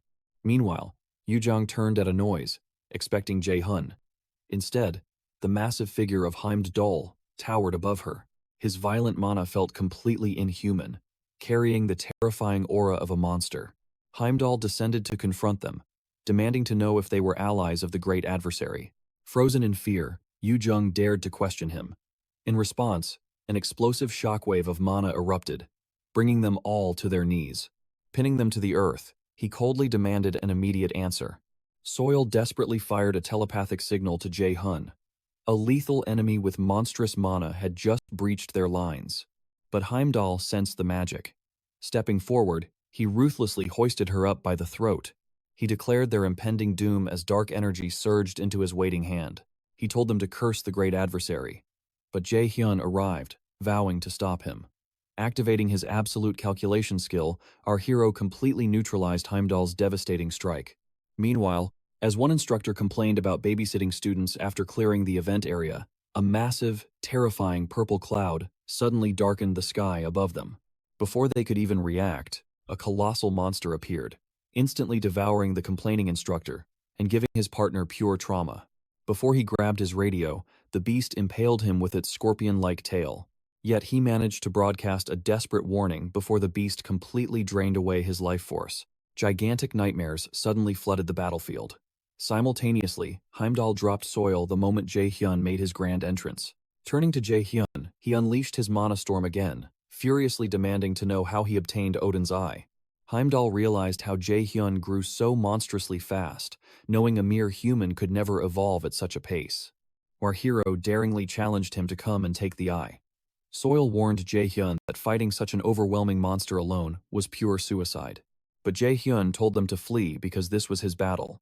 Yujong refused, citing their teamwork. But Jae-hyun bluntly ordered them away. Gripping his blade, Heimdall mocked his foolish attempt to protect his friends. With a single devastating swing of his weapon, Heimdall violently shattered the earth before them. But our hero activated his windstorm skill, safely blasting his friends completely out of harm's way. Eugene desperately screamed his name, but he warned her that staying would only lead to their absolute annihilation. Yet, she firmly refused. But Ina held her back, admitting Jae-hyun was right against such overwhelming power. Yujong fiercely argued that this was exactly why they had to fight, but Ina expressed absolute faith in Jae-hyun's victory. She urged them to race to the entrance and alert the instructors immediately. Though unconvinced, Yujong ordered Jae-hyun to survive before finally retreating. Once they escaped, Jae-hyun activated his frozen earth skill to freeze the entire battlefield. Intrigued, Heimdall mocked the skill's lengthy activation time, demanding if Jae-hyun truly believed he could survive against him for dozens of seconds.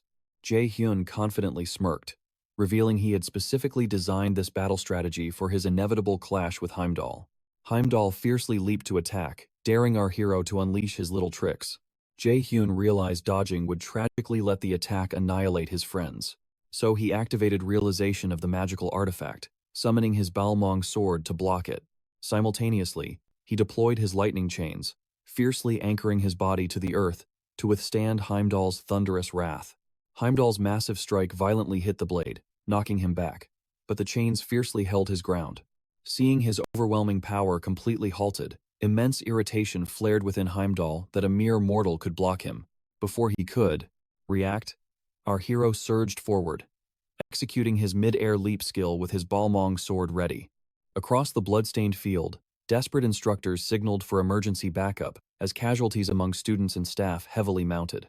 They encountered a massive, unprecedented migration of nightmarish monsters. Head instructor Ms. Lee desperately searched for a solution until the brave circle leaders stepped forward to fight. She tried protecting them since they were merely students, but their fiery determination refused. Ultimately yielding, Miss Lee assigned support roles to the determined students, mobilizing the veteran instructors to directly assault the monstrous front line.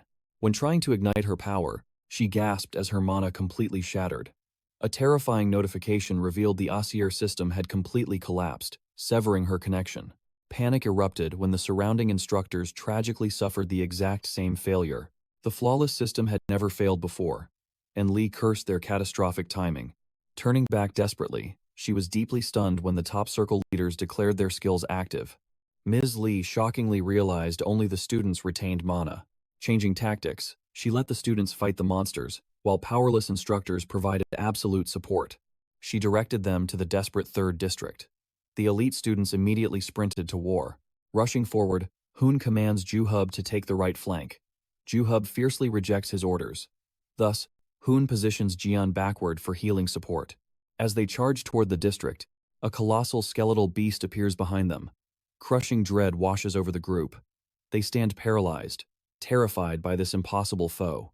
The Easter system announces the 3rd District's boss, Bone Dragon. Hun immediately realizes this battle will be absolutely devastating.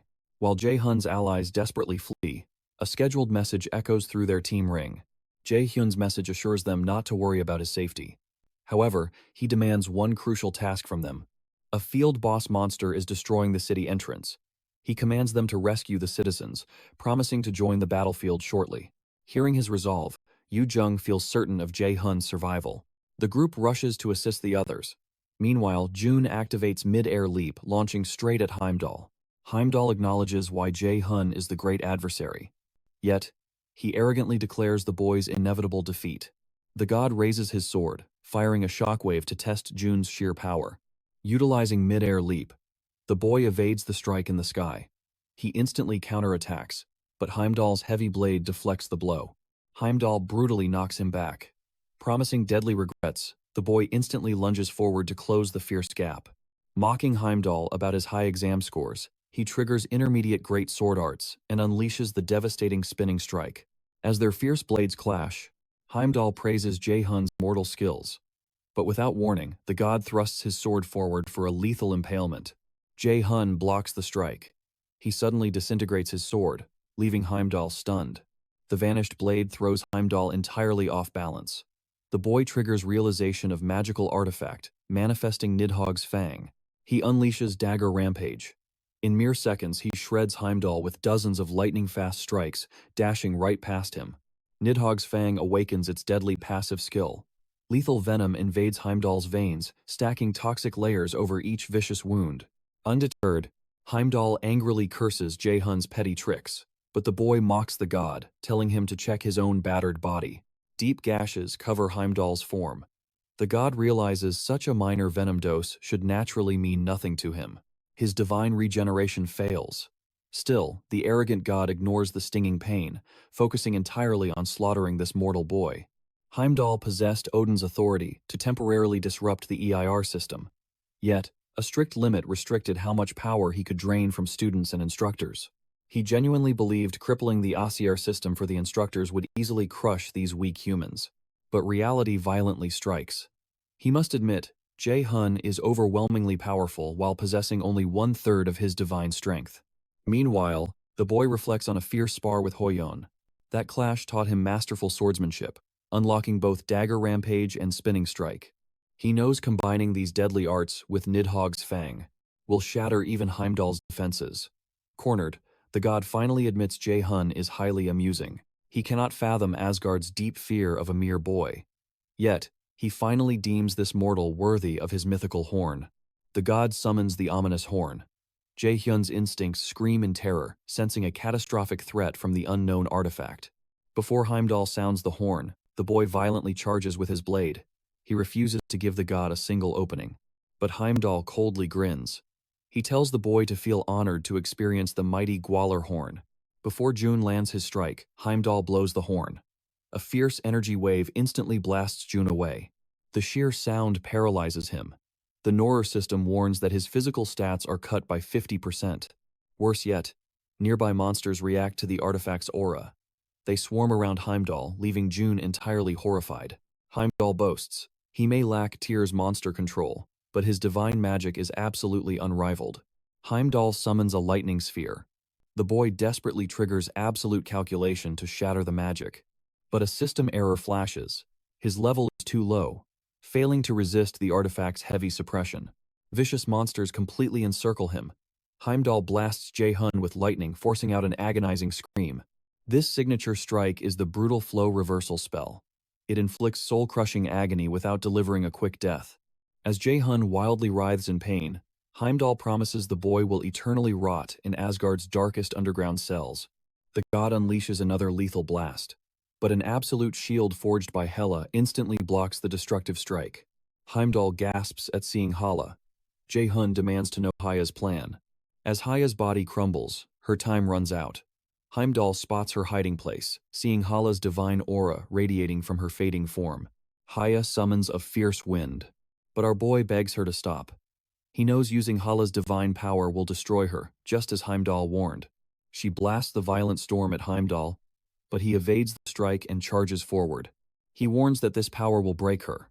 Why throw her life away? Does she truly believe the great adversary can save the 9 worlds? Haya declares it is an absolute certainty, not mere belief. She knows Jae-hun will slay Odin and halt Ragnarok. Enraged by her words, Heimdall leaps forward to execute her. To end the clash, she summons a massive viper to devour Heimdall. Still, our boy desperately begs Hala to halt her sacrifice. Elsewhere, Hyun slaughters endless monsters while weathering the bone dragon's breath. Another brutal blast forces him to block the attack. The other students clash with the beasts. Jube joins the fray, while Jian heals the wounded. Despair spreads as students cry out that the bone dragon will slaughter them all. Jian warns their defenses are crumbling, yet Hyun demands they fight on, as all outside communication is severed. Jube's mana completely drains, leaving him violently cursing. Hyun prays for reinforcements. Right on cue, Jae-hun's friends arrive to lend their strength. Hyeon protests that first years will die here. An A+ rank bone dragon is far too difficult. A wolf beast ambushes him mid-sentence. Instantly, Hoyeon unleashes his 100 Azure Splendor sword, shredding it. The rest plunge into the chaos. They vow to honor their promise to Jae-hun. Hyun watches in awe as they fearlessly confront the dragon and its monstrous horde.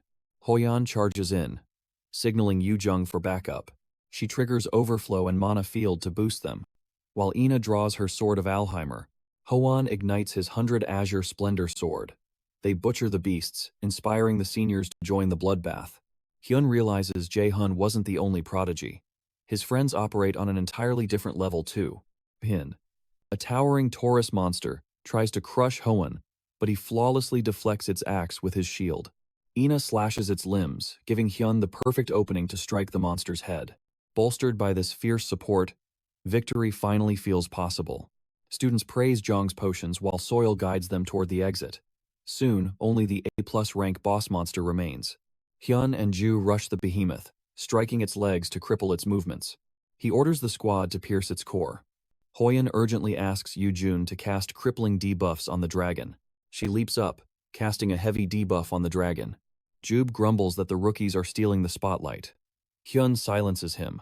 Circle Nine's destructive power simply eclipses theirs. Irritated, Jube unleashes his wheeling skill. He brutally shatters a monster's leg. Hyun sighs, confirming Jube still attacks without caring about his allies. Hyun fires his deadly pierce skill, slicing cleanly through the monster's bones. He signals the strike team. Ina draws her Sword of Alheimer, and Hoyen ignites his 100 Azure Splendor sword to shatter the core. When the giant serpent swallowed Heimdall mid-strike, Hala believed the battle was won, but the serpent violently writhed. A bulge swelled in its gut. Haya heard Heimdall's terrified screams. In a flash of gore, Heimdall burst free. Enraged, she thought him so weak. He lunged, his blade aimed straight at a shocked Hala. She screamed for him to move, but his gleaming blade plunged straight into her chest. Despite losing a third of his power in this form, he smirked. She wasn't the only one capable of wielding divine power. His expression hardened. He cursed her as a fool for trying to defy the absolute will of fate. He withdraws his blade and knocks her back. Our hero watches with a hollow expression. He struggles, but the deafening blast of the Heimdall trumpet paralyzes him. Holding his ears, his vision blurs. Crushed by the agonizing despair of failing to protect someone he loves. Barely holding on to his resolve, he curses his futile fight against destiny. Standing before him, Ina reveals they both awakened after suffering a truly devastating personal loss. He nears the truth of their cursed fate, but Ina cuts him off. Through tears, she asks how he thought she survived. She recalls a fragile girl screaming for her salvation upon initially awakening. Instead of helping, Ina walked away cold. As the desperate cries echoed behind her, a chilling truth surfaced. The girl begged forgiveness for her cruelty, blindly insisting Ina's kindness would rescue her. A giant tentacle lunged at Ina, but she instantly summoned the Sword of Alheimer. Radiant arrows erupted, instantly shredding the beast to pieces. Suddenly, the girl's demeanor twisted, screaming that Ina was merely repaying the debt of her past upbringing. Blind to the beast's collapsing corpse above her, she spat one final vile curse at Ina before meeting her end. Ina turned away in silence, accepting her absolute solitude. No parents, no allies. She realized her survival lay solely in her own hands. He stood paralyzed, silenced by the weight of her dark revelation. She notes the guildmaster shares this burden. Her power arose not from suffering, but from forging absolute resilience after experiencing devastating loss. Ultimately, she declares him an exception. He needs no such tragedy, for his sheer, unyielding determination completely eclipses all others she has known. Returning to the present, Ina's words echo in his mind, as a brilliant golden aura erupts completely around him. Heimdall seethed with deep fury. He recoils as our hero stands unbroken, his gaze piercing Heimdall's soul. The system ignites, triggering Odin's lost eyes to answer Hyen's absolute, raw resolve. Through this, he awakens divinity usurpation. Hyun tells Hela her strength is still desperately needed, despite her grievous wounds. This newly awakened skill grants Hyun the power to drain weakened gods. Heimdall scoffs in fury. Certain Hyun lacks the supreme capability to wield divine power. The usurpation skill is Asgard's ultimate heresy, impossible to execute without innate divinity. Our hero remains unaware of this dark truth. Hela intervenes, revealing Heimdall's mention of usurpation refers to Loki, Hel's greatest sinner and commander of the fearsome anti-air squad. Grasping this truth, our hero prepares to activate usurpation, but Heimdall immediately mocks his futile attempt. Yet, our hero coldly corrects Heimdall's fatal, arrogant misunderstanding. Stepping forward, he executes mid-air leap, materializing behind Heimdall. Suspended in the void, he clarifies Heimdall was never his target. Tapping into true divinity, he channels the stolen power directly into the fallen Hela. Instantly, divine energy surges into her, leaving Heimdall completely speechless. Haya jolts in agonizing shock, utterly blindsided. Unable to fathom Hyen's instant mastery, she finally grasps the absolute terrifying truth behind Loki's grand design. She assumed Loki was merely a natural-born god. Now, she understands everything. A mortal has seized true divinity through sheer, unbreakable will. As the divine energy stabilizes, Hela's fatal wounds vanish completely. Recalling Hyun's past doubts, she realizes he was the destined chosen one all along. Our hero confronts Heimdall, surging with lightning god's power and unleashing a technique called Blitz Chain. Lethal mana chains orbit him as he smirks, igniting the battle's second phase. Heimdall glares in deep frustration. He senses the godly power infused within those inescapable lightning chains. Heimdall blocks the lunging chains with his sword, but their crushing impacts multiply violently with every single strike. Astonished that Hyun wields Thor's legendary lightning power, Heimdall scrambles frantically to evade the ceaseless, absolute bone-crushing onslaught. Panicking for a counterattack, a blinding strike shatters his defenses, sending him plummeting violently to the earth. Gripping his sword, he forces his battered body back upright. Heimdall roars in rage. Meanwhile, Hyun radiates chilling composure, absolutely commanding his newly awakened godly might. Striding toward Heimdall, he taunts him to unleash his wrath. For the true massacre has only just begun. Heimdall's fury boils over, yet he stands utterly cornered. Drained of divinity against Hela's clone, he is left completely exhausted. The Gallarhorn far out of reach. Cold terror and nauseating disgust fiercely consume his divine pride. The humiliation of falling to a mere mortal shatters his sanity. He launches a desperate assault, but Hyun ruthlessly deploys Thor's chains again. Heimdall fiercely resists, roaring that while Hyun may be tough, he remains a mortal incapable of bearing true divinity. Heimdall cleaves through the chains and charges blindly, only to realize his fatal, grim overextension. Suddenly, Thor's chain portal erupts around him in midair. A blinding lightning strike hits. Heimdall screams in agony. Bound and at Hyun's mercy, the thunder fades. Hyun steps forward, drawing his blade with an icy, unyielding glare. Heimdall curses in fury, but Hyun ends it instantly with one clean, ruthless strike to the neck. Unbeknownst to our hero, a dark entity watched the whole battle. It is Hugin, who mocks Heimdall as a fool for trusting him. Their grand plans are ruined, and must be reported to Odin. He cannot fathom Heimdall losing to a mere mortal. Hugin suspects our hero is leveling up at an impossible speed. He even wields divine power. Soon, he will grow stronger. Yet, Hugin scoffs. It matters not, for the end approaches. Without warning, he fades into dark energy as ravens circle above. Our hero glances at Heimdall's severed, eternally furious head. Smirking, he tells the severed head that it actually looks quite decent now. Unamused, Heimdall spits a curse. He warns that luck will fade, and next time, Asgard's prison awaits him. Our hero merely steps on Heimdall's face, coldly ordering him to shut up. He notes Heimdall only used 30% of his power, likely soon to be dragged back to Asgard. Heim boasts that Hyun's wind cannot stop Ragnarok, but he is completely unfazed, ready to slay them all.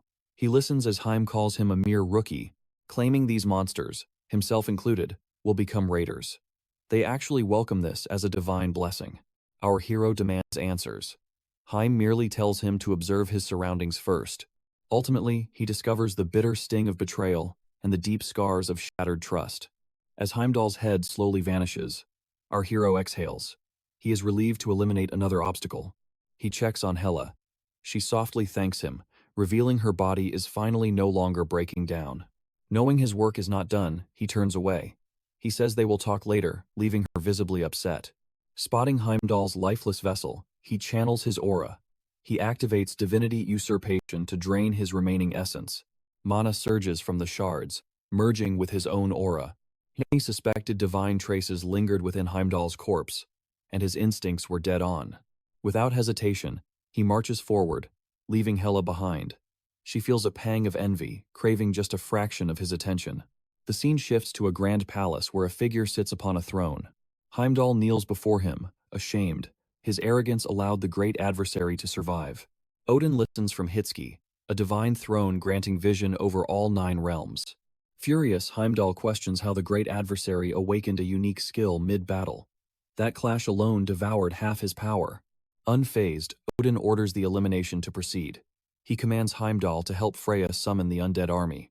Heimdall dares to protest, but a single lethal glare from Odin silences him instantly. Realizing his grave error, Heimdall hastily bows in apology. Odin coldly dismisses him, ordering him out. Once Heimdall departs, Odin summons Hugin. The Dark Watcher manifests at his side in total silence. Odin declares war is imminent, noting Hugin knows exactly what they need. With a swift gesture, Hugin steps forth to prepare the honor, the fearsome army of the dead. Meanwhile, our hero ponders Heimdall's cryptic advice to scrutinize every hidden detail before the end. Mimir's warning to doubt the system echoes in his mind. Suddenly, it clicks. Both Heimdall and Mimir hinted at the exact same hidden truth. He suspects it is all tied to the methodology. Burning with resolve, he dives deep into his research, working late into the night. He finally realizes that shiny Raider Eye is not a riddle, but an anagram. The Einherjar is ready, and he grasps what to doubt. Elsewhere, among the awakened, the dark-haired man declares they are done trying to hold Hyun back. Dissenters will face the full wrath of both their guilds combined. The others sigh in defeat, admitting they could never stop him. Hyun's faction vastly outclasses every student combined. He nods. They have grown terrifyingly strong in mere months. For now, resistance is entirely futile. He realizes they must focus entirely on surviving the messy aftermath of this incident. Before departing, he raises another issue. He confronts Jiune, questioning her absence from the raid despite leading a top-tier circle. He states that victory was certain if Circle 9 had not ruined their formation. The blonde man fiercely retorts, demanding an explanation for her words. June replies that they lacked the strength for the Bone Dragon raid. Risking her elite team on a hopeless battle was utterly pointless. Turning her back, she declares that Third Eye will continue operating under these exact terms. She smirks, deeply impressed by him, and anticipating the impending chaos. Meanwhile, he deduces why adult raiders were stripped of their skills during the Bone Dragon battle. That single detail reveals everything.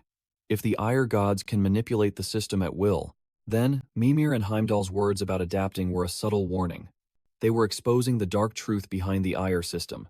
This entire game holds Asgard's bloody history, serving as the ultimate key to unmasking Odin's true identity. Following the first Ragnarok, Odin's vanguard, the Einherjar, were completely annihilated. Yet, the truth goes much deeper. They were his absolute weapons. Beyond concepts of good and evil, they existed solely as Odin's obedient tools. He deceived humanity, enslaved them, and weaponized them against the anti-Aesir forces. Countless Einherjar perished, planting seeds of deep suspicion against the All-Father. Humanity finally severed their absolute obedience to him. This sparked a massive crisis, as only humans could become Aenir through blind loyalty to the gods. Facing total collapse, Odin forged a dark scheme. He scattered Yggdrasil's roots everywhere, plunging the entire world into an age of monsters. Then, he presented humanity with a twisted gift, the Aesir system. The desperate world embraced it, mistaking his trap for divine salvation. In reality, it was a sinister mechanism designed to resurrect Odin's fallen army. Mimir's ancient records hold a dire warning for the great adversary. He must immediately storm Yggdrasil's control tower. The Aesir system's core control device rests there. If he fails to secure it, every system-linked human will become his mortal enemy. Sensing the crushing urgency, he realizes he must consult Hela immediately. He rushes to her domain, declaring a state of absolute emergency. She raises a cold eyebrow, questioning what crisis could possibly justify awakening a slumbering god. He reveals the truth regarding the inner jar, exposing the dark depths of Odin's master plan. Grasping the gravity, she declares they must consult the Anti-Air Alliance at nightfall. He nods firmly, trusting her divine backing. He presents a mysterious glove, allegedly belonging to the first awakened January. He seeks her wisdom, but Hela only recalls vague, fragmented memories of the artifact. He tables the mystery for now. Exposing the In-Her-Jar conspiracy takes absolute priority over ancient relics. However, before taking action, she must organize the quest rewards. The system rings out, notifying her of the completion and calculating the pending rewards. The anticipation of growth always thrills him. Reviewing the rewards, the second major update leaves him utterly speechless. His communication system receives a transcendent upgrade, allowing flawless telepathy across any distance or dimension. Furthermore, he can now bind mythic-grade skills into activated sockets. A crow radar is also installed, designed to intercept Odin's spying ravens. He has finally obtained the ultimate main quest reward, the System Breaker. Hela notes that this communication upgrade tightens their alliance. He sharply retorts that it feels more like exploitation than actual divine assistance. Her expression darkens with annoyance, likely anticipating it would also trigger an update to his user status window.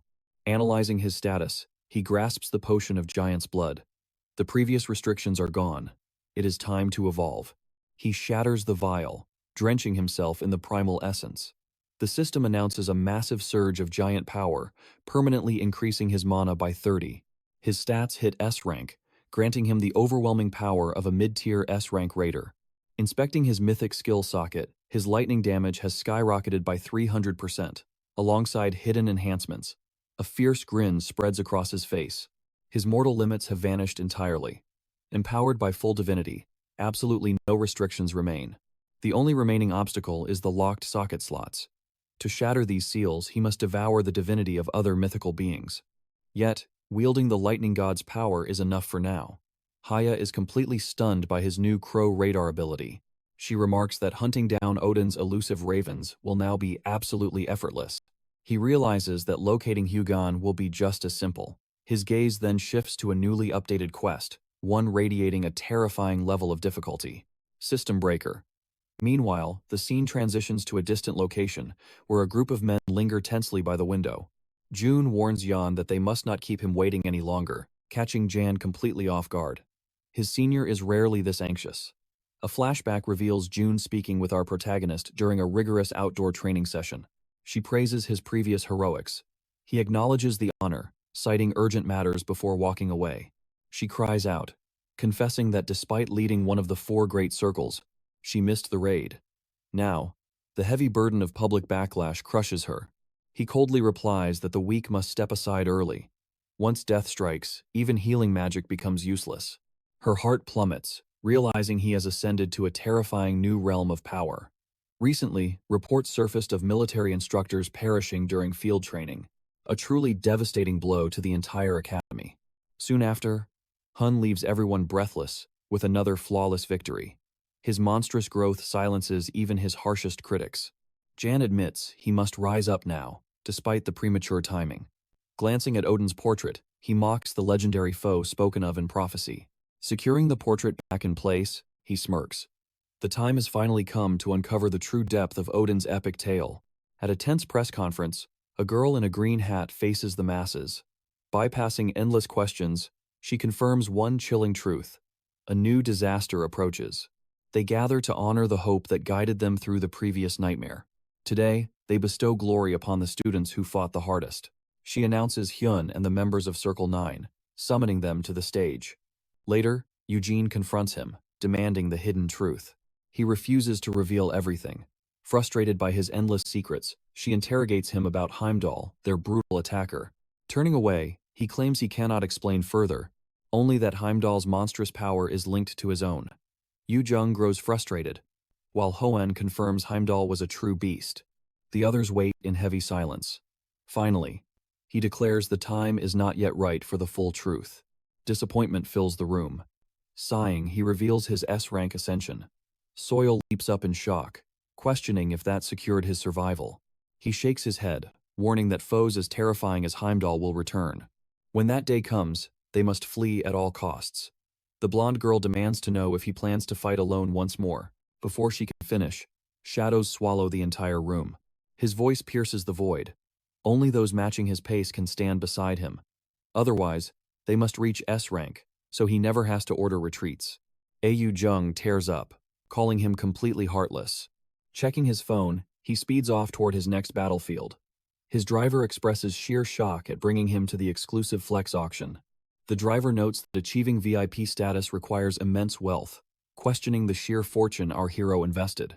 Shrugging, he admits he lost count, having likely wagered every coin he ever earned. The driver chuckles, stating such a bold mindset dwarfs any ordinary worker. Arriving at the Grand Estate, Scarface vows to handle any sudden danger, urging our hero to call upon him. He nods, doubting any fool would dare cross his path. Scarface erupts into laughter, completely agreeing. Inside the luxurious hall, one woman trembles with overwhelming unease. Her companion notices the rising tension and demands answers. She points toward an isolated boy. Balak follows her gaze and instantly freezes in shock. Memories of the fearless boy from Iceland flood his mind. He mutters about the Lotus Guild's rising star, stunned to find him lurking at this auction. Camila narrows her eyes, sensing grave danger. Looking closer, Balak feels it too. The exact same sinister aura as the black robe. Meanwhile, in the auction office, the chief assures his wife that final victory is within reach. He stresses that absolute perfection is required now, especially surrounded by elite VIPs and probing investigators. Suddenly, an inexplicably open window catches his bewildered gaze. Before he can react, a vicious tentacle impales his chest, silencing him before a single scream escapes. A hand covers his eyes from the shadows. It is June. The twisted psycho devours him entirely, eagerly anticipating Hyen's reaction. Balak approaches our hero, expressing shock at his presence while noting his recently exploding fame. Camila rolls her eyes, cursing Balak for his foolishly blunt words. Chuckling, Balak notes that Korea's supreme battle mage naturally draws the European Union's gaze. Our hero smiles, gracefully accepting the honor. Camila then triggers Breath of Mana, an art exposing one's unique magical flow, yet his aura flawlessly mirrors another mysterious entity, defying all known laws of magic. Stepping closer, Balak vows they will expose before dusk whether this boy is truly the dreaded Black Robe. Camila glares at Balak. His self-righteous aura, the very flaw that ruined his marriage, disgusts her. Soon, the auction CEO staggers in, looking completely wrecked. Introducing himself, he reveals the night's first treasure, the Rock of Transcendence. Our hero senses a dark shadow over the CEO, but locks his gaze on the stone. One shard cannot grant stable power, yet its stats are incredible, offering massive skill buffs and explosive mana. One stone could turn the tide of any battle. The bidding begins. Our hero coldly drops 10 billion. Dead silence fills the room. Suddenly, Balak bids 11 billion, leaving even Camila stunned. Without hesitation, our guy counters with 12. Balak glares at him with pure malice, while Camila tenses, ready to intervene. The kid asks if Balak is provoking him. Balak smirks, claiming he just likes rocks, then brushes it off as nothing serious. The kid nods, quietly admitting his mistake. Balak leans back, his sharp eyes tracking the boy's true motives. The auction nears its end.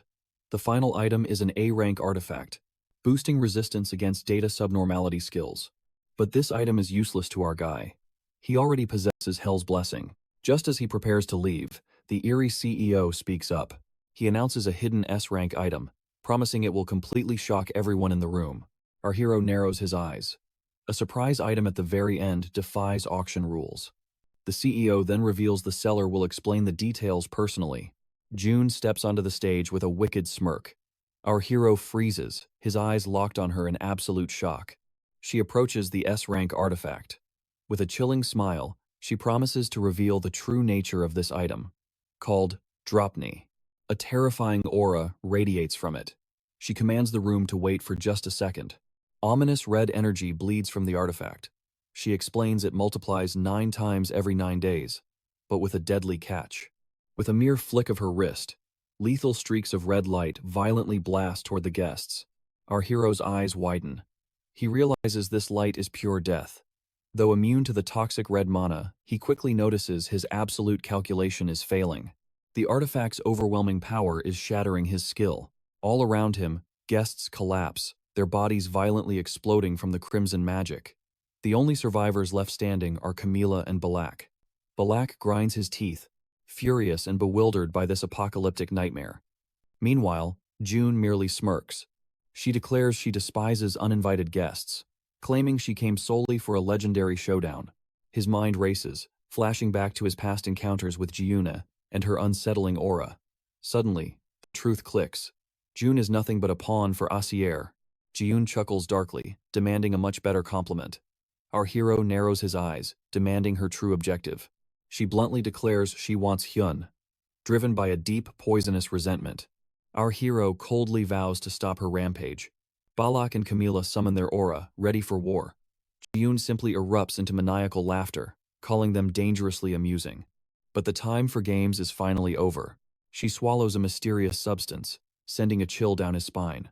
Suddenly, grotesque red tentacles burst from the fallen bodies.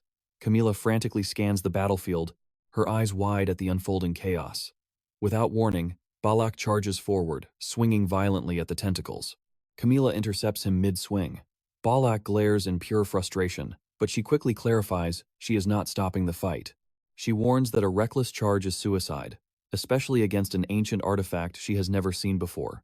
June claps slowly, praising Camila for holding Balak back. She mocks that if she had failed, anyone touching the artifact's web would be doomed. She smirks, telling them not to panic, as the victims are still alive. Our hero demands to know what she means by still. She wickedly replies that while they breathe now, there is no real reason to spare them forever. They are merely trapped in a coma. He instantly calculates that, If mana is the cause, he must strike immediately. Grabbing the CEO by his collar, June sneers. She reveals their greed has been consumed and their egos shattered, leaving their minds dangerously unstable. Our hero sharply questions whether this destruction is the artifact's power or Hugin's dark influence. She crushes the CEO's face, mocking that humans without emotion become mindless husks. Hoon commands her to cut the nonsense and reverse the curse. She arrogantly challenges him. What if she refuses? In a literal blink, the hero slams her face into the cold floor, trapping her arms beneath his crushing knees. Completely shattering her pride, he whispers that he will force her to change her mind. She trembles in disbelief. Hyun had materialized out of thin air. She had not even seen him move. Without a shred of mercy, our hero grabs her finger and snaps it clean back. A blood-curdling scream escapes her lips.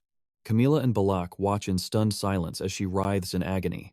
Our guy coldly grabs her second finger, stating he is ready to break another. Cold sweat pours down her face as she spits venomous curses. Suddenly, her glowing bracelet activates. A dark portal rips open directly above him. He realizes a gate has spawned. Instantly, he teleports away alongside Balak and Camila. He sighs as system alerts chime. He has entered a special dungeon, the Valley of Greed.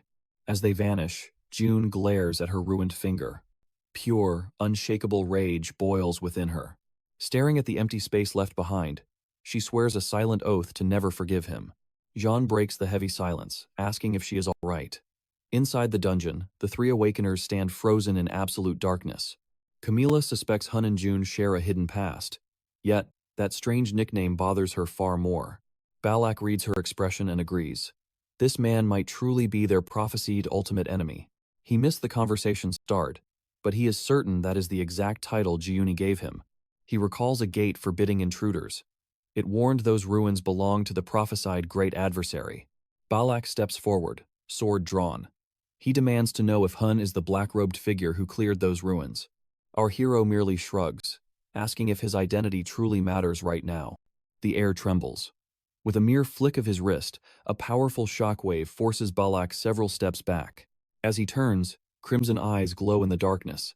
An elf-like monster steps forth from the shadows. Balak grits his teeth, dismissing the creatures as absolute weaklings. Outside, June winces over her shattered finger. Beside her, John grins wildly at the artifact's power to manifest an entire gate. June rolls her eyes, refusing to surrender it. After all, he already possesses something far greater. Jan laughs and taunts her, asking if she is truly skilled enough to control Fafnir, the fire monster, using her drought. June admits her control remains flawed. Still, locating their great enemy and two weak humans will be easy. Jan remains completely silent, then smirks, noting he will not need to act just yet. Deep within the dungeon, our hero carves through every foe in sight. Slain bodies litter the earth. The heavy scent of battle thickens the air. Recalling Dropney, he concludes that June's bracelet must be a mythic-tier artifact. She opened a gate, but did she forge a new dungeon, or teleport them into an existing one? Regardless, she could never achieve that alone. His doubts vanish when he recalls the terrifying power of mythic-rank artifacts. A horde of elf monsters charges. With a single swing of his blade, Balak annihilates them instantly. As Camila slaughters the dungeon's beasts, our hero realizes without absolute calculation, this cannot be June's skill. It is the artifact's raw power. This marks the second mythic item he has discovered, excluding Heimdall's Gallarhorn. With the beasts slain, Balak demands to know if Hun is the Black Robe. To avoid further trouble, Hun confesses the truth. Balak questions if he is truly their enemy. If so, why play the hero and intervene during the school camping disaster? Was it merely an act? Our hero pauses, stating he is never driven by some grand, noble purpose. As Balak presses further on why he helped, Hun replies he does not view everyone as an enemy, though his personal standards remain vague. Balak glances at Camila, then demands to know what those standards are. Meeting his gaze, our hero finally answers. It relies solely on his feelings. Camila is shocked by this casual truth, but he shrugs it off as trivial. He will do anything to protect those he cares for. This deeply angers Balak. Grabbing our hero's tie, Balak roars that Hun could have killed him back in the ancient ruins. Killing him would have safely buried his identity. Remembering that day's events, Balak slowly relaxes his grip. Realizing Hun showed him mercy, He vows to watch him closely and uncover these so-called standards. Camila sighs deeply. She states she prefers fighting solo, yet admits teaming up is wiser here. Smirking at her flexibility, our hero advises her to keep his secret hidden for her own safety. Later on, a jogger suffers a brutal head strike, gets pierced entirely, dying instantly. Slamming his blade down, Balak swears he has never faced a jogger this resilient. He turns to Hun, asking if he knows why. Hyun remains completely silent. He recalls the dark elf lacked this raw power. These dungeon monsters possess strength far beyond normal limits. Sensing the dungeon's twisted aura, he keeps his guard high. Camila urges them forward. The auction victims are still breathing, meaning they must accelerate their pace. Mid-stride, our hero's sharp gaze snaps to the side. His Norin detection system pings a hidden threat. He orders an immediate halt. Something approaches, he warns. Camila freezes. Empty space just seconds ago now radiates an overwhelming, monstrous surge of mana. The system alerts her. The path to the Valley of Greed's deepest abyss has opened. Outside, the artifact glows violently. June realizes the great adversary is moving too fast. What is his true goal? Within the abyss, our hero takes the vanguard. He knows he is their primary target. Balak notes the eerie resemblance to the ancient ruins clash. The hero agrees, but their motives differ now. Balak takes the rearguard, leaving Camila to anchor the middle. Camila's gaze shifts between the hero and Balak, sensing an unspoken shift. He feels entirely different from the ruins. She questions which version is his true self. Exhaling quietly, he admits both masks belong to him. Every soul harbors dual natures. A quest window materializes. Slay the boss, Fafnir of Greed, to return to their world. The name sparks a memory, Fafnir. A greedy dwarf corrupted by stealing the god's cursed treasure. Consumed by avarice, he murdered his father and exiled his siblings to hoard the divine gold. Yet, his paranoia over losing the wealth only deepened, so he morphed into a dragon and vanished.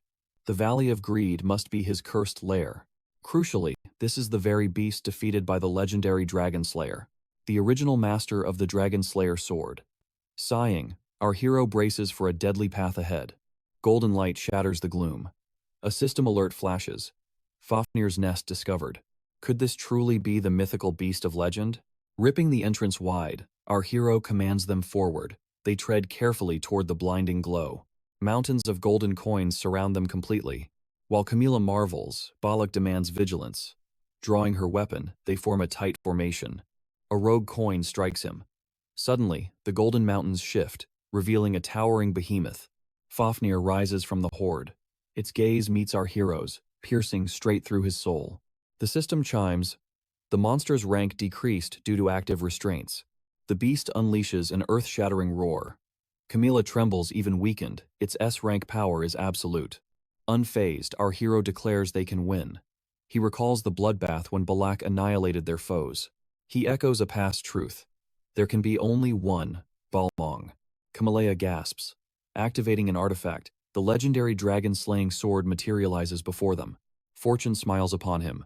He successfully manifested 2 Balmongs instead of 1. He asks Balak if the strategy holds. Balak flashes a deadly smirk, nodding instantly.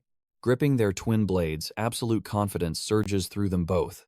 Blood boiling for battle, they stare down the colossal dragon. Balak ignites the sword's special effect. Our hero triggers the passive skill, amplifying damage by 300%. Before they strike, the beast's jaws unhinge, pooling hellfire. Camila screams a warning of the incoming inferno. A blinding inferno erupts, instantly liquefying the golden horde beneath them. From the molten sea, 2 blurs explode at lightning speed. Our hero and Balak pierce straight through the flames. Balak roars they will draw aggro. Camila must strike from the heavens. She dances through the firestorm. Meanwhile, our hero slides directly beneath the dragon's colossal underbelly. He knows Camila's true worth. Her combat prowess eclipses even Seon's. As Camila weaves a massive magic circle, battle lust surges in our hero. At last, a supreme mage unleashes her might. Springing off the dragon's massive leg, he screams, asking how long until the spell is ready. Suddenly, the beast lunges for the kill. Balak braces himself as Hyen faces certain death. A sudden flash erupts from the right, allowing him to narrowly escape the beast's jaws. Camila demands 20 seconds to complete her incantation. Balak moves with blinding speed. stalling the dragon to buy precious time. 20 seconds is too long. Unleashing frozen earth, he transforms the battlefield into a jagged glacier, locking the dragon in place. At Balak's signal, Camila activates Aqua Punishment. Brilliant magic circles ignite behind her, triggering a massive, devastating explosion. Pure mana materializes into razor-sharp arrows, hovering menacingly above her arrays. The sheer magnitude of the mage's raw power leaves him in absolute awe. The lethal aqua needles bombard the dragon relentlessly, forcing its neck upward. Spotting the opening, both Hyan and Balak launch their strike. They strike its neck with absolute overwhelming force. Tension chokes the air. The beast remains completely unscathed, and the failed assault only fuels its blazing fury. The monster enters a state of absolute frenzy. Its thrashing wings and glowing eyes radiate pure, unadulterated malice. Sensing an anomaly within the creature, he suddenly halts as a booming, demonic voice violently demands gold. He freezes. The dragon's monstrous gaze flickers to normal, groaning in agonizing pain for more gold. An earth-shattering roar unleashes a devastating gale. The violent dust storm forces everyone to shield themselves from the blast. The sheer force of its thrashing wings splinters the surrounding glaciers. Consumed by wrath, the beast snarls a single name with venomous hatred. Odin. A shockwave of realization hits him.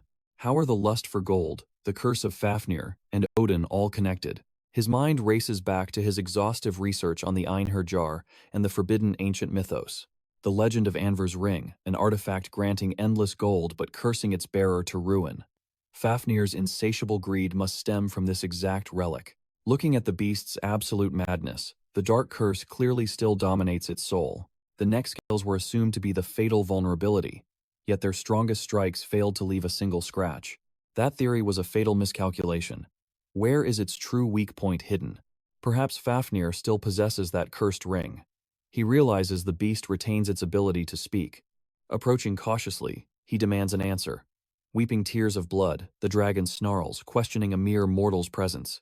He asks if Odin manipulated his bloodline as pawns. The beast narrows its gaze, finally yielding the tragic truth. Odin annihilated his entire family. Trembling with unimaginable grief and rage, the dragon relives the slaughter of its kin. Balak and Kamalea exchange terrified glances, but he remains locked onto the beast's words. This revelation shatters the dungeon's recorded history. Odin, not Thor, exploited Fafnir, even orchestrating his sister's tragic kidnapping. The terrifying truth emerges.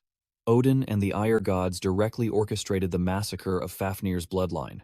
He vows to shatter the beast's chains and forge a path of bloody vengeance for its fallen family. Before the pact is sealed, Fafnir erupts in another deafening roar, endlessly screaming Odin's cursed name. Consumed entirely by absolute wrath, the beast's sanity snaps. Negotiation is impossible. It is time for battle. Balak screams over the chaos, demanding how he can converse with the fierce monster. He claims the beast's voice is crystal clear. Balak and Kamalea freeze in absolute confusion, hearing only mindless shrieks of agony. The realization hits him. One of his unique abilities is actively translating the dragon's tormented thoughts.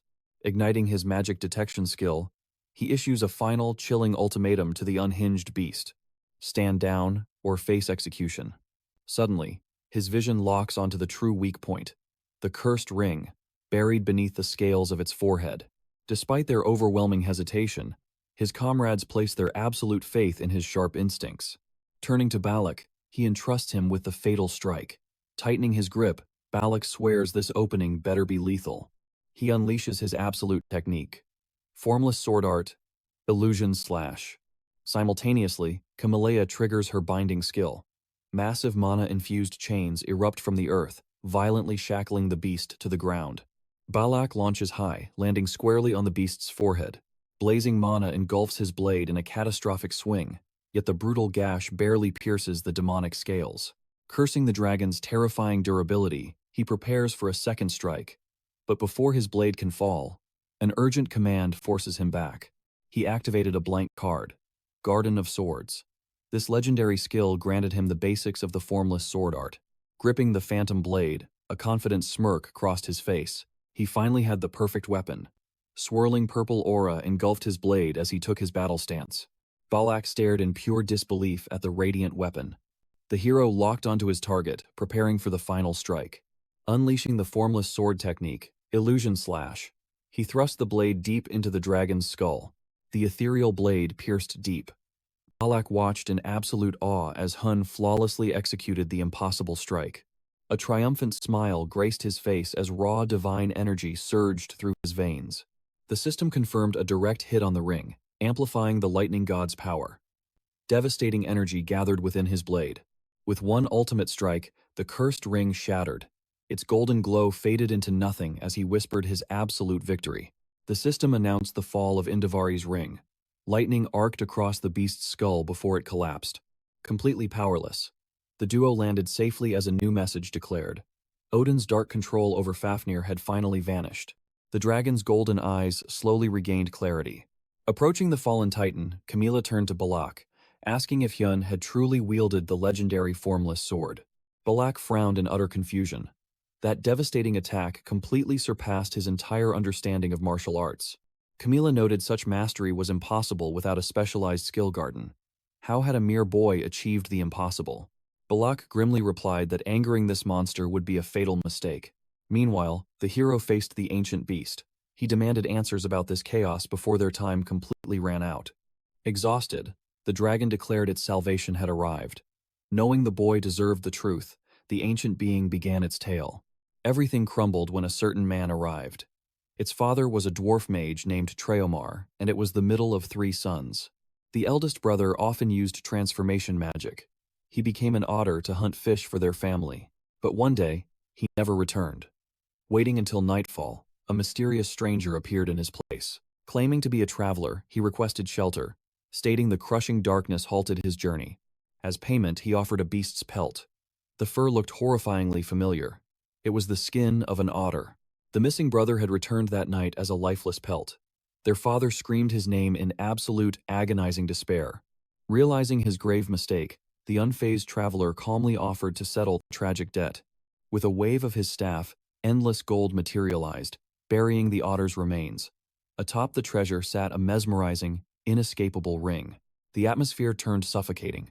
What unfolded next was a terrifying nightmare etched into their cursed history. The truth struck like lightning. This mysterious traveler was Odin. The dragon noted his unnerving calm. Having survived hell itself recently, the boy was no longer easily shaken by dark revelations. Barely clinging to life, the fading dragon admitted its end was near. It asked one final question to the young human standing before it.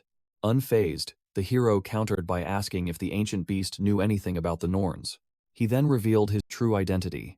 He was the prophesied enemy destined to utterly destroy Asgard. The dragon's gaze softened. His earlier words of vengeance suddenly made perfect sense. He nodded coldly. He owed Odin a bloody debt and planned to collect it, avenging the dragon in the process. With a faint grin, the beast bared its fangs. Despite its fading life force, it clearly sensed majestic divine energy radiating within the boy.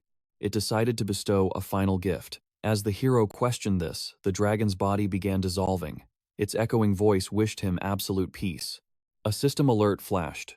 He was the first mortal to successfully hunt a true dragon.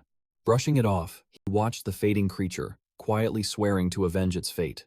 System messages flooded his vision. He leveled up, unlocking epic rewards and seizing access to Fafnir's divine energy. A blinding light gathered in his palms. The system confirmed the dragon's parting gift had arrived. He gained a mysterious pulsing dragon egg, though its true purpose remained unknown. Securing the egg, he turned. Balak assumed the chaos was over, harboring countless burning questions for the boy.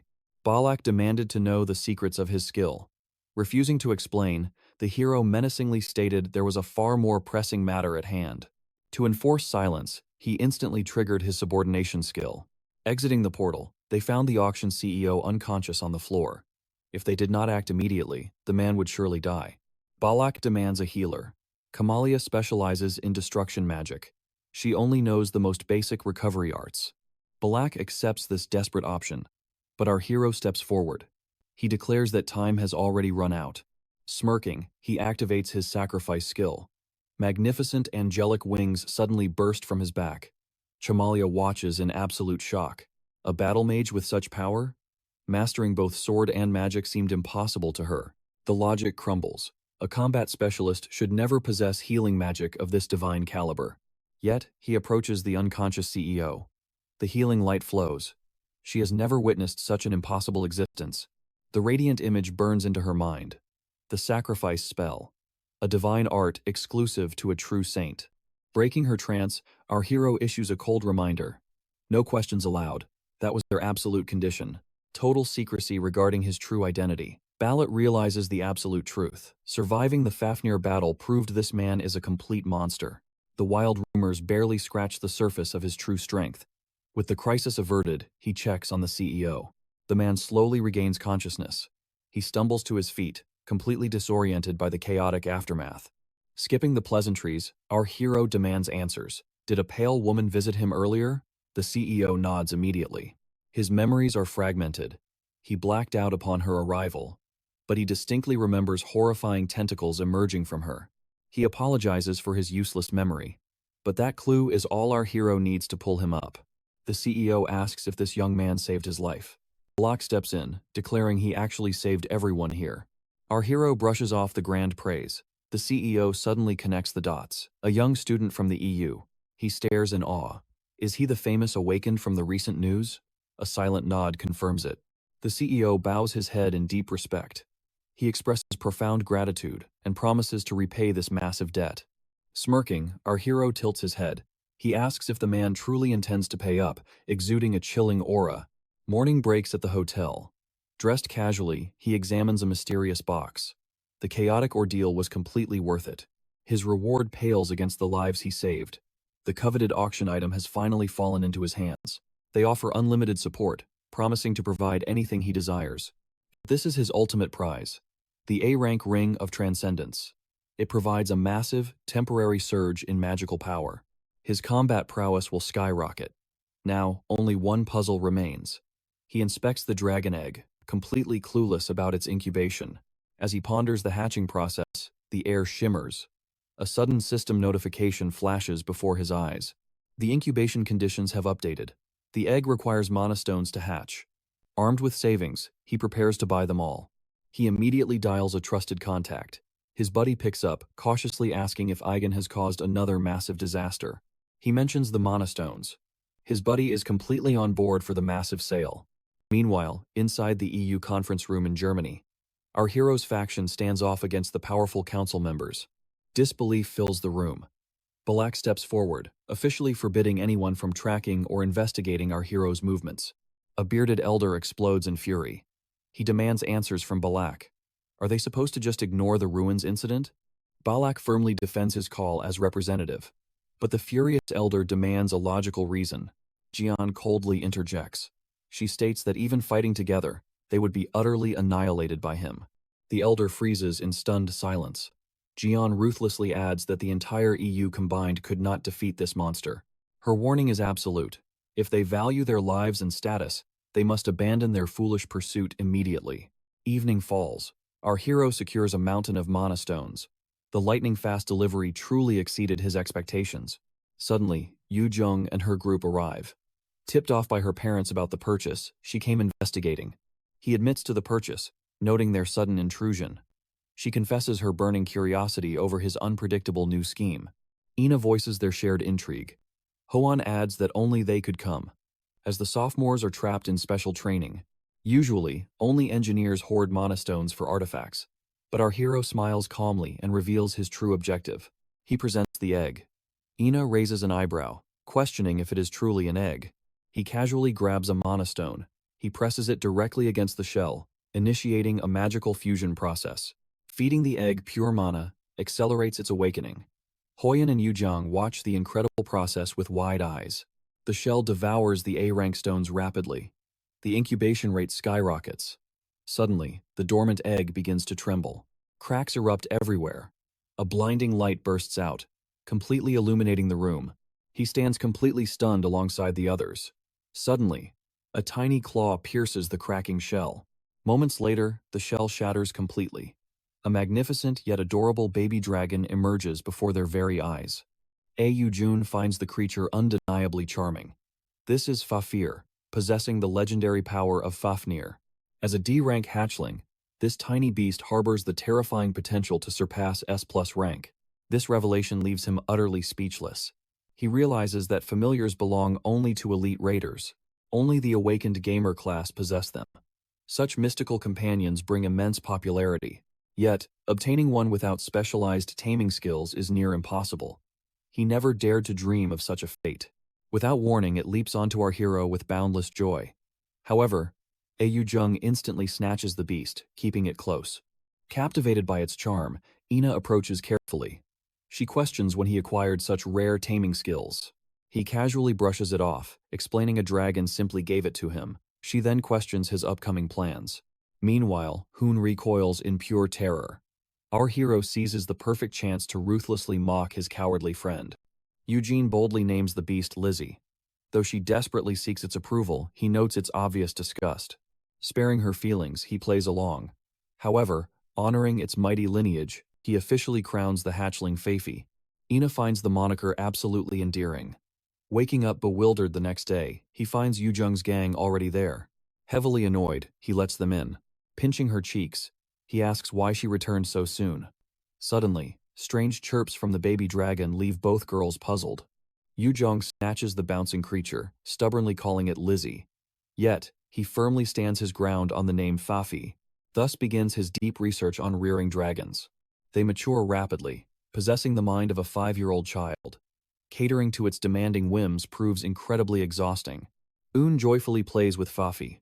He discovers the dragon evolves alongside its master. By hunting monsters for experience, the dragon ascends in rank and awakens new abilities. Ample playtime during infancy is critical. Neglecting this could forge a dangerously twisted personality in the future. Ayu Jung begs to take it home, calling it Lizzie again. Annoyed, he fiercely demands she use the name Fafi instead. Ayu Jung urges the hesitant Soil to pet the creature. Gathering her courage, Soil finally reaches out. Before she can touch it, Yu Jun sharply pulls the beast away. Furious, Soil wonders why the little dragon despises her. The next day at Miles Academy, a perceptive senior recognizes the hatchling's legendary rarity. Astonished, she promises to secure a permit. Her expression then darkens, pivoting to a deeply unsettling crisis.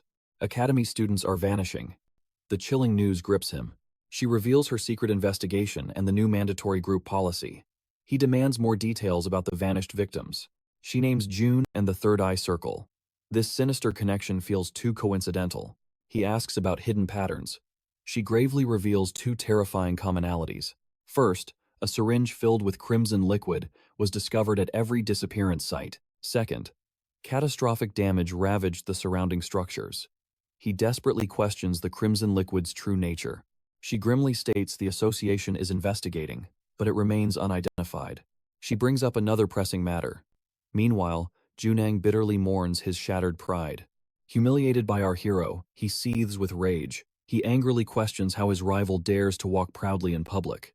Blinded by fury, he kicks a trash bin, cursing his ruined reputation. Suddenly, a shadow emerges behind him. It is June.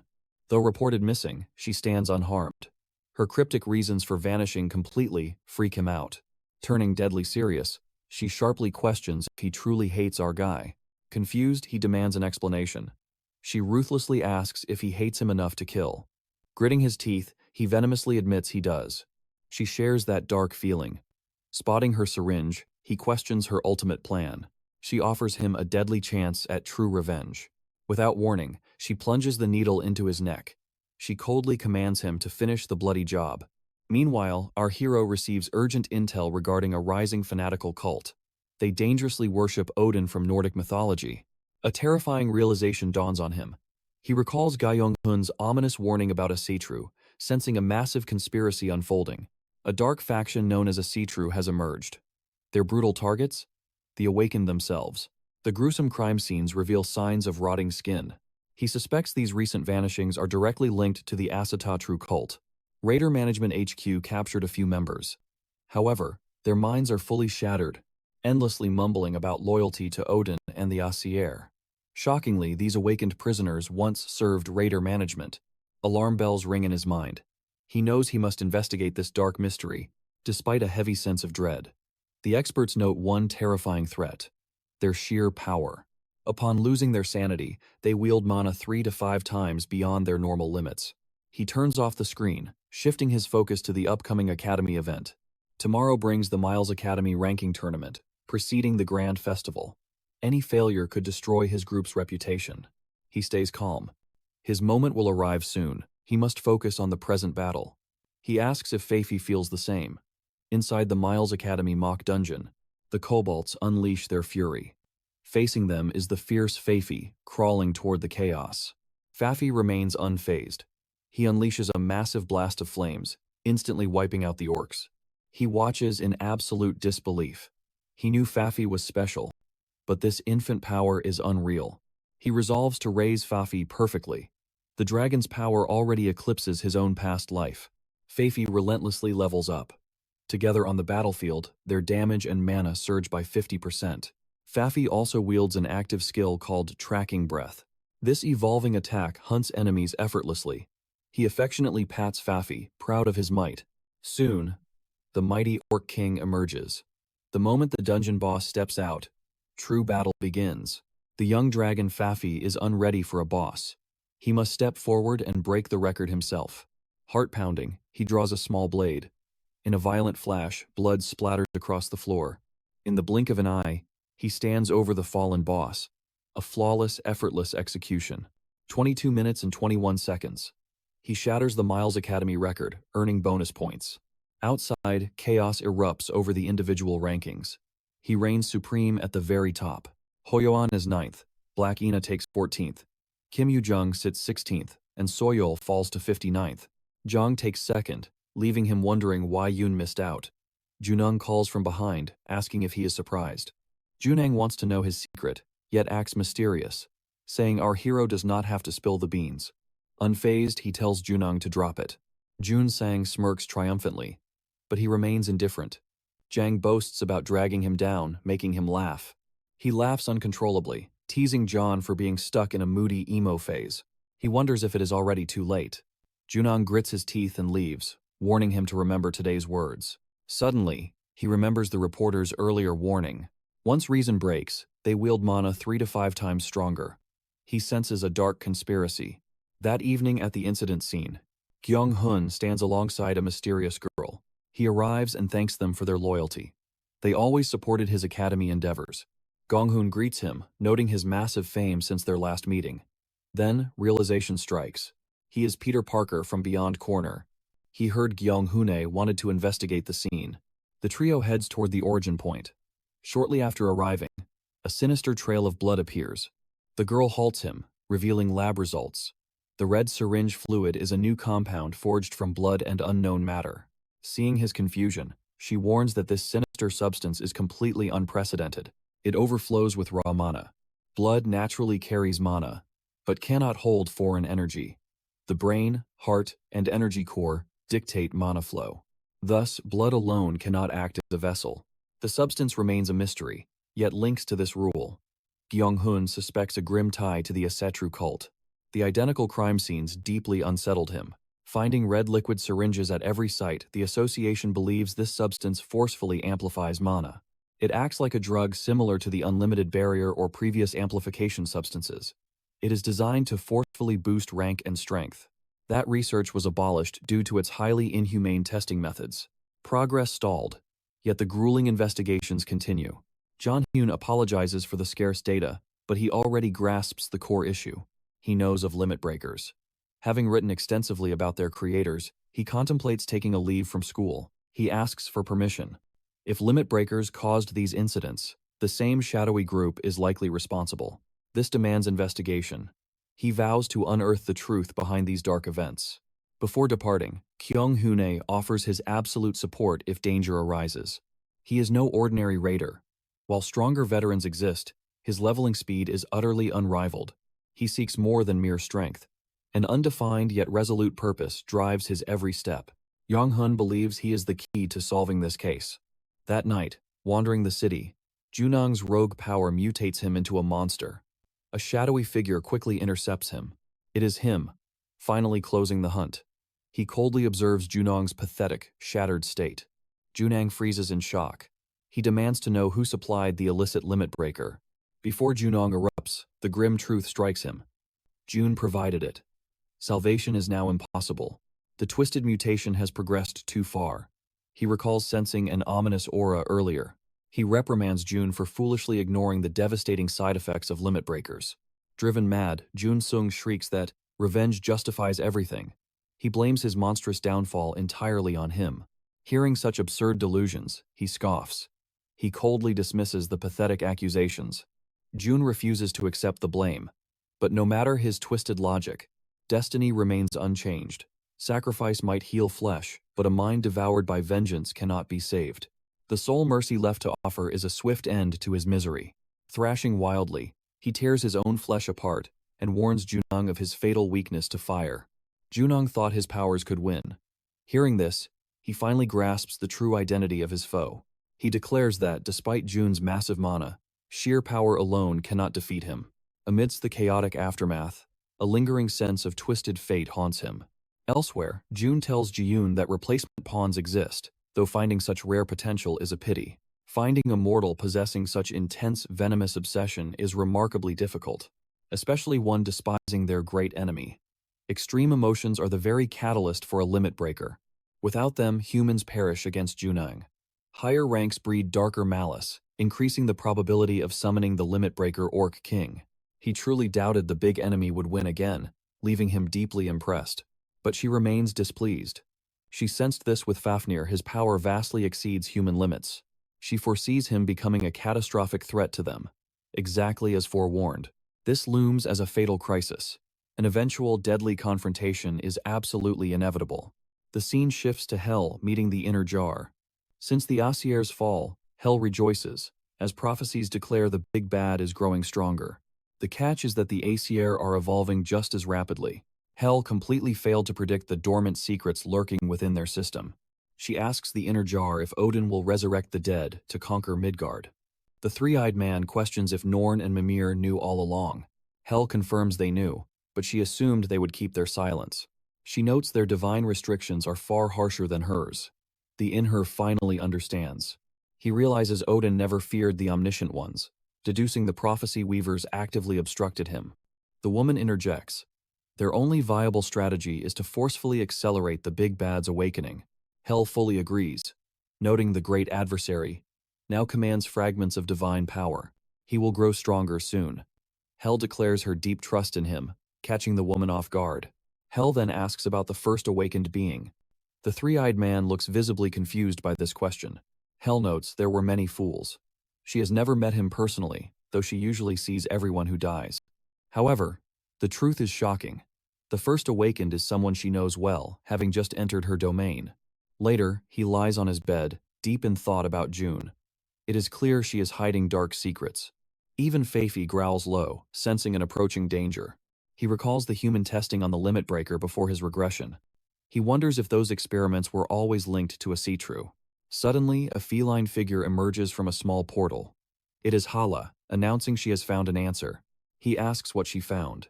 Spotting the baby dragon, she declares it is the first awakened being. He immediately questions if this connects to June, and Hela confirms his suspicion. She discovered the true identity of the first awakened. He is actually one of Odin's last three. Meanwhile, a hostage is held captive inside a blood-drenched room. His gag is ripped away, and he begs to return to his family. June asks if he misses them, then uncovers his eyes. He faces a terrifying figure, yet June remains completely cheerful. She mocks that he has no family left to miss. In a deep voice, the figure adds he cannot relate. The man pleads for mercy. Ignoring him, June pierces his neck with a mysterious syringe. Immediate mutation takes hold. He coughs up blood as his body warps, finally passing out and leaving June in shock. June clearly points out the true weakness of humans. June tells him to treat the subjects better, as acquiring new ones requires immense effort. He smirks, noting the man was somewhat useful for their plan, and tells her not to be upset. Meanwhile, Hela reveals the first awakened being is one of Odin's last two crows. He is deeply confused. The first awakened who fought for humanity is Odin's crow. He demands clarity. She explains the first awakened is not human. Odin had 5 crows. This being was one of them. Just like him. He wonders if these crows are connected to a see-true. Haya warns they must strike now, before their growing numbers become unstoppable. He pauses in thought, formulating a risky plan that might just work. She asks how to breach Asatatru's base. Telling her to wait, he pulls out his phone to reveal something. He is actively searching for awakening data. Deciding it is time to move, he knows he must rush to unearth their hidden secrets. The sudden spike in awakened beings is suspicious, especially regarding the limit breakers. Tracking them could expose Asatru's secrets. He has 3 specific targets in mind, enough to investigate and gather vital intelligence. Hours later, a hidden research lab in Korea is mentioned. Another adds it sits near the Yellow Sea. Unfit for humans, the area is completely overrun by monsters. He discovers these 3 targets were formerly low-ranked, only to suddenly appear with new power. Rumors state their personalities grew volatile after awakening, and they proudly flaunt their newfound strength. After digging deeper, he travels to Bangyong Island, asking Haya if the South Rose base resides there. He notes Bangyong Island acts as an Asatru base, questioning the reasoning behind this setup. The harsh environment turns it into an unlivable wasteland. Only this single Korean island fits such a grim description. He then asks how they plan to reach the island. She suspects a hidden portal leads to the dead zone, but without its location, she cannot guide him. Reassuring her, he relies on wealth and powerful contacts. He calls Yu, announcing his identity. As her loyal disciple, his calls usually involve a request. Apologizing for the trouble, he requests an urgent item delivery. Hours later at the Lotus Guild, the warp pointer leaves him stunned. By charging it with mana and selecting a coordinate, it instantly teleports the user to that exact spot. Strict restrictions prevent its abuse, making this artifact incredibly rare to find. Proving their worth, Lotus secures 3 of these priceless items. He feels a twinge of guilt. On the island, he retrieves his warp pointers. The destination is set to Bangyong Island. The spear glows brightly before striking the earth. A portal opens, and he vanishes instantly, arriving at his isolated destination. His academy training warned him. The beasts guarding this zone match the threat level of the quarantine cities. Within moments, a savage horde completely surrounds him. The feral mermen bare their fangs. He quickly realizes this battle will not be a simple walk in the park. He activates his magical artifact skill. With the tiny dragon Fafnir at his side, the brutal showdown finally begins. The monstrous horde charges, cornering him. Without a trace of fear, he dives in and unleashes his attacker rampage skill. In a single flash, he effortlessly slices through the entire horde. Garden of Swords levels up massively. He effortlessly purges the entire area of enemies. Haya senses his massive power growth. Glancing at Fafnir, she asks where he discovered the little dragon. Hours pass, and the hatchling Fafnir grows weary. As time drags on, he begins to doubt if this is truly the right island. Yet, no other location has been locked down by such savage beasts. Suddenly, his crow radar violently buzzes. A system prompt reveals Odin's crow is close. The hunt begins. Hala senses a shift in his aura and calls out. Peering over the edge, he spots a hidden cave below. He marks the location. Ha also senses the crow nearby. A mutual instinct drives them toward the dark cave. Activating his flash skill, blinding light fills the cavern. The heavy stench of blood chokes the air. He freezes at a horrifying sight. A chilling message is scrawled in blood. Great adversary, this is a gift for you. Dismembered corpses litter the blood-soaked ground. The sheer horror of the slaughter leaves even Fafnir deeply unsettled. She makes a chilling realization. This place is their hidden base. He breathes a sigh of relief, but suspicion quickly sets in. Is this a trap? The overwhelming horror feels too deliberate. He stomps his foot, unleashing a brutal wave of ice that instantly freezes the massive cavern. A system alert confirms Odin's crow is near. Without hesitation, he activates absolute calculation. The solid wall instantly vanishes before their eyes. An elevator to a hidden underground lab is finally revealed. A prompt asks if he wishes to descend. The underground path reeks of danger, but he boldly steps inside anyway. The bloody slaughter constantly replays in his mind. Guilt gnaws at his soul. If he had only moved faster, he might have prevented this tragedy. He vows to destroy this evil, refusing to let more innocents die. Reaching floor B1, he wonders how deep this nightmare truly goes. He must uncover the truth behind their sinister drugs, and the mysterious substance Chief Director Jiang warned about. Stepping inside, Hela suddenly points to something in the shadows. He finds a stack of old books upon a dusty shelf. He opens one and freezes in horror. The secret lab experiments ended with all 304 test subjects dead. Mortal bodies simply cannot contain divine power. Elsewhere, Yu Jung questions why he always vanishes without a trace. The others worry he is seeking danger again. But Soil calmly reassures the group he will survive. Someone regrets not sharing more potions, but Yu Jung reminds them he is already incredibly wealthy and fully stocked. They recall his earlier words, doubting if he was truly serious. But joining his side is impossible unless they hit S rank. Hoenn believes his deadpan nature proves he was serious. But achieving S rank is a miracle, claimed by only one person a year. Soil suspects it was an excuse to keep them safe. Ina, however, truly believes they can achieve it. Hoyan and Yujang desperately want to reach his heights. While most swear to train harder, Soil remains completely indifferent. He remains immersed in the dark journal. The records state the tragic truth. Fragile human bodies simply shattered under Odin's divine blood. The lethal research was halted, forcing them to heavily dilute the blood. Suddenly, the horrifying truth behind the limit breaker hits him. He reads further. If the pure mana wasn't suppressed, the weaker subjects would violently perish. The pieces align. The mana liquid inside the limit breakers was Odin's blood all along.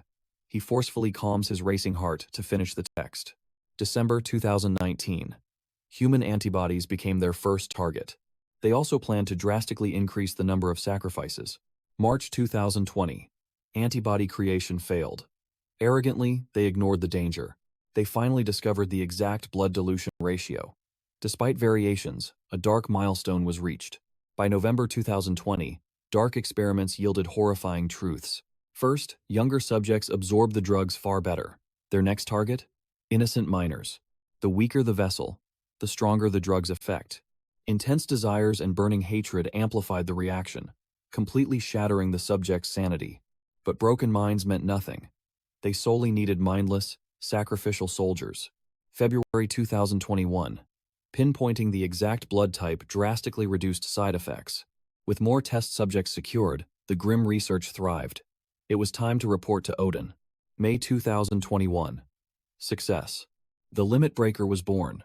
Despite flaws, it perfectly prepared them for Odin's impending war. The horrifying truth hit him.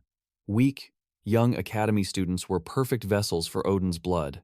This vicious cycle of evil ends now. Gritting his teeth in blazing fury, he vowed to protect the innocent. Reaching basement level 2, the door creaked. A lone, ominous book rested upon a single table. Sinister energy exploded as pages turned themselves. A terrifying aura swallowed little Fafi. The system violently glitched. The theme dungeon notification formed a grotesque, mocking smile. He always avoided the mythical world of fable, a realm of fallen heroes. Suddenly, an overwhelming force dragged him straight into the pages. The cursed book slammed shut. Swallowed by pitch-black voids, a system chime warned him. He was possessing the fabled boy's body. He must survive and clear the dungeon. Despite his high-level resisting, forced synchronization began. Sync rate locked at 50%. Opening his eyes, he realized he was trapped in a child's body. This legendary hero's tale began in a bleak orphanage. Staring at his tiny hands, a special quest ignited. Uncover his own forgotten true identity. To escape, the protagonist must unmask this boy. The ultimate reward? The S-rank cold blood trait. Higher sync meant greater mental control. Yet, his own reflection remained completely obscured. Stats confirmed. 12 years old. Traits? Emotionless, cute appearance, and chillingly cold-blooded. Shaking off the dread, reality set in. Hala and Fafi were completely gone. He was utterly alone. Trapped by a system cutscene, he stood paralyzed inside Flendier's mansion. Through the choking dust, a cruel voice sneered, demanding if he thought survival came for free.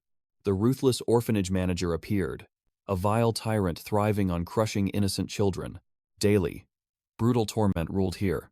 The system marked Manager A as the primary villain. Summoning trembling Character C, he viciously slapped the girl to the floor. He spat venomous threats, warning her that survival here demanded absolute punctuality. The terrified girl begged for mercy, but her desperate pleas meant nothing. Roaring, he ordered the fearful orphans to the training hall if they valued their lives. As children scattered in terror, he tried to catch his reflection, but a blur hid his face. Inside the grim training hall, the vile manager commanded a brutal brawl, fight or face slaughter. As desperate kids threw wild punches, he realized how twisted this fable was. Disgusted, the manager barked for Blondie. The chilling realization struck. He was the blonde boy. Despite being faceless, he sensed he was someone chillingly familiar. Forced to face a terrified character D, he didn't hesitate. His small fist ruthlessly smashed the opponent's face. Fueled by emotionless and cold-blooded traits, he strikes without hesitation. His synchronization rate surges to 65%. He attacks without a second thought. Extra D is nothing but a petty fool holding a grudge. The system reveals character D's true nature, cunning and manipulative. Suddenly, he is violently ambushed from all sides, branded a traitor, and cast out by his supposed allies, including Extra D. His head throbs from the brutal bare-knuckle beating. Checking his synchronization rate, a grim realization hits him. In battle, you must eliminate the enemy to survive. The next day in training, he slaughters Extra D. After the kill, a chilling silence suffocates the training hall. The children freeze, paralyzed by absolute terror. Trembling eyes shift toward Manager A, fearing he will execute the boy for the murder. Expecting a swift execution, they watch as Manager A smiles. He claps slowly, his cold eyes gleaming with approval. He warns the children against useless morals. They are nothing but disposable tools forged for a single purpose. At that exact moment, the boy embraces his true nature. The orphanage is forever altered. Bloodshed becomes the new normal. The children ruthlessly butcher each other just to survive. No one intervenes. Pure primal instinct takes over. The boy who sparked the madness merely laughs. His fractured memories reveal the truth. He did not kill Extra D for honor. It was simply kill or be killed. The hero's mind blurs as the rising synchronization threatens his sanity. If this continues, he will lose his mind entirely. To survive, he must uncover the boy's identity. Months bleed away in this nightmare. Ultimately, only he survives. Every other child perished by his hands. An outcome he accepts. Then, a mysterious man appears. The stranger claims to be Odin's crow. He invites the boy to join the ranks of Asatru, to become a crow and serve him. The man calls himself Hugin. The boy questions the reward. Hugin reveals Odin's gift, a magical sword granting 3 wishes, demanding a heavy toll. The final wish claims the wielder's life. Weighing the cost, the boy asks for his deepest desire, a family, devoid of emotion. He knows this inner void fuels his lethal nature. Yet, a twisted curiosity about family lingers. The sword grants his wish. Instantly, parents appear. At first, life is simple. They feed him warm stew and offer him picture books. He absorbs these small comforts. Though not his real parents, their warmth feels incredibly genuine. Unconditional love baffles him. They nurture him without demanding proof of his worth. Back in the orphanage, usefulness meant survival. Those failing to prove their value were slaughtered. This twisted logic weighs heavily on his soul. If love demands no price, it must be a deadly trap. If they do not need him, they might discard him. Memories of bloodthirsty children haunt his mind. Dark suspicion fuels a deadly plan. He must kill them before they kill him. On a freezing winter night, his parents sense his dark silence. They ask what is wrong. He draws his blade. As they step forward to comfort him, he tightens his deadly grip. He owes them no obedience. Submission means death. The murderous urge becomes impossible to resist. The accursed sword glows as his power surges. A distant, desperate voice begs him to stop. Destructive fate runs its course. Something shatters within his mind, almost dropping the blade. All emotion vanishes. He slaughters both parents, leaving our hero in absolute shock. A system alert flashes. Synchronization spikes to 100%. No intervention is allowed. He stares at the blood-soaked corpses of the parents. Suddenly, his own consciousness fades. What is this dark story trying to show him? Transported elsewhere, he feels the boy's endless void. The system announces a scene blank point, granting free movement. He realizes he remains in the story. This data bears the Asatru symbol, linked to the magical sword turfing. He realizes he is in the boy's room. He must seize this chance. Crucial clues regarding the themed dungeon and the boy's identity lie hidden here. Later, he searches beneath the bed and every corner. Here, his movements remain completely unbound. Seeking a clue, his eyes land on white gloves. Grasping them, the boy's true identity and ultimate purpose finally become clear. A system alert chimes. The original gloves in his inventory resonate. Instantly, the void in the memory glitches and abruptly shatters. Our hero notes that once the void collapsed, the memory resumed. The boy remained hollow. Years forged him into a man.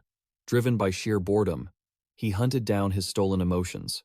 He faked love, begged, and even saved lives. Yet, his hollow heart remained completely dead to the world. Hugin watched his desperate search and offered to restore one single emotion. In time, the boy would discover which. The boy still felt neither joy nor sorrow. However, he instinctively knew Hugin had granted him something profound. He remained blind to the restored emotion until a sudden clue emerged. The boy received a strict command to execute a target. As his blade pierced his enemy's throat, the truth hit him like lightning. The emotion he had reclaimed was pure pleasure. From that day forward, the boy embraced a life of slaughter. During this dark time, he reread the picture book from his adoptive parents. It told the tale of a frail village boy rising to become a valiant knight. He worshipped the book's hero, yearning to become him. He finally had a true goal, no longer bound by fear. Endless slaughter eventually lost its thrill. To him, every soul in this world seemed pathetic and utterly boring. Wild desires consumed him. Craving something new, he sought out Hugin and demanded the rest of his emotions. Yet Hugin refused, claiming only pleasure could be restored. Left with no choice, the boy drew the cursed blade to make his second wish. Since the blade could not restore his heart, his dark desire shifted. He wished to clash with a foe greater than himself. The system commanded him to become a hero in Midgard to find such titans. The blade answered, plunging the boy into Midgard. Driven by Odin's will and his own thirst for battle, he quickly rose as a legendary hero. Yet this glory meant absolutely nothing. He was merely mimicking the savior from his childhood fairy tale. As his victories grew, his legend soared. Soon he was crowned the absolute hero of Midgard. A reporter asked for his name. As the memories dissolved, our hero felt his consciousness snap back. The system declared the possession of the hero-worshipping boy complete, then demanded his true name. After a heavy silence, he answered, Juan. The system then confirmed the special quest. Boy's identity was cleared, granting him the cold-blooded skill. Gripping his blade, our hero prepared to escape as the crumbling domain collapsed around him. A system alert flashed, teleporting the user to the third basement floor of the lab. The blade pulsed with blinding light. Suddenly, a voice hailed him as the great adversary. Returning to his body, our hero faced Jan and Giune. Jan smirked, claiming his wish had come true once more. Jan declared he had been waiting. Without hesitation, our hero triggered his magical artifact skill, summoning the legendary Dragon Slayer sword. He remembered Jan, humanity's first awakened hero. A strong and kind warrior he had deeply idolized as a child. But that worship was a lie. Juan was nothing but an empty, emotionless puppet dancing on Odin's strings. Raising his blade, our hero swore a bloody oath. From this exact moment, he would slaughter his former idol with his own two hands. Just then, a voice called out. He turned to find Hala and Fafi, both completely safe and unharmed. It seemed no time had passed outside while he was in the dungeon.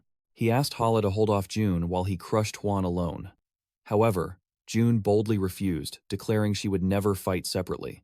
But Jan coldly commanded her to obey the great adversary's request. Stunned, she questioned his logic. He replied he wanted a proper duel, demanding absolute obedience.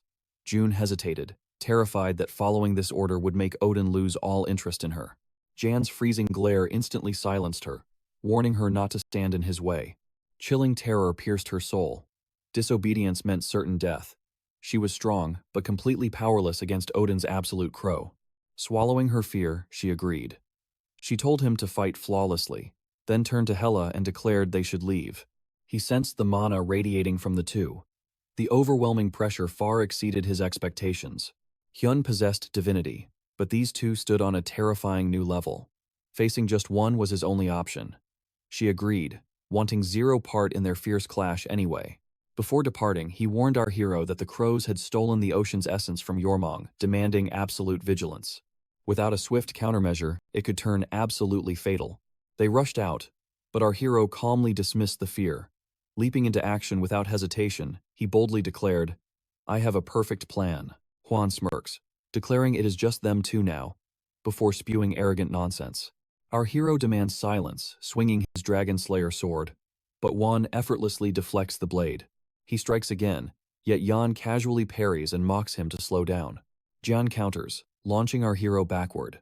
Landing gracefully, he quickly realizes Juan wields Hugon's artifact, the mythical sword Tired Fang. Jan then demands an answer before they finally clash. Steadying his stance, our hero asks what he wants. John questions if the novel from the second underground floor caught his interest.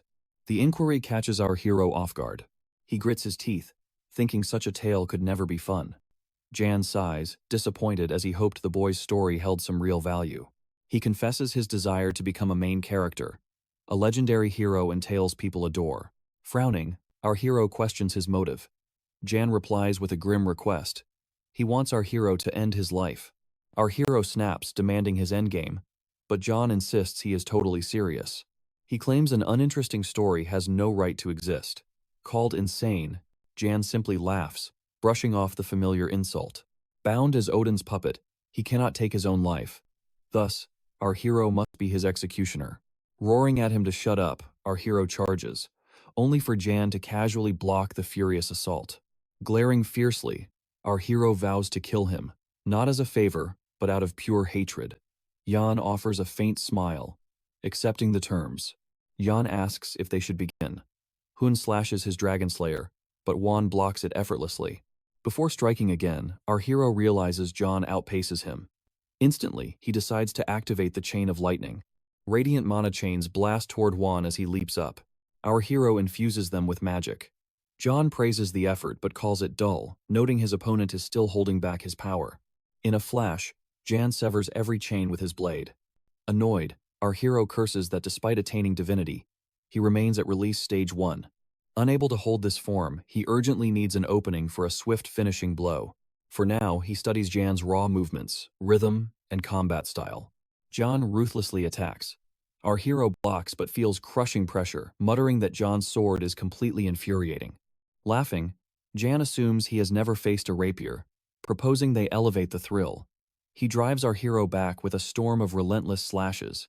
To escalate the chaos, he unleashes his own divinity and triggers his field magic.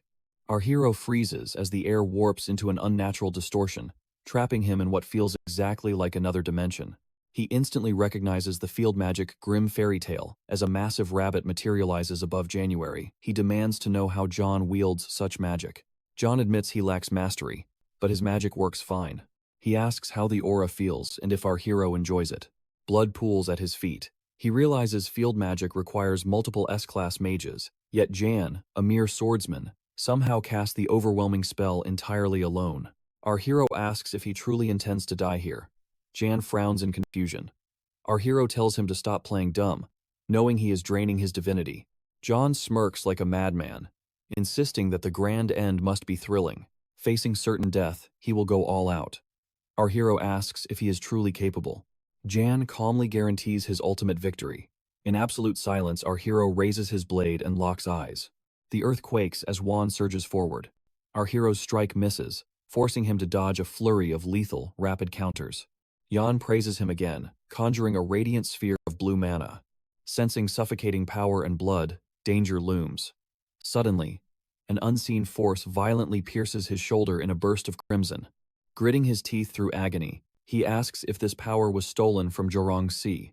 Juan smirks, deeply amused by his knowledge. He recalls the essence of the sea stone, a legendary relic granting absolute dominion over water. Rumors say John stole it from Jorong's domain. The essence, tied to Loki's children and the Anti-Error Alliance, originally belonged to Yorm. While Odin suppressed him, Jan snatched the relic and vanished. Jan admits it, believing the relic would make this duel far more thrilling. But as our hero activates his sacrifice skill to heal his wounds, Jan marvels at the rapid recovery. Suddenly, Jan's face falls as the battlefield's energy drastically shifts. Divine cracks of power erupt. Our hero vows to unleash his full divinity, giving Juan exactly what he deeply desired. Exploding forward with blinding speed, he leaps high, roaring that John's life ends right here. Cutting to June, he calmly tells Hela that their side of the fierce battlefield has erupted. She asks if Hela will strike first or if she should. Hela calmly asks if this is even avoidable.